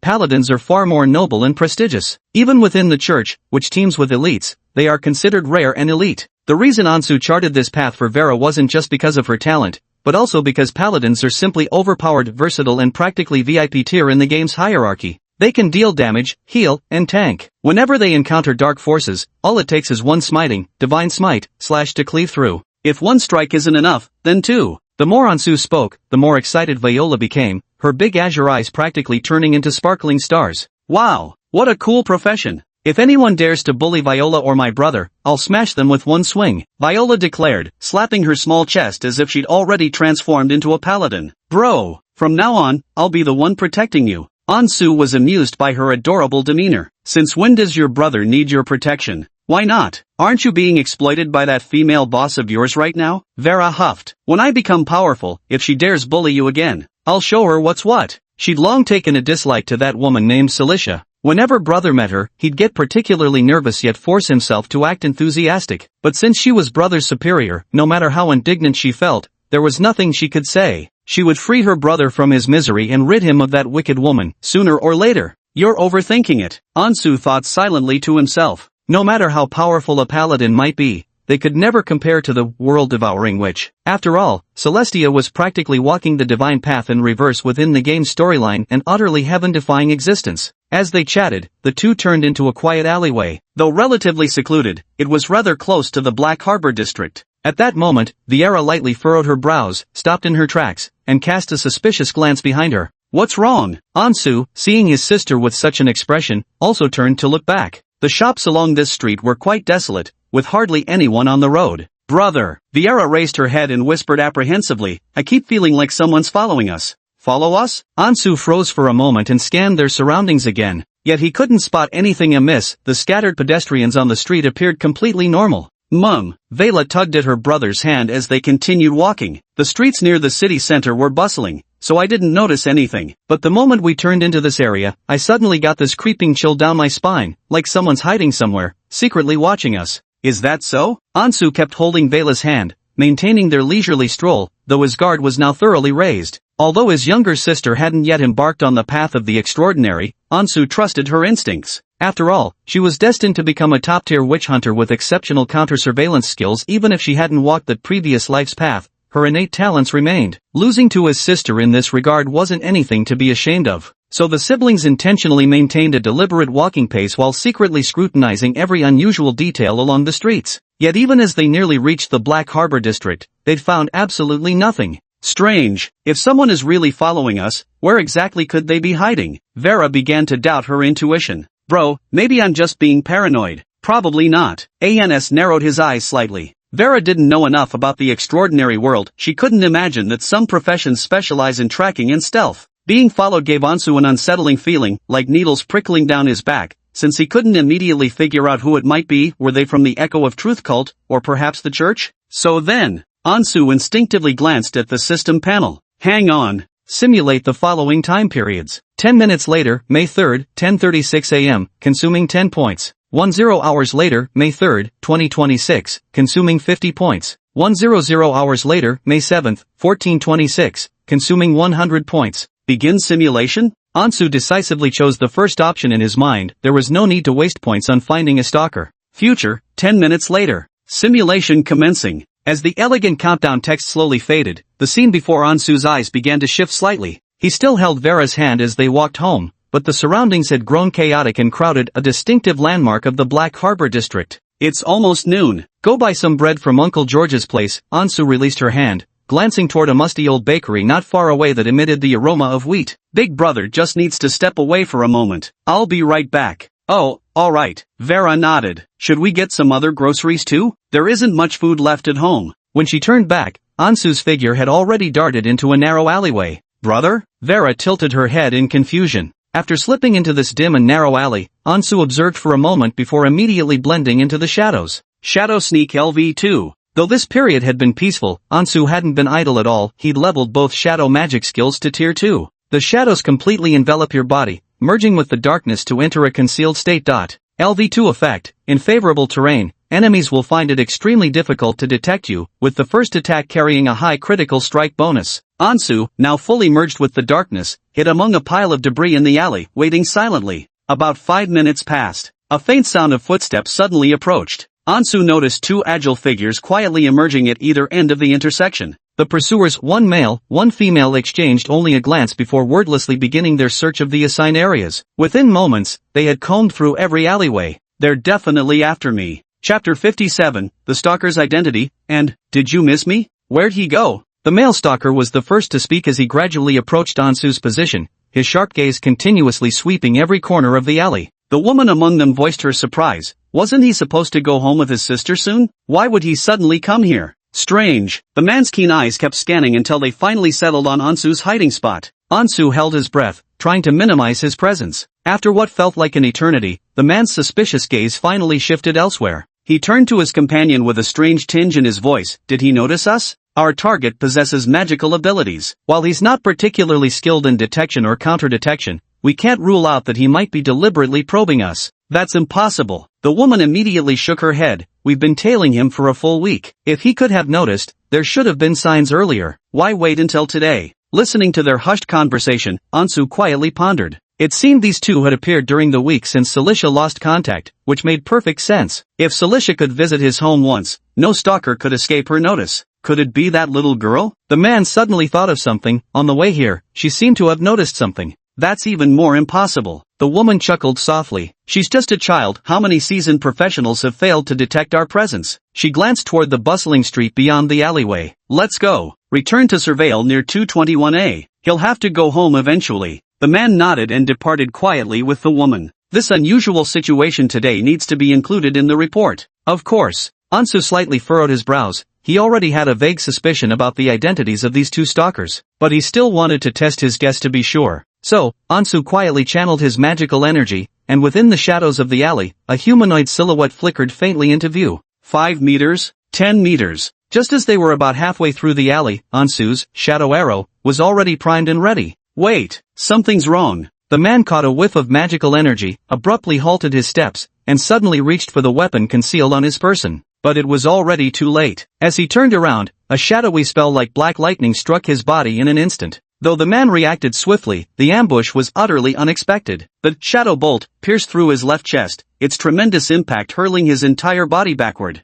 Ansu's shadow bolt might not have been as powerful as Celicia's, but with the advantages of surprise and a high critical hit, it instantly took one opponent out of the fight. Ken! The woman's expression twisted in shock, but she had no time to worry about her wounded companion. Her gaze immediately locked onto Ansu, whose figure was now fully exposed in the alley. She cast a cold gaze at the enemy in the alley, her right hand reaching for the saber concealed beneath her coat while her left drew a revolver that gleamed with a chilling silver light. Ansu noticed the woman's remarkably swift draw, her saber gripped in a reverse hold with her right hand, perfectly bracing the revolver in her left. Along her waist, a row of alchemical bullets shimmered faintly, each imbued with different magical effects. Gotta admit, she looked damn cool. Unbound by any single combat style, she existed purely for the hunt. Got it. It's a witcher. The assailant didn't seem intent on killing Ansu, so the first shot aimed for his leg. The woman calmly pulled the trigger, and in the burst of muzzle flash, the dim alley was illuminated for an instant. Yet Ansu, having long prepared for this, naturally wouldn't let her hit him. The first circle magic, shield, and magic immunity activated simultaneously. That alchemical bullet imbued with corrosion and dispel instantly lost its magical properties. The brass bullet was brutally blocked outside the magical shield, failing to even create a single ripple.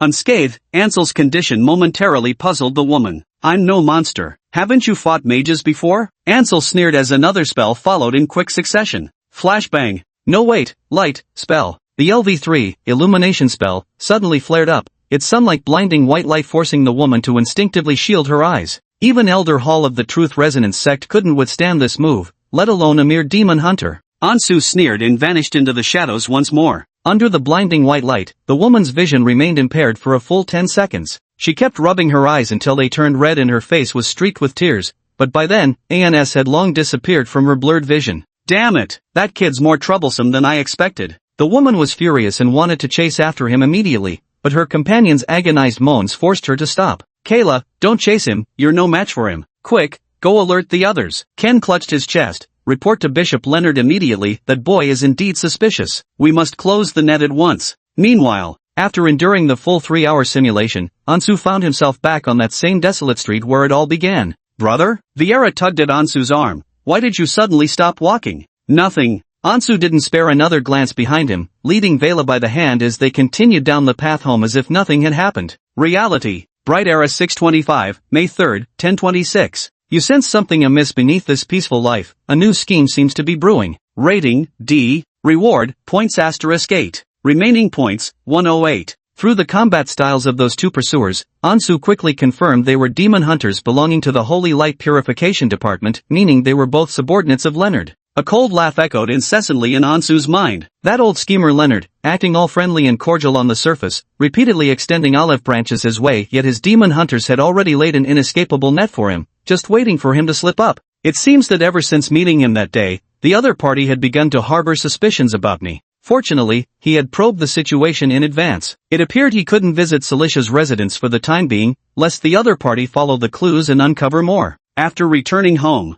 after dinner, Vera obediently studied her books, while Ansel returned to his room, preparing, as usual, to continue grinding his magic proficiency. If not for his persistent practice, he wouldn't have defeated 2 witchers in such a short time, but he still needed to keep improving. But upon opening the door, there sat Celicia, unseen for a week, perched on his desk and smiling as she greeted him. Long time no see. Did you miss me? Ansuin blinked, then smiled as he closed the door. Truth be told, after a week apart, he'd actually grown to miss this annoying little witch. Of course I do. Such a straightforward answer actually made Celestia hesitate for a moment. Then her smile softened even more. How much did you miss me? She playfully hopped down from Ansu's desk and leaned close to his face. Did you miss me day and night? Did you keep me in your heart and think of me every single day? Why does this feel a bit cheesy? Ansu glanced at those beautiful deep purple eyes, noting the sly hint playing on her face. Dear Lady Witch, are you doubting my loyalty again? Ansu pouted. If so, let's skip the foreplay, just hypnotize me directly. Celicia crossed her arms. As a generous and trusting superior to my subordinates, why would I resort to hypnotizing you so easily? Do I look that bored? She muttered silently to herself. Ansu was becoming harder and harder to tease these days. Sure enough, he's much more obedient when hypnotized. Chapter 58, The Witch's Schoolgirl Uniform. Since Sarisha had come to him voluntarily, Ansu put on a serious expression and told her about being followed earlier. Your Excellency the Witch, while returning home with Vera today, I noticed some demon hunters were following me. For safety reasons, it'd be best if we limited our contact recently. I won't be able to visit your residence anymore. Oh, Celicia raised an eyebrow. So those watchers across the street from your place were actually witchers. Lady Witch is truly formidable, Ansu praised. Indeed, these trackers could never escape Celicia's notice, though he hadn't expected the witchers to be lurking so close by. Witchers? Celicia narrowed her eyes. These troublesome fellows are all Leonard's men. It seems that guy still harbors suspicions about you. She pondered for a moment, a flicker of coldness gleaming in her eyes. Need me to deal with this Leonard for you? How exactly? Ansu asked in surprise. Kill him, obviously. Ansu wore a resigned face. Kill Leonard, and then get hunted by the church with wanted notices while we flee all over the place? Since Leonard already suspects me, if he dies now, wouldn't it make me look even more suspicious? Wouldn't that be just perfect? Celicia giggled, wearing an expression of utter indifference. At least I'll have your company. Fleeing won't be so lonely with you around. Are you serious? Ansu felt even more helpless. What kind of doomed lovers scenario was this? Alright, enough joking. Celicia's expression finally grew slightly more serious. Being followed by witch hunters isn't a big deal. If they're tailing you, it means they don't have solid evidence yet. Just go about your business as usual during this time, no need to be overly nervous. Ansu nodded in response. Besides, I came to see you today for serious business. Celicia pulled out a weathered book, placed it on the table, and gently pushed it toward Ansu. These were all borrowed from your academy's library. The author is one of your professors, Duncan Adams. I need you to help me get close to him. Ansu picked up the book and began flipping through it with curiosity. It was later discovered that this work was related to the history of the previous era and hidden ancient relics, the very kind of book Celicia had sought his help to find in the library last time. He also subconsciously understood what Celicia intended to do. Since you won't let me report the demon army's treasure to the professor, then we'll investigate it ourselves. Professor Duncan at your academy seems to have held a strong interest in the demon army's treasure, even organizing several student expeditions to investigate sites across the land. With a determined gleam in her eyes, Celicia said, I've combed through countless documents, and Professor Duncan is likely the closest to uncovering the truth in the entire academic field. But his current situation isn't favorable. He lacks both funding and motivation to continue his research. That's why I need your help. Ansu nodded. As a student of the Royal Academy, he was indeed the perfect candidate to approach this professor. Still, he wondered what exactly not in a good situation meant. Hearing Ansu's question, Cilicia continued to explain, the professor is currently destitute, so much so that he might even be expelled from the academy. Oh, things have gotten that bad for him? Ansu envisioned the image of an unrecognized, struggling old scholar. Actually, a lack of funds is easy to solve. Maybe with some financial support, he could restart his field research on the ancient ruins. I'm just afraid the reality might be far more complicated. Cilicia chuckled, so tomorrow's visit to the academy is all up to you. The next morning, in front of the fountain at Benaru Royal Academy, Ansu, who had agreed to meet Cilicia in advance, sat on a bench and began waiting idly. That trash which is usually so prompt, why is she running late today? After what felt like an eternity, with 2 rounds of student couples showing off their affection on nearby benches having come and gone, a tall and graceful silhouette finally cast its shadow over him. Ansu was about to greet her with a smile, but when he saw Cilicia's outfit today, his eyes lit up. Cilicia was wearing the Royal Academy student uniform. The outer jacket was an exquisite little blazer, paired with a pure white inner shirt whose buttons strained slightly against the graceful curve of her chest. Her lower half was clad in a cute and playful plaid skirt that swayed subtly with each step, making it impossible for Ansu to look away from those fair, flawless legs. Since Cilicia had already changed into their academy's uniform, she naturally couldn't wear her usual black stockings. Today she wore white ankle socks paired with little leather shoes, losing that domineering elder sister aura she usually had. Instead, she looked like a sweet, youthful girl next door. What's got you so stunned? Cilicia curled up the corners of her lips, appearing in high spirits. Like what you see. Beautiful, really beautiful, Ansu nodded honestly, unable to tear his eyes away. Cilicia had applied light makeup today, making her already beautiful face even more exquisitely gorgeous beyond words. The stunningly beautiful Cilicia naturally sparked a flurry of whispers as soon as she appeared, with many students constantly asking which department this gorgeous girl belonged to and why they'd never seen her before. Ansu stood up, and Cilicia playfully approached, affectionately linking arms with him. Let's go, my stand-in boyfriend for today. Ha! Ansu shot her a puzzled look. Cecilia blinked rapidly, playing the part of a student couple fascinated by history and ancient ruins. Let me be clear, this makeup isn't specifically for you. We're on a mission today and can't let Professor Duncan suspect anything. Oh, alright then. Ansu thought to himself, you're really hamming it up. Even without makeup, nobody would recognize you as that cultist anyway. But Ansu had grown accustomed to the Tsundere witch's contradictory ways. If she were ever straightforward for once, he'd probably find it unsettling instead. And so, Celestia gently took Ansu's hand, as the two strolled through the academy park admiring its unique scenery while chatting about their upcoming mission. Unbeknownst to them, the striking young couple had themselves become a picturesque sight on campus. Wherever they went, they attracted waves of gazes and murmurs. I'm not as familiar with the Royal Academy as you are. Later, you'll be in charge of getting close to him. If he's truly in financial need, we'll propose sponsoring him. With Celestia standing so close, a delicate fragrance wafted over, causing Ansu's heartbeat to quicken. He couldn't help stealing glances at the witch standing merely inches away. Every time he stole a glance at her, Celicia's lips would curl up ever so slightly. Ansu. She mischievously looked over. Do you like seeing me in a schoolgirl outfit that much? If that's the case, I'll wear it for you privately every day. How about that?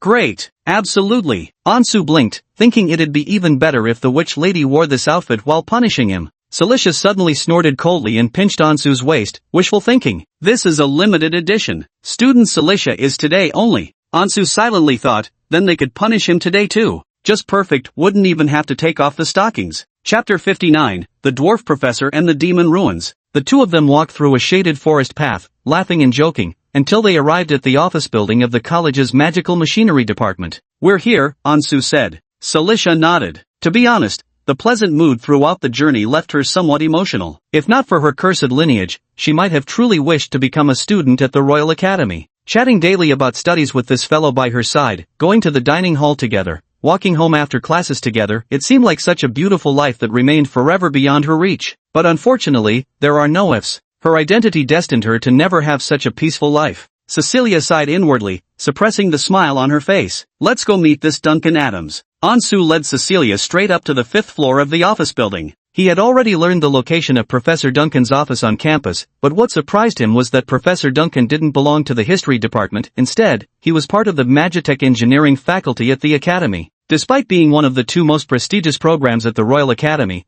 Ansu had never seen this Professor Duncan teach a class before. Logically speaking, with several published works under his name, he should have been somewhat well known, yet he remained exceptionally low-key within the academy. It took asking several students just to find out where his office was. Arriving at Professor Duncan's office, the two stood at the doorway. After scanning the empty room, they exchanged looks. It feels so deserted. Ansu frowned. Is Professor Duncan not here? But the door was open, and after another moment's hesitation, Ansu quietly stepped inside. Duncan's office was spacious, typical of a scholar's workspace. Towering bookshelves lined the walls, while alchemical benches were cluttered with all manner of experimental equipment, including many ingenious mechanical devices that were entirely unfamiliar to Ansu. He's here. Cilicia grasped Ansu's arm, signaling him not to proceed further. Ansu froze momentarily before shifting his gaze towards the desk on the other side of the office. With the sound of a chair scraping, a deep, booming voice suddenly rang out. Who's there? Under the gazes of Ansu and Cilicia, from behind the tall and massive wooden desk emerged an elderly man with a large beard but remarkably short stature. How dare you enter without knocking? He glared at the two students who had barged into his office, his bushy beard quivering with indignation.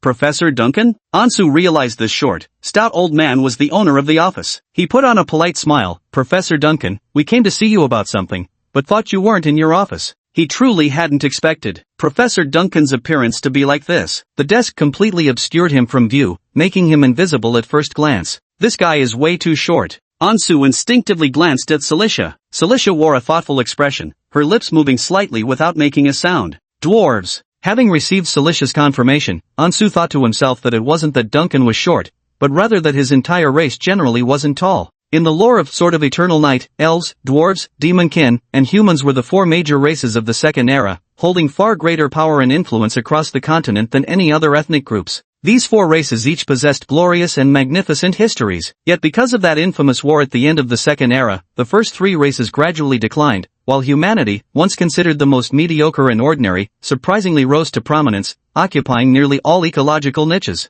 As for their later fates, the four races met different ends. The elves sailed across the seas, leaving this continent behind. The dwarves, their population decimated by war, scattered across remote regions seldom frequented by humans. As for the demon race, being the defeated party, their fate goes without saying, they became creatures hated by all, like rats scurrying in the streets. Ansu quietly pondered the rise of human civilization. Though their lives were as fleeting as meteors, human transcendence of extraordinary talent had held up the sky for mankind. The highly unified and efficient Holy Light Church wielded what could be called a dimensional superiority against the primitive religions of other races, not to mention the current raging technological revolution. Humanity had long since surged far ahead of the former peer races, now dismissively labeled subhumans alongside the half-beast folk who once stood as equals. My thoughts returned to the office, where the atmosphere had turned awkward due to the impolite sudden intrusion. Seeing Professor Duncan's displeased expression, Ansu chuckled and made his request. Professor Duncan, here's the thing, we're both deeply fascinated by ancient history, particularly the history of the Second Epoch. We happen to come across your esteemed work and greatly admire your book History and Relics. Your profound scholarship and empirical spirit have deeply impressed us, which is why we've specially come to visit. Might we inquire if Professor Duncan has any related public lectures scheduled recently? Ansu put on an expression of humble studiousness. Since this approach was tailored for a scholar, it should be quite well received. You specifically want to attend my public lecture? Professor Duncan was momentarily taken aback, his expression finally softening slightly.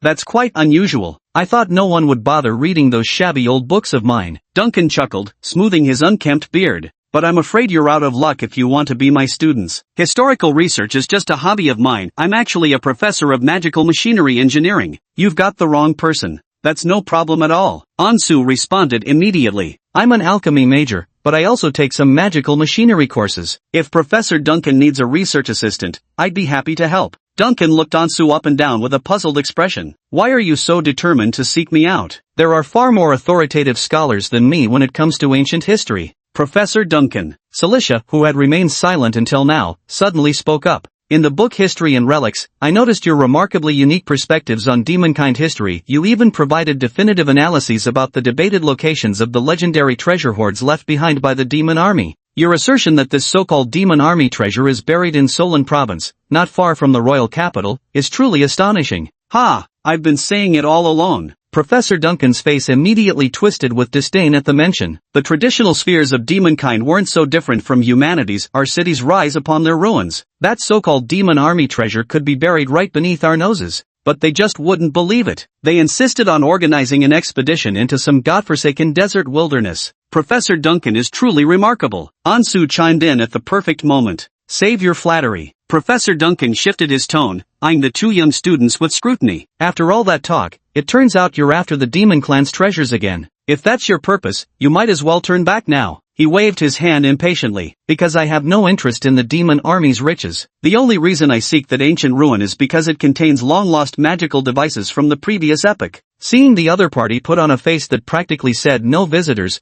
Ansu naturally wouldn't give up. He smiled politely. If I'm not mistaken, you're hoping to obtain first-hand data on those magical facilities, conduct research, publish a paper, and thereby realize your academic ideals and ambitions, aren't you? Naturally, Professor Duncan snorted. Ansu suddenly turned to look at Celicia beside him. Isn't that a coincidence? This Lady Haley here, the only daughter of the Lawrence family, also has unique insights into magic and magical machinery. She wishes to fund your field expedition, and should you make any novel discoveries, she'd prefer to be the first to know. The Lawrence family? Professor Duncan froze for a moment. Exactly, the Lawrence family, Ansu nodded. Count Lawrence is her father. Haley Lawrence was the disguised identity of the witch. To infiltrate her into the Empire's nobility, Samantha had arranged specialized training in aristocratic etiquette for Celicia, which explained why, despite her humble origins, she carried herself with such refined grace. Oh, nobility then. Duncan raised an eyebrow, momentarily at a loss for words. In fact, many noble young ladies are indeed capricious in their whims, and wealthy nobles with money to burn enjoy sponsoring obviously unrewarding technological and artistic endeavors.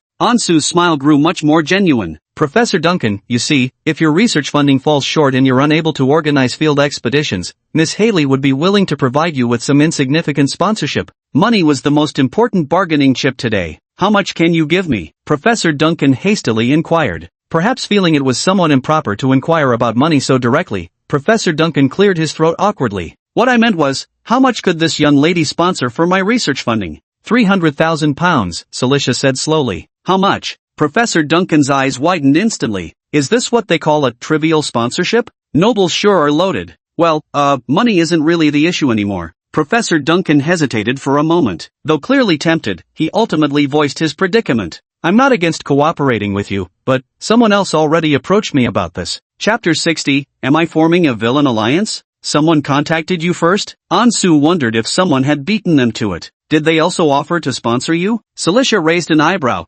asking in a measured tone, Professor, may I ask who this person was? I genuinely don't know who he really is. Professor Duncan said helplessly, this person is somewhat mysterious. Under Ansu's persistent questioning, Professor Duncan finally revealed some information to the two of them, and they also learned why he had recently restarted the search for the demon tribe's treasure. Although the Empire allowed the dwarf race to study and teach, as a member of the beastman species, Professor Duncan inevitably faced discrimination from colleagues and superiors, making his academic career quite rocky. Due to being ostracized, the research funding allocated to him was limited, and he even had very few students under his guidance. Professor Duncan's academic research had long been unproductive, and he was on the verge of being dismissed by the vice principal. But at this very moment, a mysterious man sought him out. The man claimed he wanted to sponsor Duncan's research, but not his usual magic-powered machinery. Instead, he wanted Duncan to investigate the legend of the demon army's treasure and ultimately pinpoint its exact location. He's already given me some funding, not as much as Miss Haley here. Duncan cast an apologetic glance toward the beautiful woman, but he promised more would follow. The total sum would be substantial. And given that he was the first to propose this,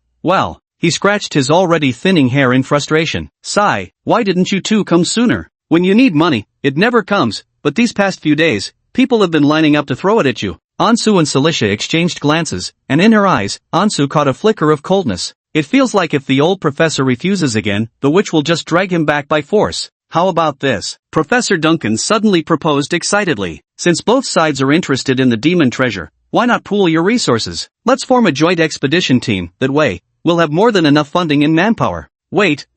Ansu quickly stopped Duncan's sudden digression. This was something he even had to keep from Samantha, let alone bringing another sponsor into the mix. Professor Duncan, I'd like to confirm something. Ansu lowered his gaze to meet the dwarf scholar's eyes. This mysterious sponsor, is he tall and slender, with black pupils, middle-aged, and rather taciturn? Duncan exclaimed in surprise, how did you know? Meeting Cecilia's confused gaze, Ansu silently thought to himself. Sure enough, because the mysterious patron sponsoring Professor Duncan turned out to be the leader of another major antagonist organization besides the Truth Echo cult, the remnant forces of the demonic race, Shadow Monarch, Arxis. The reason Ansu realized this was somewhat belated, as he had been studying the short, elderly dwarf for quite a while and found him increasingly familiar. Finally, It struck him, if you shaved off the dwarf's beard and slapped on a pair of extra thick glasses, wasn't this exactly one of the dungeon bosses from the game, Alchemist Dr. Adams? Alchemist Dr. Adams was, according to the lore, a perpetually frustrated university professor who had been framed by an old rival in an academic scandal and subsequently expelled from the institution.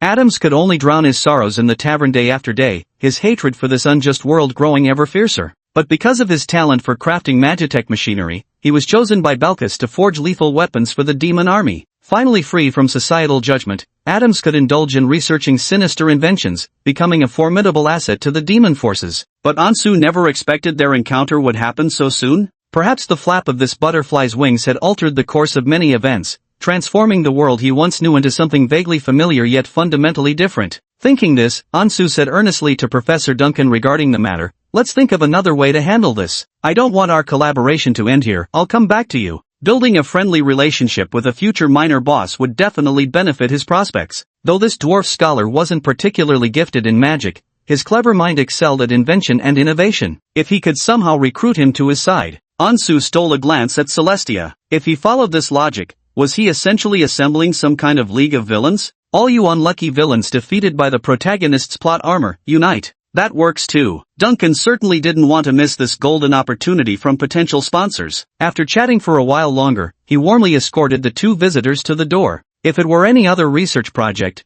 your sponsorship would actually be quite welcome." Duncan continued his awkward self-promotion. "If I don't produce some research results soon, my arch-rival will probably laugh himself to death. Not to mention I might get fired by that vice principal who can't stand the sight of me." Ansu silently gazed at him. "Seems your premonition was quite accurate." Sarija tugged Ansu's arm, already wanting to retreat, but Ansu still offered a sincere and polite smile. "Professor Duncan, as I mentioned, I truly have read your books and admire your academic achievements greatly. Regarding the sponsorship, everything can be discussed. Let's stay in touch." "Ah, yes. Wonderful." Professor Duncan chuckled so hard his beard practically floated with delight. The two finally left the teaching building as afternoon arrived. "Shall we grab something to eat?" Ansu glanced at the sulking witch and suggested with a smile, "There's a pretty decent grilled meat stall in the Academy's public canteen." "Not in the mood." Celicia pouted and said helplessly, "He refused anyway, so why did you agree to so many of his terms? If you hadn't stopped me, I would have just—" "Your Excellency the witch." Ansu sighed equally helplessly. "Could you stop being so fixated on violent solutions? Maintaining friendly relations with a moderately capable scholar like him would benefit our future endeavors. My career is to stand atop the pinnacle of power,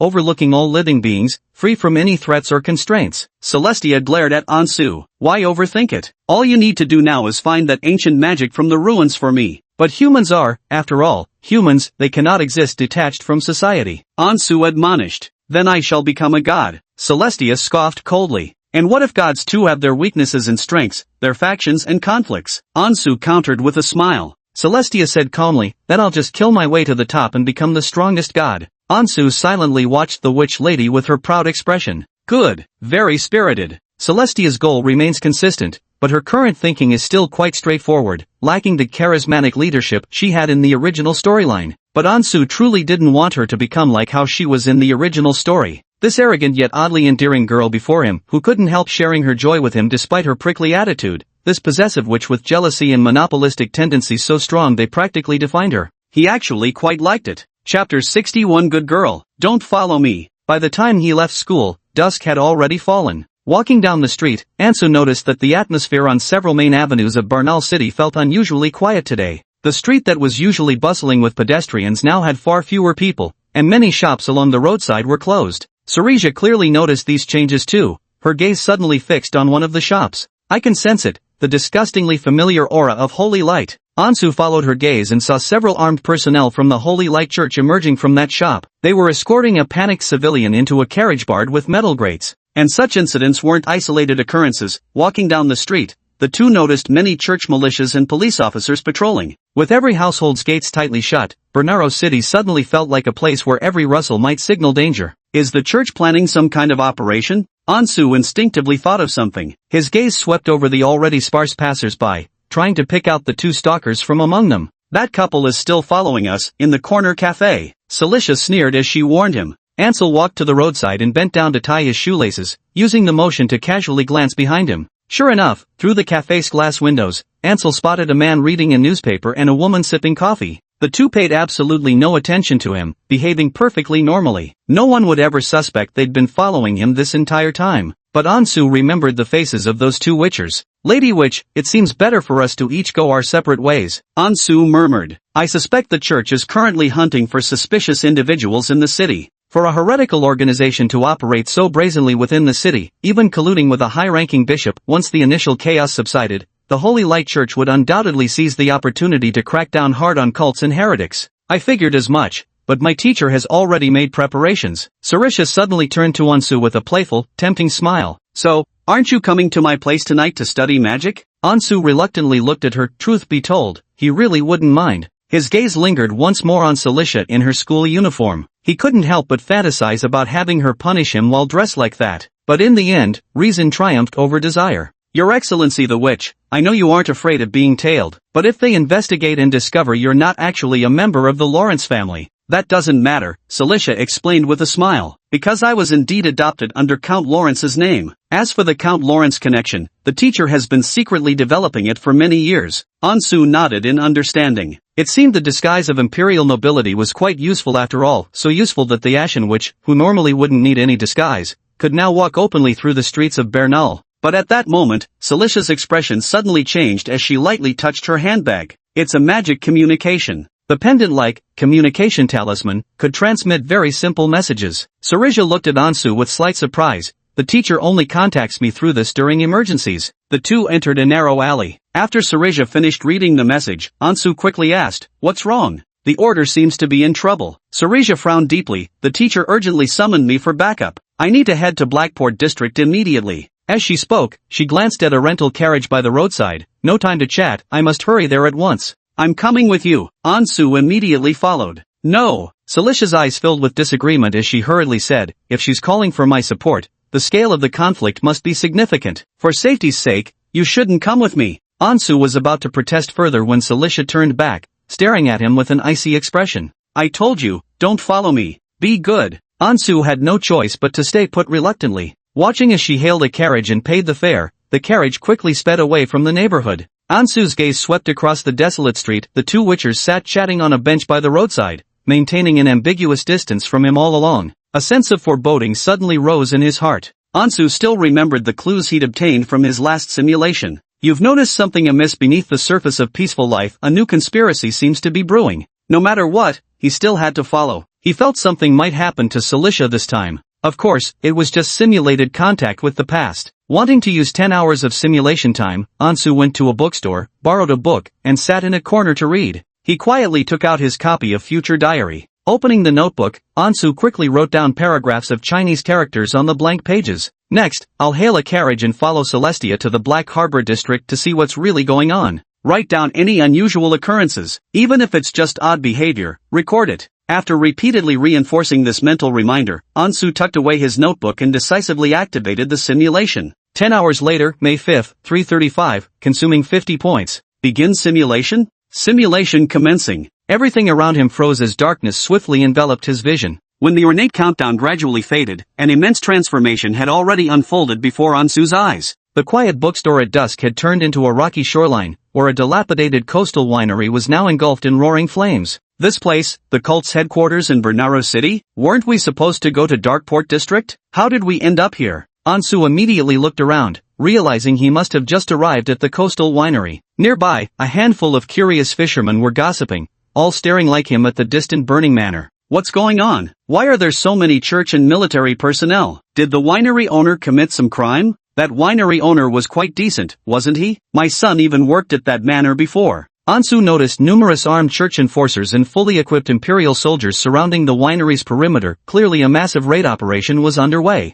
Looking a bit further ahead, I noticed they had even brought over their cannons. Brother, lend me your torch for a moment. Ansu borrowed a torch from the fisherman, then crouched on the ground, flipping through his diary by the flickering light. The lines of distorted writing gradually came into focus as fragmented memories flashed endlessly through Ansu's mind. I intended to take a carriage straight to the Black Harbor District immediately, but those two witchers suddenly stopped me, insisting I go to the Holy Light Church for questioning. After wasting so much effort in finally ambushing that male witcher named Ken to death, I managed to hail a cabriolet once I got far enough. Damn it, what a waste of time. Ansu gradually recalled the moment when he pierced that male witcher through with a shadow bolt right on the street. What, like scoring twice in a row? Guess this move totally counters you, huh? I just arrived at the Black Harbor district and already saw several criminals being apprehended on the street. I wonder if they're cult members. Seems I've come too late. Using my status as a friend of the church, I struck up a conversation and heard they have a larger operation planned in the outskirts. Isn't that location the Veritas Echo's headquarters stronghold in the Banera region? Cilicia might have rushed there again.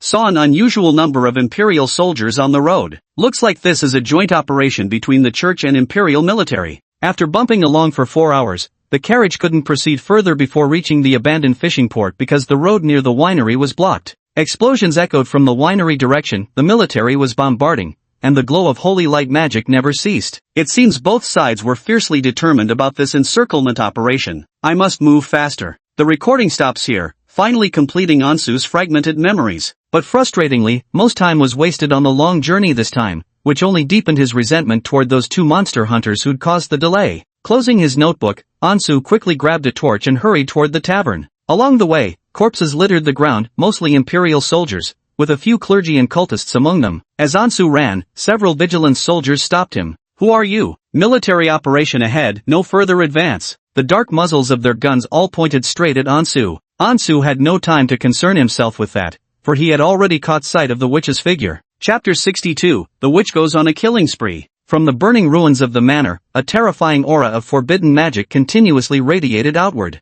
At this moment, Ansu could see Cilicia's demonic traits fully manifested. Half her arm had blackened into a demon claw, and those blood-red eyes surveyed all the terrified soldiers with chilling indifference. She reveled in the slaughter under the siege of the Imperial army and the church. With each strike, clouds of blood mist erupted around her. Outside the winery, the scene had unmistakably transformed into a slaughterhouse. A killing frenzy. Ansu couldn't even begin to count how many people Cilicia had killed. The ground was littered with mutilated body fragments, the stench of blood so thick it was nauseating. The soldiers encircling them were all utterly terrified by this female god of death, to the point where none dared take another step forward. They could only scatter and hide around, not even daring to peek out to fire their guns. Back up! We need backup! An officer, seeing the situation spiraling further out of control, turned his head and shouted in terror. But the next second, the back of his skull was pierced by a shadow magic spell, his gruesome corpse collapsing face up on the ground. Ansu also noticed that apart from Sarija and the 3 cult elders wearing golden masks, all the other cultists had already perished. At that moment, the 4 of them had already fought their way through the ruins and were breaking out toward his direction. Seizing the moment when the soldiers blocking him had all scattered, Ansu immediately dashed forward, ready to reunite with her. A wave of scorching heat struck him, and the thick smoke around made him cough uncontrollably. At that moment, a terrifying oppressive force suddenly locked onto him. Ansu's heartbeat suddenly accelerated, the aura of death feeling close at hand. But the next second, the oppressive pressure vanished instantly. Ansu? A hoarse and surprised female voice came through. Ansu gazed at Celestia, who was covered in blood as she hurried toward him. Upon seeing him appear, her dark crimson eyes flickered with a momentary flash of joy, but it quickly turned to resignation. Why did you come? I told you not to follow me. Celestia scolded him angrily. I'm here to save you, Ansu said. Save me? Cilicia was momentarily stunned, then laughed in exasperation. With what? At your level, coming here is just asking for death. No, Ansu declared with conviction. I mean it, I will save you. As he spoke, his gaze unconsciously drifted to the countless soldier corpses surrounding them. Fortunately, this is just a simulation. If she had actually killed these Imperial soldiers, there would be no turning back. Ansu doesn't want her to go down this dark path irrevocably. He wants to change Cilicia. In truth, precisely because of his presence, Cilicia has undergone significant changes compared to the Doomsday Witch in the original storyline. After all, this is still 3 years earlier. Many irreversible events haven't occurred yet. Even the cult sacrifice incident was perfectly resolved thanks to his efforts. Ansu was confident he could achieve even more. Though it was absolutely impossible to make Cilithia turn back from her misguided ways to become an ally of justice, let alone join the righteous divine faction, he believed the world wasn't just black and white. Becoming an exquisite shade of gray might be rather nice. If he and Cilithia could take the reins of their order, the Truth Resonance could focus on magical research. But restoring anything like the so-called Great Magic Empire, dragging the whole world backward, was out of the question. Alright, enough with the bragging. Cilicia, of course, couldn't fathom the deeper meaning behind Ansu's words. After shooting him an exasperated glare, she turned her gaze to the 3 sect elders behind her. Before Imperial reinforcements arrive, hurry and cast the teleportation array. I'll hold off their firepower. The 3 golden-masked elders nodded immediately. With wary eyes scanning their surroundings, they began performing an elaborate magical ritual on the spot. Something tells me, we might be too late, Ansu murmured, staring toward the hillside where distant figures were approaching, an entire Imperial battalion marching toward them, even hauling a dozen large-caliber cannons via mule teams. As he spoke, he anxiously glanced back at the 3 golden-masked individuals' teleportation array. The more people this array carries, the slower it activates. At this moment, only faint magical runes were barely visible on the ground. Who knew how long it would take to complete? There's no choice, we must bring them along, Sarisha sighed, noticing Ansu's urgency. These few are all the teacher's most trusted followers. She worked so hard to suppress the Reformation faction and ascend to the position of sect leader. If these supporters die here, the balance of power might tilt again. You work so hard for Samantha, yet she puts you in danger without a second thought. Ansu's voice trembled with suppressed anger. You really are the most convenient blade in her hand. This is what I owe her. Celicia shook her head. Ansu grew even more agitated. You owe her nothing. After serving her all these years, you've repaid any debt long ago. Besides, from the very beginning when she brought Celicia back to the order, her intentions had never been pure. But he couldn't directly reveal this truth. Ansu suppressed his inner agitation. Fortunately, there was still time. He would gradually guide Celestia to see her teacher's true nature. The surrounding gunfire suddenly intensified dramatically, bullets tearing through the air like raindrops pounding their position. Celestia's dense magical energy surged continuously as her far more extensive shield spell blocked all incoming firepower. Brass bullets struck the translucent blue barrier, producing sizzling crackles with each impact. Celicia, Ansu, noticing the distant artillery battery halting as if adjusting their firing coordinates, hurriedly asked, how did the cult stronghold get exposed? It couldn't be that some mole from the Reformation faction leaked the secret, could it? The purpose of this simulation, besides observing the future, was to understand the full sequence of events. The Holy Light Church and the Imperial Army's joint operation against the cult was extraordinarily successful. This situation absolutely couldn't be so straightforward. It wasn't any cult member who leaked information. Celicia shook her head. At this critical juncture, continuing internal strife would be suicide. Even the Reformation faction isn't foolish enough for that. Noticing Ansa staring at her fixedly, Celicia continued. It originated from the cooperation between our order and the demi-human resistance group Squirrel Party. After one of their key leaders was captured, nearly the entire rebellion organization was uprooted, which eventually dragged us down with them. Is that so? Hearing the name Squirrel Party, Ansas immediately fell deep in thought. The demi-human resistance organization, Squirrel Party, had always been dedicated to overthrowing human nations, frequently launching terrorist attacks within the empire. Though not as notorious as Truth Echo, their methods were equally extreme. In addition to being aware of this hidden faction, Ansu also knew that the Squirrel Party was actually funded by remnants of the Demon Tribe. Their actions could essentially be regarded as an extension of another major antagonist, Shadow Sovereign Balxus, and his will. A tavern in the Black Harbor district turned out to be secretly operated by the Squirrel Party. Our people originally went there to negotiate cooperation, but when the Imperial officials conducted a surprise inspection, they uncovered a large quantity of explosives. Both groups got caught red-handed. Celestia sighed helplessly. After our 3 enforcers were interrogated by some unknown method, the Empire followed the trail and discovered the cult's headquarters at the coastal winery. Then, all this happened afterward. Unknown method of torture? Ansu instinctively thought of the soul domination technique of that wretched witch, or perhaps some other similar dark magic. Only the supernatural powers from this direction could pry open the operative's mouth. Other Imperial supernatural organizations should be capable of it. Otherwise, Ansu could never have imagined that these fanatics, who were always ready to die for the echo of truth, would one day actually confess. Couldn't Samantha just lay low at this critical moment? Ansu sighed in exasperation. These cultists really loved stirring up trouble, and now, after messing things up, that old witch still had to send Celicia over to clean up their mess. Then where did it happen? Ansu pressed on. Which tavern did they meet at? What's the use of asking all this now that it's already happened? Celicia eyed Ansu suspiciously. Of course it's useful. Ansu flashed a confident smile. Because the incident hasn't even occurred yet. Chapter 63, see? I told you I'd deliver. While those 3 golden-masked elders were still dawdling, Ansu noticed the Imperial soldiers at the ruins' perimeter were retreating rapidly. He immediately raised his head, gazing toward the distant hillside. The artillery barrage should be coming soon. Don't worry, I've got you. Celicia still had the presence of mind to joke at a time like this. She blinked and said, who would have thought I'd be right? After this battle, it seems we really will be going on the run together.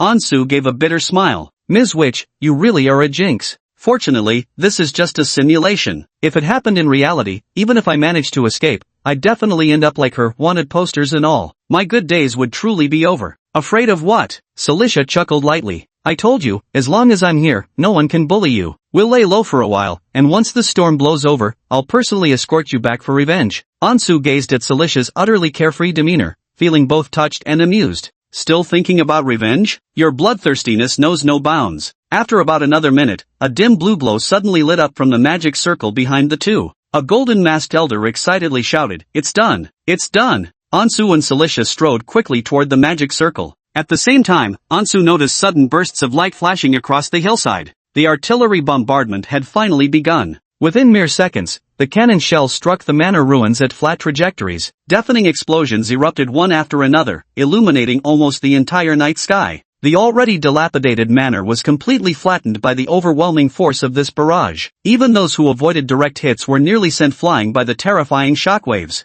Several elders barely managed to steady themselves, continuing to chant the teleportation spell while Celicia tightly gripped Ansu's hand, her gaze icy as she conjured an enormous defensive magic shield. The aura of forbidden magic spread relentlessly, the black magic shield with distorted patterns expanding outward at astonishing speed. Each explosion that struck at close range made the shield flicker, yet Celicia's resolute expression never wavered, her abundant magic power pouring forth without restraint. "Hold on a little longer. Just a little longer," one of the elders shouted repeatedly. Ansu glanced speechlessly at the three useless elders. At this moment, Celicia's face had turned deathly pale. Ansu watched her with concern as black cracks rapidly spread across her porcelain-white skin, the signs of corruption and backlash growing more severe. She resembled a white porcelain vase on the verge of shattering. Yet she remained unyielding, standing like a steadfast wall shielding Ansu with hope of survival. At the final moment when the teleportation array finally activated, Ansu's gaze remained fixed on Celestia, whose hand was tightly clasped in his. Amidst the flying artillery fire, her silver-white hair whipped wildly about her as her graceful figure turned to face him, her breathtaking features, fragile as if about to shatter, breaking into a radiant smile.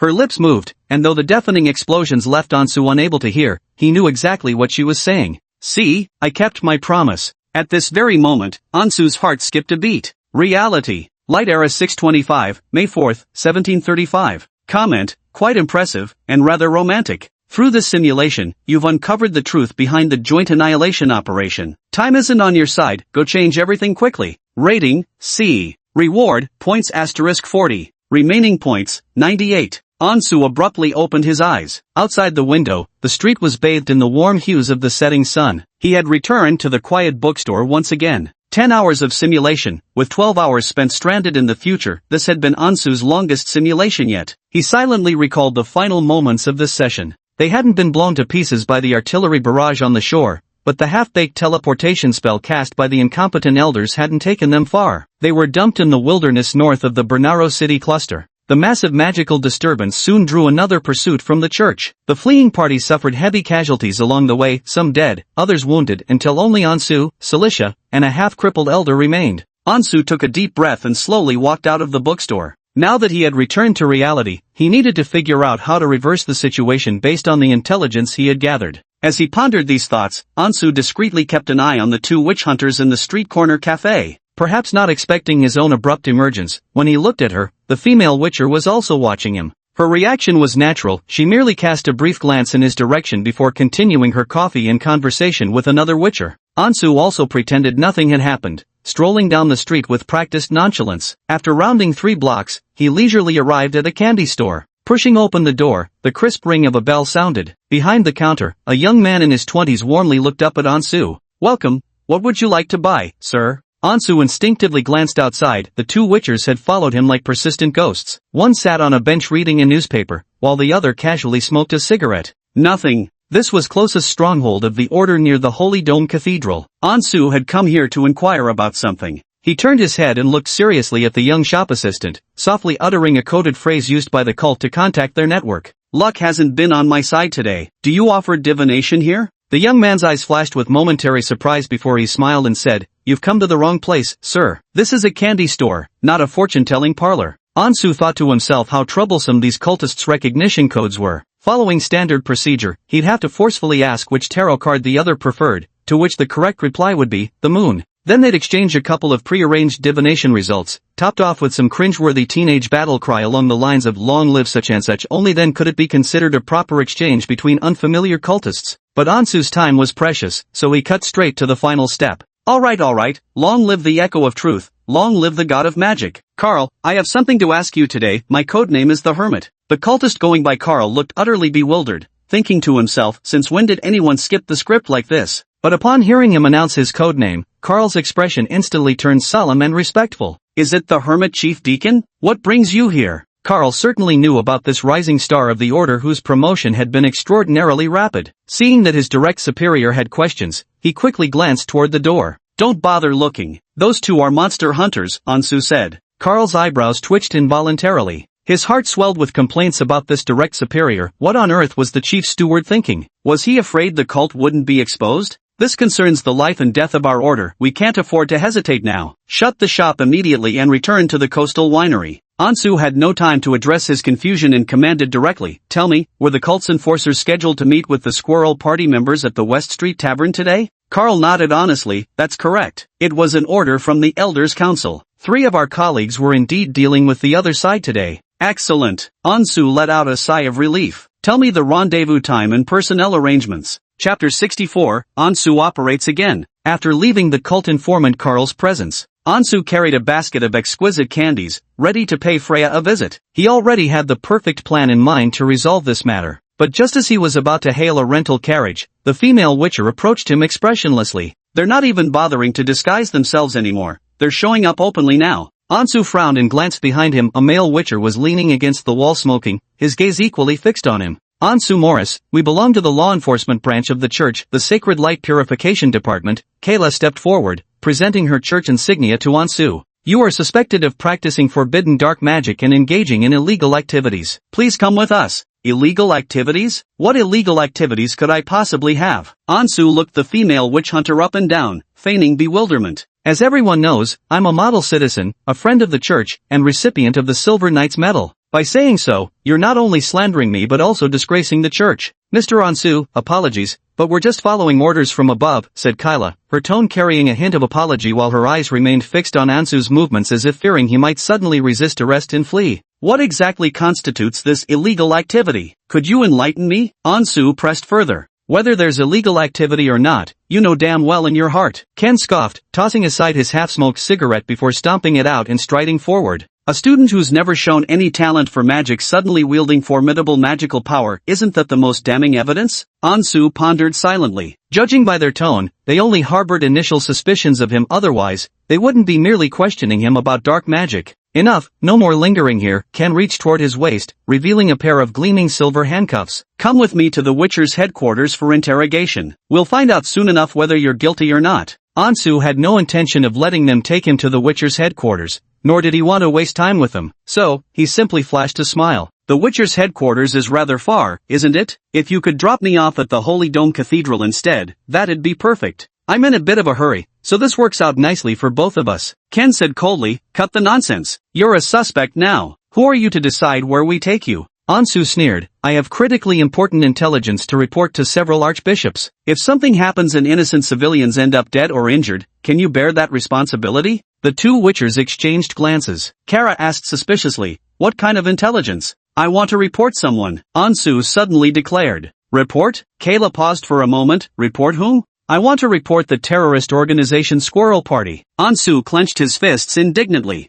These thugs who plague the Empire are plotting a terrorist attack. Only I know their current location. You two must take me back to the Grand Cathedral at once. To prevent tragedy, we must strike with overwhelming force this time. The two witchers exchanged glances again, thoroughly bewildered. Squirrel Party? How did we suddenly end up discussing this? What was going on? 20 minutes later, in the second-floor office of the Sanctum Spire Cathedral, the two witchers stared in confusion at the suspect who was now chatting animatedly with Her Holiness the Saint and Bishop Paul. This was truly a first for an arrest operation. The target had inexplicably transformed from a suspect into a key witness, and was now casually giving orders to their archbishop and the saint herself. In addition to Bishop Paul, who was responsible for the local diocese, their witcher commander Leonard had also rushed to the scene in haste. You're dismissed here. Leonard glanced at the two witchers standing guard outside the door and approached to whisper orders. Put the arrest warrant for Ansu on hold for now. Return and prepare. There may be new orders coming soon. Sir, but... Ken hesitated as he glanced at Ansuz.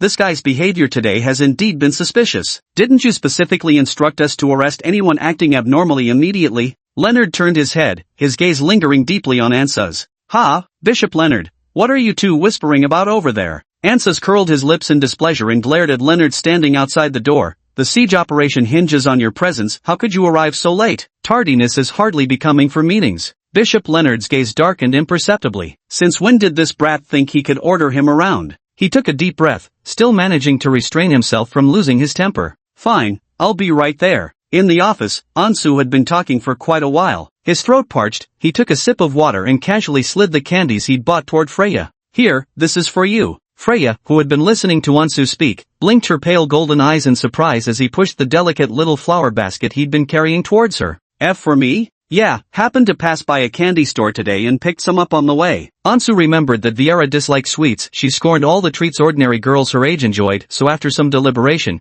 he decided Freya would appreciate them more. But it was just an idle thought not to waste things, yet Freya clutched her mouth in surprise, her eyes sparkling with boundless excitement. Thank you for the candies, Ansel. Freya's cheeks flushed crimson as she shyly tucked away the flower basket, her voice trembling with joy. This is actually the first gift I've ever received.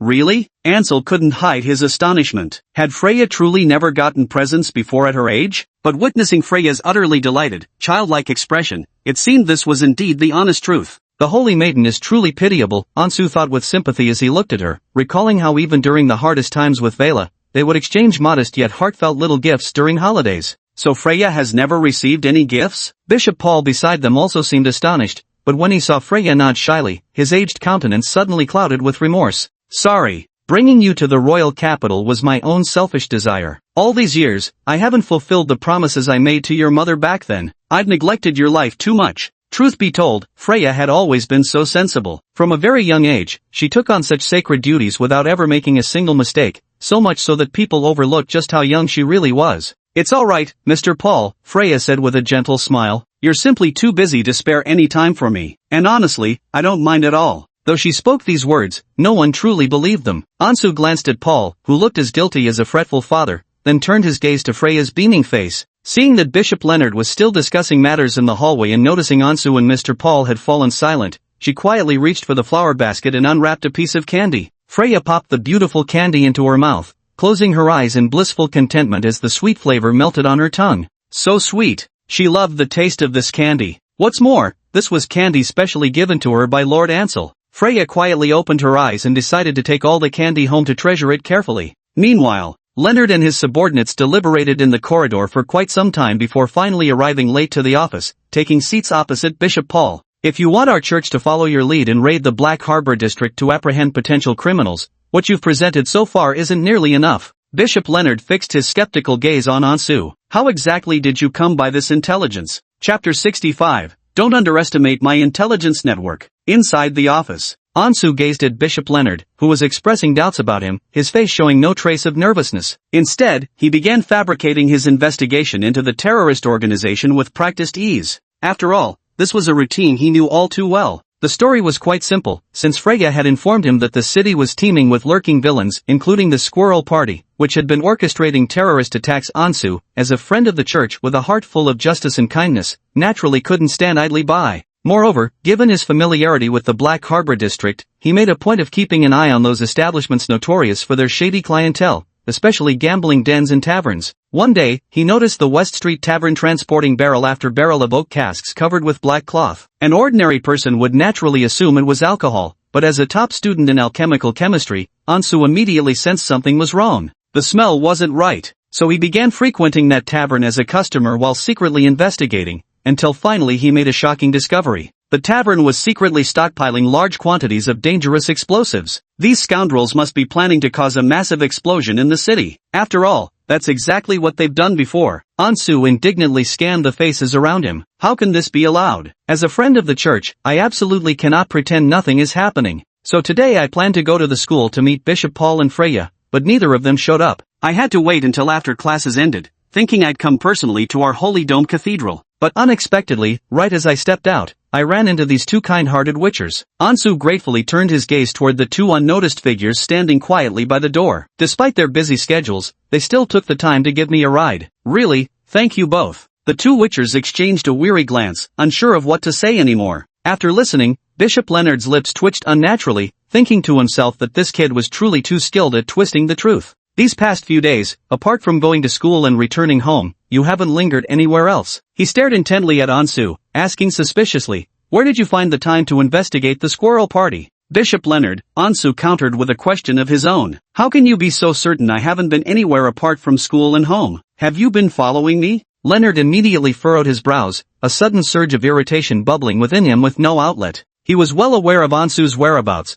but couldn't mention it here. He dispatched witchers to secretly track the target without proper authorization from the bishop's council. Ansu watched Leonard's suppressed expression and sneered inwardly. The surveillance operation was Leonard's personal initiative. Unless he wanted people viewing the witchers as his personal mercenary force, he'd never speak of this publicly. With Bishop Terry dead, the two of them had become primary candidates. Every movement they made was now under intense scrutiny from all factions. Of course I didn't stalk you. As Bishop Paul stared at him, Leonard felt nothing but gloom in his heart. But that doesn't prove what you're saying is true. You come here with wild claims and expect the Holy Light Church to mobilize at your word? Who do you think you are? Do you really have that kind of authority? Student Ansu absolutely has that authority. Freya, who had remained silent until now, immediately stood up upon seeing Ansu being constantly challenged by Leonard. After all, he is. But then, seeing Ansu staring at her unblinkingly, she suddenly realized she had almost let the words slip out. There was no helping it, she genuinely didn't want Lord Ansel to be so suspiciously regarded by the church, especially by this,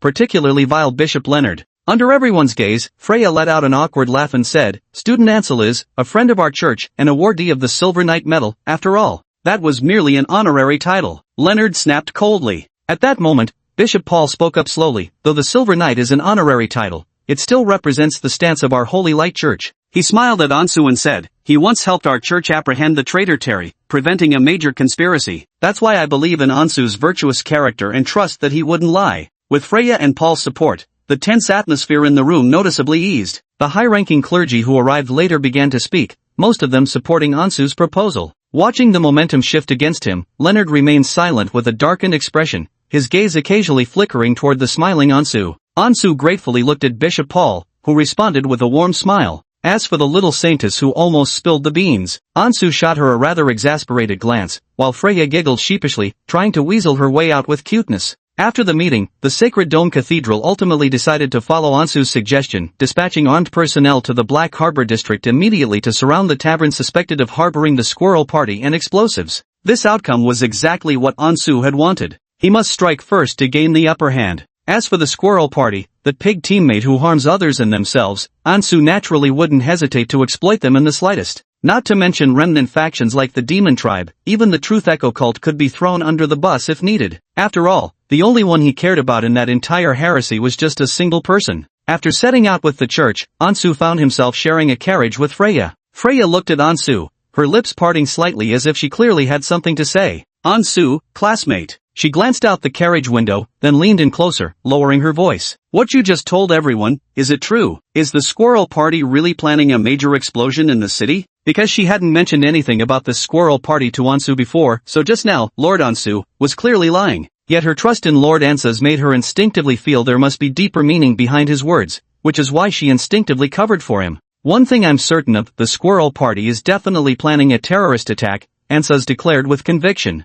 Otherwise, why would they be hoarding so many explosives? Saving them for fireworks? Seeing Freya nod with only partial understanding, Ansas let out a smug chuckle and began putting on airs. Don't underestimate my intelligence network. Freya's pale golden eyes were filled with admiration. Lord Ansas is truly amazing. She couldn't help but lean in closer, sitting down beside Ansu. Lord Ansu, next time you go on a covert investigation, take me with you. I really want to join you on adventures, saving the world together. Let's not do that. Freya kept pleading, Lord Ansuz, I really want to go on an adventure with you, please agree. Ansuz was nearly squeezed to the edge of his seat by the enthusiastic Freya. Struggling not to let his eyes wander toward the other's bouncing voluptuous chest, he cleared his throat solemnly. Freya, adventuring isn't just talk. Saving the world requires extraordinary will and determination. Besides, you're usually confined to the Grand Cathedral, and it's inconvenient for you to come out with me. Every time you contact me, you have to sneak around in this small chapel. Of course, Ansu had no intention of bringing Freya along. Setting aside whether there was actually any world-saving adventure to begin with, he was already under tight surveillance by that troublesome witch. Being able to meet Freya privately was already an extraordinary leniency on her part. If she saw him constantly hanging around with the little saintess every day,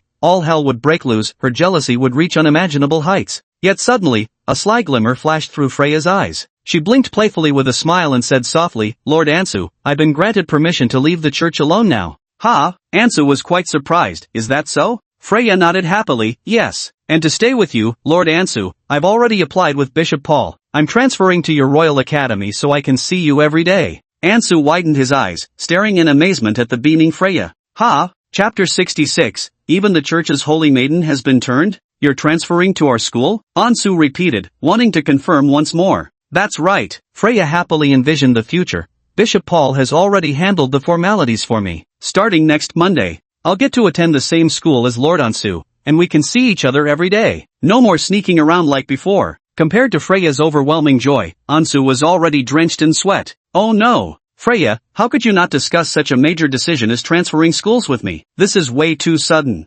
Ansu gazed at her helplessly, wondering what the witch would think when she heard this news. Would he be crowned the king of endurance again, or would the little saintess turn utterly baffled once more? Or perhaps a bit of both. Could something bad happen when I go as an exchange student to the Royal Academy? Freya clearly noticed Ansu's unease. She blinked curiously, her pale golden eyes filled with confusion. Ansu, my lord? Bad doesn't even begin to describe it. Ansu forced an awkward chuckle, then suddenly asked, wait, exchange student? Freya nodded. After all, it's the Bernal Royal Academy. It wasn't easy for me to attend lectures there as a visiting student. The dean only approved my application out of respect for Bishop Paul. If it's just visiting lectures, Ansu thought to himself, that's not so bad. At least she's not officially enrolled, just seeing me somewhat more frequently than before. Moreover, this arrangement gave Freya a more legitimate reason to move around. As a double agent, Ansu currently couldn't afford to lose his intelligence source, the young saintess. Ever since Bishop Paul brought me back to the church, I've never truly felt free. For some reason, upon meeting Ansu again, Freya felt an overwhelming desire to confide in him. Now I don't have to stay in the church all the time, living a life that's utterly predictable. Isn't this wonderful, Lord Ansus? Freya felt that these past few weeks had been more thrilling and exciting than all the dull years of her previous life combined.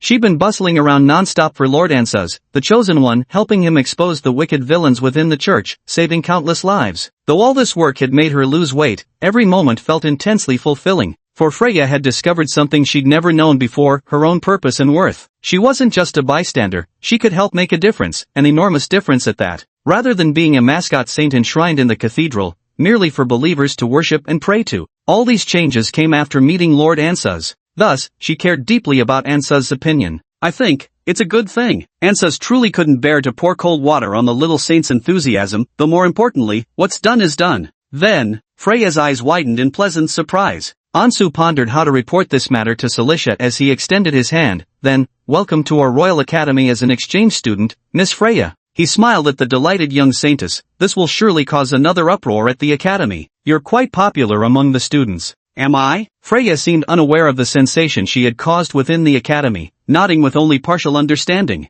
Then she gave a soft laugh and grasped Ansu's outstretched hand. Student Ansu, I look forward to working with you. While chatting with Freya, the church convoy had already arrived at the Black Harbor district. Gazing out the carriage window at the bustling streets, Ansu turned his thoughts back to the squirrel party matter. Freya, I need you to do this later. Upon arriving at the location, the armed personnel of the church immediately surrounded the West Street Tavern, and Ansu quickly jumped down from the carriage. Church of the Holy Light conducting an investigation. No one is allowed to leave. With a clear numerical advantage, the church swiftly took control of every entrance to the tavern almost instantly. Hurrying through the main door, Ansu saw the tavern owner already pinned firmly to the ground, while all the customers stared in bewildered fear at the sudden intrusion of church officials. The scene had already descended into chaos. Take them away. Interrogate everyone on site, a cold-voiced Inquisition field commander ordered. Damn it, these fucking church bastards. Fight them to the death. Though the boss had already been subdued, others in this squirrel party hideout refused to surrender without a fight. Ansu watched as several burly bartenders roared and charged forward, clutching daggers as they recklessly rushed toward the clergy. Most members of the squirrel party were brawny and thickly bearded, distinctly bearing the features of the Empire's northern territories. When they unleashed their combat skills, some bared their fangs while others sprouted wolf-like ears. Their identity as demi-humans could no longer be concealed. Soon after, the glow of divine light magic erupted continuously as a chaotic melee broke out in the tavern's main hall. Look out, Lord Ansel! Freya cried nervously, grabbing Ansel's arm to pull him protectively to her side. But Ansu shook his head and, taking advantage of the chaos in the room, strode straight toward the depths of the tavern, his gaze continuously scanning the faces of the customers. Freya had no choice but to follow closely behind. A gunshot suddenly rang out, and a woman among the customers screamed. Ansu quickly turned around and spotted another group of men surging up from the tavern's basement, all armed with revolvers and lever-action rifles. the tavern grew even more chaotic. Yet this chaos suited Ansu perfectly. He kept observing the panicked crowd, his gaze gradually settling on three individuals seated in the corner. Though they had stood up, their expressions were noticeably less fearful than the others. From his heretic subordinate Karl, Ansu had learned the aliases and general appearances of these three operatives. After studying them carefully for a moment, he quickly made his way towards their corner table.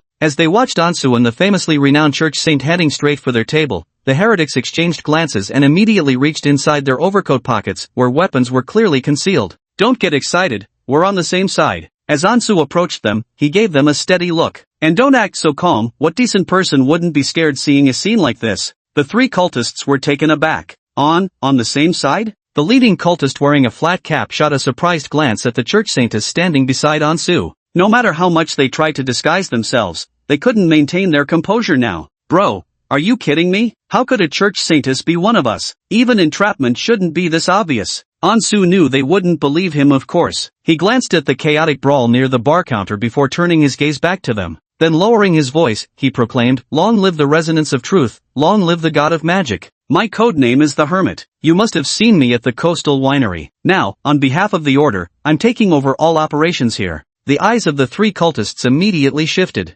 "David, Henry, and Ryan, follow me next." Ansu gave them a meaningful look before striding straight toward the tavern's back door. The three cultists were utterly bewildered at this moment, but seeing Ansu and that church saint about to leave, they quickly exchanged hushed words. In the end, they chose to follow their footsteps. "Halt! Where do you think you're going?" A clergyman suddenly blocked Ansu's path, eyeing the departing group with suspicion. "Which department do you belong to?" Freya put on a stern expression, fixing the clergyman with a serious gaze. "Ho! Holy Maiden?" Recognizing Freya's identity, the man's expression instantly shifted to a friendly one, like flipping a switch. "I'm John from the local diocese enforcement team. May I ask what instructions you have?" This was Ansel's first time seeing Freya act so severely. She was probably exercising her authority improperly for the first time too, evidently still somewhat unfamiliar with the act. Freya imitated the usual demeanor of Terry and Leonard, straining to maintain an aloof, authoritative posture. These three have no connection to the terrorists, but their identities are special and must never be exposed before outsiders. Therefore I must escort them back to the Sanctum Cathedral immediately. This set of rhetoric was taught to her by Ansu, with the purpose of planting suggestions in the other party's mind. These three individuals are highly important, don't pry recklessly, and don't ask what shouldn't be asked. The clergyman pondered for only a moment, appearing to comprehend something immediately. The Holy Maiden's implication suggests these three are likely church informants or undercover agents of some sort. "Don't interfere with my mission." Freya snorted coldly, her delicate and lovely features contorting into a fierce scowl. "Or can you bear the consequences if something goes wrong?" All right, understood." The clergyman quickly nodded in response. "Go support the Inquisition, and pretend you never saw what just happened," Freya said with a meaningful look in her eyes. The clergyman nodded once more, then turned without hesitation to join the fray at the bar. After shaking off the clergyman and leaving the tavern through the back door with Ansu and the others,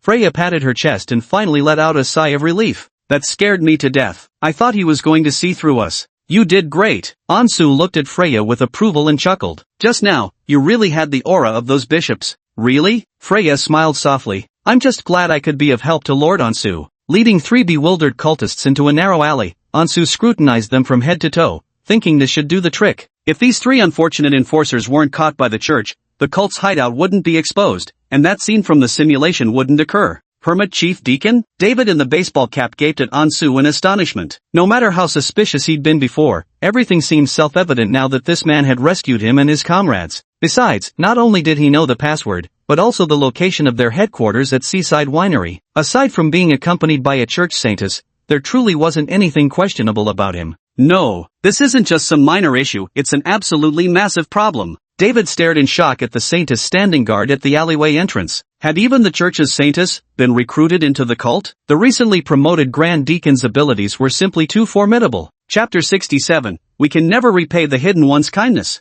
In the alley, Ansu watched the cultist whose shocked expression was mixed with wild joy, thinking to himself that this fellow must be imagining something outrageous. He glanced outside the alley and continued, "The Squirrel Party has been exposed. Cooperation between both sides is over now. Head back to the Order's base immediately and relay this message to the higher-ups." David recalled the scene in the tavern and nodded repeatedly. "Yes, Your Reverence, I'll return at once." The three cultists all turned grateful glances toward Ansu. Without this archdeacon, the underground organization of the entire cult would surely have fallen into crisis. The hermit truly single-handedly saved their order. Thank you, Lord Hermit. Thank you for rescuing me today. I truly don't know how to repay you. David put on a loyal expression. I can never repay Lord Hermit's kindness. Alright, stop buttering me up. Let's go already. Ansu felt that he had inadvertently won the adoration of the cult members, thinking that after yet another great achievement, he might be forced into another promotion upon his return. Damn it, before this chosen one could even save the world, he somehow ended up climbing the ranks of a sinister cult instead. This was a development he never could have foreseen in the beginning. After seeing off the three cultists, Ansu returned to the alleyway outside. The tavern battle had already concluded at this point, with bodies being carried out one after another as more and more onlookers gathered to watch the spectacle. Lord Ansu, the situation is under control. Freya glanced toward the tavern. All the customers had been loaded onto carriages, and only one stubborn squirrel party member remained alive among the resistors, though the person had fallen unconscious and was currently being revived with sacred light magic by the clergy. Good. Ansu nodded slightly. Even if that squirrel party member were revived, it ultimately wouldn't matter anymore. In about half an hour, everyone at the seaside winery hideout would have evacuated, and the other cultists lurking in the city would also receive the notice and lie low, keeping out of sight. After uncovering the squirrel party bombing case, the church will likely be quite busy. Freya, you should head back first, Ansa said with a smile as he bid farewell. Lord Ansuz. Freya hesitated, her gaze lingering on him, lips parting slightly as if she wanted to say something. What's wrong? Freya took a deep breath, as though steeling herself for a major decision. Those pale golden eyes stared directly at Ansu as she suddenly inquired, the evil organization you infiltrated was the Truth Resonance cult, wasn't it? Ansu nodded. Truth be told, when he uttered that slogan, long live Truth Resonance, long live the god of magic, he had already prepared himself for Freya's questioning. To be honest, the fact that she only discovered this today seemed almost unbelievable even to Ansu himself. One could only say the little saintess trusted him too much, a level of trust that likely surpassed even that of family members or lovers. Is this the power of faith? It really is the echo of truth cult. Freya's gaze grew immensely complicated. This is the greatest enemy of the Holy Light Church, the most wicked and cruel cult in the empire. To think Lord Ansel infiltrated such an organization alone. How must he spend his days there? Would they live in constant fear every day, terrified that their identity might be exposed and they would face retaliation and punishment? The methods of this cult are truly brutal. Lord Ansu, so that's how you obtained the information about Bishop Terry's incident, Freya murmured as everything suddenly became clear in her mind.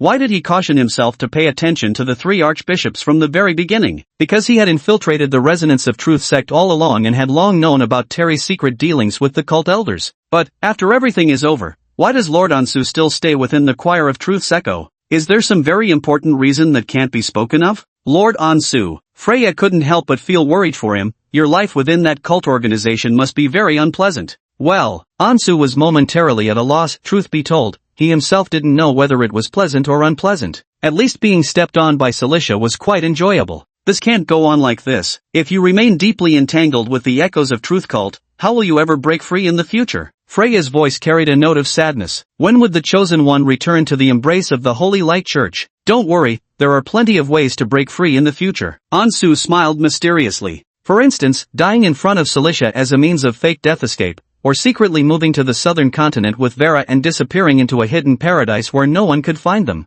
Or perhaps set sail directly across the sea to seek the elven paradise in distant overseas lands. After all, he knew the story's progression well. Once he accomplished all he wished to do, there would still be many ways to make his escape. Ansu couldn't help but recall the promise he'd made to Cilicia during the simulation. Regarding this promise, he would of course keep his word, but as he'd said, he would only help Cilicia this once. The most crucial moment. Let her see the teacher's true nature, pull her from the abyss of despair in the storyline, and avert the original tragic ending. Then turn and walk away with flair, leaving no trace of my deeds. Everything's going according to plan. Lord Ansu, you're thinking way too wishfully. Freya let out a helpless sigh, coincidentally echoing the very thoughts running through Ansu's mind. Do you really think the Truth Resonance cult would let you leave so easily? If you try to escape, they'll hunt you down to the ends of the earth. I know all too well the fate that awaits those who betray that vile cult. It's utterly horrifying to the point of being unspeakable. No! Freya suddenly gripped Ansu's hand tightly, pressing it against her chest as they prayed together. Lord Ansu is chosen by the gods, destined to change the world. Such tragic misfortune shall never befall you.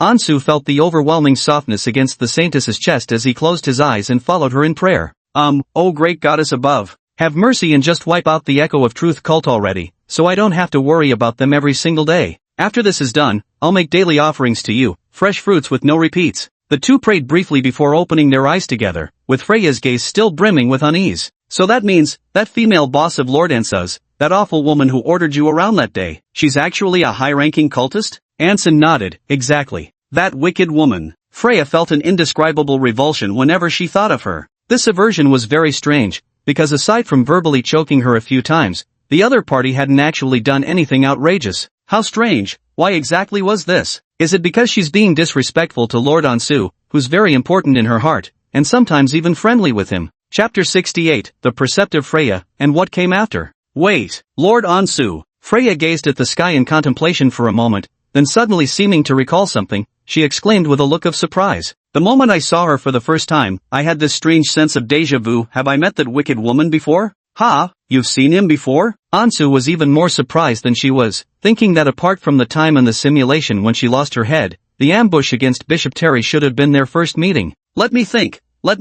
Freya kept pondering. Then, the pale golden eyes slowly widened. Since she's a high-ranking member of Echo of Truth and possesses such formidable power, capable of effortlessly eliminating an archbishop for you, then she definitely can't be a nobody. Your superior, Haley Lawrence, couldn't possibly be. Freya seemed to have grasped the truth. That legendary figure who comes and goes without a trace, ranked third on the Empire's most wanted list, the Ashen Witch that even the church couldn't capture. Ansu blinked in surprise, gazing at the little saintess who seemed to have suddenly become enlightened. How did you get so clever today? At this time, Celicia's name hasn't yet appeared in the public eye. What's more, she's still wearing the noble identity of Haley Lawrence. Even Leonard hasn't connected her to the Ashen Witch. Freya actually guessed it right away? Freya, are you cheating again? Ansu couldn't help but recall the moment she had revealed herself as the chosen one. What, cheating? Freya looked at him in confusion. Why did Lord Ansu always keep spouting words she couldn't comprehend? Nothing, Ansu shook his head, dismissing her assumption. She's not the Ashen Witch. And Freya, I advise you to stop investigating this matter. But how could Freya let it go? Though Lord Insas hadn't admitted it, the more she thought about it, the more convinced she became that utterly vile woman must be the Ashen Witch. For some reason, perhaps because it concerned Lord Ansu's safety, she was remarkably sharp on this matter. Lord Ansas is actually working under the Ash Witch. Freya anxiously raised her head again. No, this won't do. I must help Lord Ansas escape from that wicked woman. Ah, no way. Ansu rejected again, at least not now. Why? Freya looked at him in confusion. Could it be that Lord Ansas still had some secret plan left unfinished? Her first thought was this, after all. Lord Ansol couldn't possibly be reluctant to leave that wicked enchantress, could he? Because I still have a covert operation here, I need to infiltrate the inner circle of this cult leader to gather more intelligence. Ansol gave her a you-know-what-I-mean look. So same as always, for the holy light, for the safety of the entire world. You absolutely mustn't disclose this to outsiders, this stays strictly between us. Oh, Freya nodded dejectedly, alright then. For the holy light, for the safety of the entire world, how could she selfishly disrupt Lord Ansa's plans? But this time, Freya only remained downcast for a short while. Wait, Lord Ansas did say that at least not for now.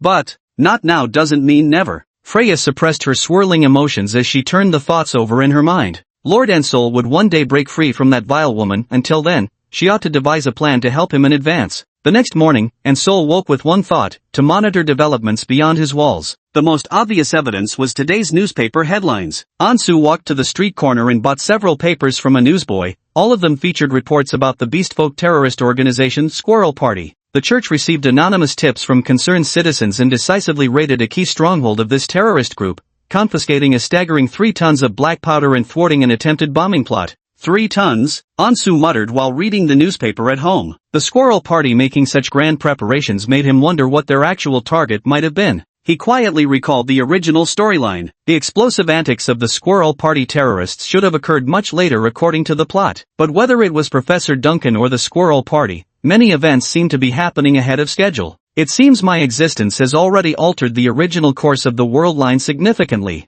Ansu did feel a sense of crisis towards this uncertain future, but such changes were inevitable. The more he actively intervened, the more unfamiliar the world's trajectory would become. While grand foresight might lose accuracy, the smaller-scale simulations remained reliable. Just as Ansu was reading the newspaper, a system notification popped up. System reward generating. Thanks to the report from a concerned citizen, you've prevented a tragedy about to unfold. Comment, whether it's the cult or the Holy Light Church, your contributions are beyond reproach. You've mastered the art of playing both sides and exploiting information gaps. Reward, points asterisk 20. Reward, spiritual experience LV1. Remaining points, 118. The system's comments were always humorous. Ansu ignored these meaningless quips and directly opened the new skill reward. Talent, spiritual experience LV1. Primordial magic is fierce and chaotic, leading people to madness. Increasing the level of spiritual experience can greatly stabilize a magic practitioner's mental strength and soul will, thereby unlocking the mysterious gate to high-level magic. After reading the description, Ansu felt a surge of joy. Although he had only been studying magic for a short time, he had indeed been troubled by his inability to learn high-level spells. His LV3 flashbang was useful indeed, even achieving surprisingly good effects several times, but wandering the world relying solely on these low-level spells wasn't sustainable. Ansu didn't want to end up fighting people with one hand casting light and the other wielding a single sword. He wasn't some battle mage Gandalf who'd misplaced his skill points. But with this, spiritual experience LV1, he could now practice intermediate and high-level magic above third circle, which would undoubtedly boost his combat prowess significantly. Bro, is today's news really that hilarious? Vera, just out of bed in her pajamas, wandered drowsily into the living room with a yawn. Seeing her older brother smiling while reading the newspaper, she initially thought he was chuckling at the daily joke submissions in the corner section of the Banera Daily. Of course not, though today's newspaper is indeed full of good news. Anso set down the paper, looking at his clearly still half-asleep younger sister. Sleepy-eyed Vera shuffled closer to Ansu and glanced at the newspaper. Ha, terrorist organization, foiled bombing plot? Vera's eyes finally widened slightly as she carefully read the newspaper, murmuring to herself, what terrifying news. Those beastmen and cult organizations, they're truly vile. Indeed, Ansel nodded. They're utterly despicable. Thank goodness for this kind citizen. Vera patted her chest in relief. If he hadn't reported it, with so many explosives, who knows how many would have died. I wonder, who exactly is this mysterious citizen? Indeed. Ansa stroked his chin thoughtfully. Just who could this good citizen be, so kind, just, compassionate, intelligent and handsome? Vera looked at her brother suspiciously. Ansu responded with an enigmatic smile. Vera blinked in surprise, murmuring thoughtfully, could it be? Chapter 69, Vera's Anxiety and the Secret Meeting. While chatting with his sister, Ansu suddenly noticed a status change in the communication talisman he had placed in the warehouse. He took out the small talisman, and a faint glimmer of blue light flickered intermittently. Lawrence Manor, come quickly. Lawrence Manor was Celicia's residence in the Riverside district. Ansu hurriedly put away his amulet and turned to Vela, saying, go ahead and have breakfast by yourself. Your brother needs to leave for something important. Vera, wearing an apron, peeked out from the kitchen while busily working, glancing at Ansu hurriedly changing clothes. Whenever it's about that female boss, my brother gets all flustered in a rush, really.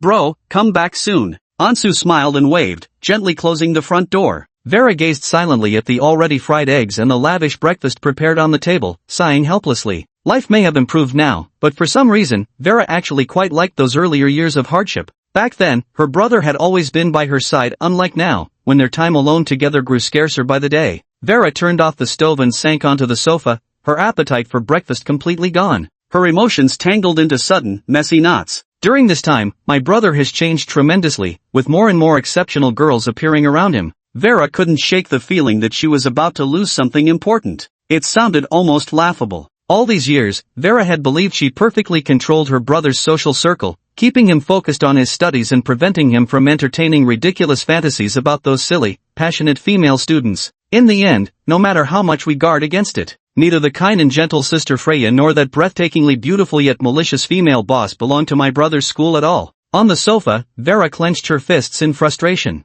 This can't go on any longer. After leaving home, Ansel didn't hurry straight to Riverside District. He strolled leisurely along the street while keeping an eye on his surroundings, but those two stalkers seemed to have completely vanished. Whether it was Paul and Freya's doing behind the scenes, or Leonard no longer dared to target him so blatantly, the Witcher organization appeared to have withdrawn their surveillance. Only after confirming his safety did Ansel finally hail a carriage. Upon arriving at Celestia's mansion, the head maid led him all the way to the reception room on the second floor. As the grand doors opened, Ansu found quite a number of people already gathered inside. Apart from Celestia, who was gazing intently at him, there were Samantha, a tall and lean middle-aged man, and 5 rather familiar cult elders. Our chief steward has finally arrived. Noticing Ansu's entrance, Samantha smiled and introduced him to the others. I suppose there's no need for me to elaborate further about this new member codenamed Hermit, is there? The middle-aged man studied Ansu for a moment before quickly putting on a friendly smile. Oh, so the Hermit turns out to be this young? Under everyone's gaze, Ansu calmly walked over to Celicia's side. Celicia teased quietly, you've done another great service for the order yesterday.